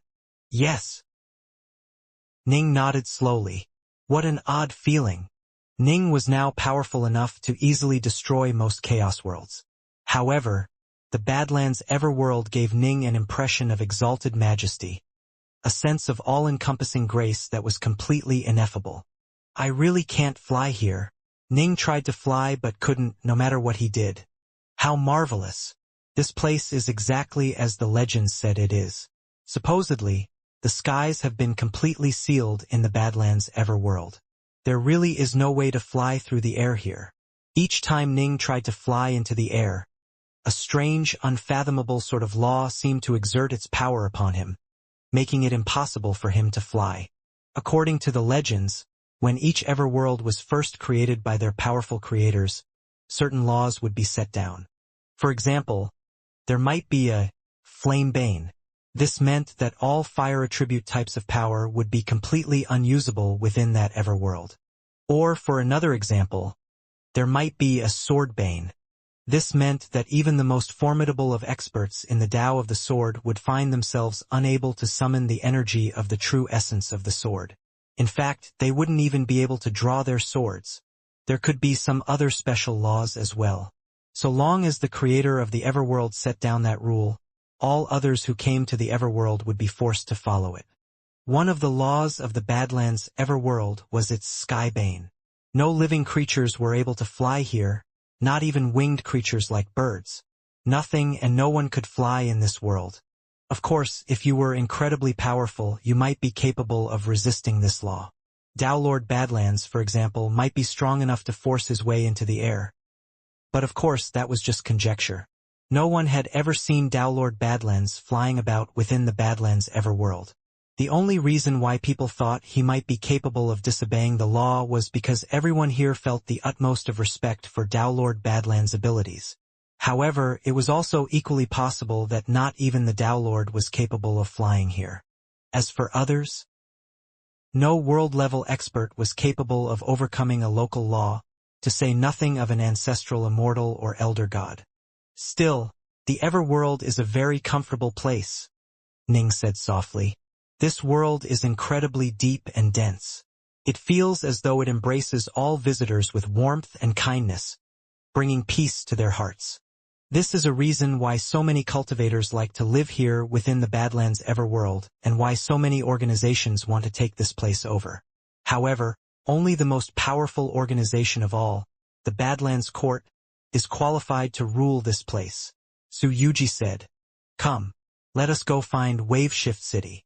Ning immediately strode forward. The two walked shoulder to shoulder as they advanced at tremendous speed. Waveshift City was the largest, most bustling city of the Badlands Everworld. It was indescribably old, and it had existed ever since the Badlands Everworld itself had first come into being. Naturally, this made it far older than the so-called Badlands Court, which had merely destroyed the previous occupant of this Everworld, took it over, and changed its name to be the Badlands Everworld. Waveshift City was quite close to the spacetime transfer array. Ning and the Flame Fairy merely had to walk for roughly an hour before arriving at the base of the mountains around Waveshift City. Quite high, Ning raised his head to stare upwards. This was a mountain that was 1,000,000 kilometers tall, its peaks wreathed in white clouds and crowned with an enormous city. Waveshift City. Let's hike up the mountain, Ning chuckled. It's been a long time since I've gone hiking. We have to walk our way up step by step. I feel just like a mortal. Su Yuji grinned as well. The mountain path was a sinuous one that coiled around the mountain peak, slowly guiding travelers upwards. If Ning was able to fly, he would have flown straight up to the peak of the mountain. Instead, he now had to slowly hike up one step at a time. Within the Everworld, flight simply didn't work. This Everworld is truly vast, far larger than any Chaos world. As Ning hiked up the mountain, he couldn't help but let out a sigh. I hear that the Everworld has many ancient ruins located inside it. Yes, Su Yuji nodded. I heard there are more than 10. There were more than 10 ancient ruins within the Badlands Everworld which had never been fully conquered. This was because the Badlands Everworld was simply far too vast. Here we are. Su Yuji pointed towards their front. The mountain peak itself was just a few hundred kilometers around, but it held up an enormous city that spanned hundreds of thousands of kilometers. The city almost looked as though it was hanging precariously in the air, ready to tip at a moment's notice. Ning and Yuji followed the mountain path forward, walking towards the gates. The walls of the city were engraved with two words, wave, shift. Wave shift. Ning raised his head to look at those two words, sensing the incredibly arcane ripples emanating from within them. Those ripples were simply too hard to lock down. Just trying made Ning feel tired and extremely uncomfortable. The difference in power was simply too great. Ning quickly tried to give up attuning to those ripples, but was unable to break free from the endless might that radiated out from those two words. Ugh! Ning vomited out a mouthful of blood before finally coming back to his senses. Master, don't you know that you must not stare at those two words? The flame fairy asked. I know, but I still wanted to take a look. I won't die just because I looked at them, right? Ning laughed. They truly are incredible. Those two words made me vomit up blood just because I looked at them. I wasn't able to glean any insight into them at all. Just a feeling that they are unfathomably profound. According to the legends, even world gods who stared at those two words would vomit up blood, to say nothing of someone like Ji Ning. Generally speaking, if you took over an everworld you would change its name. The Badlands court had taken over this everworld, and had thus renamed it to be the Badlands Everworld. However, they hadn't changed the name of the most prosperous city of this everworld, precisely because those two words wave shift were completely inviolable. Those two words served as the core of the entire city and possessed utterly supreme power. So long as those two words remained on the walls, all other cultivators would continue to call this place Wave Shift City, no matter who tried to change its name. Thus, there were many cultivators who suspected that when the Badlands Everworld was first established a long time ago, its original name might have been the Waveshift Everworld. No one knows who wrote those two words. The Flame Fairy let out a sigh. That person might well be more powerful than even Lord Badlands. Ning nodded. It made sense. There were differences in power even amongst Lords. Didn't Lord Windsource have a Lord amongst his retainers? Ning's heart began to beat slightly faster as he thought about that ancient, powerful figure. A few moments later, he turned and entered Waveshift City alongside Su Yuji. Waveshift City was an incredibly prosperous city, and it had one simple rule. All combat within city limits was forbidden. Anyone who violated this rule would instantly suffer automatic attacks from the formations protecting Waveshift City. What a bustling place. As Ning walked through the wide streets, he could see elder gods and ancestral immortals everywhere. As for true gods and true immortals, there was a ridiculous number of them located here. I would imagine that almost half of the cultivators of the entire Badlands territory are gathered here, Su Yuji said. Waveshift City even holds more than 1,000 world-level experts. Ning nodded. This was a place of power and safety. No one would dare to attack you here. However, once you left the city, no one would care if you lived or you died. Is that the Palace of 10,000 Treasures? Ning stared off into the distance. Far away, at the ends of the street, there lay an utterly enormous palace that glowed with absolutely breathtaking light. The entire palace emanated many ripples of power, each of which represented the presence of a Dao weapon. The ripples which the palace were intentionally radiating out numbered over 100. Yes, that's the Palace of 10,000 Treasures. It holds more treasures within it than any other place within Waveshift City. Here, you can buy whatever treasures you desire. You can have Dao weapons custom made for you, or even be able to purchase one of those legendary treasures with a quintessence core inside of it. So long as you are willing to pay the price, you can buy anything. But of course, the price of such a weapon would be truly terrifying. Su Yuji let out a sigh. Nine nodded. He knew that the master of this palace was actually Lord Badlands himself. Lord Badlands could capture a few dozen world gods, then enslave them and sell them off, but they still wouldn't be as valuable as a single treasure with a quintessence core. The price of such a treasure was unimaginable, enough to drive even a world god completely mad. What do you plan to buy or sell, master? You can do it all here. This place is extremely safe, and the palace will never reveal your secrets. The flame fairy sent mentally. I know, but in his heart, Ning silently muttered to himself, bullshit. Yes, the palace was an extremely safe place where he could sell off his Dao weapons to acquire 100 cubes of chaos nectar. The palace wouldn't really care much about it. But if he was to directly purchase treasure fragments from them in large quantity, everyone would be able to guess that Ning had a treasure which required significant amounts of 5 elements essence to repair. Dao Lord Badlands had an exalted status here. There was naturally no way he could possibly switch positions and decide to come here to run the shop. The ones in charge of this place were most likely world gods or chaos immortals. And Violet Jewel was a treasure that would attract attention from any world-level expert, some of whom would actually stare at Ning from afar. There was no such thing as the old nonsense saying about one's word is priceless. Everything had a price to it. The only question was how high. A magic treasure that had a quintessence core was valuable enough that many elder gods and chaos immortals would be willing to sacrifice anything, face included, to acquire it.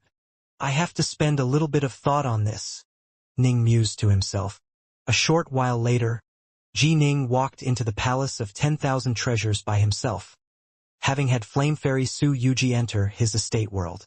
What do you wish to purchase, fellow Taoist? As soon as Ning walked in, a violet-robed female cultivator with the aura of an ancestral immortal greeted him with a smile. Ning swept the palace with his gaze. It was filled with violet-robed male and female immortals, all of whom were at the elder god or ancestral immortal level. This was a testament to how wealthy the Badlands court was. The treasures here ranged from protocosmic spirit treasures to Dao treasures, and there were more than 1,000 display tables filled with those treasures. This particular violet-robed ancestral immortal fell into place behind Ning, following him. I'm here to sell treasures, Ning sent mentally. I'm selling a Dao weapon.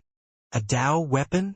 The violet-robed woman gave Ning a surprised glance, then also switched to speaking mentally.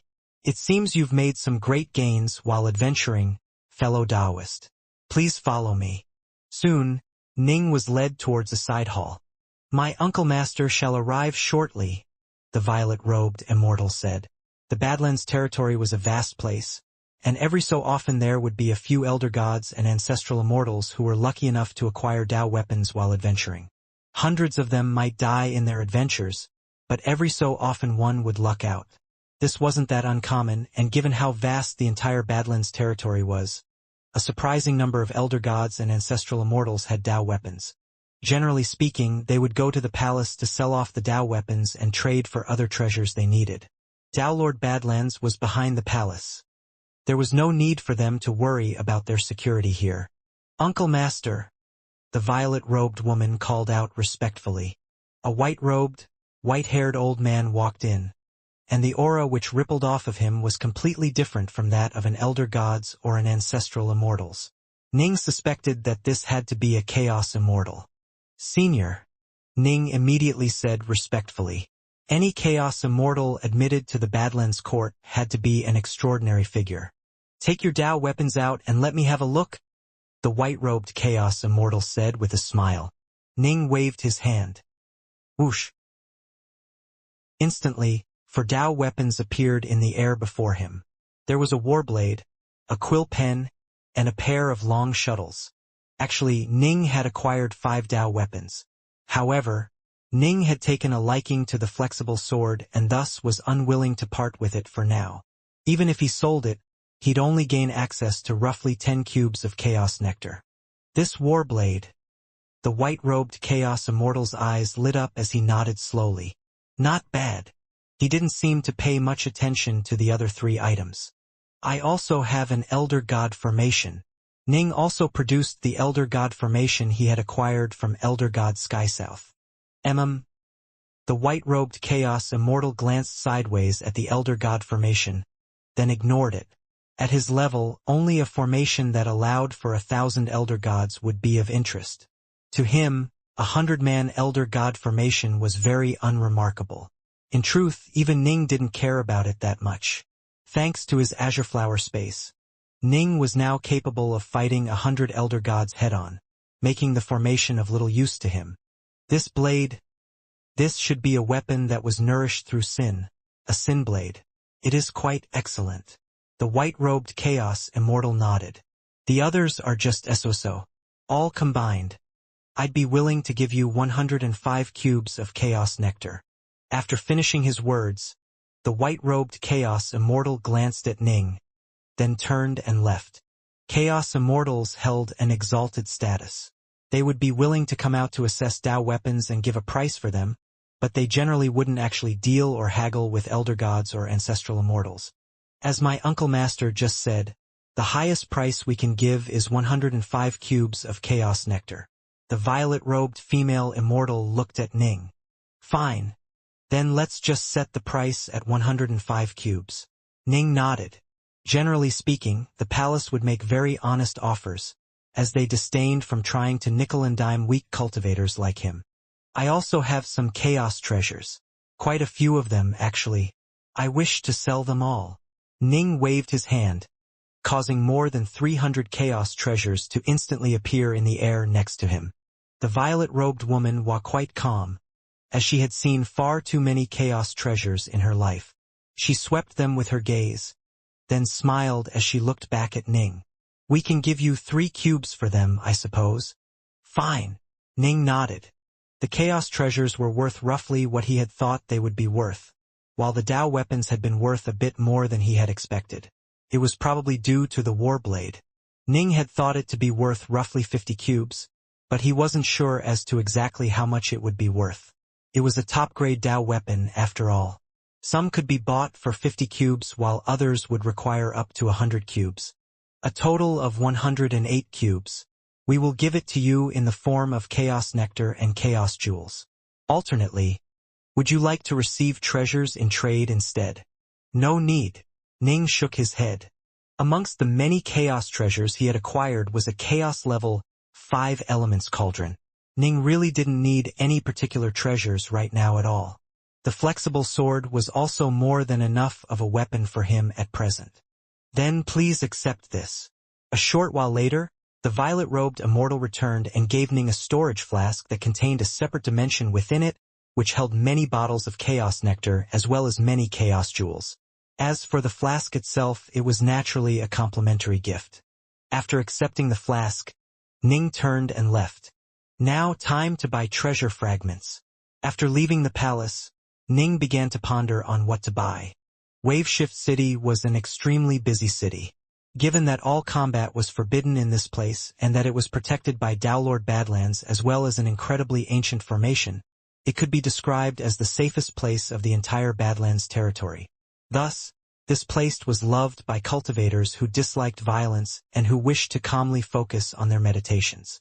World-level experts, elder gods, ancestral immortals, true gods, true immortals, an enormous number of them lived here. However, they needed resources and treasures for cultivation. Thus, some world-level experts would arrange for their disciples to set up shops here. They'd toss the spoils of war they acquired into the shops for sale. There were 3 particularly popular types of shops. The first involved the buying and selling of treasures. The second involved the buying and selling of divine abilities and secret arts. The third involved the buying and selling of slaves. These were the 3 types of shops that did the most trade.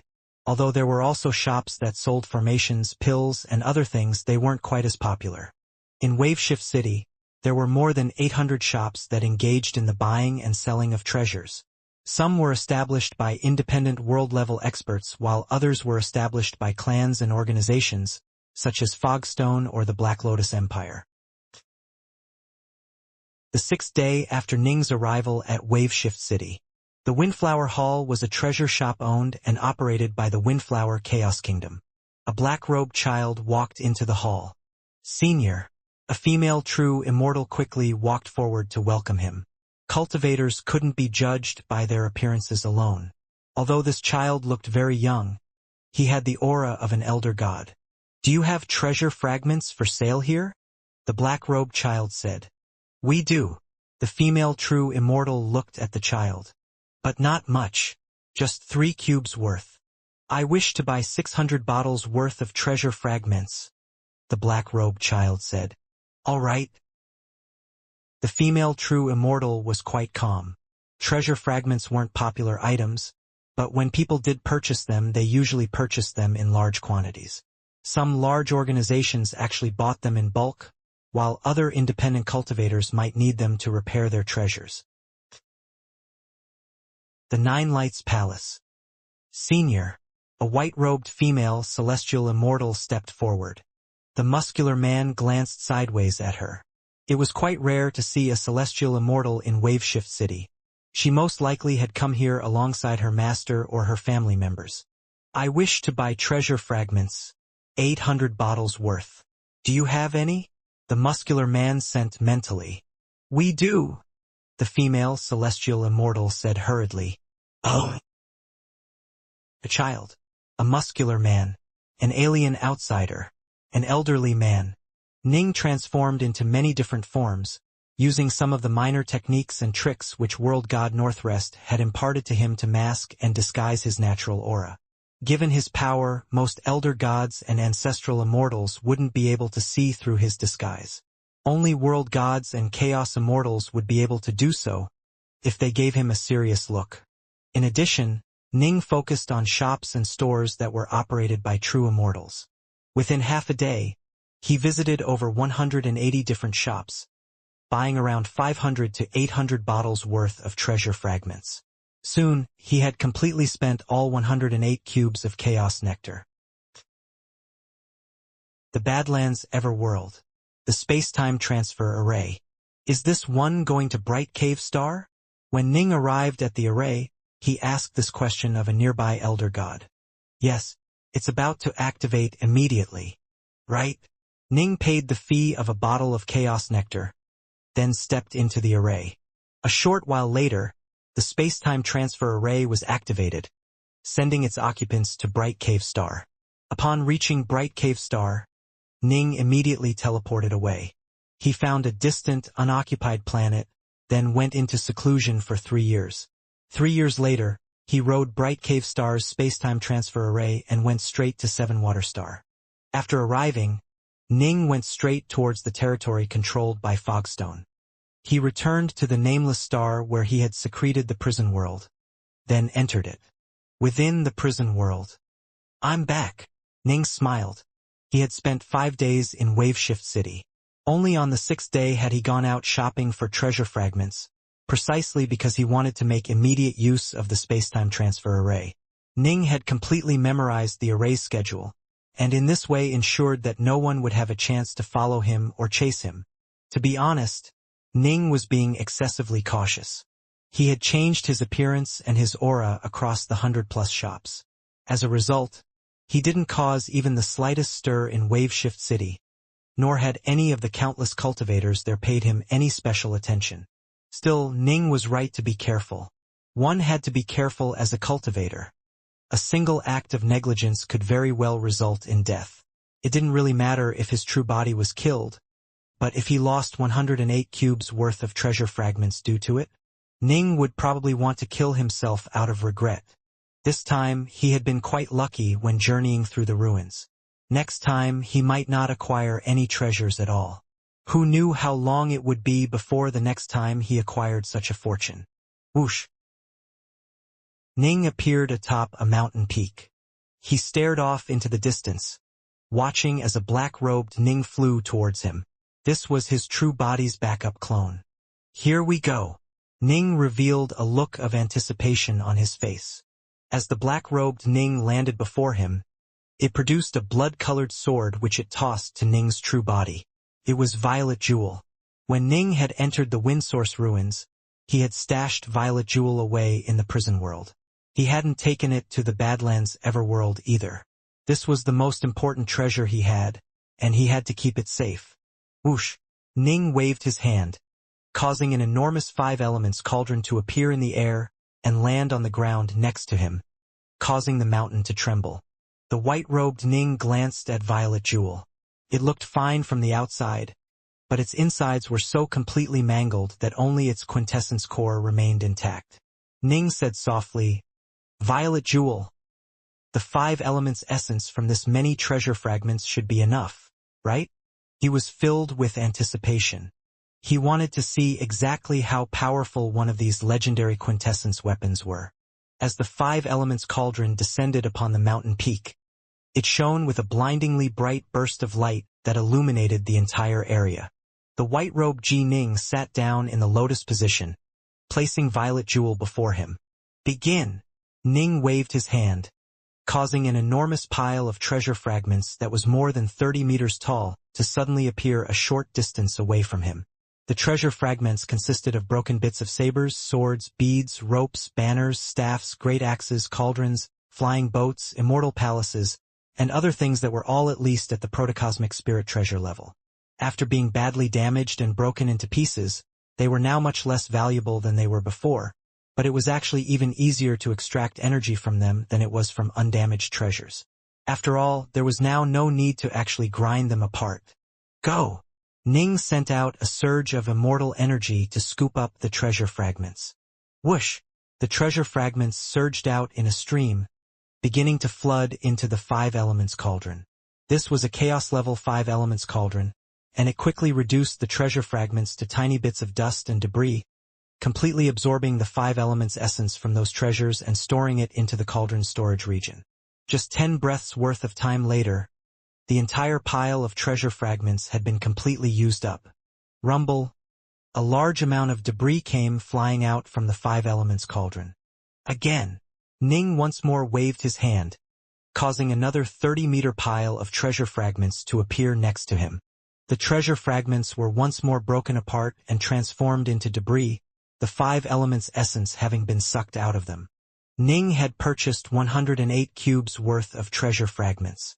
108 cubes of chaos nectar was a sum that was comparable to the entire net worth of many ordinary world-level experts, and he had used it all to purchase treasure fragments. The amount of treasure fragments he now had was absolutely extraordinary. It took 6 full hours to go through it all. Finally, 6 hours later, the treasure fragments had been completely consumed. "Come!" Ning picked up a jade gourd, causing streams of golden yellow energy, watery blue energy, greenwood energy, fiery red energy, and dark earthen energy to soar out of the cauldron and into the mouth of the jade gourd. Only after a long period of time was the 5 elements cauldron completely emptied of 5 elements essence. Ning waved his hand, putting away the cauldron as well. "This gourd has 108 cubes worth of 5 elements essence." Ning hefted the jade gourd in his hands. He had been very lucky, but had still nearly died in the ruins in order to acquire such a fortune. "Violet Jewel, show me your true power." Ning willed it, and Violet Jewel suddenly appeared in the air before him. Ning took hold of Violet Jewel, then placed it next to the jade gourd. 5 elements essence immediately began to fly out of the jade gourd, flooding straight towards Violet Jewel. The essence swirled around Violet Jewel before slowly seeping inside of it. On the surface, Violet Jewel looked as though it was in perfect shape. Its internal structure, however, was unbearably mangled. It was like a building that looked pristine from the outside but was filled with shattered support beams. Although it looked nice, it was actually quite weak. By the same principle, Violet Jewel looked as though it was in perfect shape from the outside, but it was actually very weak. The only reason why it was still so powerful was because it was simply such a fantastically good weapon that even in its present state, it could still unleash the power of a Dao weapon. Crackle! The damaged internal structures of Violet Jewel furiously devoured the 5 elements essence pouring into it. The healing began to occur at a very slow pace, as every single bit of it was very difficult to repair. The core of the sword was its quintessence. The closer the healing process came to the quintessence core, the more difficult it was to repair it. Because the surface of the sword had been repaired, the sword was able to absorb 5 elements essence much more quickly than before. As more and more of it was repaired, it began to absorb the 5 elements essence faster and faster as well. However, there was simply so much essence that more than 6 days and nights passed in the blink of an eye, with Violet Jewel continuing to ravenously absorb the essence. It has already consumed 30 cubes. It is more than half healed by now. Ning actually frowned. But the closer we get to the core, the harder the repair process will be. Another day passed. 50 cubes. It still needs a bit more. 60 cubes. 70 cubes. Still needs a little more. The sword was clearly almost completely repaired by now, but as they drew closer and to the core, the repair difficulty began to increase at a staggering rate. 80 cubes. 90 cubes. 95. 96. 97. 98. Ning was carefully attuned to this sword which he bound all those years ago. Finally, the last bit of damage that was located extremely close to the quintessence core was also repaired. After using up 98 cubes worth of treasure fragments, Ning had finally, completely repaired Violet Jewel. Rumble. The blood-colored sword hovering in front of Ning emitted a joyful aura. Ning smiled as well, not suppressing the sword and allowing it to burst forth with its true aura of power. A stream of sword light that looked like blood-colored water blasted out in every direction. Whoosh! As the sword light howled forth and spread out around Ning, the prison world itself began to tremble. What? Ning was badly shocked. This is a prison world, a place meant to hold prisoners. When my true body uses the azure flower seal and strikes at full power, it can cause the prison world to faintly tremble. But just now, I didn't even control or activate Violet Jewel. Its own natural aura was enough to cause the prison world to shudder. Ning was stunned. This weapon is far more powerful than any Dao weapon. 100 times more powerful? Perhaps 1,000 times more powerful. How powerful would I be if I could control it? As Ning stared at the illusory lake of blood that had spread out around Violet Jewel, he was afraid to even imagine how much power this sword truly contained. Come over here. Ning extended his hand. The aura of bloody swordlight immediately vanished as Violet Jewel obediently flew into Ning's hands. Reinforced and strengthened by the azure flower energy, Ning poured his divine power into the sword, planning on delivering a full-force strike. But just at that moment, blood and water. A sword like water. A sword like blood. An indistinct, unclear voice suddenly spoke out from the quintessence core of the sword. Because Ning's divine power had filled the sword, he was able to sense this voice in detail. He could sense the solitary pride contained within the sword's quintessence core. In fact, Ning could almost see a solitary proud figure appear. That lonely figure seemed to wield a sword that caused Ning to feel a sense of awe and veneration. When the intent of that sword exploded forth, it crushed stars, shattered worlds, and wiped out all living beings. Nothing could stop this surge of sword intent, which seemed to be capable of tearing apart even the primordial chaos itself. Whoosh! Ning came back to his senses. Only now did he realize that he had been in a dazed state for fully half a month. This sword's quintessence core? Ning had acquired Violet Jewel a long time ago, but in the past he had never noticed anything remarkable about its quintessence core. Only after fully repairing Violet Jewel did the sword's quintessence seem to come to life, allowing Ning to get a glimpse of an utterly supreme sword intent that completely eclipsed the sword intent left behind by the diagram of the 100 streams of the windsource Ning had seen years ago. The only thing Ning had ever seen which could possibly be compared to this surge of sword intent was the power which had emanated from the words Waveshift, which he had seen on the walls of Waveshift City. It was just as exalted and ineffable. In fact, it seemed to carry an aura of perfect and eternity. Eternity, Ning murmured softly to himself. No wonder this sort of weapon is referred to as an eternal weapon, chaos weapon, Dao weapon, eternal weapon. Eternal weapons were weapons that contained their own quintessence cores, which made every single one of them incredibly marvelous and unique. No two eternal weapons were exactly the same. Generally speaking, only figures on the level of Daolord Badlands or Daolord Windsource would have access to such weapons. Of course, every so often a lucky junior might be able to acquire such a weapon, such as World God Northrest, who had found an eternal weapon of his own. I have this strange feeling. It is as though the full power of Violet Jewel can only be unleashed when I'm able to completely unleash the might of the sword's quintessence core. This insight suddenly flashed within Ning's mind, But the next moment, he just grinned wryly. Completely unleash it? What a joke. One would need utterly incredible insights into the Tao necessary to completely unleash the quintessence core's power. Ning was far, far from being able to do such a thing. Fortunately, his path was the Tao of the sword, and he had his own insights into this Tao. Let me test out its power first. Ning held Violet Jewel in his hands as he soared into the skies. A black-haired old man was seated in the lotus position in a different part of the prison world. Swoosh! A white-robed youth suddenly flew over from afar. Trialed. Ning spoke out. Master! The black-robed elder hurriedly rose to his feet. He had been thoroughly cowed by Ning's power. By now, all of the elder gods and ancestral immortals in the entire prison world had been subdued by Ning, while Swordfather Trialt was the first one who had submitted to Ning. Don't move, Ning instructed. The black-haired elder glanced curiously as Ning walked towards him.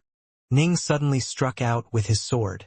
As he did so, it carried the intent of the Killsword stance which Ning was working on.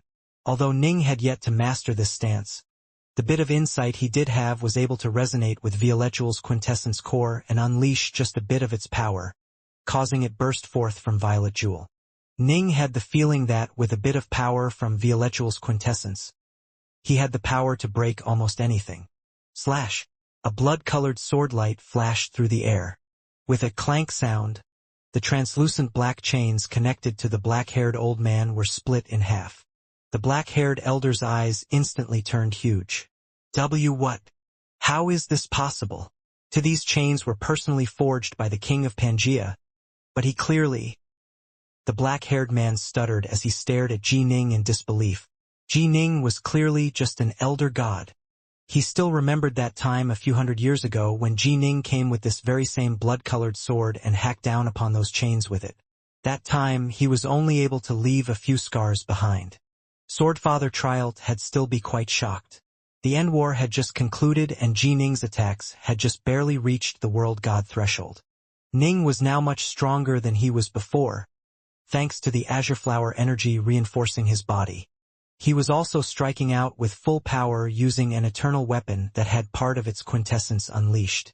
The power of this blow was so great that it easily hacked the chains apart. The chains posed no threat to it at all. According to what the king of Pangaea said, only a world god or chaos immortal is capable of severing these chains, but even then it shouldn't be an easy task. Is he even more powerful than a newly ascended world-level expert? The black-haired elder stared at Ning, his heart filled with astonishment. How could an elder god be this strong? All right, I've severed the chains and you can leave this place, Ning said. In the future, you can simply accompany me. Once I become a world god, you can choose whether or not you wish to continue to follow me.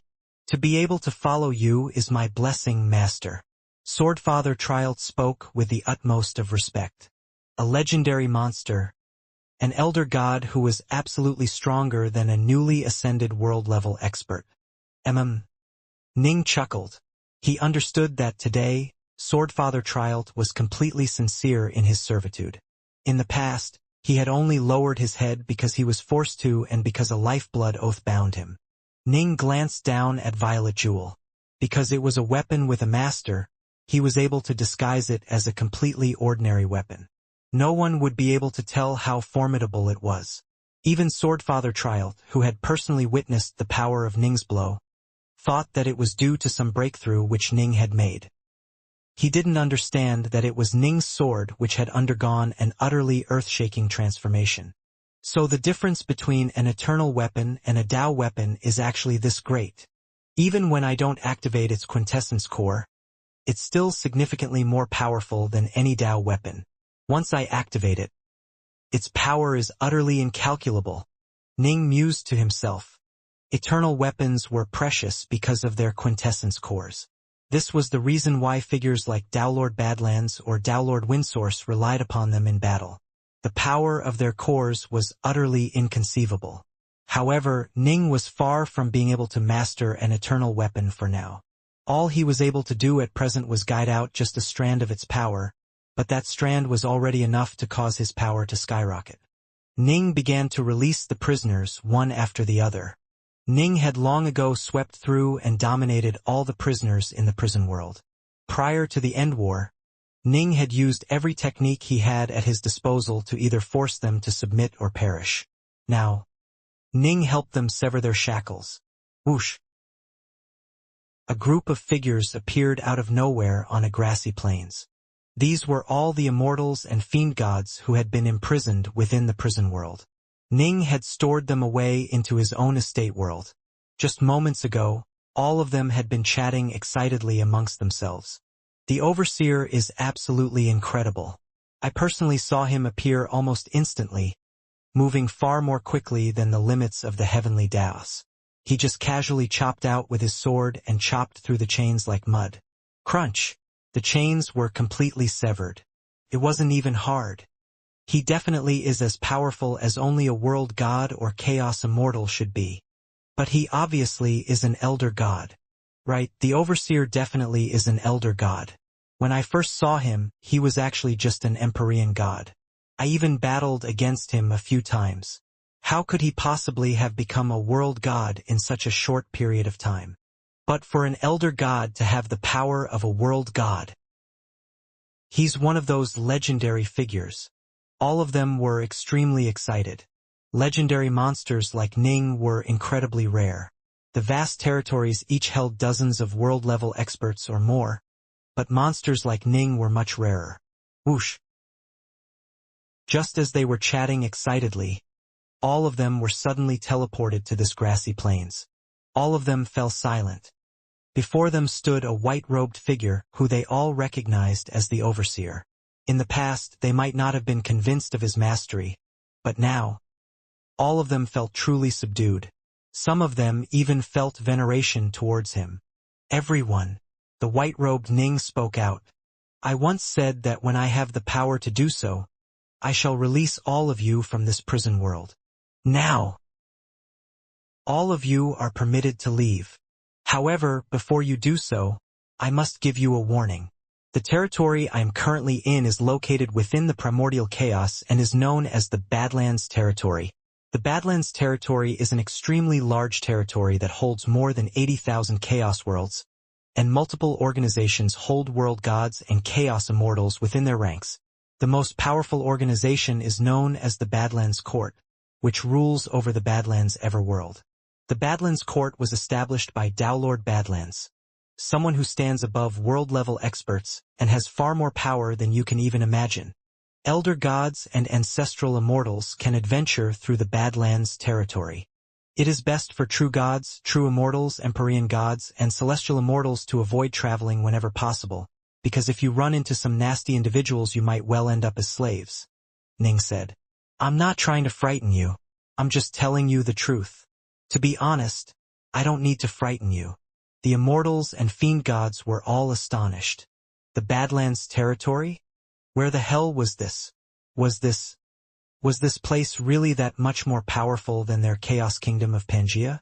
I wasn't able to find any records of Pangaea in the Badlands territory, Ning said. All right, you can make your own decisions now. If you choose freedom, you have to swear a lifeblood oath not to tell anyone anything about me. We are willing to forever serve you, Master. The 16 elder gods and ancestral immortals had all spoke out in unison after exchanging glances with each other. When they had been defeated by Ning, they had all already sworn lifeblood oaths to be his retainers. We are willing to serve you, Master.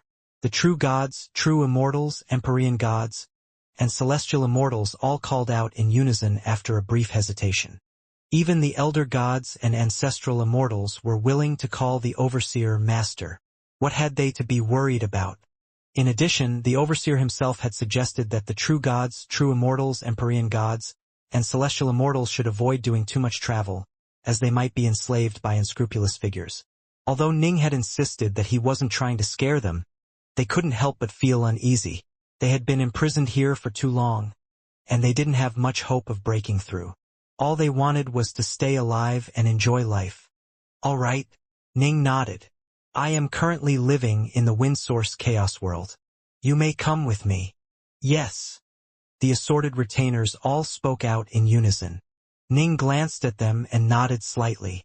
In truth, he didn't hold these true gods, true immortals, Empyrean gods, and celestial immortals in much regard. However, some of them knew that he had multiple bodies. Long ago, Ning had been forced to use both his true body and his backup clones to fight them. This was why they had to swear lifeblood oaths if they left his service. To be honest, even Ning himself felt that most of them would probably end up as slaves if they left. They were strangers in a strange land with no backers or protectors. After all, the Windsource Chaos World was quite a large place. After returning to this Chaos World, he was able to use his status as Sentinel to carve out an area of 1,000,000 kilometers in the Eastcom Mountains for his retainers to live in. As for the Elder Gods and Ancestral Immortals, they released the people and creatures that had been living within their estate worlds, allowing them to live and propagate in this place. You may build your dwellings atop this mountain, Ning instructed. This was the mountain where the Sunrise Courtyard was located. The 16 Elder Gods and Ancestral Immortals, along with Flame Fairy Su Yuji, all took up residence in this area around Ning. After this, life was extremely calm. Su Yuji often wished to spar against Ning. Each time, Ning would use his sword arts to subdue her, causing her constantly come up with new ideas on how she could grow more powerful. Her improvements were quite noticeable. As for Ji Ning improved even faster than she did. Thanks to the influence of Violetual's quintessence core, the murderous intent of Ning's sword arts grew heavier and heavier, and his mastery of the kills word stance improved much more quickly as well. As for the other 16 Elder Gods and Ancestral Immortals, they each asked to spar against Ning once or twice as well. However, they clearly didn't have much to work with. All of them had trained for far, far too long. They had long ago given up any hope of becoming a world-level expert.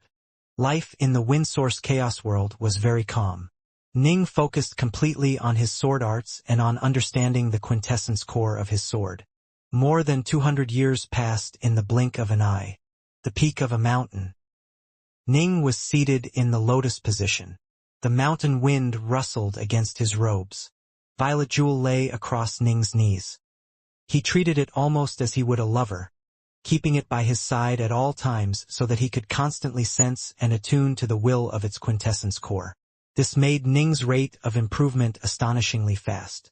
A few decades ago, he had fully mastered the second stance of the nameless sword art, the kills word stance. However, Ning didn't feel the slightest bit of pride or smugness. In the face of the overwhelming sword intent contained within Violetual's quintessence core, Ning understood how puny a figure he truly was. How wonderful it would be if I could one day reach the same level of power as the quintessence core of Violet Jewel. Ning stared at the distant skies, the sword intent hidden within his body causing wisps of sword light to flow naturally in the area around him. The second stance of the nameless sword art was the kills word stance. The third stance was the Great Firmament stance, also known as the Sword World stance. Upon mastering one's own sword world, one would step into the world level. Different sword arts would result in the creation of completely different sword worlds.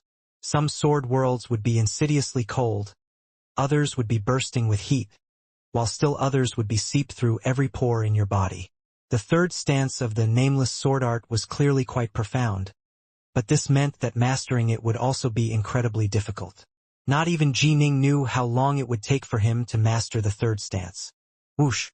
A streak of light flew towards him from afar. Eh? Ning was seated in the lotus position at the top of his mountain. He quickly turned his head to look over. The streak of light came to a stop in front of Ning. It was a thin, gray-robed man with tousled hair. His eyes were dark yellow and filled with cruel coldness. But when he looked at Ning, his gaze was filled with veneration and respect. He said respectfully, "Master." Ning nodded. This thin gray-robed man was actually the wild dog Elder God in his human form. After Ning had subdued the Elder Gods and Ancestral Immortals of the prison world, the one who ended up worshipping him the most and being the most loyal was actually Elder God Wild Dog. Elder Dog Wild Dog, in order to prove his loyalty, had insisted on swearing a second lifeblood oath to Ning, which was so stringent. Even Ning was shaken by its terms. Elder God Wild Dog was born as an elder god in the form of a canine. He was a very solitary, arrogant man, but once he truly accepted someone as his master, he would be completely and utterly devoted to the man. Given that even Ning had been shaken by Wild Dog's oath, he often chose to have Wild Dog carry out many tasks on his behalf. "How did it go?" Ning asked. "I looked into this matter carefully. During the past few centuries, the Mind Lord in the service of God Emperor Black Lotus has been hiding within the imperial capital of the Black Lotus Empire. He hasn't done any adventuring at all, nor has he led any troops out to do battle." A look of resentment was in Elder God Wild Dog's eyes. "This Mind Lord must be afraid of you, Master." Ning frowned. The reason he had joined the Fogstone Dominion was for the sake of killing the Mind Lord. However, both Ning himself as well as Wild Dog had made numerous scouting trips, only to discover that the Mind Lord had spent the past few centuries in the imperial capital of the Black Lotus Empire. Or, to be precise, ever since Ning had slain Old Man Yuan, the Mind Lord had returned to the imperial capital, never taking so much as a single step out of it. "This Mind Lord truly is a cautious man." Ning frowned. In truth, the sword strike which Ning had used to slay Old Man Yuan had completely terrified the Mind Lord. The Mind Lord knew exactly how deep the enmity between the three realms and himself ran. So many major powers had died by his hands, many of whom were pioneers and who had assisted, guided, or taught Ji Ning. Hou, for example, was Ji Ning's senior apprentice brother. As long as Ji Ning had the chance, he would definitely come for revenge. Given how powerful Ji Ning had been, it would be far too easy for him to slay the Mind Lord. It must be understood that Ji Ning's final sword strike had pierced straight through his body, which was comparable to a top-grade protocosmic spirit treasure. "Master!" Elder God Wild Dog hunched over. "The Mind Lord often visits friends in the imperial capital, and also likes to enjoy life. Why don't you buy some Elder God slaves and let me lead them into the imperial capital, then kill him. After assassinating him, I'll immediately flee through teleportation." "Unacceptable." Ning shook his head. "Not even world-level experts can be watching over every inch of their capital at all times. If I can find the right moment to attack, I'll be able to escape afterwards." A look of savagery was in Wild Dog's eyes. "We are talking about the imperial capital of the Black Lotus Empire." Ning shook his head. "There's no rush. We have plenty of time. Let's take it slow. If they were hasty, they might make mistakes." Ning was confident that he was capable of slaying the Mind Lord. The only thing he needed was a good opportunity. So long as he didn't rush, opportunities would come. The planet of Fogstone. A quiet, secluded estate world. This estate world was filled with sparkling stars that twinkled with streams of energy. A handsome man dressed in an astral robe was seated in the lotus position by the side of a lake. Whoosh, whoosh, whoosh. Glittering divine jewels flew out of his body. These divine jewels were made from crystallized divine power. Once Fiendgod body refiners became world gods, their divine power would crystallize into divine crystals. This was a qualitative transformation. The divine jewels twinkled, filled with mysterious auras of the Tao. Every single divine jewel was filled with a slightly different aura of the Tao, but they all came together into a perfect whole. Push! A large number of divine jewels flew out of his body, swirling around him in circles, then flying back inside of him. As the divine jewels flew in and out of his body, dancing in the air, they glimmered with the light of the stars themselves. The stars! The handsome man murmured softly to himself as his mind was filled with certain memories that he would never forget. "I really have to go back. I must. I can't disobey." "All right. But you have to come back, Starchild." "I definitely will." Who would have thought that with this farewell would become an eternal one? He would never forget the sight of his beloved shedding tears as he left. Whoosh! Suddenly, the chaos energy began to stir around him as a total of 12 divine crystals suddenly materialized around him. Boom! The handsome man's divine body split apart, transforming into a total of 36,000 divine crystals that all swirled around each other. Their daos were joined together into a perfect whole that gave off a natural aura of completeness. Reform. The 36,000 divine crystals once more gathered together and transformed back into the astral-robed man. Full mastery. I've finally become a masterclass world god. The astral-robed man's eyes were filled with excitement as he murmured to himself, I've kept you waiting far too long. Whoosh. The astral-robed man disappeared into thin air. A black-robed man was seated at the front of a palace, drinking some wine and watching as a troupe of female dancers performed before him. There were musicians present as well, playing some melodies. World God Black Mist frowned, then instructed, All of you leave. Yes, all of the dancers, attendants, and musicians all departed, leaving behind just World God Black Mist within the palace. A single person walked into the palace, a man dressed in astral robes with long black hair. It was the Star-Lord of Fogstone. Starchild. World God Black Mist smiled. He had watched as the Star-Lord grew up, and the Star-Lord truly was an incredible genius. He had grown and improved tremendously fast and had long ago surpassed Black Mist himself. Black Mist had known and protected him for so long that the Star-Lord viewed himself almost as Black Mist's son. Second uncle. The Star-Lord seated himself next to him. What is it? World God Black Mist could sense that something was off.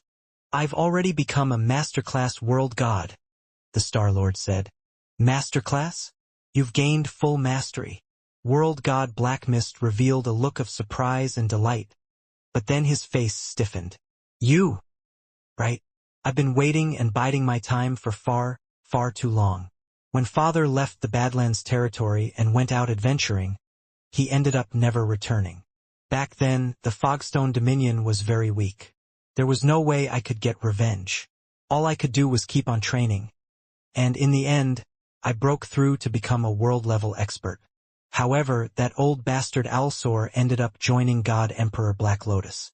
Even if I commanded all of the forces of the Fogstone Dominion against them, the end result would just be that both of our sides would be heavily damaged.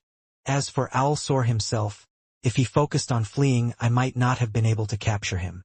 For the sake of the Fogstone lineage, I've been enduring my hate and biding my time. Now that I've become a masterclass world god, it is time to act, the Star-Lord said. But World God Black Mist hesitated. He knew of the enmity between the Star-Lord and Chaos Immortal Alsor, of course. When the Star-Lord had been very weak, World God Black Mist had accompanied him as he had wandered the outside world. During his wanderings, the Star-Lord had encountered a female immortal.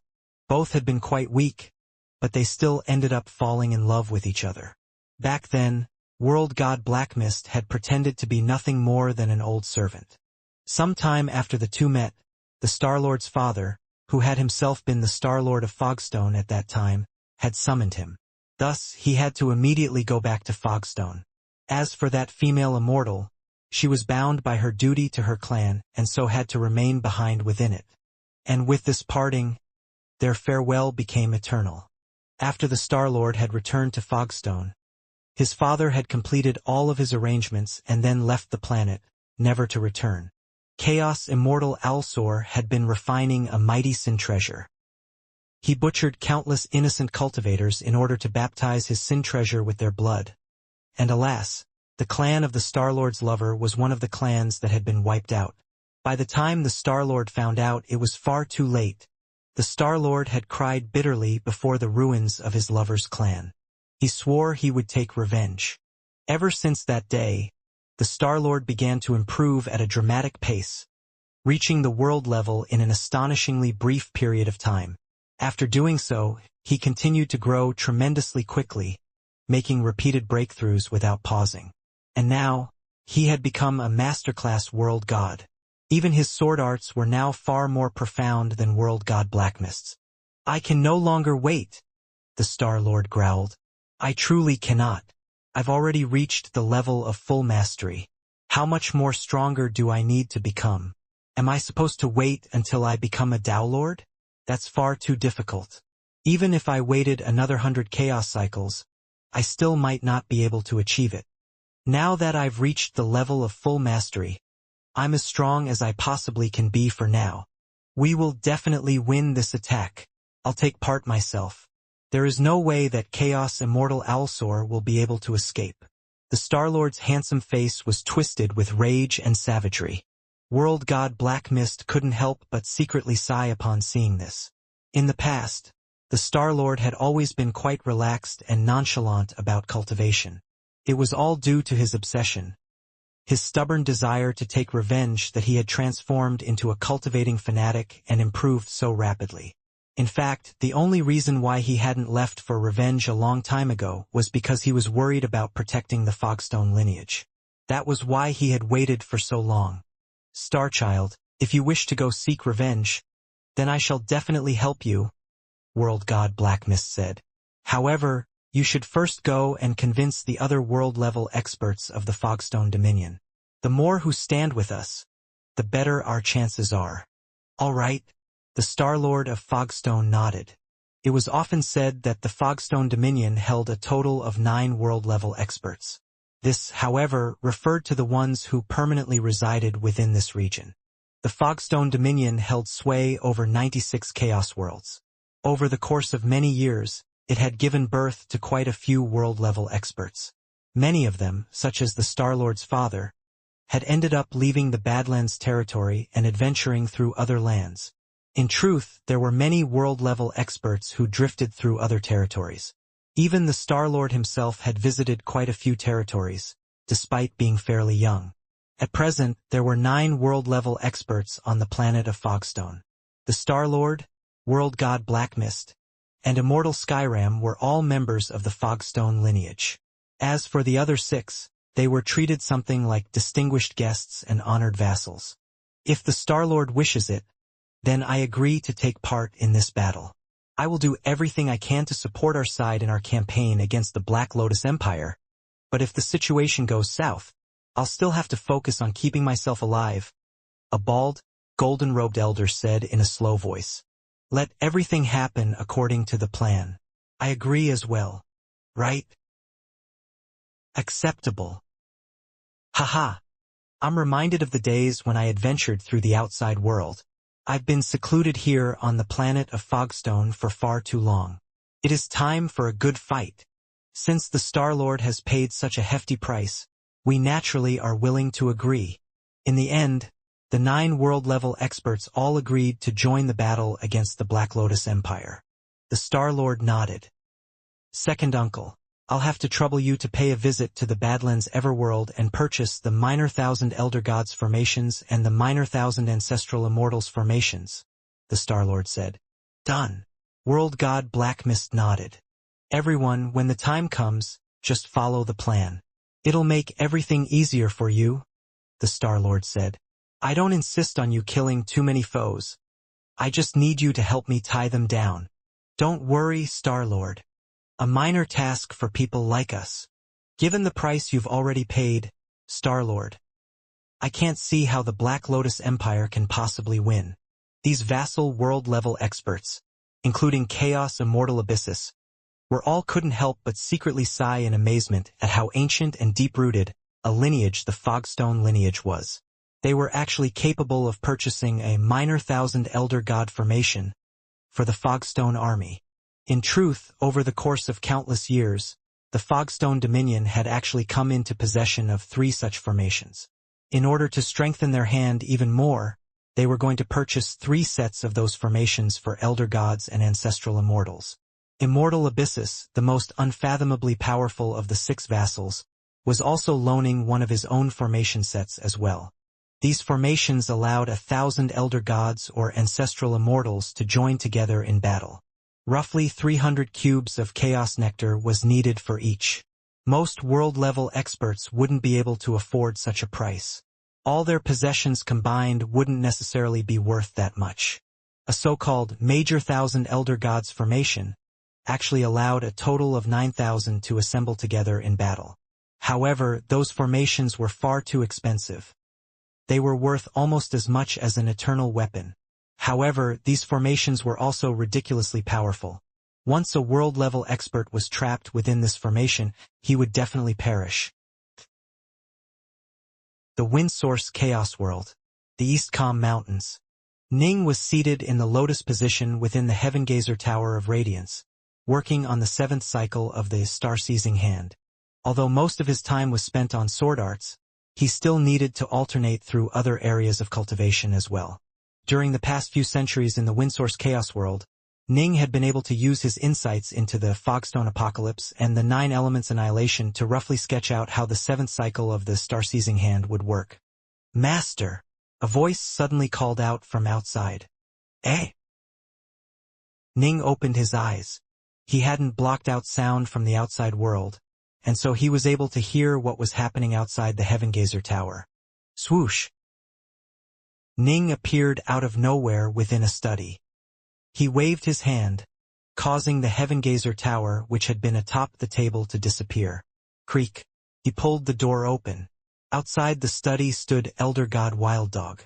"Master, orders have come from the planet of Fogstone," Elder God Wild Dog said hurriedly. "The 3 captains stationed here have all been summoned already." "Orders?" Ning was startled, then nodded. "Let's go take a look." "What? Everyone is to return to Fogstone," the golden-robed Elder God Mountain Eater called out in shock. "There's no longer a need for troops to be stationed here on the Windsource Chaos world?" The other 2 captains, Tyrwell and Soulflight, were completely shocked as well. As for Ning, he looked at the messenger before him. The messenger said respectfully to Ning, "General Captains, this order comes from the Star-Lord himself. You can see it for yourself." As he spoke, he handed over a glowing golden scroll over to Ning. Ning unfurled the scroll and gave it a thorough reading. The words on the scroll had been etched with divine power, and their aura was indeed the aura of the Star-Lords. "The 3 of you can take a look as well." Ning handed the scroll over. Elder God Mountain Eater, Immortal Soulflight, and Elder God Tyrwell accepted the scroll and looked through it, puzzled.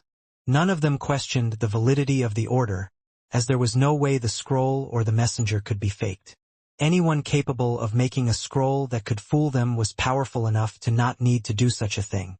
"This is an important border region, but he's actually withdrawing all troops? This has never happened before in all the years I've been here," Elder God Mountain Eater said in a low voice. "Very well." Ning nodded, then instructed. "Since the Star-Lord has ordered it, all of us should immediately return to Fogstone. Also, the decree states that we have to withdraw in a stealthy fashion." "Right?" The 3 captains all nodded. Ning left Swordfather Trialt in the East Calm Mountains, so as to protect the Immortals and Fiendgods who lived in the surrounding area. All the others, such as Flame Fairy Su Yuji or Elder God Wild Dog, followed Ning in leaving this place. They moved in stealth. Ning led his retainers as well as the hundreds of elder gods and ancestral immortals of the Fogstone army away from the Windsource Chaos world and traveled to the planet of Fogstone. Upon reaching Fogstone, Ning realized that thousands of elder gods and ancestral immortals had all gathered here. "It's been a long time since I've seen so many elder gods and ancestral immortals. This many." The soldiers all sighed in amazement, then began to break up into groups of 4 or 5. "General, the Star-Lord has summoned you." Things wouldn't be as relaxed for Ning as they were for the ordinary soldiers. He was immediately summoned into the Star-Lord's estate. The Star-Lord's estate. 4 figures were seated within a side chamber. "Eh?" Upon entering the side chamber, Ning immediately saw those 4 seated figures. All of them had extraordinary auras and different appearances. "Greetings, generals." Ning was the first to speak out. "I heard that our Fogstone army has gained a new general who sparred against World God Blacklist. A pity that by the time I heard of this, fellow Taoist Sunrise, you had already left Fogstone." A tall, muscular, scaled alien cultivator dressed in white robes was the first to respond. "Greetings, Sword Immortal Sunrise. Brother Sunrise, we should spar as well if we have some free time." The 4 generals all behaved in a fairly friendly manner towards Ning. They were on the same side, after all, and they had all sworn lifeblood oaths to support each other. Naturally, they would be quite a cohesive force. Soon, the sixth general arrived as well as Elder God Imperius. The Star-Lord has arrived. The seven turned to stare towards the outside, sensing the vast astral aura approaching. Moments later, an astral-robed man stepped into the hall. Greetings, Star-Lord. The six generals and Elder God Imperius all bowed respectfully. The Star-Lord sat down in the principal seat. You can be seated as well. Thank you, Star-Lord. Ning and the others all sat down. I've summoned all of our elder gods and ancestral immortals to Fogstone. I imagine you have your own guesses as to why. The Star-Lord had a smile on his face. Ning and the others were all quite curious. Given that the Star-Lord had summoned all of their many scattered armies, there definitely had to be an important reason behind this. The entire Fogstone army is going to mobilize. Every world-level expert and every soldier is going to move out and assault the Black Lotus Empire, the Star-Lord said. What? Everyone was shocked. Ning was shocked as well. Although he was awaiting a good chance to act against the Mind Lord, he was still stunned upon hearing this news. Generally speaking, the various organizations within the Badlands territory would only engage in small-scale skirmishes against each other. These skirmishes were only meant to temper the elder gods and ancestral immortals within their ranks. Things would rarely escalate to the point of a full-blown war. Wars on that level, they had a tremendous impact on the area and would result in horrifying casualties. Although the Fogstone Dominion had 9 world-level experts, the Black Lotus Empire had 6. In addition, a battle between cultivators wouldn't be solely dependent on mere numbers alone. A single powerful world-level expert could very possibly counter 7 or 8 weaker world-level experts. An extremely powerful one, such as World God Northrest when he wielded Violet Jewel, could easily slay 10 ordinary world gods who stood in his path. Thus, numbers didn't mean everything. No one could say for certain what the various world-level experts hid up their sleeves. Our plan has already been drawn up, the Star-Lord said. The 7 of you will each take control over 999 elder gods or ancestral immortals. You'll form a total of 6 minor thousand elder gods formation and 1 minor thousand ancestral immortals formation. 7 formations? Ning was secretly shocked by this. A formation that allowed 1,000 elder gods to join their power would be able to surround and kill some of the weaker world-level experts. Even powerful ones would be stymied for a time by them. Imperius will be responsible for the ancestral immortals, while the 6 of you will be responsible for the elder gods. I'll give you all a month to familiarize yourselves with these formations, the Star-Lord said. A month from now, we shall head out towards the Black Lotus Empire. Acknowledged. The 6 generals and elder god Imperius all assented in unison. Ji Ning and the other generals each accepted a set of formations, then left. Because Ning didn't have his own estate on the planet of Fogstone, the Star-Lord of Fogstone arranged special accommodations for him. The estate Ning was given was roughly 100 kilometers in size. It was once filled with gardens and pools, but all of those things had been flattened as a military drill grounds had been established here. General, a throng of elder gods were standing on the drill ground watching Ning. 9 captains, Ning called out. Present. Instantly, 9 golden-scale elder gods responded to Ning's call. Each of you shall command a total of 110 elder gods. Spend some time getting familiarized with this formation and getting better control over it.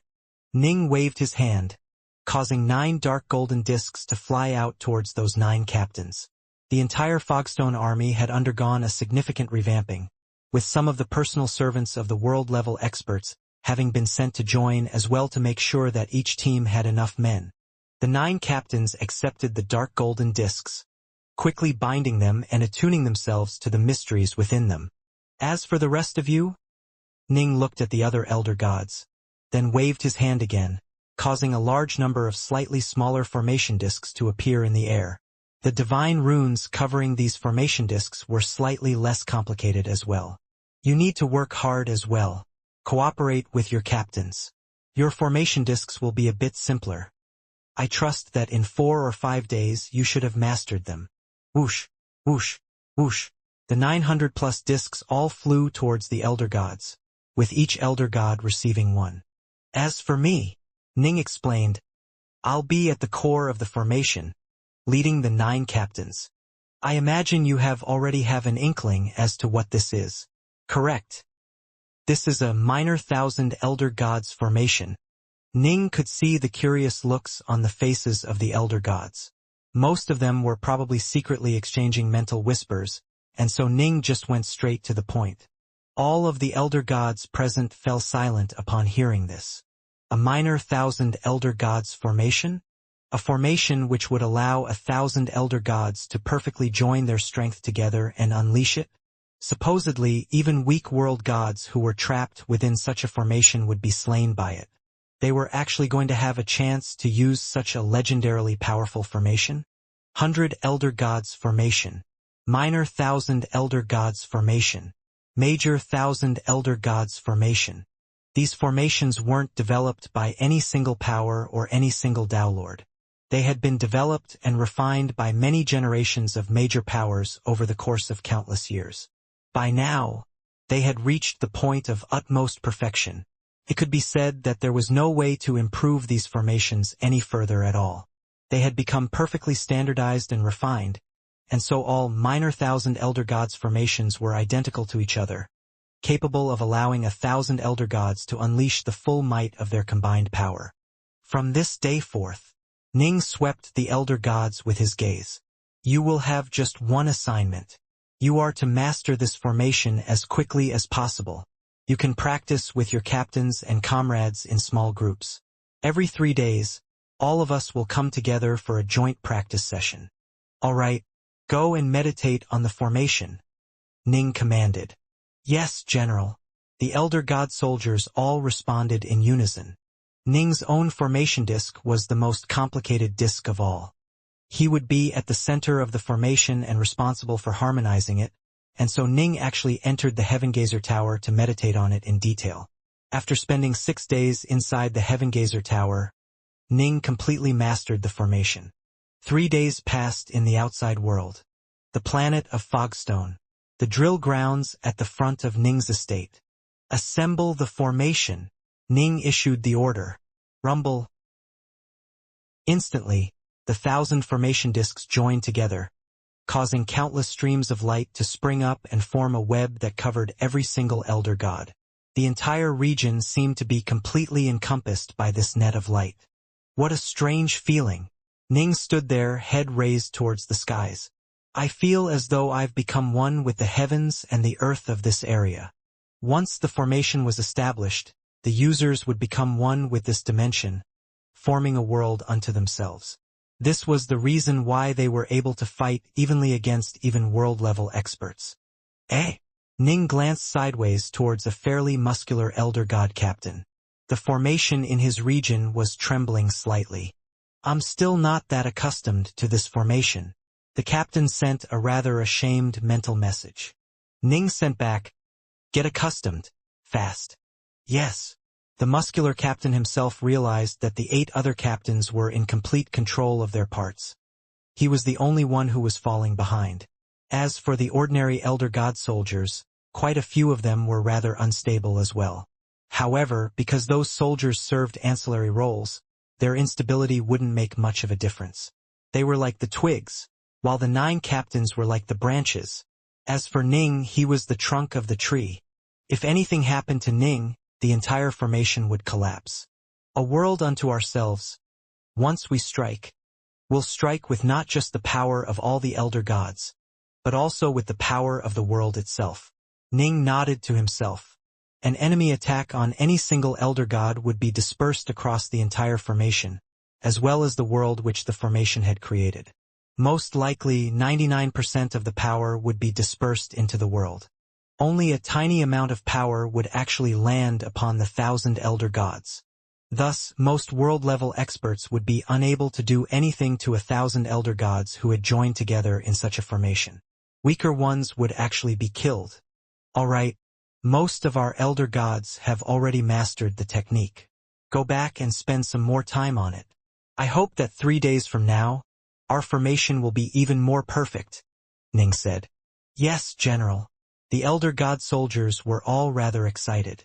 This was their first time being part of such a tremendously mighty force. Even though they were merely the twigs of this mighty formation, they were still supposed by the world which this formation created, allowing each of them to reach the world god threshold of power. As for the 9 captains, they would be even more powerful. As the center of the formation, Ning was the most powerful of them all. He was now far more powerful than when he was by himself and using the azure flower mist energy. Hush! The elder god soldiers quickly departed and the drill grounds fell silent. Just as Ning turned to leave, he suddenly saw a figure appear. A black-robed man with tousled hair had appeared on the drill grounds.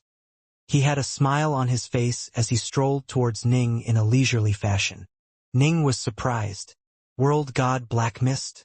Why had he come to this place? Greetings, senior. Ning immediately called out respectfully to him. I could sense you assembling the formation, so I took a look. Your forces have been pretty fast. The formation is more or less ready, and your control over it is excellent. World god Black Mist chuckled. The core formation disk is the most complicated disk. To be able to master it within 3 days is impressive. Ning hurriedly said, I actually spent a total of 6 days. I relied on the assistance of a temporal treasure to speed time up for myself. Oh! World god Black Mist couldn't help but let out a surprised laugh. This Dark North really was quite an honest fellow. The Star-Lord gave you a month, primarily because the core disk is extremely hard to master. 6 days is still impressive. World god Black Mist continued. Last time, when you sparred against me, I could see that your sword arts were on the verge of making a great breakthrough. Have you succeeded? I did indeed make a breakthrough, Ning said. Oh! World god Black Mist's eyes lit up. He couldn't help it. Of the elder gods and ancestral immortals on Fogstone, the only one who was truly an expert in the Tao of the sword was Ji Ning. Come on, then. Let's spar a bit, World god Black Mist said. Yes. Ning was growing excited as well. Whoosh! Ning produced a long sword that seemed to flow with the waters of autumn. It was the flexible Tao sword he had acquired. Since they were merely sparring and testing out each other's sword arts, there was no need to take out an eternal weapon. Be careful.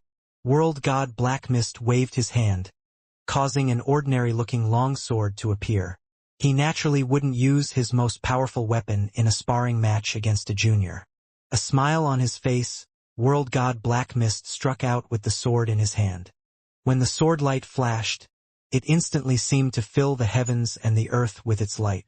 The surrounding area seemed to have been transformed into an endless haze of black mist.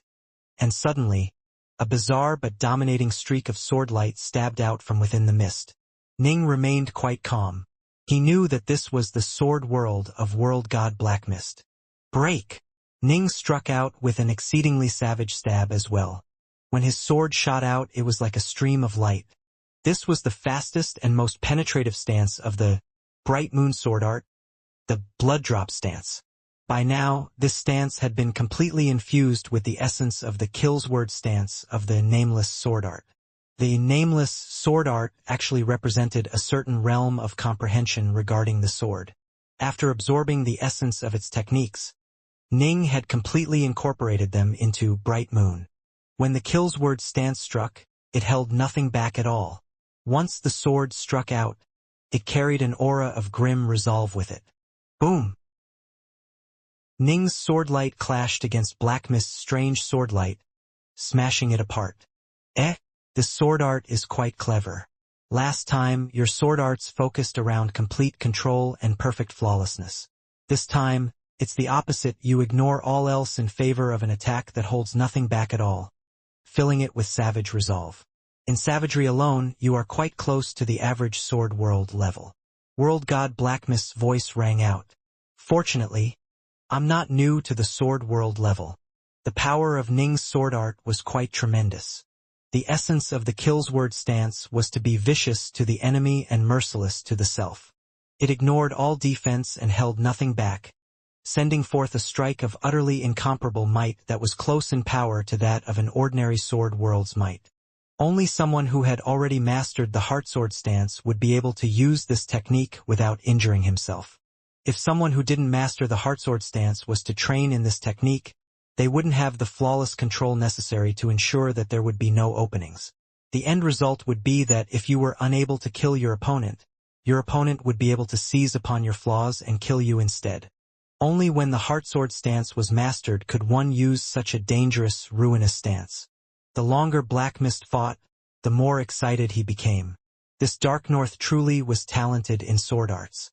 He had improved so dramatically since their last fight.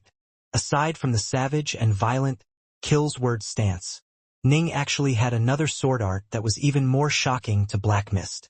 This was something Ning had come up with based on Violetual's quintessence core. Although it hadn't truly taken shape, it was still enough to make Black Mist's heart clench. Enough, enough. World God Black Mist laughed. I'm using a chaos weapon and the strength of an elder god. But I'm at the verge of being beaten. I'm using a Dao weapon, Ning hurriedly explained. Oh, so that's how it is. World God Black Mist once more let out a surprised laugh as he glanced at Ning's flexible sword. That explains it.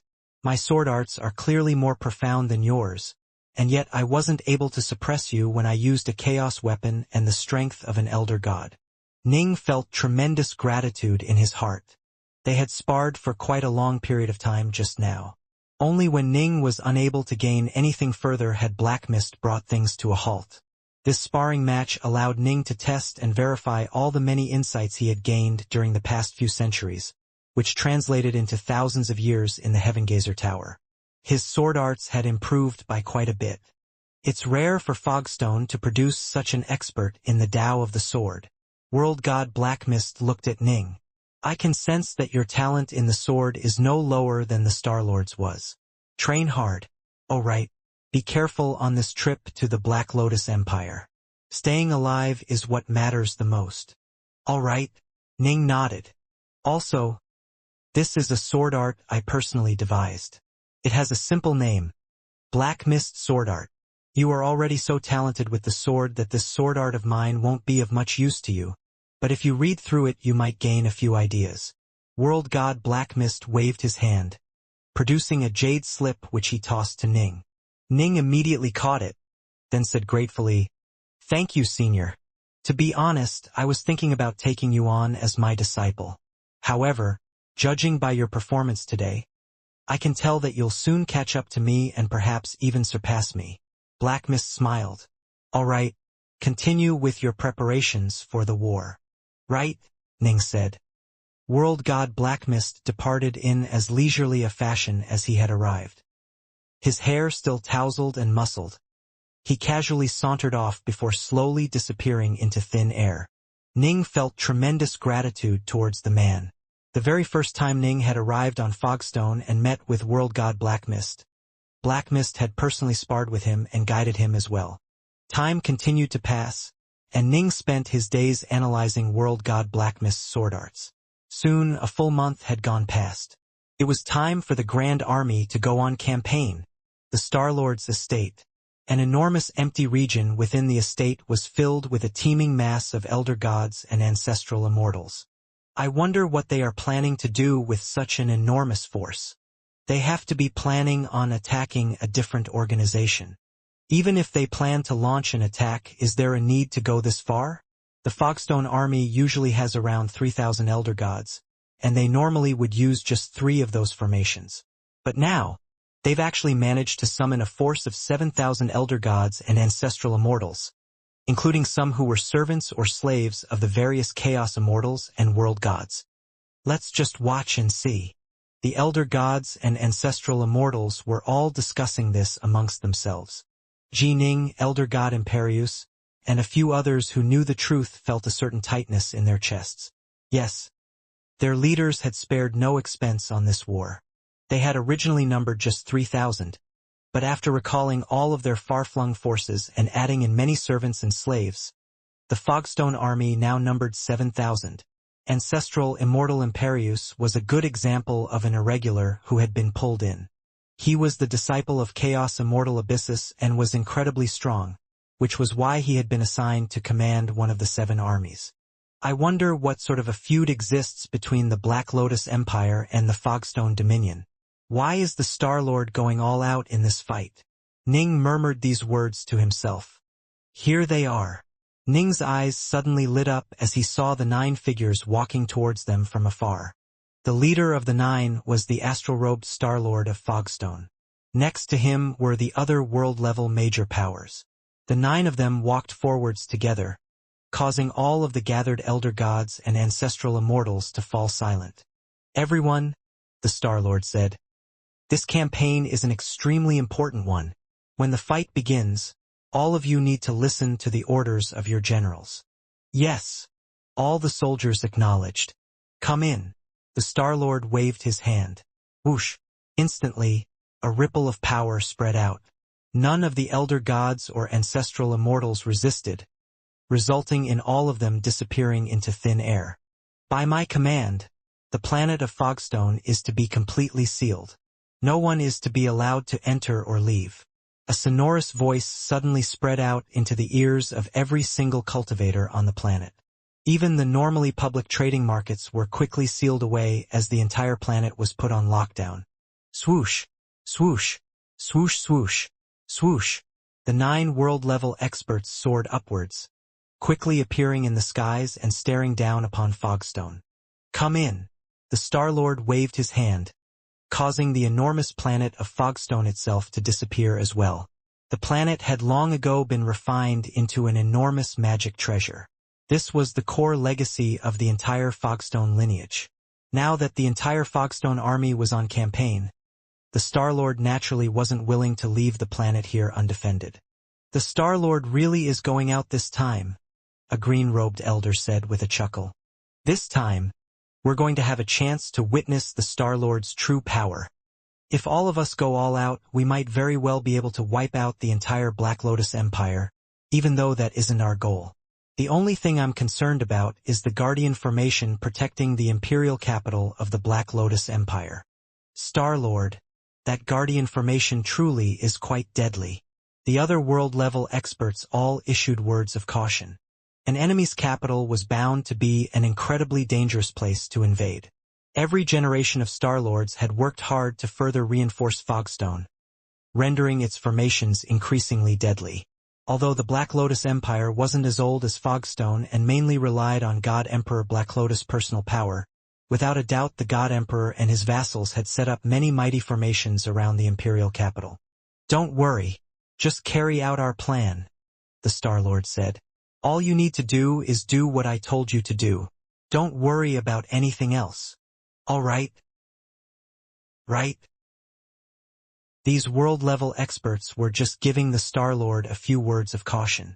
They weren't ordinary pawns who could be sacrificed for the sake of a greater goal. Given their power, they were qualified to speak and treat with the Star-Lord as equals. All right, we can't waste any time. The Star-Lord frowned. The sudden disappearance of Fogstone will soon be noticed, but it'll take a bit of time before the word gets to the imperial capital of the Black Lotus Empire. We need to get there as soon as possible. Ideally, we'll arrive before the Black Lotus Empire is prepared for us. After speaking, the Star-Lord waved his hand and caused a ship of stars to appear before him. The 9 world-level experts all boarded this ship, which then twinkled with starlight and disappeared. The imperial capital of the Black Lotus Empire was located within the Black Lotus Chaos World. It was the central administrative city for the entire Black Lotus Empire. The entire city was actually an enormous magic treasure which was shaped like a 9-petal black lotus. The entire city stretched out 10 million kilometers and was seated at the very tip of a mountain. The city's layout was actually quite similar to the layout of the Badlands Everworld's Waveshift city. This was a testament to how ambitious God Emperor Black Lotus was. He was an incredibly arrogant figure, which was why he had styled himself as the God Emperor. I wonder what's been going on with the Fogstone Dominion lately. They actually summoned back all of their elder gods and ancestral immortals from their various stations. A gray-robed, black-haired man was frowning in thought as he sat within a winehouse located in the imperial capital. This gray-robed, black-haired man had lofty brows, and the look in his eyes made it so that not even the winehouse's attendants dared to go near him. Can it be that Fogstone is about to launch a grand campaign? The gray-robed man muttered to himself, It can't be for the sake of that Jining fellow, right? He shouldn't have that sort of ability. Jining. Goddamn Jining. The gray-robed man's face grew uglier by the moment. He was one of the 9 divine generals of God Emperor Black Lotus, the Mind Lord. His primal twin had possessed Old Man Yuan in the 3 realms and had lived there for many years. As he saw it, for someone like him to wipe out a backwaters chaos world was simplicity itself. Although a world god in the form of Mother Nuwa had suddenly appeared out of nowhere, the Mind Lord had remained hidden and didn't reveal his true power or intentions. Eventually, Mother Nuwa left. He had remained hidden, even after her departure. He was in no rush, and his long life had taught him to be patient. Finally, the end war had come. First, that Lord of the Demon Heart had appeared once more. Although Demon Heart had the power of a supreme elder god, Old Man Yuan felt confident in being able to handle him. And yet, those yokels had actually given rise to a formidable heart force cultivator, Hui. Still, this was not entirely unexpected. Old Man Yuan had taken control over Chang'e long ago, precisely because he wanted to have some leverage over Hui. As a heart force cultivator, he knew exactly how devastating such a mental influence could have on a cultivator. He had accounted for everything, except for this Jining.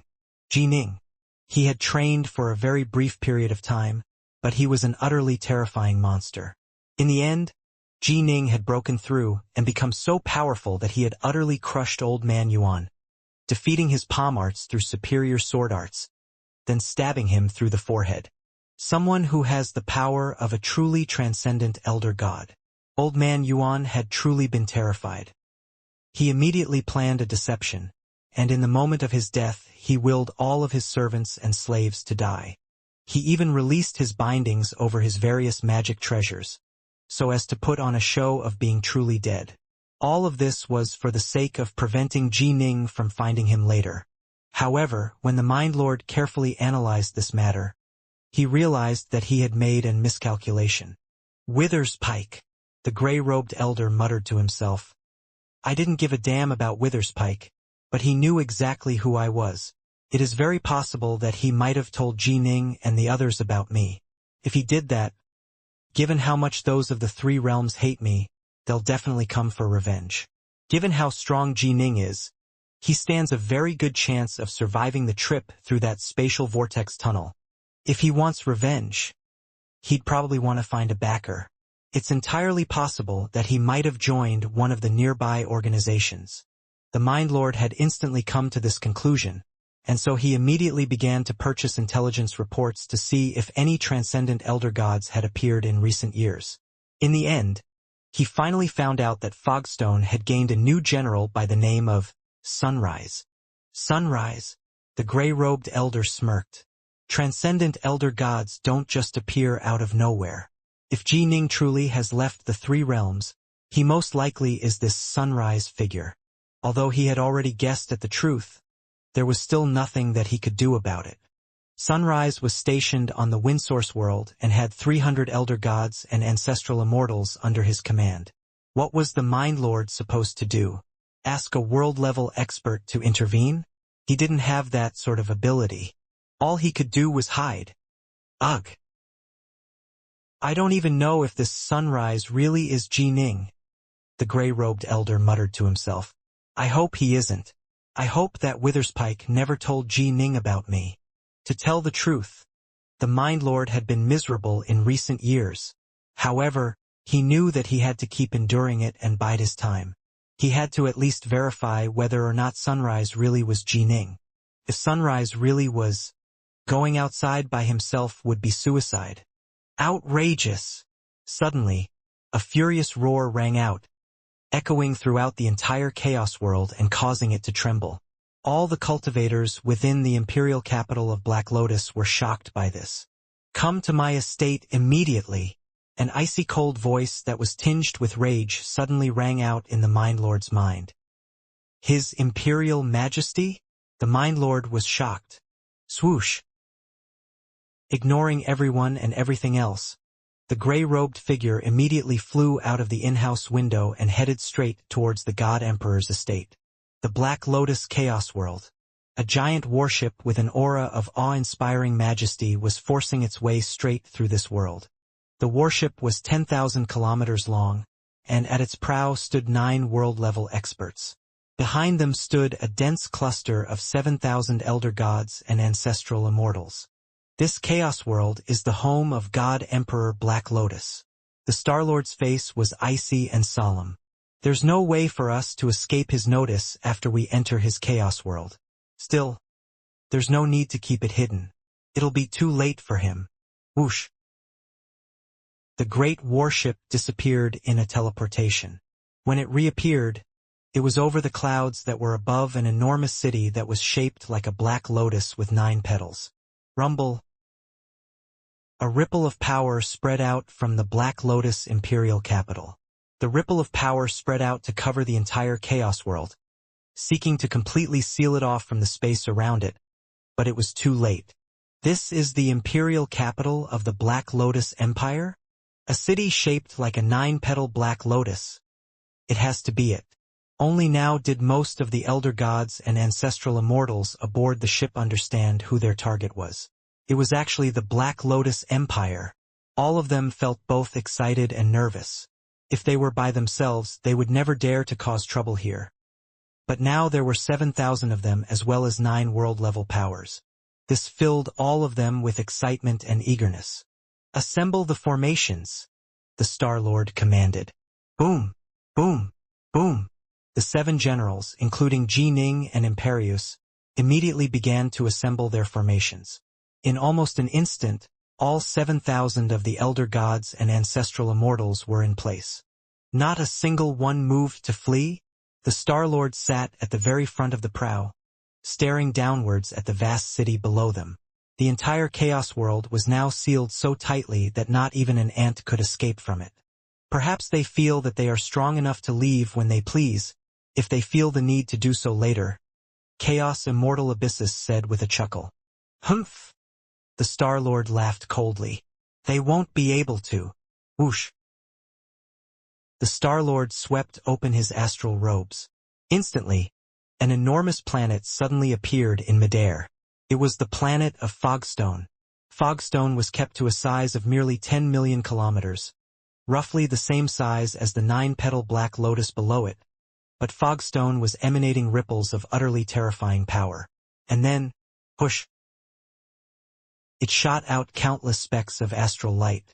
The starlight spread out to cover trillions of kilometers, completely illuminating the city beneath it, the nearby mountains and lakes, and the distant seas themselves as well as many mortal cities. In fact, its light spread out to cover this entire chaos world. Ah! W. Watts. The countless living beings within this chaos world, mortals and beasts included, all stared in puzzlement at the starlight that had just appeared everywhere. The starlight felt very comfortable to them. What's going on? A cultivator suddenly realized, to his shock, that it was now impossible to engage in teleportation here. The ripples of spacetime have become completely locked. Within the Black Lotus City, inside the God Emperor's estate, 6 figures were standing shoulder to shoulder, staring upwards at the skies. When they saw the enormous planet of Fogstone suddenly appear and radiate starlight in every direction, their faces all paled. Damn!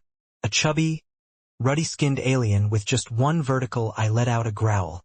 The Star-Lord of Fogstone has actually moved his headquarters, the planet of Fogstone, to this place. According to the stories, the planet of Fogstone is actually the legacy treasure of the entire Fogstone lineage. When it spreads out its astral light, it will completely suppress the local ripples of spacetime, causing every single region to be completely locked down.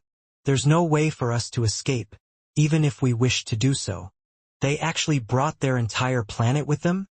There's not much of a feud between us and Fogstone.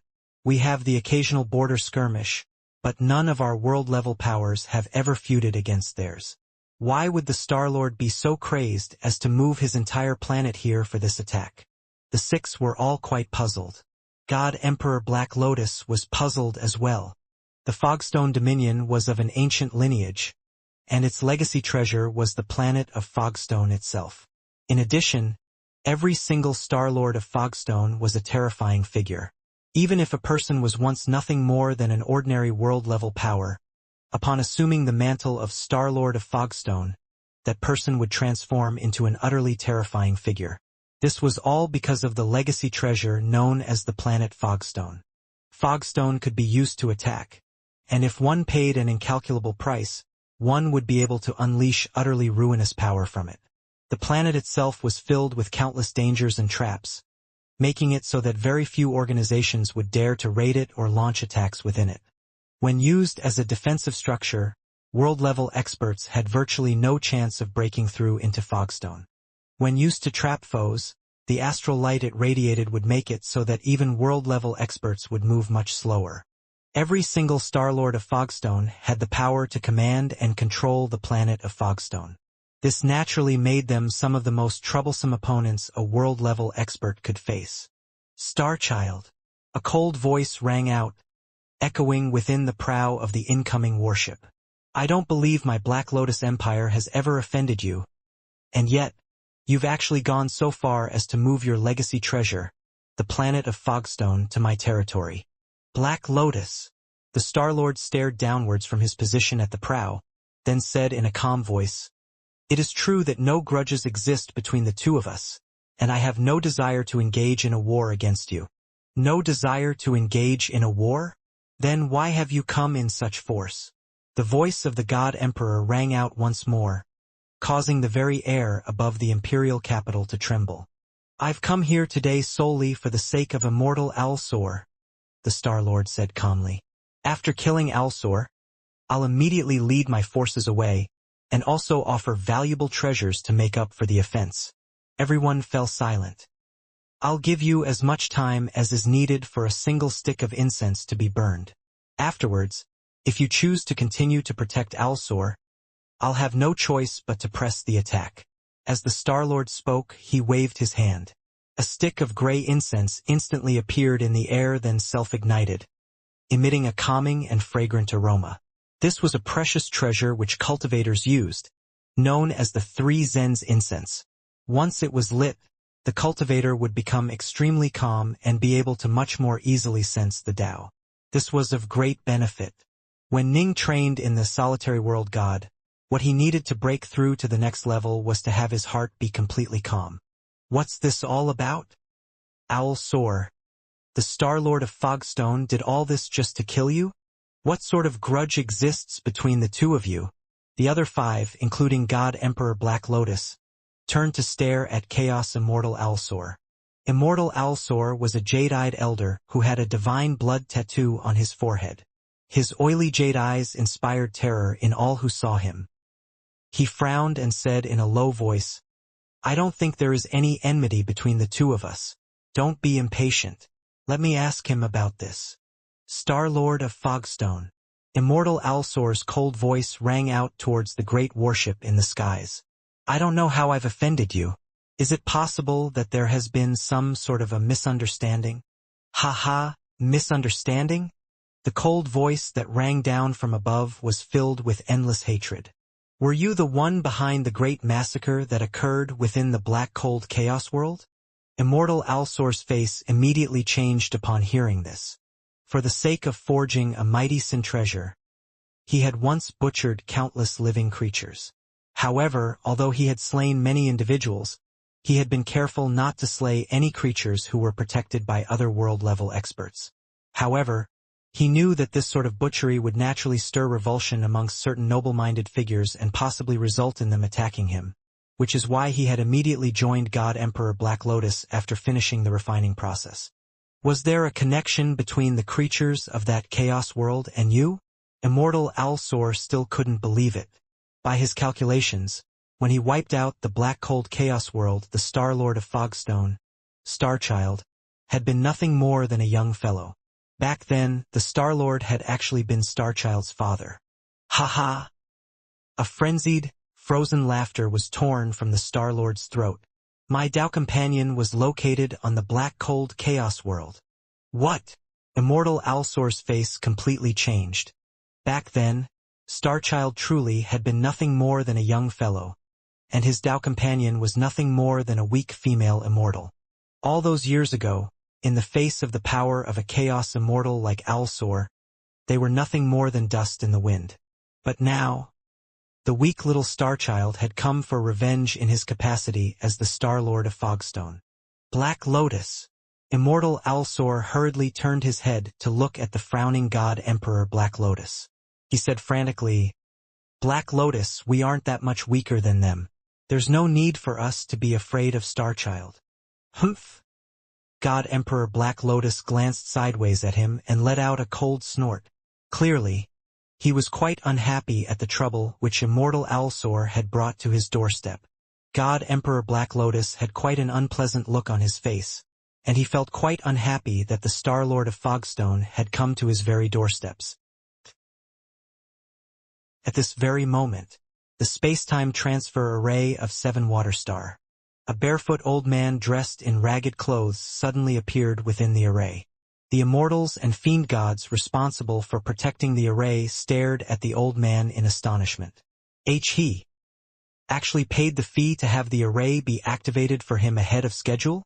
This would cost 100 bottles of chaos nectar for short distances and even more for longer distances. Thus, not even world gods or chaos immortals would do so lightly. Generally speaking, only the most top-tier of world-level experts would ever choose to have the space-time transfer arrays activated for them on an individual basis. They often traveled throughout the outside world, after all, and constantly went from one array to another. If they had to pay for a personal activation each time, the costs would be quite staggering. Thus, it was quite rare for even the caretakers of the space-time transfer arrays to see a cultivator have the array activated on an individual basis. This was especially true for a lesser-traveled location such as 7 Water Star. As for this old man's strange appearance, that didn't really matter. Cultivators dressed and acted as they pleased. They could all tell that this barefoot old man had an extraordinary demeanor. None of the caretakers even dared to breathe loudly in front of him. Ugh! Finally made it to the 7 Water Star of the Badlands territory. The raggedy old man stepped out of the formation and into the skies. He muttered to himself, if Tao Lord Windsource was going to die, he could have just died somewhere convenient. Why the hell did he have to run all the way over here, to the Badlands territory? This old man is dog-tired from the journey. The Windsource ruins. Thank goodness Tao Lord Windsource set up an estate just before he died. All of his treasures should probably be inside that place. I hope my information is correct and the talisman is truly inside there as well. The raggedy old man took another step through the void of space, then completely disappeared. The Black Lotus Chaos World. Above the city shaped like a black lotus with 9 petals was an enormous planet that glimmered with boundless amounts of astral light. The two forces faced each other watchfully. Within the God Emperor's estate. What do you think we should do, everyone? God Emperor Black Lotus glanced at the other 4 world-level experts. Help me out, everyone. Chaos Immortal Alsor looked at the other 4 as well, a hint of ill-disguised entreaty on his face. At a time like this, face no longer mattered. If God Emperor Black Lotus and the other 5 weren't willing to stand up for him, and he was forced to face the might of the entire Fogstone army by himself, he would most assuredly perish. Alsor, forget it. It is far too late now. A man dressed in a white robe embroidered with flowers shook his head. What, are all of you shrinking back already? The Fogstone Dominion isn't that much more powerful than us. If they force us to bow our heads this time, how will we ever be able to raise our heads again when meeting the other world-level powers of the Badlands territory? An alien covered in oily black armor spoke out. His golden eyes filled with anger. The entire reason we all joined together in an alliance was so that we could jointly deal with any threats, right? It's also been a long time since I've had a good fight. My hands itch. The chubby Cyclopean alien spoke out in concurrence. A look of delight and gratitude appeared on Immortal Alsor's face. I'll listen to what Black Lotus says, the bald, gray-robed elder said calmly. Black Lotus? All of them turned to look at God Emperor Black Lotus. Immortal Alsor had a hopeful look on his face.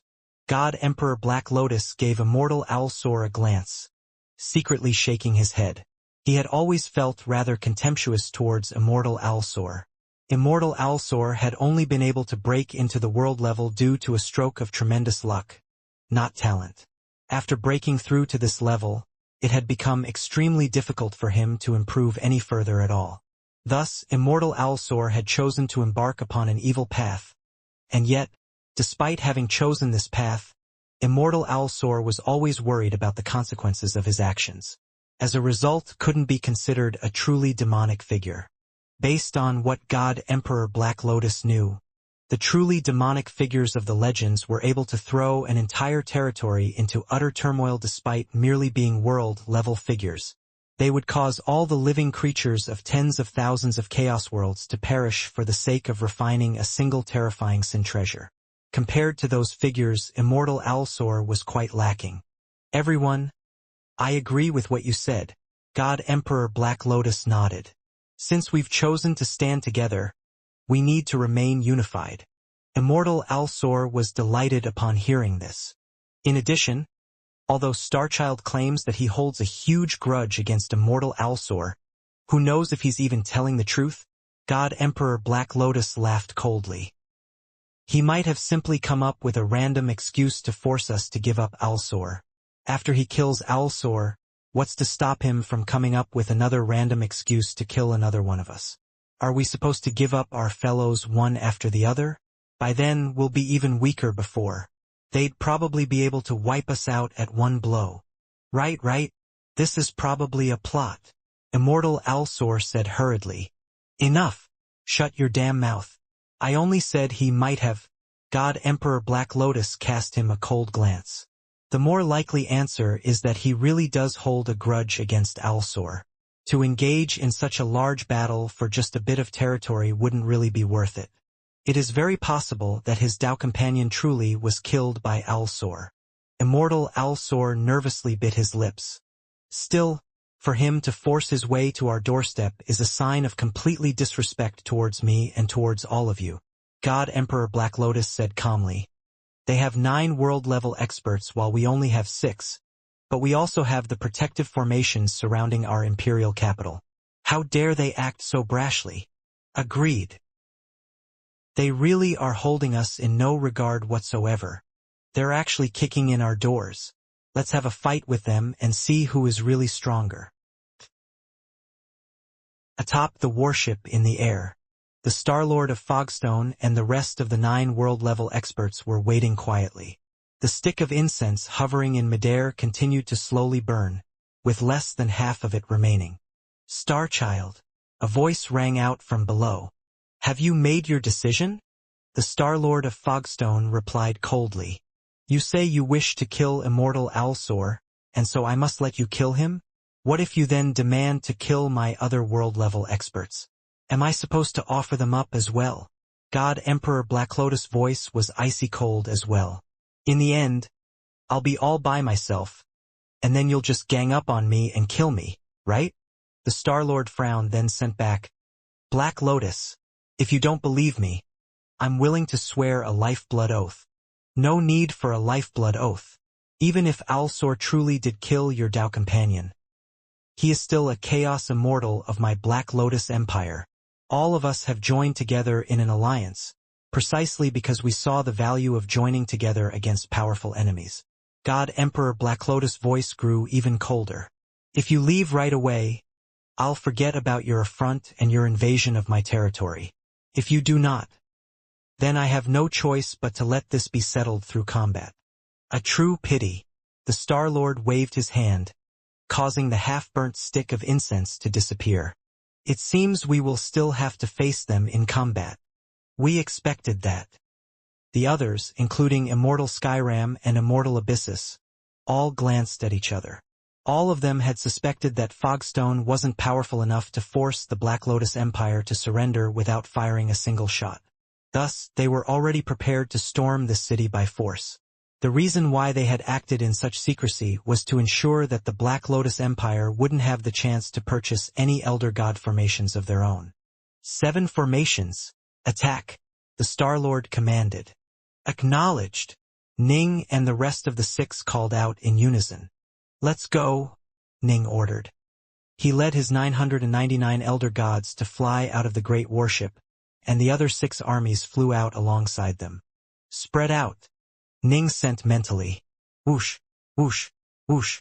Everyone, Ning included, began to spread out to cover an area of 10 million kilometers.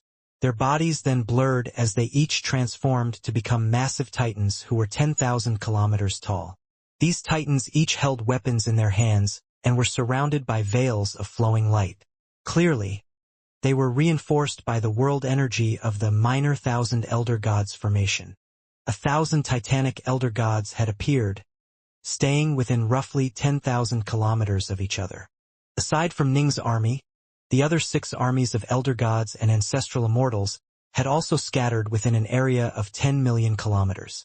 The elder gods all transformed to become 10,000 kilometers tall, and the weapons in their hands grew alongside them. As for the ancestral immortals, they retreated slightly but began to take control over their magic treasures. Attack! The Star-Lord of Fogstone pointed downwards towards the lotus-shaped city and gave the order. Attack! Attack! The 7,000 elder gods and ancestral immortals howled furiously as they charged downwards. It was as though a giant hemisphere of light formed by thousands of towering fiendgods had come smashing downwards towards the city, and right behind them were the 9 world-level powers. The world-level powers were worried about the formations guarding the imperial capital of Black Lotus. The formations protecting any organization's headquarters were bound to be extraordinarily powerful, and ordinary chaos immortals and world gods might not be able to handle them. However, the minor 1,000 elder gods formation was expressly meant to block attacks and entangle foes. Thus, part of their plan was to have those 7 formations join together and reinforce each other. This was the most dangerous part of the plan, and the 9 world-level experts weren't willing to take the brunt of the danger. A black cloud suddenly appeared around the Black Lotus city below them. The black cloud drifted outwards, covering the air above the city and serving as a protective layer. Kill! Kill! Kill! The 7,000 elder gods and ancestral immortals simultaneously launched attacks downwards, with the elder gods lashing out with their enormous weapons. Ning, for example, was using the flexible Dao sword with his right hand and violet jewel with his left. Both swords had been transformed to become many tens of thousands of kilometers long, and he hacked down furiously with both of them at the same time. But of course, Ning kept part of Violet Jewel's true power in abeyance, not letting it truly erupt. Right now, all of their forces were attacking simultaneously. Even if Ning held nothing back at all, it wouldn't make much of a difference. It was better to keep his true power hidden and unleash it later in a sudden, critical attack against the forces of the Black Lotus Empire. Boom! Boom! Boom! Boom! The 7,000 elder gods and ancestral immortals launched frenzied attacks at the Black Cloud, smashing down with their gigantic weapons or striking from afar with magic treasures. Every single elder god and ancestral immortal was supported by the power of the world which had been created by their formation. Even the attacks of ordinary elder gods and ancestral immortals had reached the world god threshold of power. The 9 captains of each formation were even more powerful, and as for the generals at the center, they were now comparable to true world-level experts. Although the ordinary elder gods and ancestral immortals had merely reached the world god threshold of power, they had the advantage of overwhelming numbers. None of the world-level experts of the Black Lotus Empire would dare to withstand the combined assault of 7,000 elder gods and ancestral immortals in formations. Whoosh! The black cloud didn't seem to resist at all, allowing the enormous weapons and magic treasures to pass straight through it. It isn't blocking? The 9 world-level powers behind the 7,000 elder gods and ancestral immortals all frowned. If the Black Lotus Empire focused completely on defense and forcefully fought back against every attack, it would actually be fairly easy for them to take it down. In a head-on clash, the Black Lotus Empire's formation would have to withstand the full brunt of their blows, after all. But now that the Black Lotus Empire wasn't blocking and was instead enduring and ablating their attacks, things would become a bit more difficult. It seems the Guardian formation of the imperial capital of Black Lotus is quite profound. The Star-Lord sent mentally 7 formations, Enter the imperial capital and smash all before you. Yes. The 7,000 elder gods and ancestral immortals had joined together to form a half-globe of light that was 10 million kilometers across. They pressed downwards forcefully, emanating a thick aura of world energy. In truth, all world-level experts possessed world energy. Chaos immortals dispersed their Jindan region into primordial chaos, then formed a chaos world from it. As for world gods, the mighty power within their body was equivalent to the power of an entire chaos world, which was why they were also capable of forming chaos worlds. As for Ning and his subordinates, they had world energy thanks to the minor 1,000 elder gods formation. 1,000 elder gods who were able to perfectly mesh their energy together through a formation would be able to naturally merge with the dimension around them and be supported by the power of the local world energy. Rumble. The 7,000 elder gods and ancestral immortals were incomparably valiant as they continued their downwards charge, brandishing countless weapons. They soon charged into the dark clouds that were covering the lotus-shaped city. The black clouds were pushed aside by their world energy, and they continued to crash downwards. We have 7 formations working together. A hint of a killing intent could be seen in the Star-Lord's eyes. No matter how formidable your formations are, there's no way you can break our 7 mighty formations. A single minor 1,000 elder gods formation was already extremely tough to break apart. 7 of them joining forces. The Star-Lord believed that most likely only a Tao Lord would be capable of defeating such a force. The 7,000 elder gods and ancestral immortals were what he was relying on to deal with the formations protecting the imperial capital of Black Lotus. The restrictive spells covering the imperial capital are no longer a threat to us. Immortal Abyssus smiled. Agreed. The Star-Lord of Fogstone nodded. Everyone, our 7,000 elder gods and ancestral immortals have already entered combat. It is time for us to join them. Black Lotus and the rest of the 6 are inside the city. There's no way they can avoid my astral light. Let everything proceed as according to plan. Excellent. Let's go. Attack. Flickers of killing intent appeared in the eyes of the world gods and chaos immortals. Ji Ning, your squad of elder gods is responsible for protecting Immortal Overguard. The Star-Lord's voice rang out by Ning's ears. Rumble. An enormous number of icy blades were howling through the air towards him. The titanic Ning wielded 2 swords in his hands, using them to hack with abandon and knock the blades aside. All of the formations and restrictive spells protecting the imperial capital had been activated, resulting in a furious flurry of attacks being directed at the 7,000 elder gods and ancestral immortals. Yes, Star-Lord. Ning immediately acknowledged the order, then sent out an order of his own. Captain Mountain Eater, lead your 110 elder gods to protect Immortal Overguard. Ning had a total of 9 squads under his command. Elder God Mountain Eater Squad was located closest to Immortal Overguard. Acknowledged. The 100+ elder gods under Mountain Eater's command immediately moved into a defensive perimeter around Chaos Immortal Overguard. Follow me. Chaos Immortal Overguard stood atop an enormous formation diagram which was covered with 4 different streams of colored light that emanated an aura of awesome power. As for Mountain Eater and his 100, they were all scattered around him in a protective stance.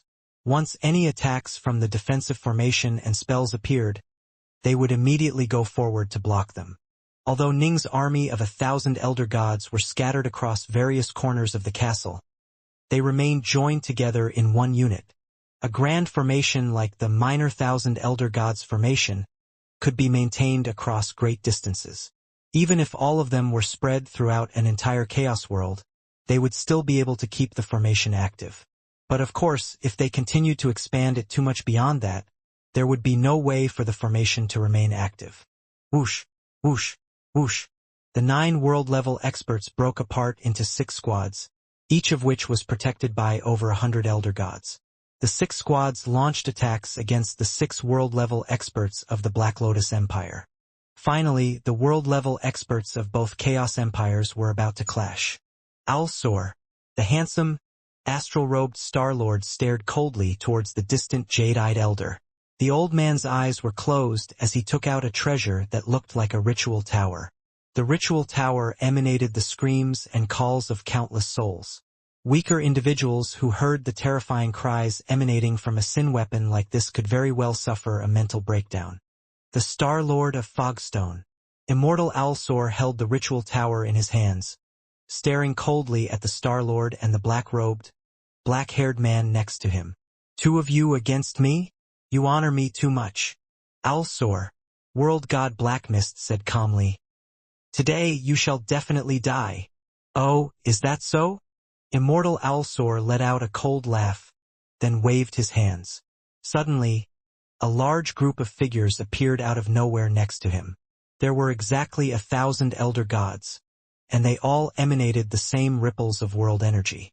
A minor 1,000 elder gods formation? The Star-Lord's face changed. He didn't expect that Immortal Alsor would actually have 1,000 elder gods with him, as well as a minor 1,000 elder gods formation of his own.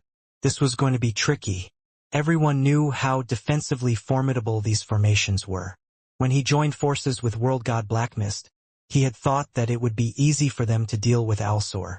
Similarly, if they were just dealing with 1,000 elder gods in formation, it wouldn't be too difficult. But to deal with both at the same time, this was going to be tough. Eh? The Star-Lord frowned. His astral light was spread throughout the city, and thus he saw that a minor 1,000 elder gods formation had suddenly appeared next to God Emperor Black Lotus as well. They actually have two of their own? The Star-Lord was surprised. Be careful, everyone.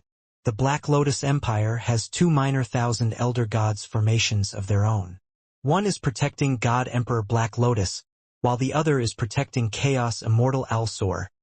The Star-Lord sent mentally. How can this be? Why do they have two of their own? Was our attack leaked by someone to them? Impossible.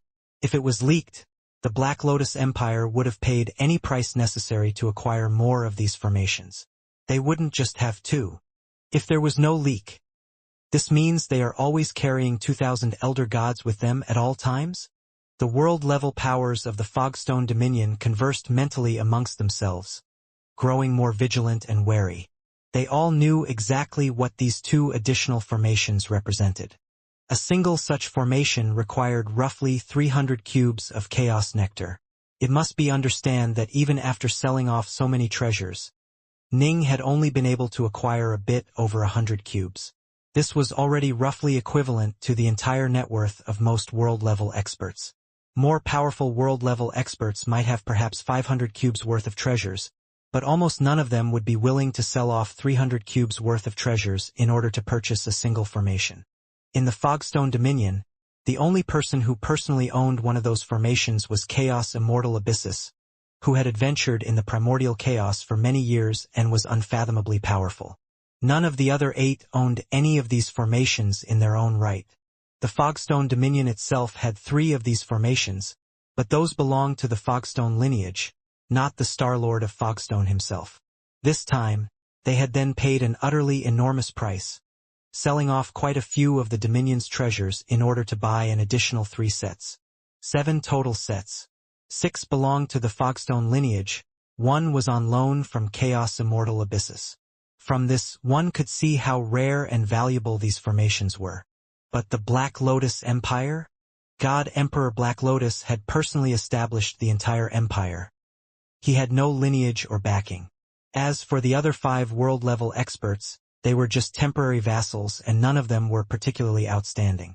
Logically speaking, they shouldn't be wealthy enough to waste money on one of these formations, as none of them should have even had that many elder god slaves. So, where did these 2 formations come from? None of the other world-level experts have 1,000 elder god slaves with them. Only God Emperor Black Lotus might have that many. Although he didn't have that many slaves, he did have an army with thousands of elder gods. Those 2 formations probably came from him, but he built up the Black Lotus Empire all on his own with no outside backing. How could he possibly afford 2 of those formations all by himself? This was why all 9 of the world-level experts of Fogstone had grown wary. God Emperor Black Lotus stood in place, an enormous black lotus with 9 petals beneath his feet. The lotus flower swiveled slowly as its petals spread outwards. Beyond the perimeter of the lotus flowers stood 1,000 elder gods. Black Lotus, it seems all of us have underestimated you. Immortal Abyssus, Immortal Skyram, and World God Goldcloud stood there in midair, each surrounded by 100 elder gods who were helping them block the enemy defensive spells. The Fogstone Dominion had a total of 9 world-level experts. 3 of them had been sent to deal with God Emperor Black Lotus. 2 were dealing with Immortal Owlsaur. The others were all fighting in single combat. The goal wasn't to win. It was just to tie their foes down. Since you've decided to come onto my territory, you shall never leave again. God Emperor Black Lotus swept them with a calm gaze. Attack! Attack! The 1,000 elder gods around him all howled furiously as they charged forwards. Ning could sense the 6 titanic shockwaves emanating throughout the city. These were the shockwaves coming from the battles against the 6 world-level experts. Fortunately, this place was the imperial capital of Black Lotus. And fortunately, the astral light of Fogstone was suppressing the ripples of spacetime in this area. Otherwise, a battle on this scale and level would have caused the entire Chaos world to break apart long ago. Things are much easier for us.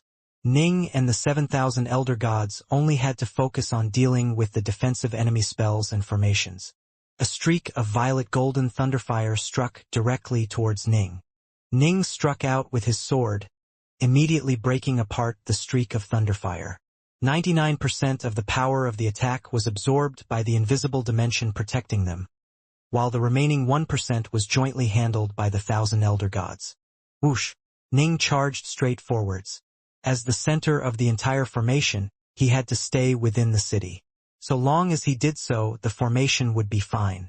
The other elder gods were assigned to various regions, but he, as the core, wasn't given a specific assignment. The Star-Lord really is impressive. As Ning moved from place to place, suppressing the power of the defensive spells and formations, he also kept an eye on the various world-level experts. After watching 2 of them, he turned to watch the battle going on with the Star-Lord. The Star-Lord was an extremely dazzling figure. Countless streams of astral light spread out from around him as though he was their sovereign and emperor.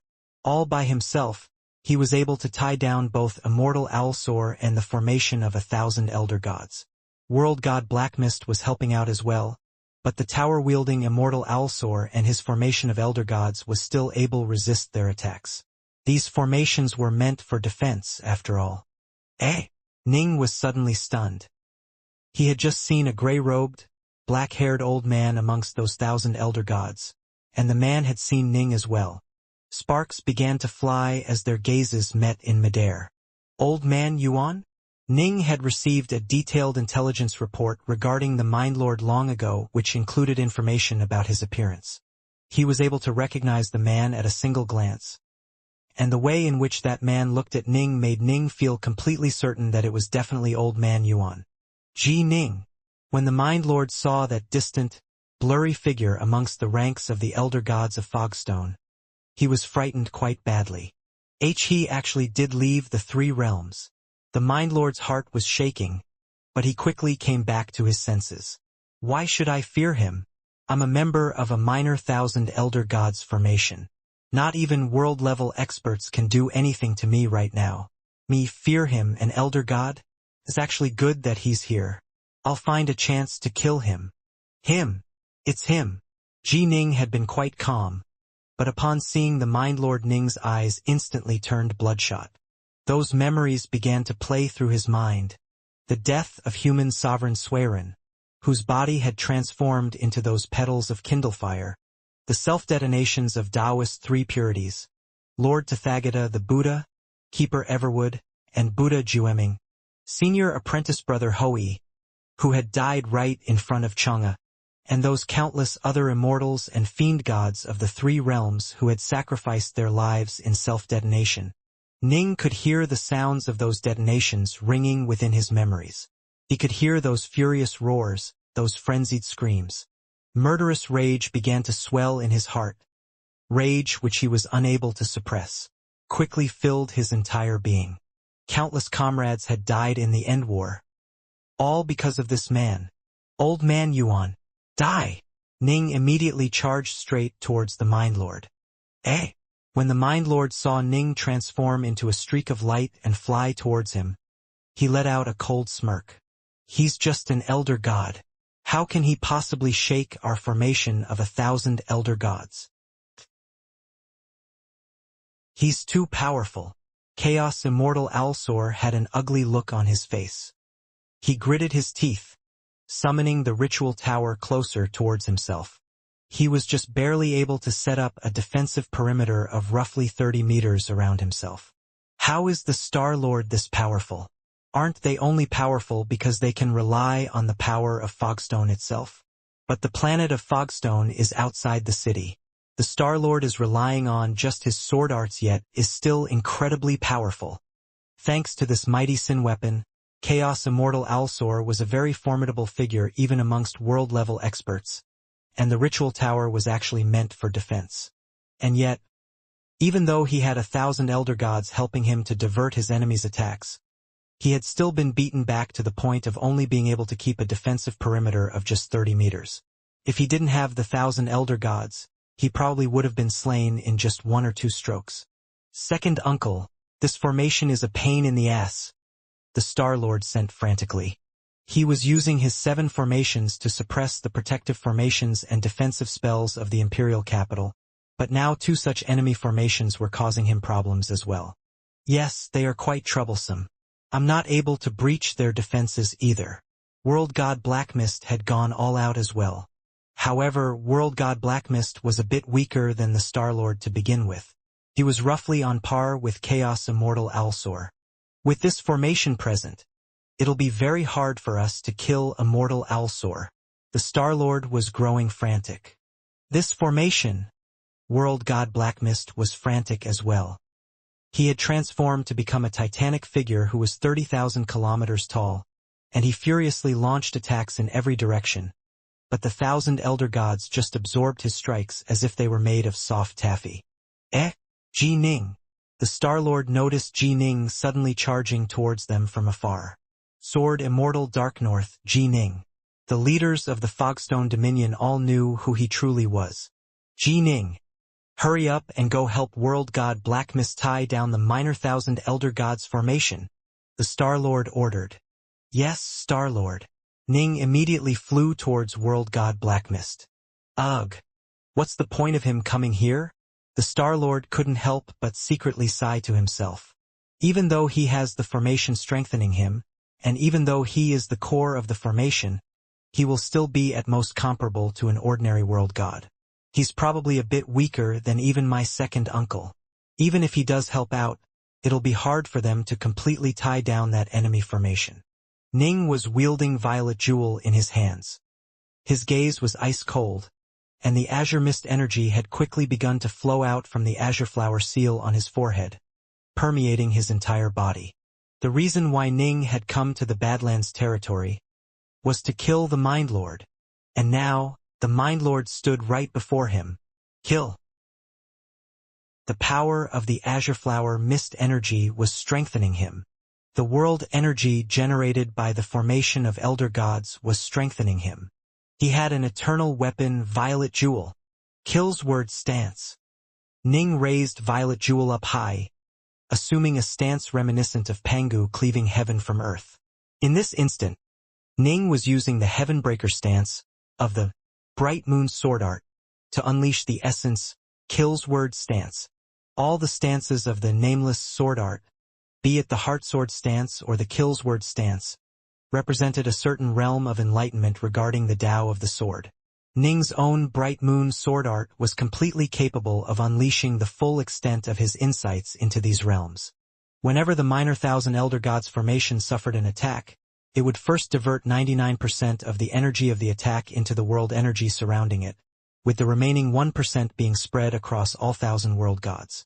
This was why Ning had immediately used his most overpowering and dominating strike, the Heavenbreaker stance. Rumble. A strand of power was also extracted from the quintessence core within the eternal sword and infused into the surface of the sword. The enormous sword chopped straight towards Ning's most hated foe, the Mind Lord. Ahahaha. It is useless. I'm now a member of an Elder God formation. No matter how strong you are, you won't be able to do anything. The Mind Lord watched as that terrifying sword descended towards him, although his heart shook a bit as he knew he wouldn't be able to survive it without the formation.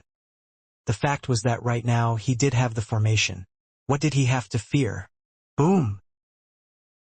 The blood-colored violet jewel crashed down upon the Mind Lord with absolute fury. The concussive power of the blow was instantly dissipated into the surrounding region as well as across the bodies of all 1,000 Elder Gods. All of the Elder Gods trembled, their bodies coming to a brief halt. World God Blackmist was both shocked and delighted by this. To cause 1,000 Elder Gods to come to a halt required an incredibly powerful attack. When World God Blackmist himself used his most powerful killer moves, this was the exact same result. What? The distant Star-Lord was also completely shocked and overjoyed by what he was seeing. Impossible. He's just an Elder God. There's no way he could have done this. Immortal Alsor's heart turned so cold that it was like a block of ice, and his eyes were filled with shock and rage. Ahaha. Excellent. Dark North, excellent.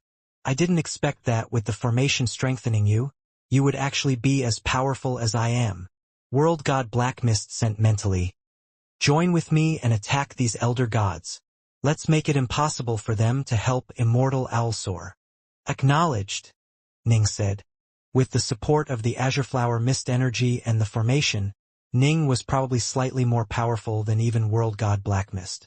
He also had an eternal weapon, and yet, Ning understood that his fatal weakness lay in his insights.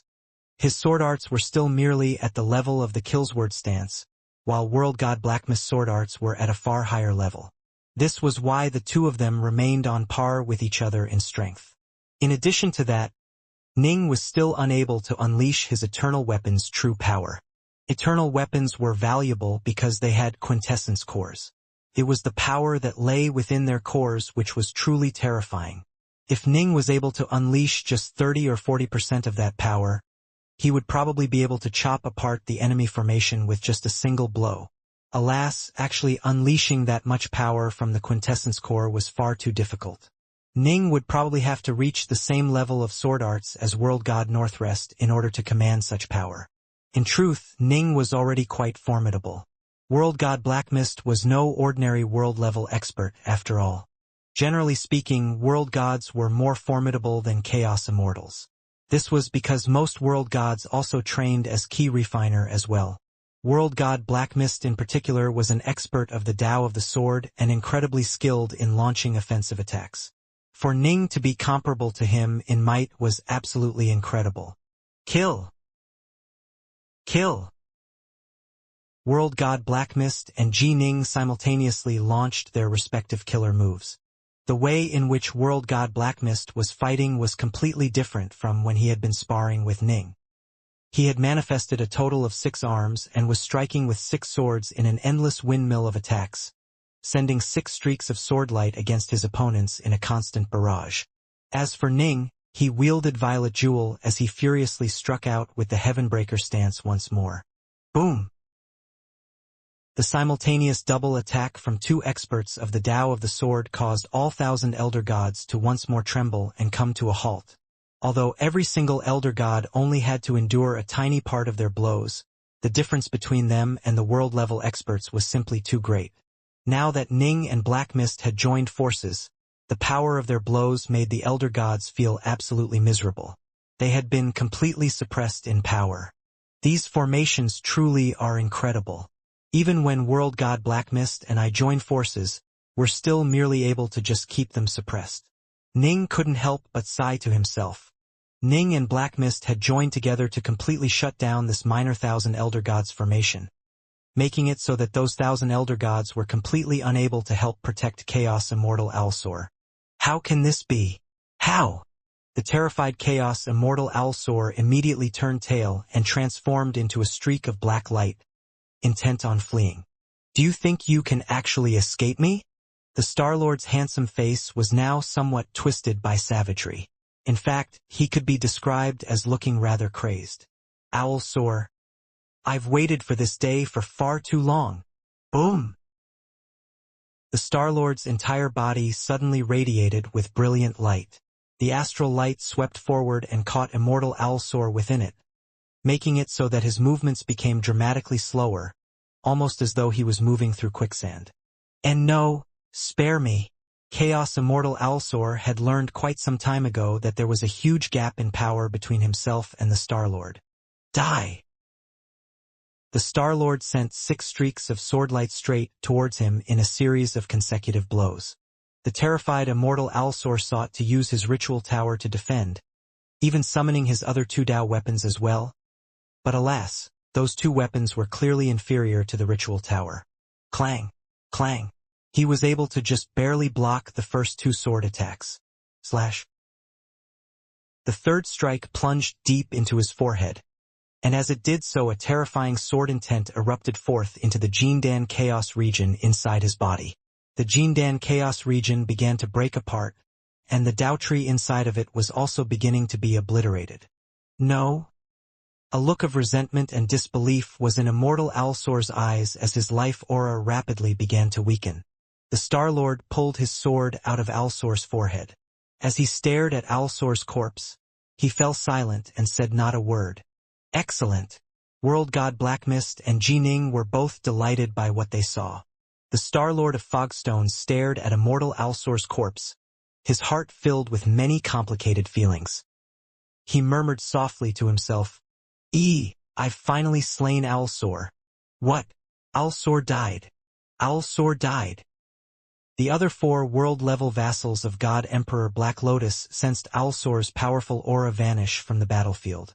The entire city only held a total of 15 world-level experts. There was a tremendous difference in power between them and elder gods.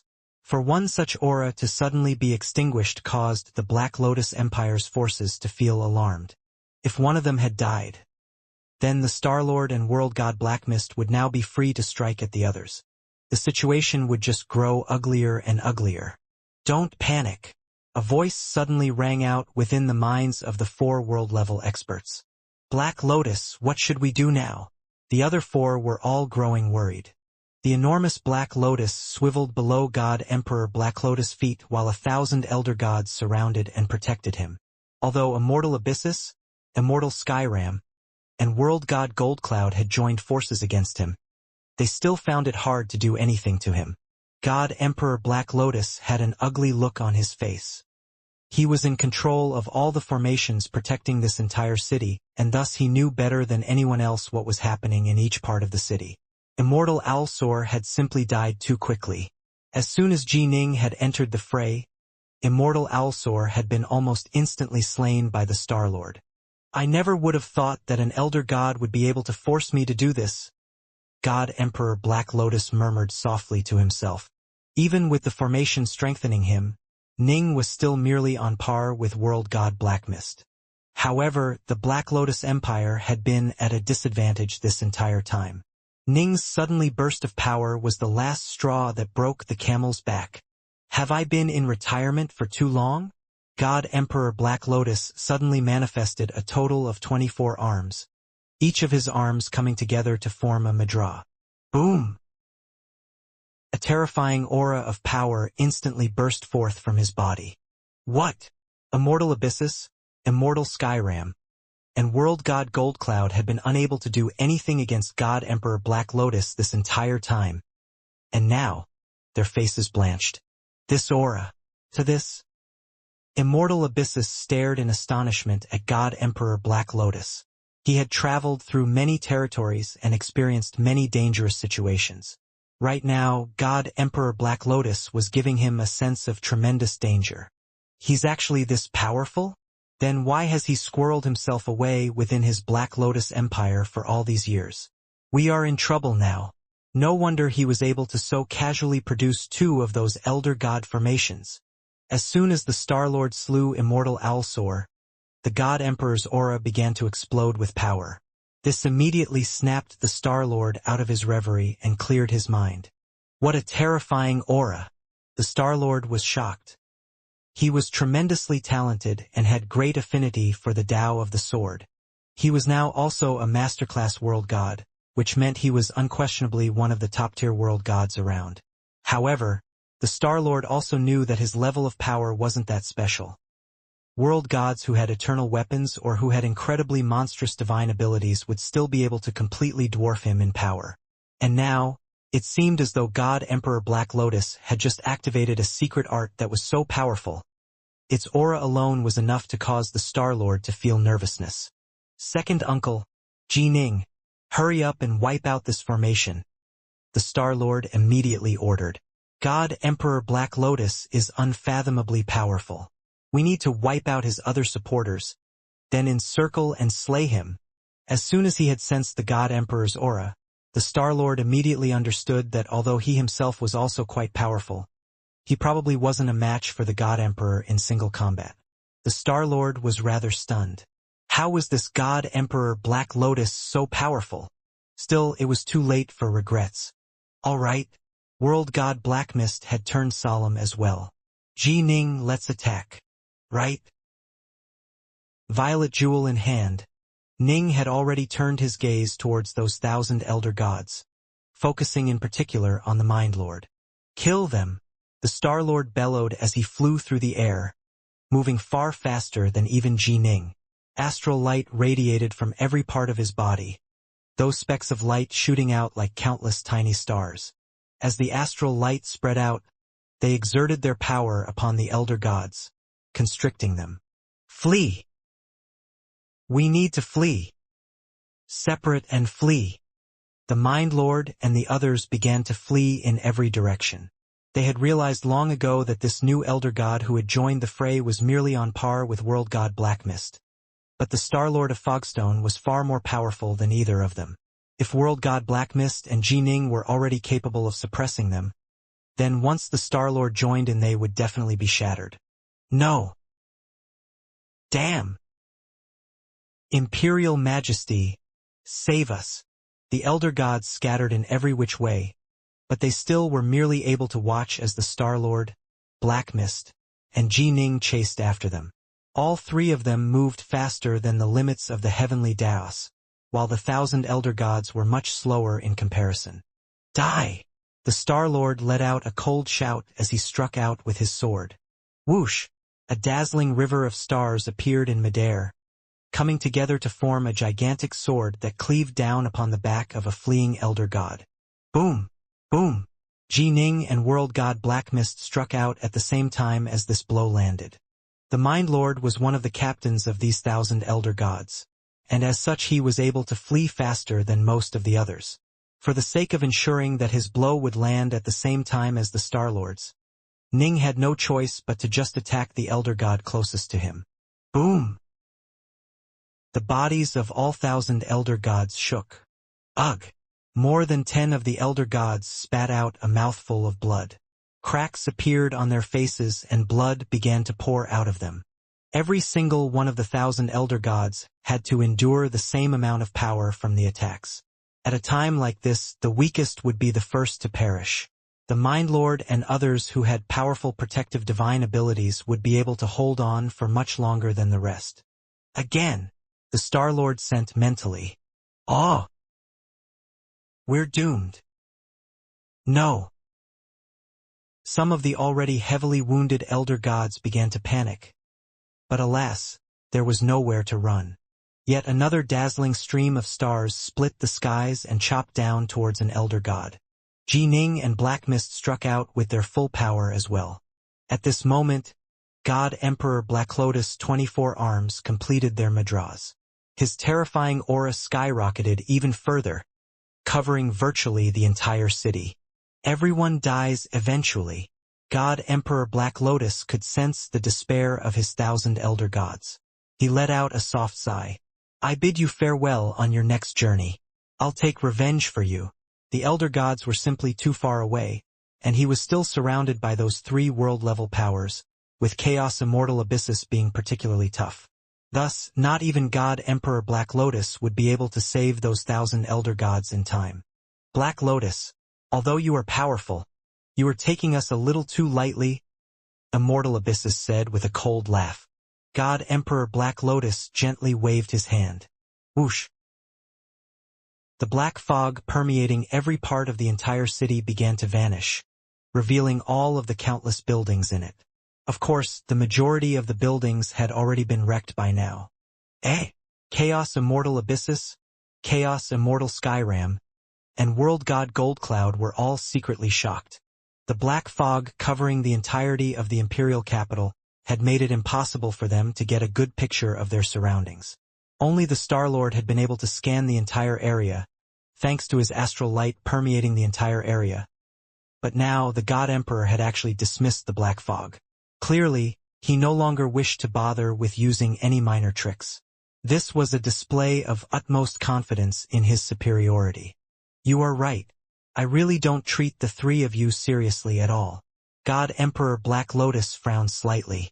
He could sense that 6 of the weakest elder gods had just been slain. Although the core and the 9 captains were still present and were able to just barely keep the formation up, it would now be even harder for them to withstand any attacks. All of the elder gods had already begun to panic and flee. The three of you? Who do you think you are? In years past, more than a few world-level experts died by my hand, God Emperor Black Lotus said calmly. I came to the Badlands territory, set up a little empire for myself, and just wanted to reign here in peace. I never would have thought that trouble would come crashing down out of nowhere. Fine then, I'll wipe out the entire Fogstone lineage and let the cultivators of the Badlands territory know exactly how powerful I am. When Abyssus, Skyram, and Goldcloud heard these words, they couldn't help but turn to look at each other. These words were a bit too brash, weren't they? Wipe them all out? What did he take the 9 world-level experts of Fogstone to be? Prepare to receive a blow from me. God Emperor Black Lotus aura began to surge outwards. Push. Instead, a series of black lotuses began to bloom in the area around him. Countless black lotuses emerged, causing an area of 1,000,000 kilometers around him to transform into an enormous pool of lotuses. These black lotuses radiated a tremendous killing intent that surged towards the 3 world-level experts. This is the first stance of the forbidden black lotus, Lotus C. A calm look of supreme confidence could be seen in God Emperor Black Lotus' eyes. The black lotuses bloomed throughout the area, carrying a unique sort of charm. However, Immortal Abyssus, Immortal Skyram, and World God Goldcloud weren't in the mood for enjoying their beauty. Immortal Abyssus hurriedly sent a mental message to the 100 elder gods surrounding him. Hurry up and retreat. Don't get involved in this. Yes, the 100 elder gods could sense that things were turning dangerous. They didn't dare to push it too far. Go! Immortal Abyssus waved his hand, causing a semi-translucent cloth banner to fly out. The cloth banner flew through the air, instantly covering the skies as an enormous number of divine runes began to flow through it. The semi-translucent cloth banner began to emanate streams of gloomy white light that completely suppressed the countless black lotuses. The lotuses tried to push them back, but the light of the cloth banner was extraordinarily tough. I've always heard that Immortal Abyssus of the Fogstone Dominion is unfathomable in his power, but I didn't think that you'd be able to withstand the first stance of my forbidden Black Lotus. God Emperor Black Lotus spoke out calmly, but the murderous aura which had once pervaded him when he had roamed through the various territories was beginning to slowly reveal itself. He managed to block it. World God Goldcloud and Immortal Skyram were both overjoyed. Both of them had started to panic just now. They could sense that if they were completely surrounded by those countless black lotuses, they would most likely die within them. Brother Skyram, Brother Goldcloud, this God Emperor Black Lotus is far too strong. He's already forced me to take out my most powerful treasure. Immortal Abyssus sent mentally. I'm already at my limit. Listen to my instructions. As long as we can hang on for a bit longer, the Star-Lord will soon arrive. With him by our side, we will no longer need to fear God Emperor Black Lotus. Right? Immortal Skyram and World God Goldcloud both held great faith in Immortal Abyssus. In the past, they knew he was strong but were uncertain as to how strong he actually was. Now they realized that he was strong enough to block those countless black lotuses that had inspired such terror in them. Ahaha! God Emperor Black Lotus let out a laugh, Now try out the second stance of my forbidden black lotus. This stance is known as Lotus Hell. His voice echoed throughout the skies and by the ears of the 3 world-level experts. Whoosh! Suddenly, one black lotus after another began to descend from the skies. Countless black lotuses descended, and as they did so they were actually beginning to resonate with the countless black lotuses on the ground that had been suppressed by Immortal Abyssus. Star-Lord, hurry over here! Immortal Abyssus blanched as he hurriedly commanded the cloth banner to send out light to both suppress the black lotuses on the ground as well as the black lotuses falling from the skies. For a moment, he was able to establish a defensive perimeter and block the lotuses from every direction. The Star-Lord knew that time was of the essence, and so he struck out with 2 swords at maximum speed, slaying 6 of the weakest Elder Gods in the Elder God formation. Second Uncle Jining, let's go. We need to get over there right now. After breaking through the formation, the Star-Lord immediately waved his hand, causing dozens of streaks of sword light to chop out towards the Elder Gods closest to him. All right, World God Black Mist said. Star-Lord, I'll go right away, but first I need to kill the Mind Lord. Ning didn't immediately follow behind him, instead flying at maximum speed towards the terrified, fleeing Mind Lord. The Star-Lord glanced backwards at Ning. Ning had said long ago when he had first joined the Fogstone army that his goal was to kill the Mind Lord. Fine. Hurry up and get rid of the Mind Lord. Then come join us right away. Ji Ning was now an important member of their force. The other 6 formation commanders were merely comparable to ordinary world gods, while Ji Ning was comparable to World God Black Mist, an expert of the Tao of the Sword. He could be considered an expert amongst world gods. All right, Ning said. Swoosh. Ning moved faster than the limits of the heavenly Taos, furiously chasing after the Mind Lord. Why is this happening? Why? The Mind Lord was frantically fleeing, but the Star-Lord's astral light was slowing him down too much. Ning caught up to him almost instantly. Ji Ning, spare me. Ji Ning. The Mind Lord began to beg for his life. Earlier, when the Star-Lord had broken apart the formation, he had slain quite a few Elder Gods before heading off towards the other world-level experts. The entire Minor Thousand Elder Gods formation had collapsed, resulting the Mind Lord becoming much weaker as well. I gifted you my Heart Sutra long ago, the Mind Lord sent frantically. When he was in the guise of Old Man Yuan in the 3 realms, he had put on a truly flawless act. He had helped train juniors, risked his life for his friends, and acted exactly as the true Old Man Yuan had. This was why the Nuwa Alliance had never suspected a thing or seen any flaws in his masquerade. In fact, Patriarch Subhudi's friendship with Old Man Yuan had only deepened. He had casually bestowed the Heart Sutra to Ji Ning, but that was merely a manual with some extremely crude bits of information pertaining to Heart Force. This was part of his usual act of pretending to be a kind old man. Die! Ning had already arrived, and his eyes flashed with murderous malice. The Mind Lord grew frantic. I've already informed one of my slaves about the 3 realms. Once I die, my slave's lifeblood oath will compel him to immediately spread this information regarding the 3 realms. By then, quite a few adventurers of the Badlands territory will probably set off towards it. The Mind Lord sent threateningly. Eventually, an endless stream of adventurers will go from the Badlands to the 3 realms. It'll be finished. Boom! Sword light flashed. Although the Mind Lord was wearing armor, it was a very weak set of chaos armor. There was no way it could withstand Ning's full-force strike. Ning's sword light struck the Mind Lord at the waist, chopping straight through the chaos armor. The terrifying power of Violet Jewel swept through the Mind Lord's entire body, wiping out all of his divine power as well as his true soul. Even when Ning was back in the 3 realms, his full-force blows were capable of piercing through top-grade chaos treasures. He now was strengthened by the Azure Flower Mist energy, the world energy of his formation, and was wielding a fully repaired eternal weapon. Even his sword arts had improved. His full-force strikes were now completely capable of shattering ordinary chaos treasures. If the Mind Lord was wearing a suit of top-grade chaos armor, Ning wouldn't be able to chop through it, but the kinetic force of Ning's blows would still be enough to reduce the Mind Lord's body to dust. A look of true despair appeared in the Mind Lord's eyes. Whoosh! The two severed halves of his body suddenly broke apart and crumbled. Violetul's power was more than enough to cause his entire body to break apart. The Mind Lord is finally dead. After slaying the Mind Lord, Ning was momentarily dazed. He could almost see his senior apprentice brother Hui in the moment of his Trusal's dissipation.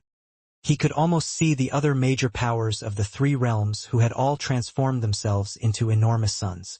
This troublemaker has finally been dealt with.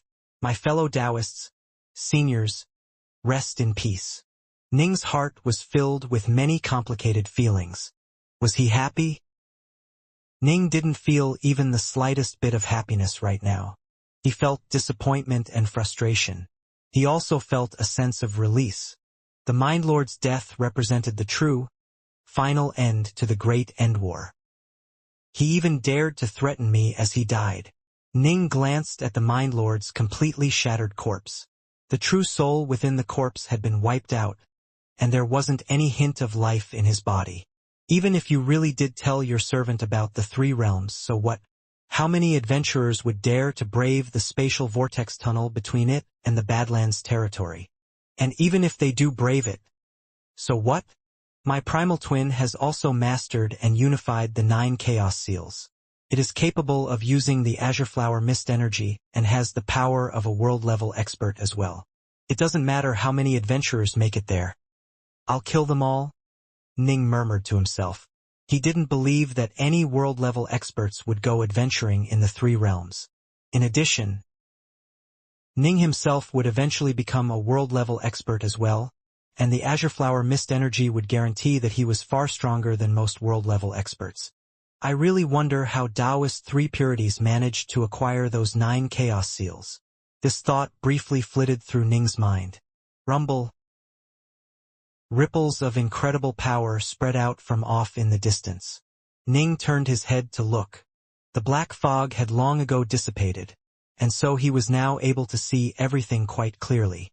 The astral light from the planet of Fogstone continued to shine down upon the city, revealing the scene of Immortal Abyssus, Immortal Skyram, World God Goldcloud, the Star Lord of Fogstone, and World God Blackmist all fighting against God Emperor Black Lotus. The most dazzling figures were the Star Lord and the God Emperor. Attack!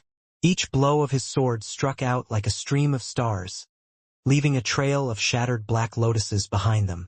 The Star Lord was able to destroy more than half of the Black Lotuses by himself. He was so powerful that he was roughly comparable to the other 4 allied world-level experts combined. As for God Emperor Black Lotus, he stood in the center, the enormous 9-petal Black Lotus below his feet still slowly swiveling. Even now, it was the God Emperor who was attacking while the other 5 were defending. Ji Ning, hurry over here and help protect Abyssus. As soon as Ning slew the Mind Lord, the Star Lord of Fogstone immediately urged him to come. Acknowledged. Ning transformed into a streak of light, moving faster than the limits of the heavenly Daos as he charged straight towards the most terrifying place on the battlefield. As Ji Ning moved closer to the battlefield, he saw those countless Black Lotuses bloom and then be smashed apart. He couldn't help but feel a hint of fear. Senior Abyssus. Ning immediately flew towards Immortal Abyssus. Sorry for the trouble, my young friend. Immortal Abyssus smiled towards Ning, then once more turned his full attention towards controlling his swirling cloth banner. The cloth banner looked quite ordinary, but it made it so that the Black Lotuses weren't able to move past it in the slightest. Of course, this was primarily because the Star Lord of Fogstone had charged to the very forefront of the battle, destroying the majority of the Black Lotuses before they were even able to get close to him. Should I just stand here and watch? Once Ning arrived next to Immortal Abyssus, he felt rather puzzled. The others were all launching furious counterattacks against the Black Lotuses. Yes, just stand here and watch for now, Immortal Abyssus sent mentally. Don't be deceived by the fact that I'm able to block these attacks. I'm almost at my absolute limit. If God Emperor Black Lotus was just a bit more powerful, I wouldn't be able to hold them back any longer. And as a Chaos Immortal, I'm much weaker in close combat. Ning nodded. Pure chaos immortals were innately weaker than world gods. Most world gods were dual refiners, giving them an overall advantage. Ning, all you need to do is help protect Abyssus. The Star-Lord's voice rang out within Ning's mind. Acknowledged. Ning understood. Ning began to simply watch the battle, while all the others such as Immortal Abyssus went all out. As for God Emperor Black Lotus, his eyes were filled with a murderous intent. He showed no mercy in his attacks at all. It seems as though God Emperor Black Lotus is extremely strong. Ning mused to himself. The Star-Lord seems to be slightly weaker than him. Immortal Abyssus is right behind the Star-Lord. After him should be World God Black Mist. World God Gold Cloud and Immortal Skyram are both significantly weaker. Ning could clearly see the difference in power between the various world-level experts. Just as Ning was watching, the stalemate had clearly angered God Emperor Black Lotus, who suddenly let out a furious roar. Forbidden Black Lotus, third stance, Black Lotus World. Whoosh, whoosh, whoosh, whoosh, whoosh, whoosh. The countless black lotuses had been falling from the skies and rising from the ground. Now, however, every single inch of space on the ground or in the air within 1,000,000 kilometers began to manifest the black lotuses. The black lotuses even began to appear next to Immortal Abyssus and Ning. Not good. Careful. Everyone's faces changed. Immortal Abyssus immediately acted, willing an enormous black shadow to swirl around him and cover Ning as well. The black shadow covered an area of roughly 300 meters, and all the black lotuses in the area covered by the black shadow were immediately shattered. Things weren't so bad for World God Black Mist and World God Gold Cloud. They were world gods, after all. Even though a few attacks made it through their defenses, they were able to hold on. Careful! The Star-Lord was forced to divert some of his energy to protecting Immortal Skyram. All of you will die. God Emperor Black Lotus had a sinister look on his face as he stood there atop the enormous, slowly swiveling 9-petal lotus. The area around him had become completely filled with the trillions on trillions of small black lotuses, all of which were furiously striking out towards his world-level enemies. Immortal Abyssus continued to use his illusory shadow, blocking out all lotuses within its range. Boom! Boom! Boom! Countless black lotuses smashed towards the illusory shadow in an endless stream, exploding as they struck it. Dark North, my young friend. Immortal Abyssus' face tightened. I'll use my magic treasures to block these lotuses as best I can, but if any slip through, I need you to help me stop them. Try to minimize the number that end up striking against my shadow idol. While speaking mentally with Ning, Immortal Abyssus immediately took control over the cloth banner once more. Part of the cloth banner separated from the rest of it, then coiled around Immortal Abyssus, blocking more than 90% of the black lotuses that had been striking towards him. Alas, some of the black lotuses materialized inside its defenses, and so the closest black lotuses continued to stream towards the enormous illusory shadow. Leave it to me. Ning's body momentarily blurred as he transformed to become 300 meters tall. He struck out with Violet Jewel, which pierced out beyond the protection of the illusory shadow and set up a protective barrier of swordlight that covered more than half of the empty space. The swordlight transformed into a black hole, continuously weakening the power of the assaulting black lotuses. The true, terrifying power of the Heartsword stance was now on full display. Ning had absolutely perfect control over his sword, especially the Soul Heart stance of the Bright Moon Sword Art, which was a technique which focused on defense. As a result, when the black lotuses struck him, they did so after 90% of their power had been ablated.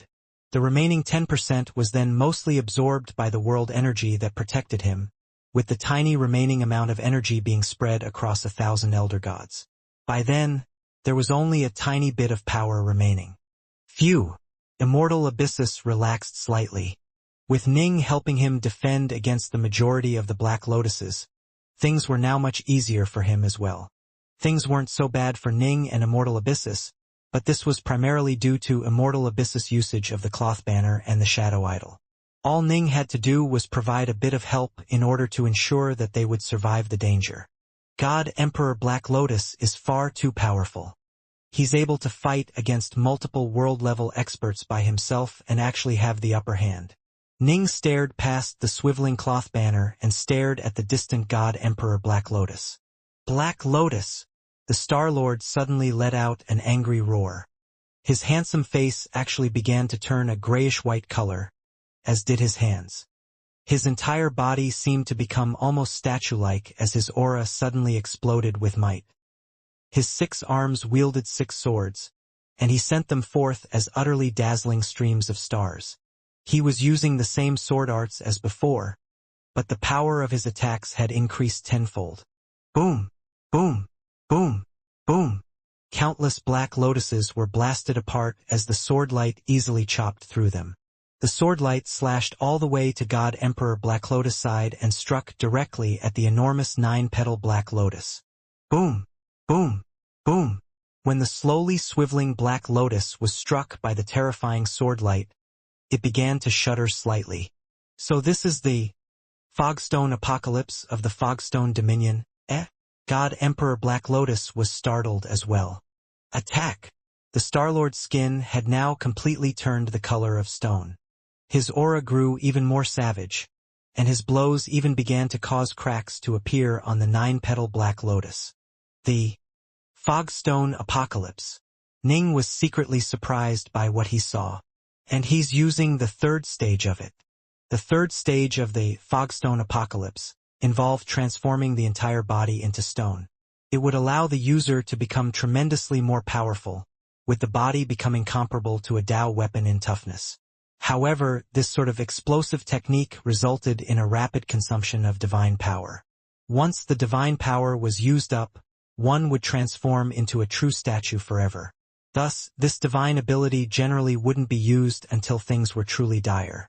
The Star-Lord had clearly grown nervous upon seeing that the 5 of them were at such a disadvantage. He truly has reached full mastery of his skills. Immortal Abyssus sighed in amazement and nodded. The Star-Lord hasn't trained for very long, but this divine ability alone ensures that he is a masterclass world god. Masterclass! Ning was puzzled. God Emperor Black Lotus was now being completely suppressed by the Star-Lord's attacks. No more Black Lotuses were appearing around Ning and Abyssus. Clearly, the God Emperor was now focused on his own defenses. Yes. Immortal Abyssus nodded and smiled. There are differences in power amongst world-level experts, and they can be divided into several rough categories. The first level is the level of brand-new world-level experts. They are young, inexperienced, and quite weak. They can be described as having just barely reached the world-level threshold. The second level is the ordinary level which most world-level experts are at. This is a level which every single world-level expert can reach after they spend a bit of time in training. The third level can be described as the elite level. Black Mist, for example, is at this level thanks to the fact that he has the body of a world god and is skilled in the offensive Tao of the sword. I'm actually at this level as well, but I have a few more tricks up my sleeve than he does, which is why I'm a bit stronger than him. The fourth level is the level of full mastery. Both the Star-Lord and God Emperor Black Lotus can be described as masterclass world gods. Ning nodded. Are there any higher levels? There are. If either of them had an eternal weapon, they could be described as supreme world gods. Immortal Abyssus said. This is a fairly widespread classification system used in these endless territories. As for why they are classified in this manner, once you reach the world level, you will understand. Ning nodded. He wasn't a world god yet. He naturally didn't understand the cultivation mysteries of world-level experts. Based on Immortal Abyssus classifications, World God Northrest was most likely a supreme world god. As for the deceased slave he had seen in that house by the lake inside the Windsource ruins, he was probably a supreme world god as well. Are there any who are more powerful than even supreme world-level experts? Ning was curious. There are. Immortal Abyssus nodded. But you won't possibly be able to understand why those world gods are as powerful as they are. Some are world gods who have unleashed the full power of their eternal weapons, while some have cultivation paths that we can't fathom. Perhaps they might have gained some particularly incredible legacies. However, those figures are nothing more than legends. I've wandered through many territories, but I've only seen just one of those terrifying figures. In our Badlands territory, not a single one of them exists. Thus, to be a supreme world god is already quite incredible. Ning nodded secretly to himself. No wonder world god Northrest was such an incredible figure. Alas, in the end he had still fallen. The morale of the Fogstone Dominion was soaring. Break for me!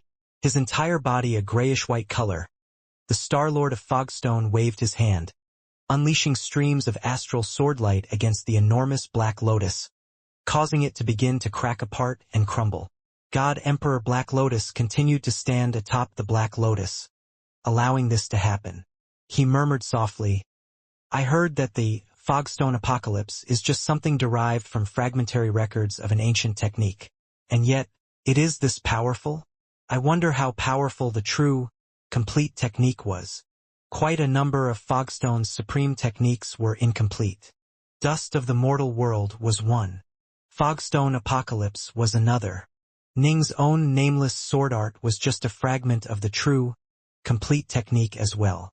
The reason why so many techniques only existed in fragmentary parts was because they were simply too profound. There was no way to completely memorize them.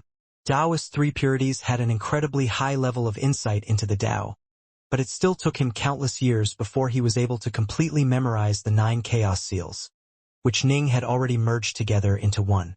However, techniques like Dust of the Mortal World and the Nameless Sword Art were ancient techniques which even Tao Lords would sigh with amazement upon seeing.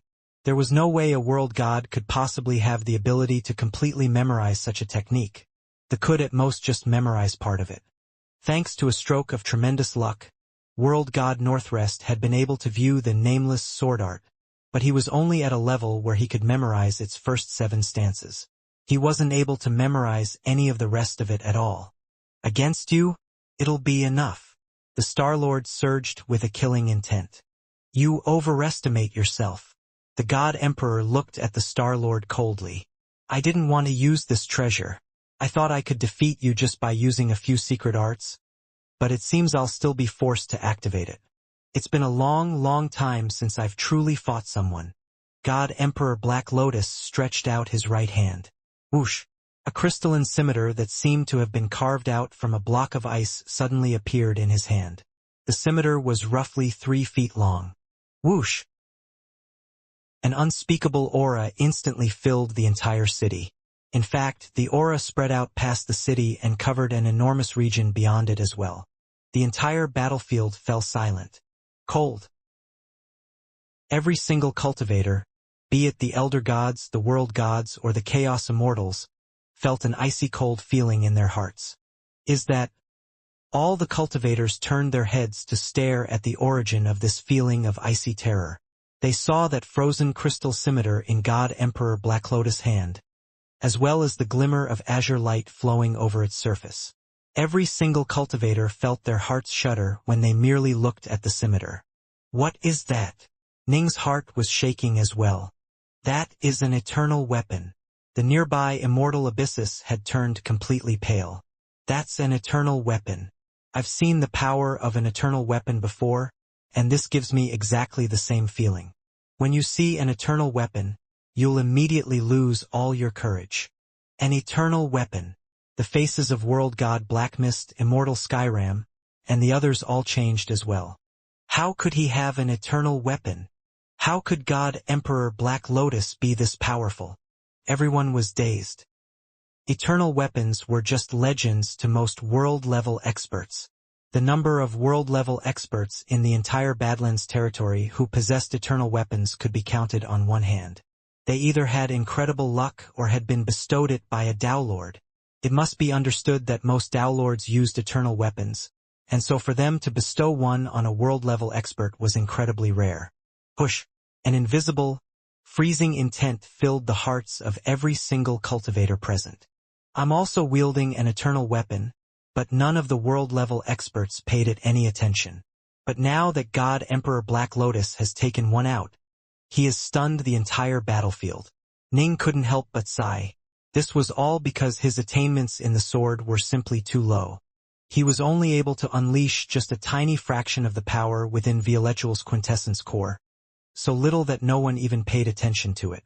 If he was as powerful as World God Northrest, who was able to unleash 30 to 40% of Violetual's quintessence core, he'd be able to inspire terror in other world-level experts just by standing there with the sword in his hands.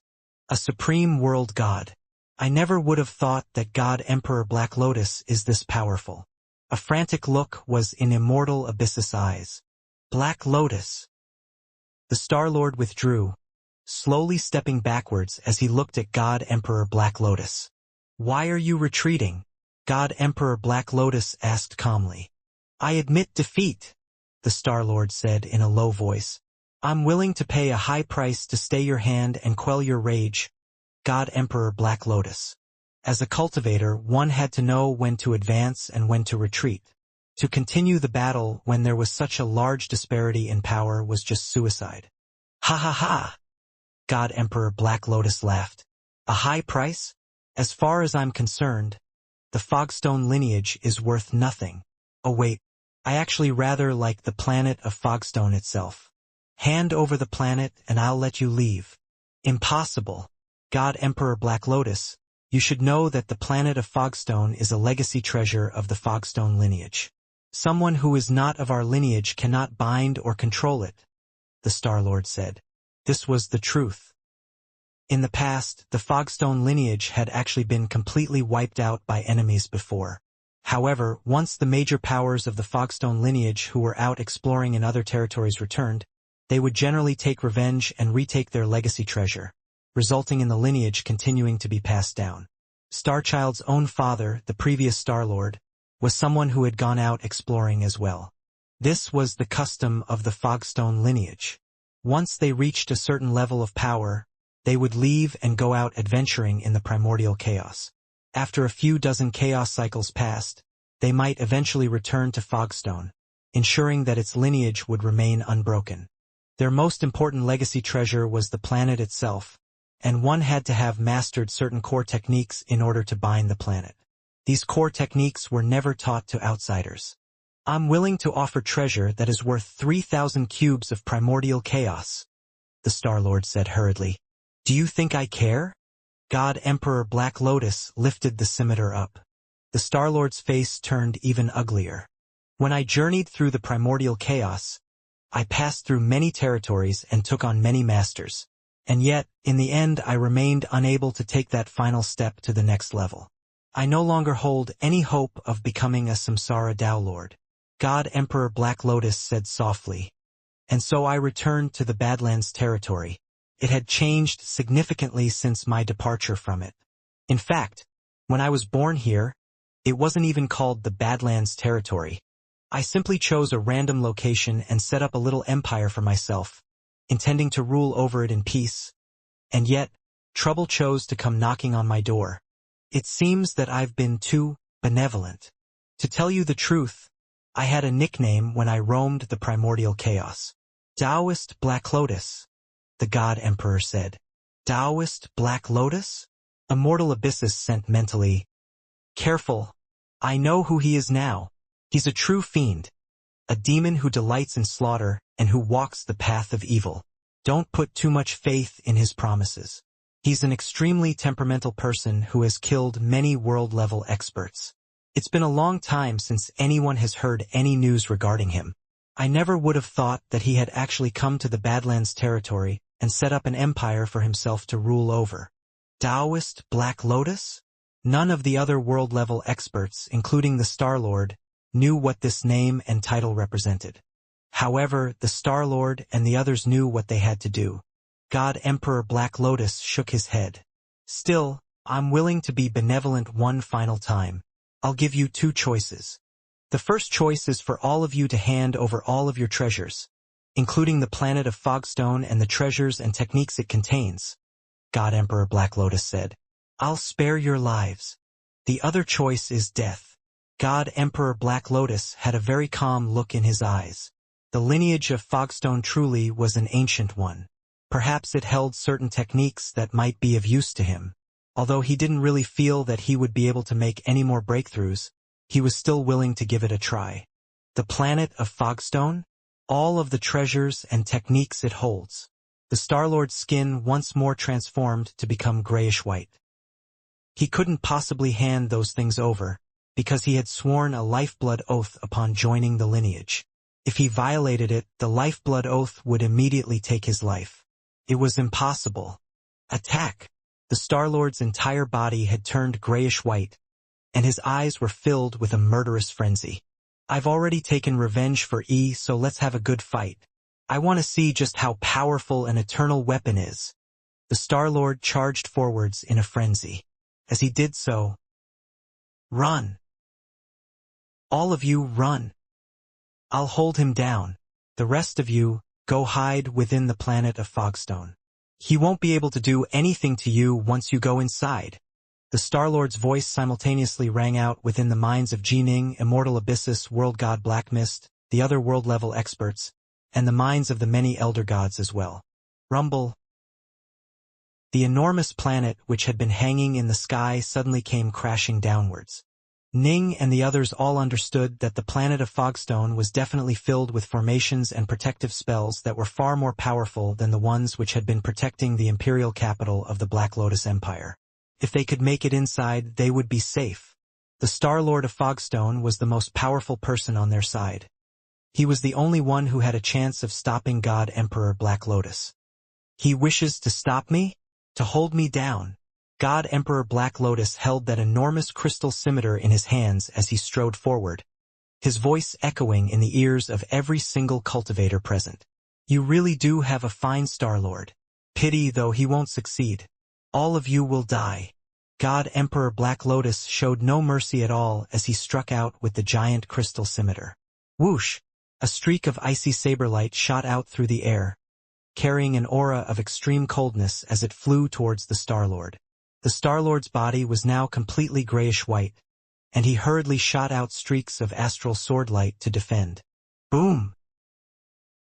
The Star-Lord was knocked flying backwards as the saber light slashed past his chest. Fortunately, his body was as tough as a Dao weapon, and so he was able to endure the blow. You can't stop me. In a head-on fight, you have no chance of stopping me at all. God Emperor Black Lotus smiled coldly. The Star-Lord was beginning to panic. He truly was a blessed child of the heavens. His father had been the previous Star-Lord, while World God Blackmist had supported him and guided him. Even though he hadn't been particularly diligent in cultivating, he had still been able to easily overcome his tribulations.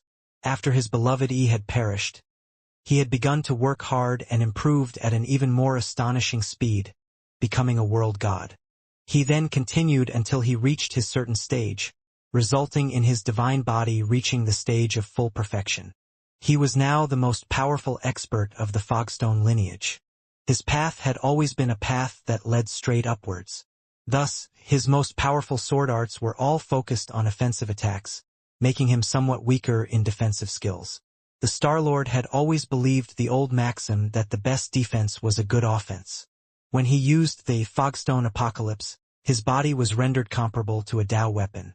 Why, then, should he waste his time and effort on mastering defensive sword arts?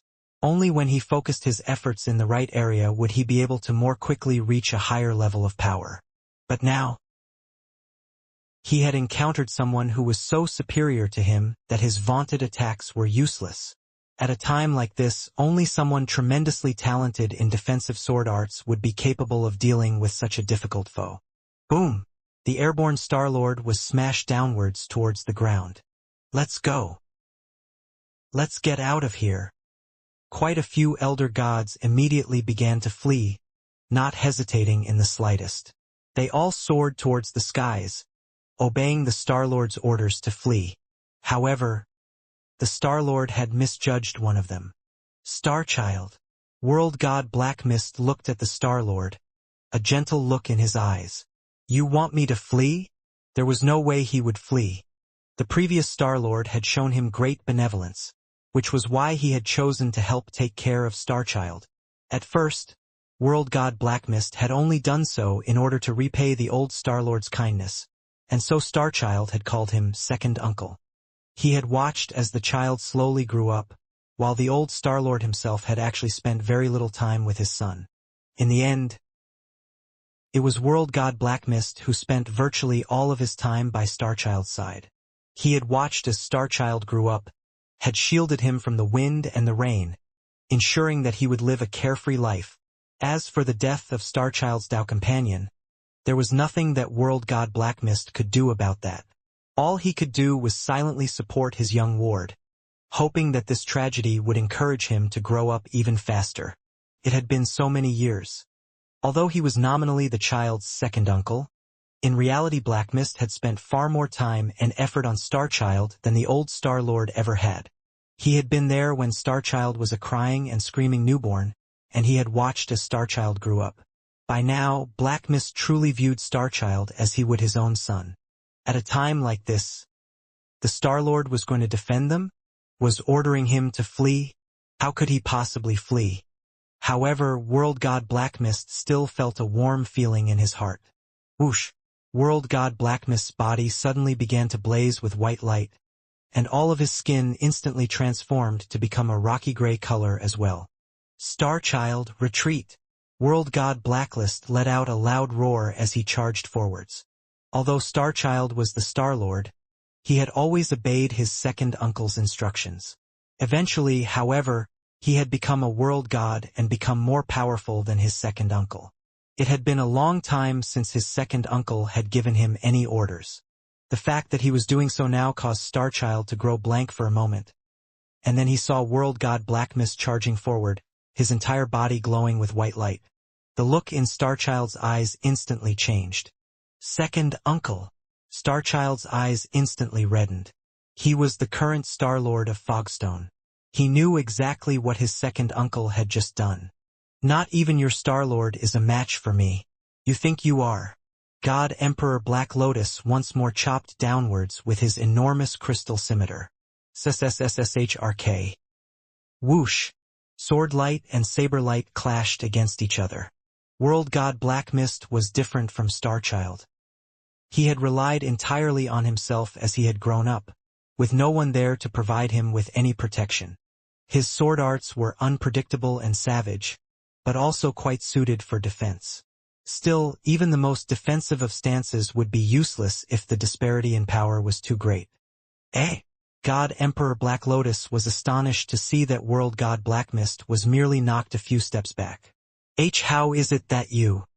Starchild, leave right now. World God Blackmist sent mentally to the Star-Lord, who was standing there blankly. The Star-Lord gritted his teeth, his eyes glistening with tears. Second uncle. Thanks to his second uncle, he had never worried about anything as a child. His second uncle had always been by his side, and the Star-Lord had grown used to his presence. Upon seeing his second uncle's body be wreathed in white light, he immediately understood that his second uncle had just used the forbidden fourth stage of the Fogstone Apocalypse. Right? The Fogstone Apocalypse actually had a fourth stage. However, their Fogstone Apocalypse was a fragmented technique.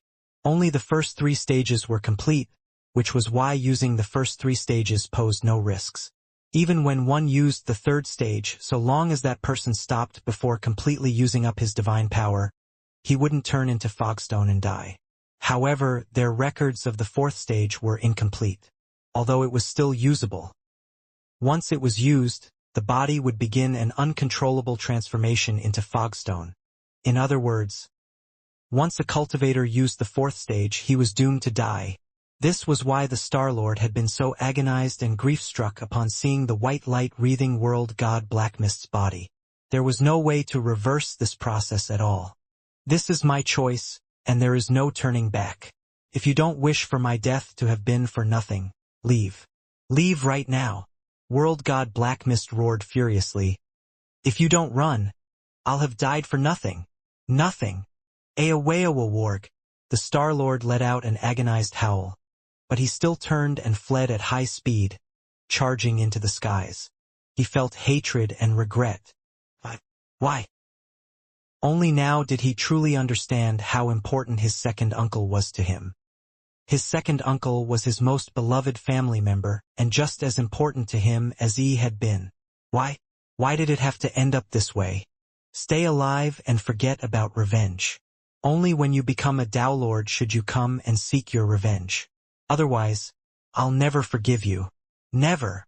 World God Blackmist's voice echoed in the Star-Lord's mind. The Star-Lord lowered his head to stare downwards, tears cascading down his face. Second uncle. Boom.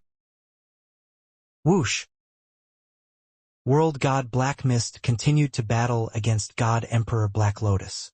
What type of divine ability did you use just now? God Emperor Black Lotus was now quite intrigued. He sent mentally, "You clearly are quite weak, but this divine ability actually allows you to be on par with your Star-Lord. For a divine ability to be capable of strengthening you this much, Fogstone really does have quite a few nice things." God Emperor Black Lotus did know that in the Endless Territories, there were a number of monstrously powerful forbidden divine abilities. "Hand this divine ability over to me, and I'll spare your life," God Emperor Black Lotus sent mentally. "Don't even think about it," World God Blackmist roared back. To be honest, it wasn't just that he didn't want to hand it over. People like Jining were only capable of acquiring the first and second stage, while the third stage came with many strict requirements. As for the fourth stage, only the most core members of the Fogstone lineage would have access to it. Although the fourth stage was fragmentary and incomplete, every generation of Star-Lords had done their best to repair it. The fourth stage was simply too powerful. If they were capable of restoring it to the point where they could use it safely, it would be wonderful. "You are now as strong as the Star-Lord, and your sword arts are quite strange. But do you think that's enough to stop me?" God Emperor Black Lotus let out a furious roar as the giant scimitar in his hands suddenly unleashed hundreds of streaks of crescent saber light, sending them swirling around World God Blackmist. Every single strike contained the power of his scimitar's quintessence core. "I have to be able to block them all. For the sake of Starchild, I have to block them all." World God Blackmist was wielding 6 swords in his hands. He had long ago stopped caring about whether or not he would survive. In this moment, he felt a greater desire than he had ever felt in his entire life.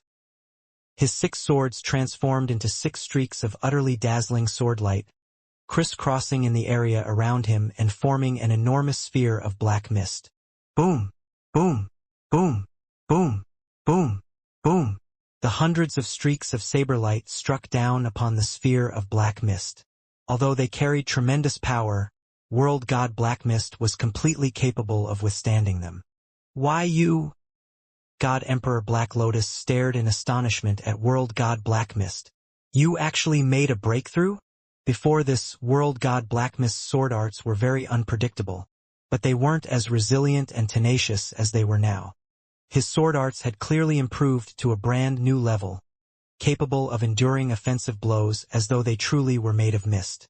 This was a terrifyingly strong defensive sword art. Although God Emperor Black Lotus was stronger than his opponent, he remained unable to break through his defenses. "Yes, my sword arts reached a bottleneck a long time ago, but fortunately, I was able to make a breakthrough today." World God Blackmist revealed a relaxed, carefree smile.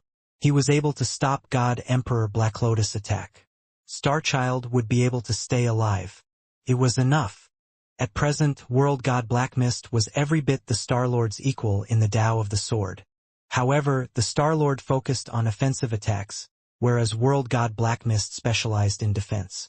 His sword light was like a web of black mist that filled the entire region. Although God Emperor Black Lotus held an absolute advantage, he was still unable to breach it. "Damn! Do you really think that you can stop me?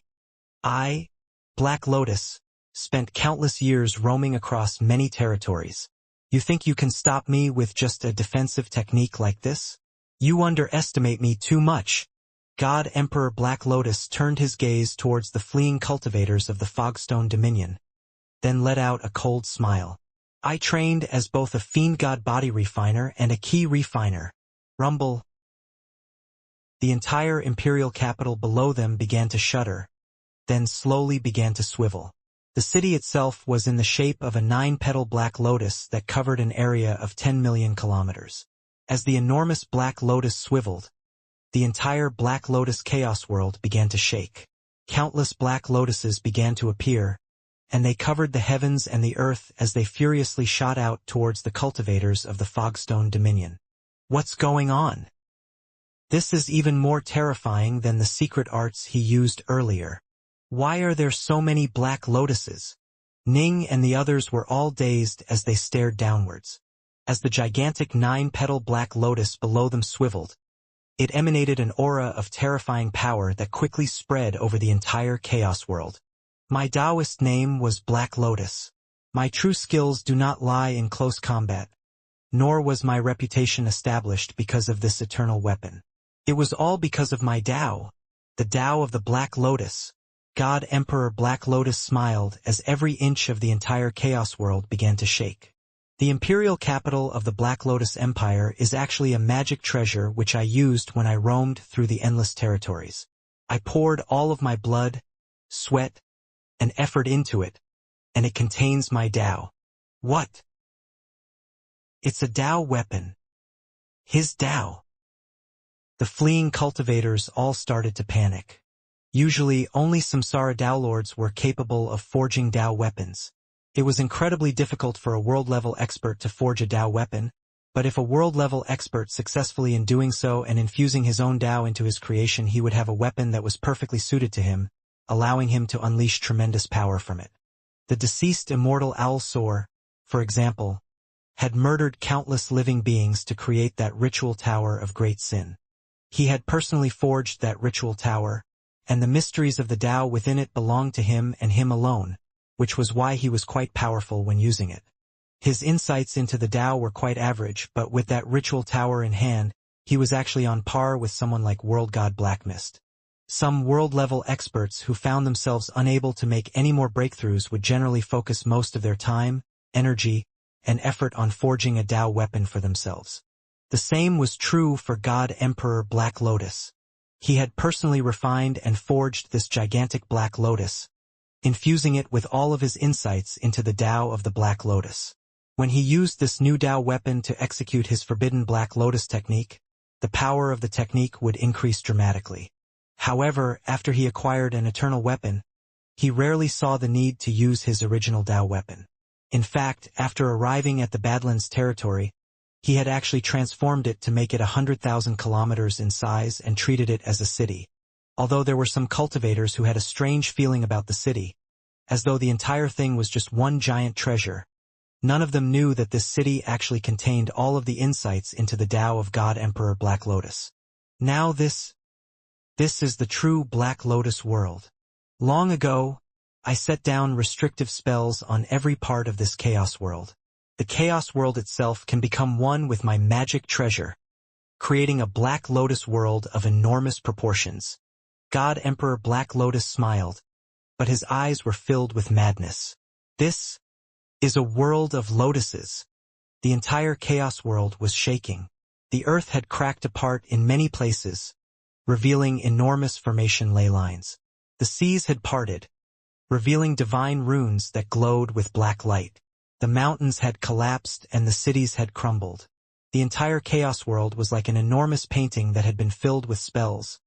And now, all of the formations that God Emperor Black Lotus had secretly set down long ago suddenly exploded in power. Countless black lotuses began to take shape. The activation of this formation alone resulted in trillions of living beings on this chaos world dying. God Emperor Black Lotus didn't kill them on purpose, but he also wasn't willing to weaken the power of his mightiest attack, the Black Lotus world, just to keep them safe. The Black Lotuses filled every inch of the entire chaos world, and they furiously flew through the air towards the fleeing elder gods and other cultivators. The planet of Fogstone had been rocketing downwards towards the cultivators, but it was now completely surrounded by the endless Black Lotuses and unable to move any further. Be careful. 7 formations. Join forces together and do your best to hold. The Star-Lord sent frantically. Hold. The 7,000 elder gods had transformed into an enormous protective circle, with immortal Abyssus and immortal Skyram having hidden themselves inside the circle. However, the valiant Star-Lord of Fogstone remained outside the circle, lashing out with his sword repeatedly as he attempted to chop apart as many black lotuses as he could. However, there were simply too many lotuses. We won't be able to escape. Once God Emperor Black Lotus returns, we'll be doomed. What should we do next? How could the God Emperor be this powerful? All of them were frantic, Ning included. They weren't capable of breaching past those black lotuses. There was no way they could make it back inside the planet of Fogstone. Second uncle. The Star-Lord was still racked by grief and agony. If this continues, all of us are definitely going to die. Ning was pondering his next steps. Right now, we're able to block the black lotuses because all 7 formations are sharing the load together. But once God Emperor Black Lotus arrives and strikes out with his eternal weapon, we won't even be able to dodge. If his attack lands on me, my minor 1,000 Elder Gods formation will collapse. The 7 formations weren't truly as one. Given how strong the God Emperor was, it would be easy for him to break through the defenses of the formations one by one. I have no other options. Ning frowned. Violet Jewel was his most important possession, and treasures were incredibly important for any cultivator. Ning truly didn't wish to loan Violet Jewel out to someone else. It was entirely possible that the Star-Lord would become greedy and not return it. As the leader of the entire Fogstone lineage, the lifeblood oath he had sworn was a very lax one. As the leader of their organization, he had tremendous authority. He could find excuses to issue punishments to his subordinates, and so it was entirely possible for the Star-Lord to find a way to put Ning to death without running afoul of his lifeblood oath. I'll have him swear another lifeblood oath of my choosing, then I'll secretly lend him Violet Jewel, Ning mused. That's the only way to survive this. But there's just one problem. Spirit of the Sword. Ning immediately reached out to commune with the sword spirit residing within Violet Jewel. Master, the sword spirit said, if I was to allow the Star-Lord to bind Violet Jewel for his own use, how long would it take? Ning asked. Ning didn't know much about eternal weapons, but he had heard that binding them was actually quite difficult. According to what the old master told me all those years ago, eternal weapons are quite hard to bind, the sword spirit said. Normally speaking, anyone below the world level of power will not be able to bind eternal weapons at all. The only reason why you were able to do so after a few centuries was because of the secret Heartseep technique, which Vast Heaven Palace had access to. The Star-Lord is a world god. He can bind it, but the quintessence core of an eternal weapon contains some of the insights into the quintessence of a Tao from the original creator of that weapon. Thus, if you wish to fully master an eternal weapon, you have to be approved of by the sword's quintessence core itself, the sword spirit said. Ning nodded. Creating chaos weapons and Tao weapons, by contrast, was much simpler. They didn't have quintessence cores, just a few divine runes and tattoos. For a world level, it'll take anywhere from 4 or 5 days to forever, the sword spirit said. Forever? You mean he might never be able to bind it? Ning was stunned. Right? The quintessence cores have their own personalities and will try to seek out masters that suit them. If a core is completely opposed to the person trying to bind it, there'll be no way to succeed in binding it. However, both you and the Star-Lord are quite talented in the Tao of the sword. He should be able to bind it, the sword spirit said. And it should be fairly fast for the Star-Lord. He should be able to succeed in just a few days. Ning began to panic. A few days? That was far too much time. Given how furiously World God Blackmist was fighting, he would probably run out of energy in the time needed to boil a kettle of tea. A few days? Let's see how much longer you can hang on for. God Emperor Black Lotus was quite relaxed as he used the giant crystal scimitar in his hands to chop towards World God Blackmist again and again. World God Blackmist's entire body had turned a stony gray color and emanated a dazzling white light. Clearly, he had gone all out. What should I do? What should I do? World God Black Mist was beginning to panic. He had managed to stop God Emperor Black Lotus, yes, but God Emperor Black Lotus was also an incredibly talented key refiner. This entire chaos world had become completely filled with Black Lotuses, all of which were surrounding and suppressing the cultivators of the Fogstone Dominion, making it so that there was no way they could escape. A crack suddenly appeared in the membrane protecting the chaos world, and a barefoot, sloppy-looking old man dressed in tattered robes walked out from the crack, staring downwards with curiosity. What's with all these Black Lotuses? Oh, an eternal weapon? Isn't that interesting? The raggedy old man's forehead creased as he smiled. I wasn't too late. That young brother of mine hasn't been killed yet. The raggedy old man's gaze pierced through all obstructions as he stared at the great battle being fought. Let's go take a look. He sauntered forward through the air. Although his body touched some of the lotus flowers, they slid right through him as though his body was illusory, having no effect on him at all. He looked as though he was walking quite slowly, but with each step he moved millions of kilometers. The battle was still continuing. Jining, the Star-Lord of Fogstone, Immortal Abyssus, and the others had been completely surrounded by the endless Black Lotuses. There was no way out whatsoever. I never would have thought that I'd end up dying here. Immortal Abyssus let out a soft sigh. For me to die is one thing, but my disciples. Although some of the disciples remained behind on the planet of Fogstone, once the world-level experts died, the planet of Fogstone would fall into the hands of God Emperor Blackstone. Not a single living being would be able to escape. How could this God Emperor Black Lotus be so strong? My luck is horrid. I've been in seclusion for so many years, and the very first time I leave it to take part in a fight, I end up running into someone as frightening as him. I know. His insights into the Tao are profound. His forbidden secret arts are incredibly powerful. And he even has an eternal weapon. Even when I roamed about the primordial chaos, I almost never encountered people as terrifying as him. The various world-level experts could do nothing but sigh. Their hearts were filled with resentment and an unwillingness to give up. But they could read the situation.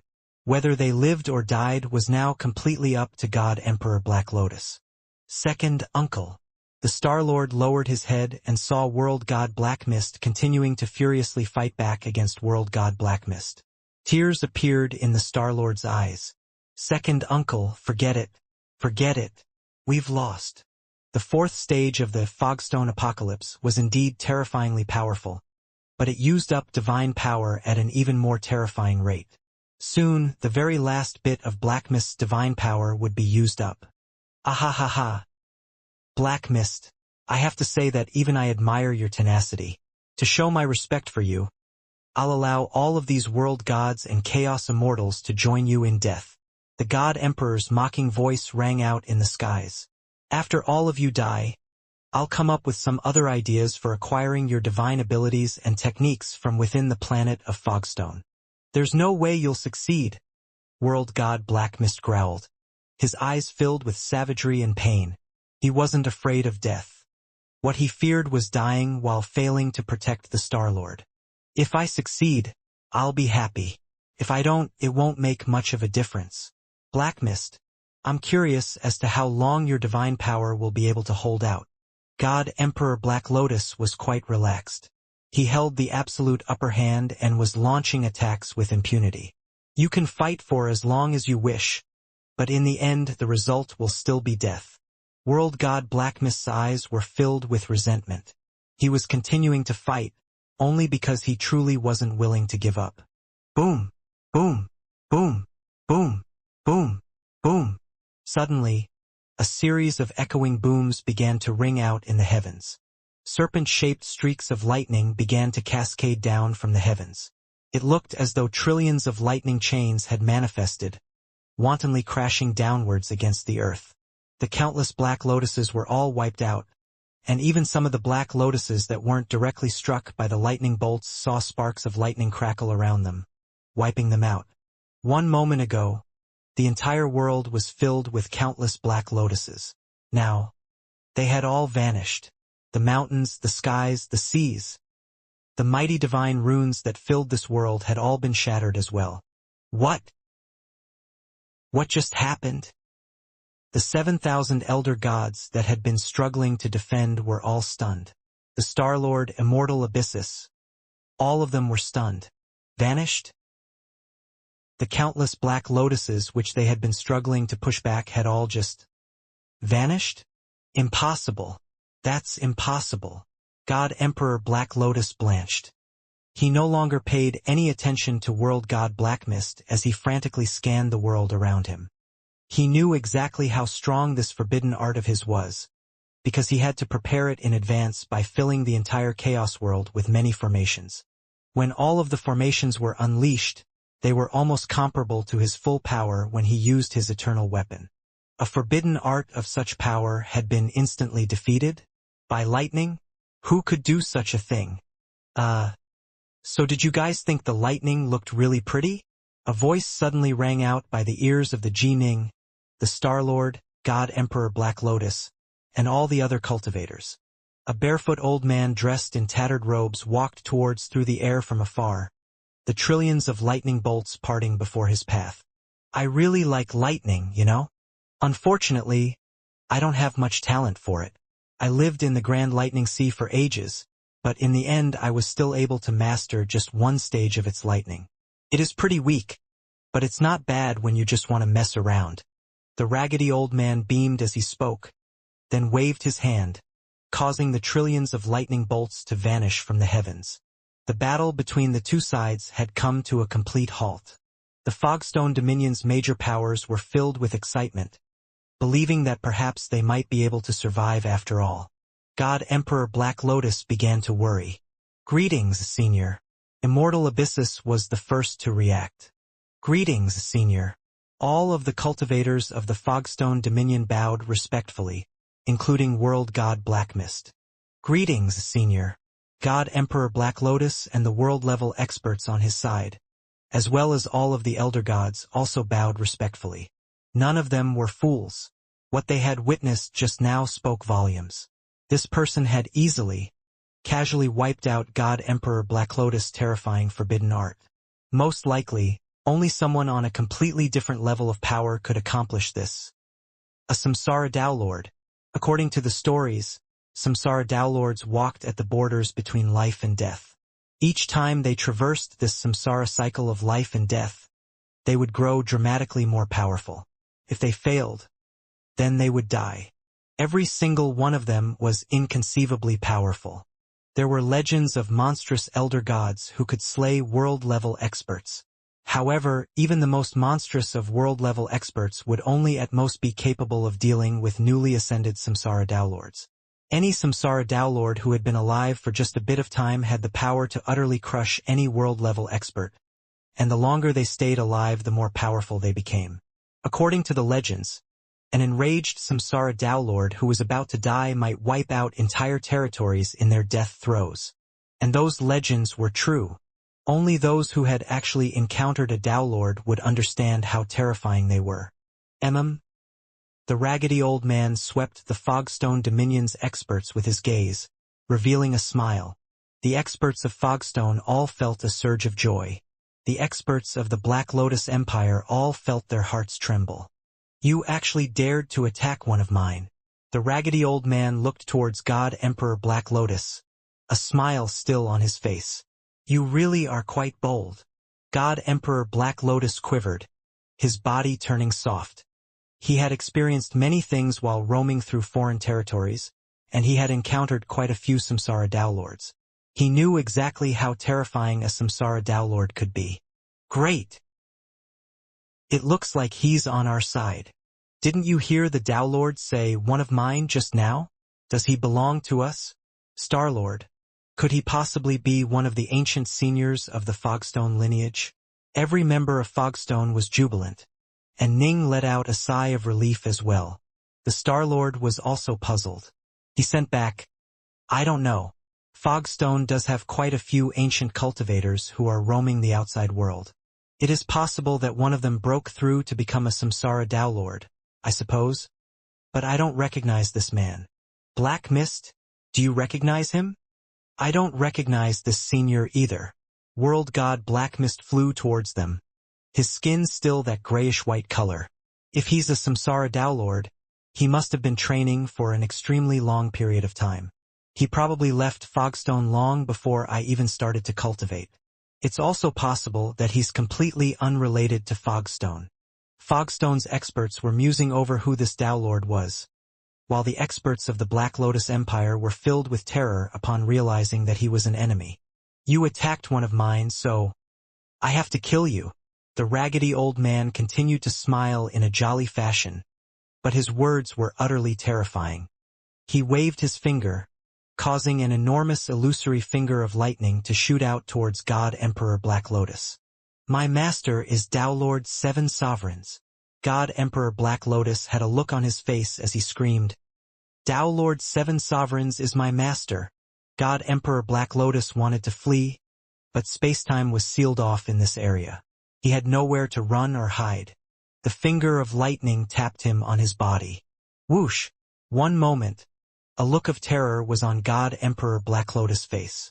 The next moment, he had been completely transformed into dust. The entire world was silent. Ning and the others hadn't even had the chance to digest the fact that Black Lotus was a disciple of this Dowlord 7 Sovereigns before Black Lotus died. 7 Sovereigns? The raggedy old man spat. 7 Sovereigns? More like 7 bugs. He hides from me like a bug. This old man wanted to kill him before my downmerge, but he actually abandoned his home and went scurrying off to some godforsaken place. After killing God Emperor Black Lotus, the raggedy old man waved his hand, collecting the treasures which Black Lotus had left behind. He singled out the giant crystal scimitar in particular, picking it up and giving it a close look. He mumbled to himself, Huh, this eternal weapon isn't bad. Watched by all of the cultivators, the old man put the scimitar away. The raggedy old man wasn't the slightest bit self-conscious about looting Black Lotus items. He's crazy powerful. He squashed God Emperor Black Lotus like a bug. Didn't you hear?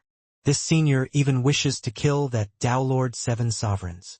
The cultivators of Fogstone felt their hearts shudder as they contemplated this.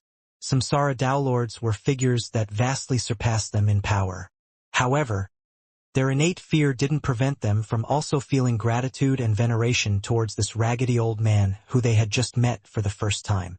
They all hoped that one day they might also reach his level. The entire purpose of cultivation was to go out and see more things and experience greater things, to possess more formidable techniques and divine abilities. Let's go down, the Star-Lord sent. Whoosh, whoosh, whoosh. Thousands of figures descended from the skies. Now that nothing was around to interfere with their movements, they moved quite quickly as they descended upon the enormous 9-petal Black Lotus which was now bereft of all buildings. A day ago this Black Lotus was a city. After being activated as a treasure, some of the buildings that lay atop it had been put away while the rest had been crushed into dust. Greetings, Senior. The Star-Lord stepped forward and bowed. Thank you for saving us, Senior. Thank you for saving us, Senior. The thousands of cultivators behind him all bowed as well. As for the surviving elder gods and world-level cultivators of the Black Lotus Empire, all of them were feeling rather uneasy. They didn't even dare to try and flee, nor did they dare to go forward and speak to the Dowlord.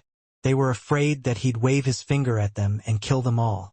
Senior, the man dressed in white floral robes gritted his teeth, then said respectfully, We have nothing to do with this matter. The Star-Lord came here to take revenge on Chaos Immortal Alsor, who is now already dead. We were just defending ourselves and were the weaker side until the God Emperor revealed his true power in an attempt to wipe out the Fogstone lineage. But that was him, not us. We just stayed on the sidelines and didn't get involved at all. Right. We didn't get involved at all, nor were we strong enough to get involved. Please show mercy, Senior. The 4 remaining world-level experts and the elder gods all waited nervously. The raggedy old man waved his hand dismissively. Beat it. Beat it. All of you, beat it. The survivors of the Black Lotus Empire were stunned for a moment, then revealed looks of joy. Thank you, Senior. First, they bowed respectfully. And then, swoosh, swoosh, swoosh, all of them flew into the skies and departed. The Star-Lord didn't dare to stop them. He even withdrew the astral light that had been emanating from the planet of Fogstone. If the Tao Lord had granted them permission to leave, how could he possibly dare to stop them? After waving the survivors off, the raggedy old man turned to smile at the cultivators of the Fogstone Dominion who were standing closest to him. He's looking at us. He's staring at us. He's smiling. So what if he's smiling? He smiled when he wiped out God Emperor Black Lotus with a finger. Didn't he? What are you talking about? The Tao Lord already said that he was on our side. We have no idea who he is. He might be an ancient member of Fogstone who left long ago but made a breakthrough to become a Tao Lord. Everyone present was secretly speculating, but they all knew that actually breaking through from the world level to become a Samsara Tao Lord was incredibly difficult. The Fogstone lineage was an ancient one, but it had only produced a fairly small number of world-level experts. For it to give birth to a Samsara Tao Lord was extremely unlikely, unless one of them had a stroke of absolutely tremendous luck. The raggedy old man walked towards them. The Star-Lord and the others all bowed respectfully, while secretly feeling eager to find out exactly who this old man was. The raggedy old man glanced at them, then turned his gaze to Ji Ning. The Fogstone lineage, eh? The raggedy old man nodded slowly, turning his gaze back to the Star-Lord. Fogstone deserves to be thanked for its efforts in taking care of this young brother of mine. Young brother. The Star-Lord and the others were all stunned. Ning was also stunned. Brother? The raggedy old man winked at Ning, then sent mentally, "What is your name? Who gave you the talisman of welcome?" Ning immediately understood. Talisman of welcome? The vast heaven palace's talisman of welcome? This was a talisman which world god Northrest had prepared for his heir before he died. Every single formal member of Vast Heaven Palace was given a single opportunity to welcome and recruit a new member into their ranks. Anyone welcomed in such a manner would be allowed to enter Vast Heaven Palace with no need for any testing. Thus, the formal members of Vast Heaven Palace wouldn't casually bestow their talisman of welcome to others. They were generally extremely exacting in their standards, and some of them would never use the talisman a single time in their entire lives. My Taoist title is Dark North, while my personal name is Ji Ning. This talisman of welcome was given to me by world god Northrest. Ning sent mentally. Northrest. The raggedy old man blinked. Then the look in his eye changed. Do you know how he died? Vast Heaven Palace had known of Northrest's passing in the moment of his death. It had investigated the cause of his death but had been unable to discover anything. Yes. Ning nodded. Let's chat about that in a bit. Also, there's no need for you to stay here on Fogstone any longer. Return to Vast Heaven Palace with me, the raggedy old man said. Vast Heaven Palace is much more powerful. Understood, Ning said. The lifeblood oath he had sworn to Fogstone had been a fairly loose one, as Ning was planning all along to spend the next chaos cycle searching for Vast Heaven Palace. In addition, since this raggedy old man was able to immediately recognize that Ning had a talisman of welcome, he was most likely a member of Vast Heaven Palace as well. In fact, it was entirely possible that he was one of their highest-ranking members. Only a fool would refuse to join such a powerful organization. World god Northrest himself had claimed that countless cultivators dreamed of having the chance to join Vast Heaven Palace.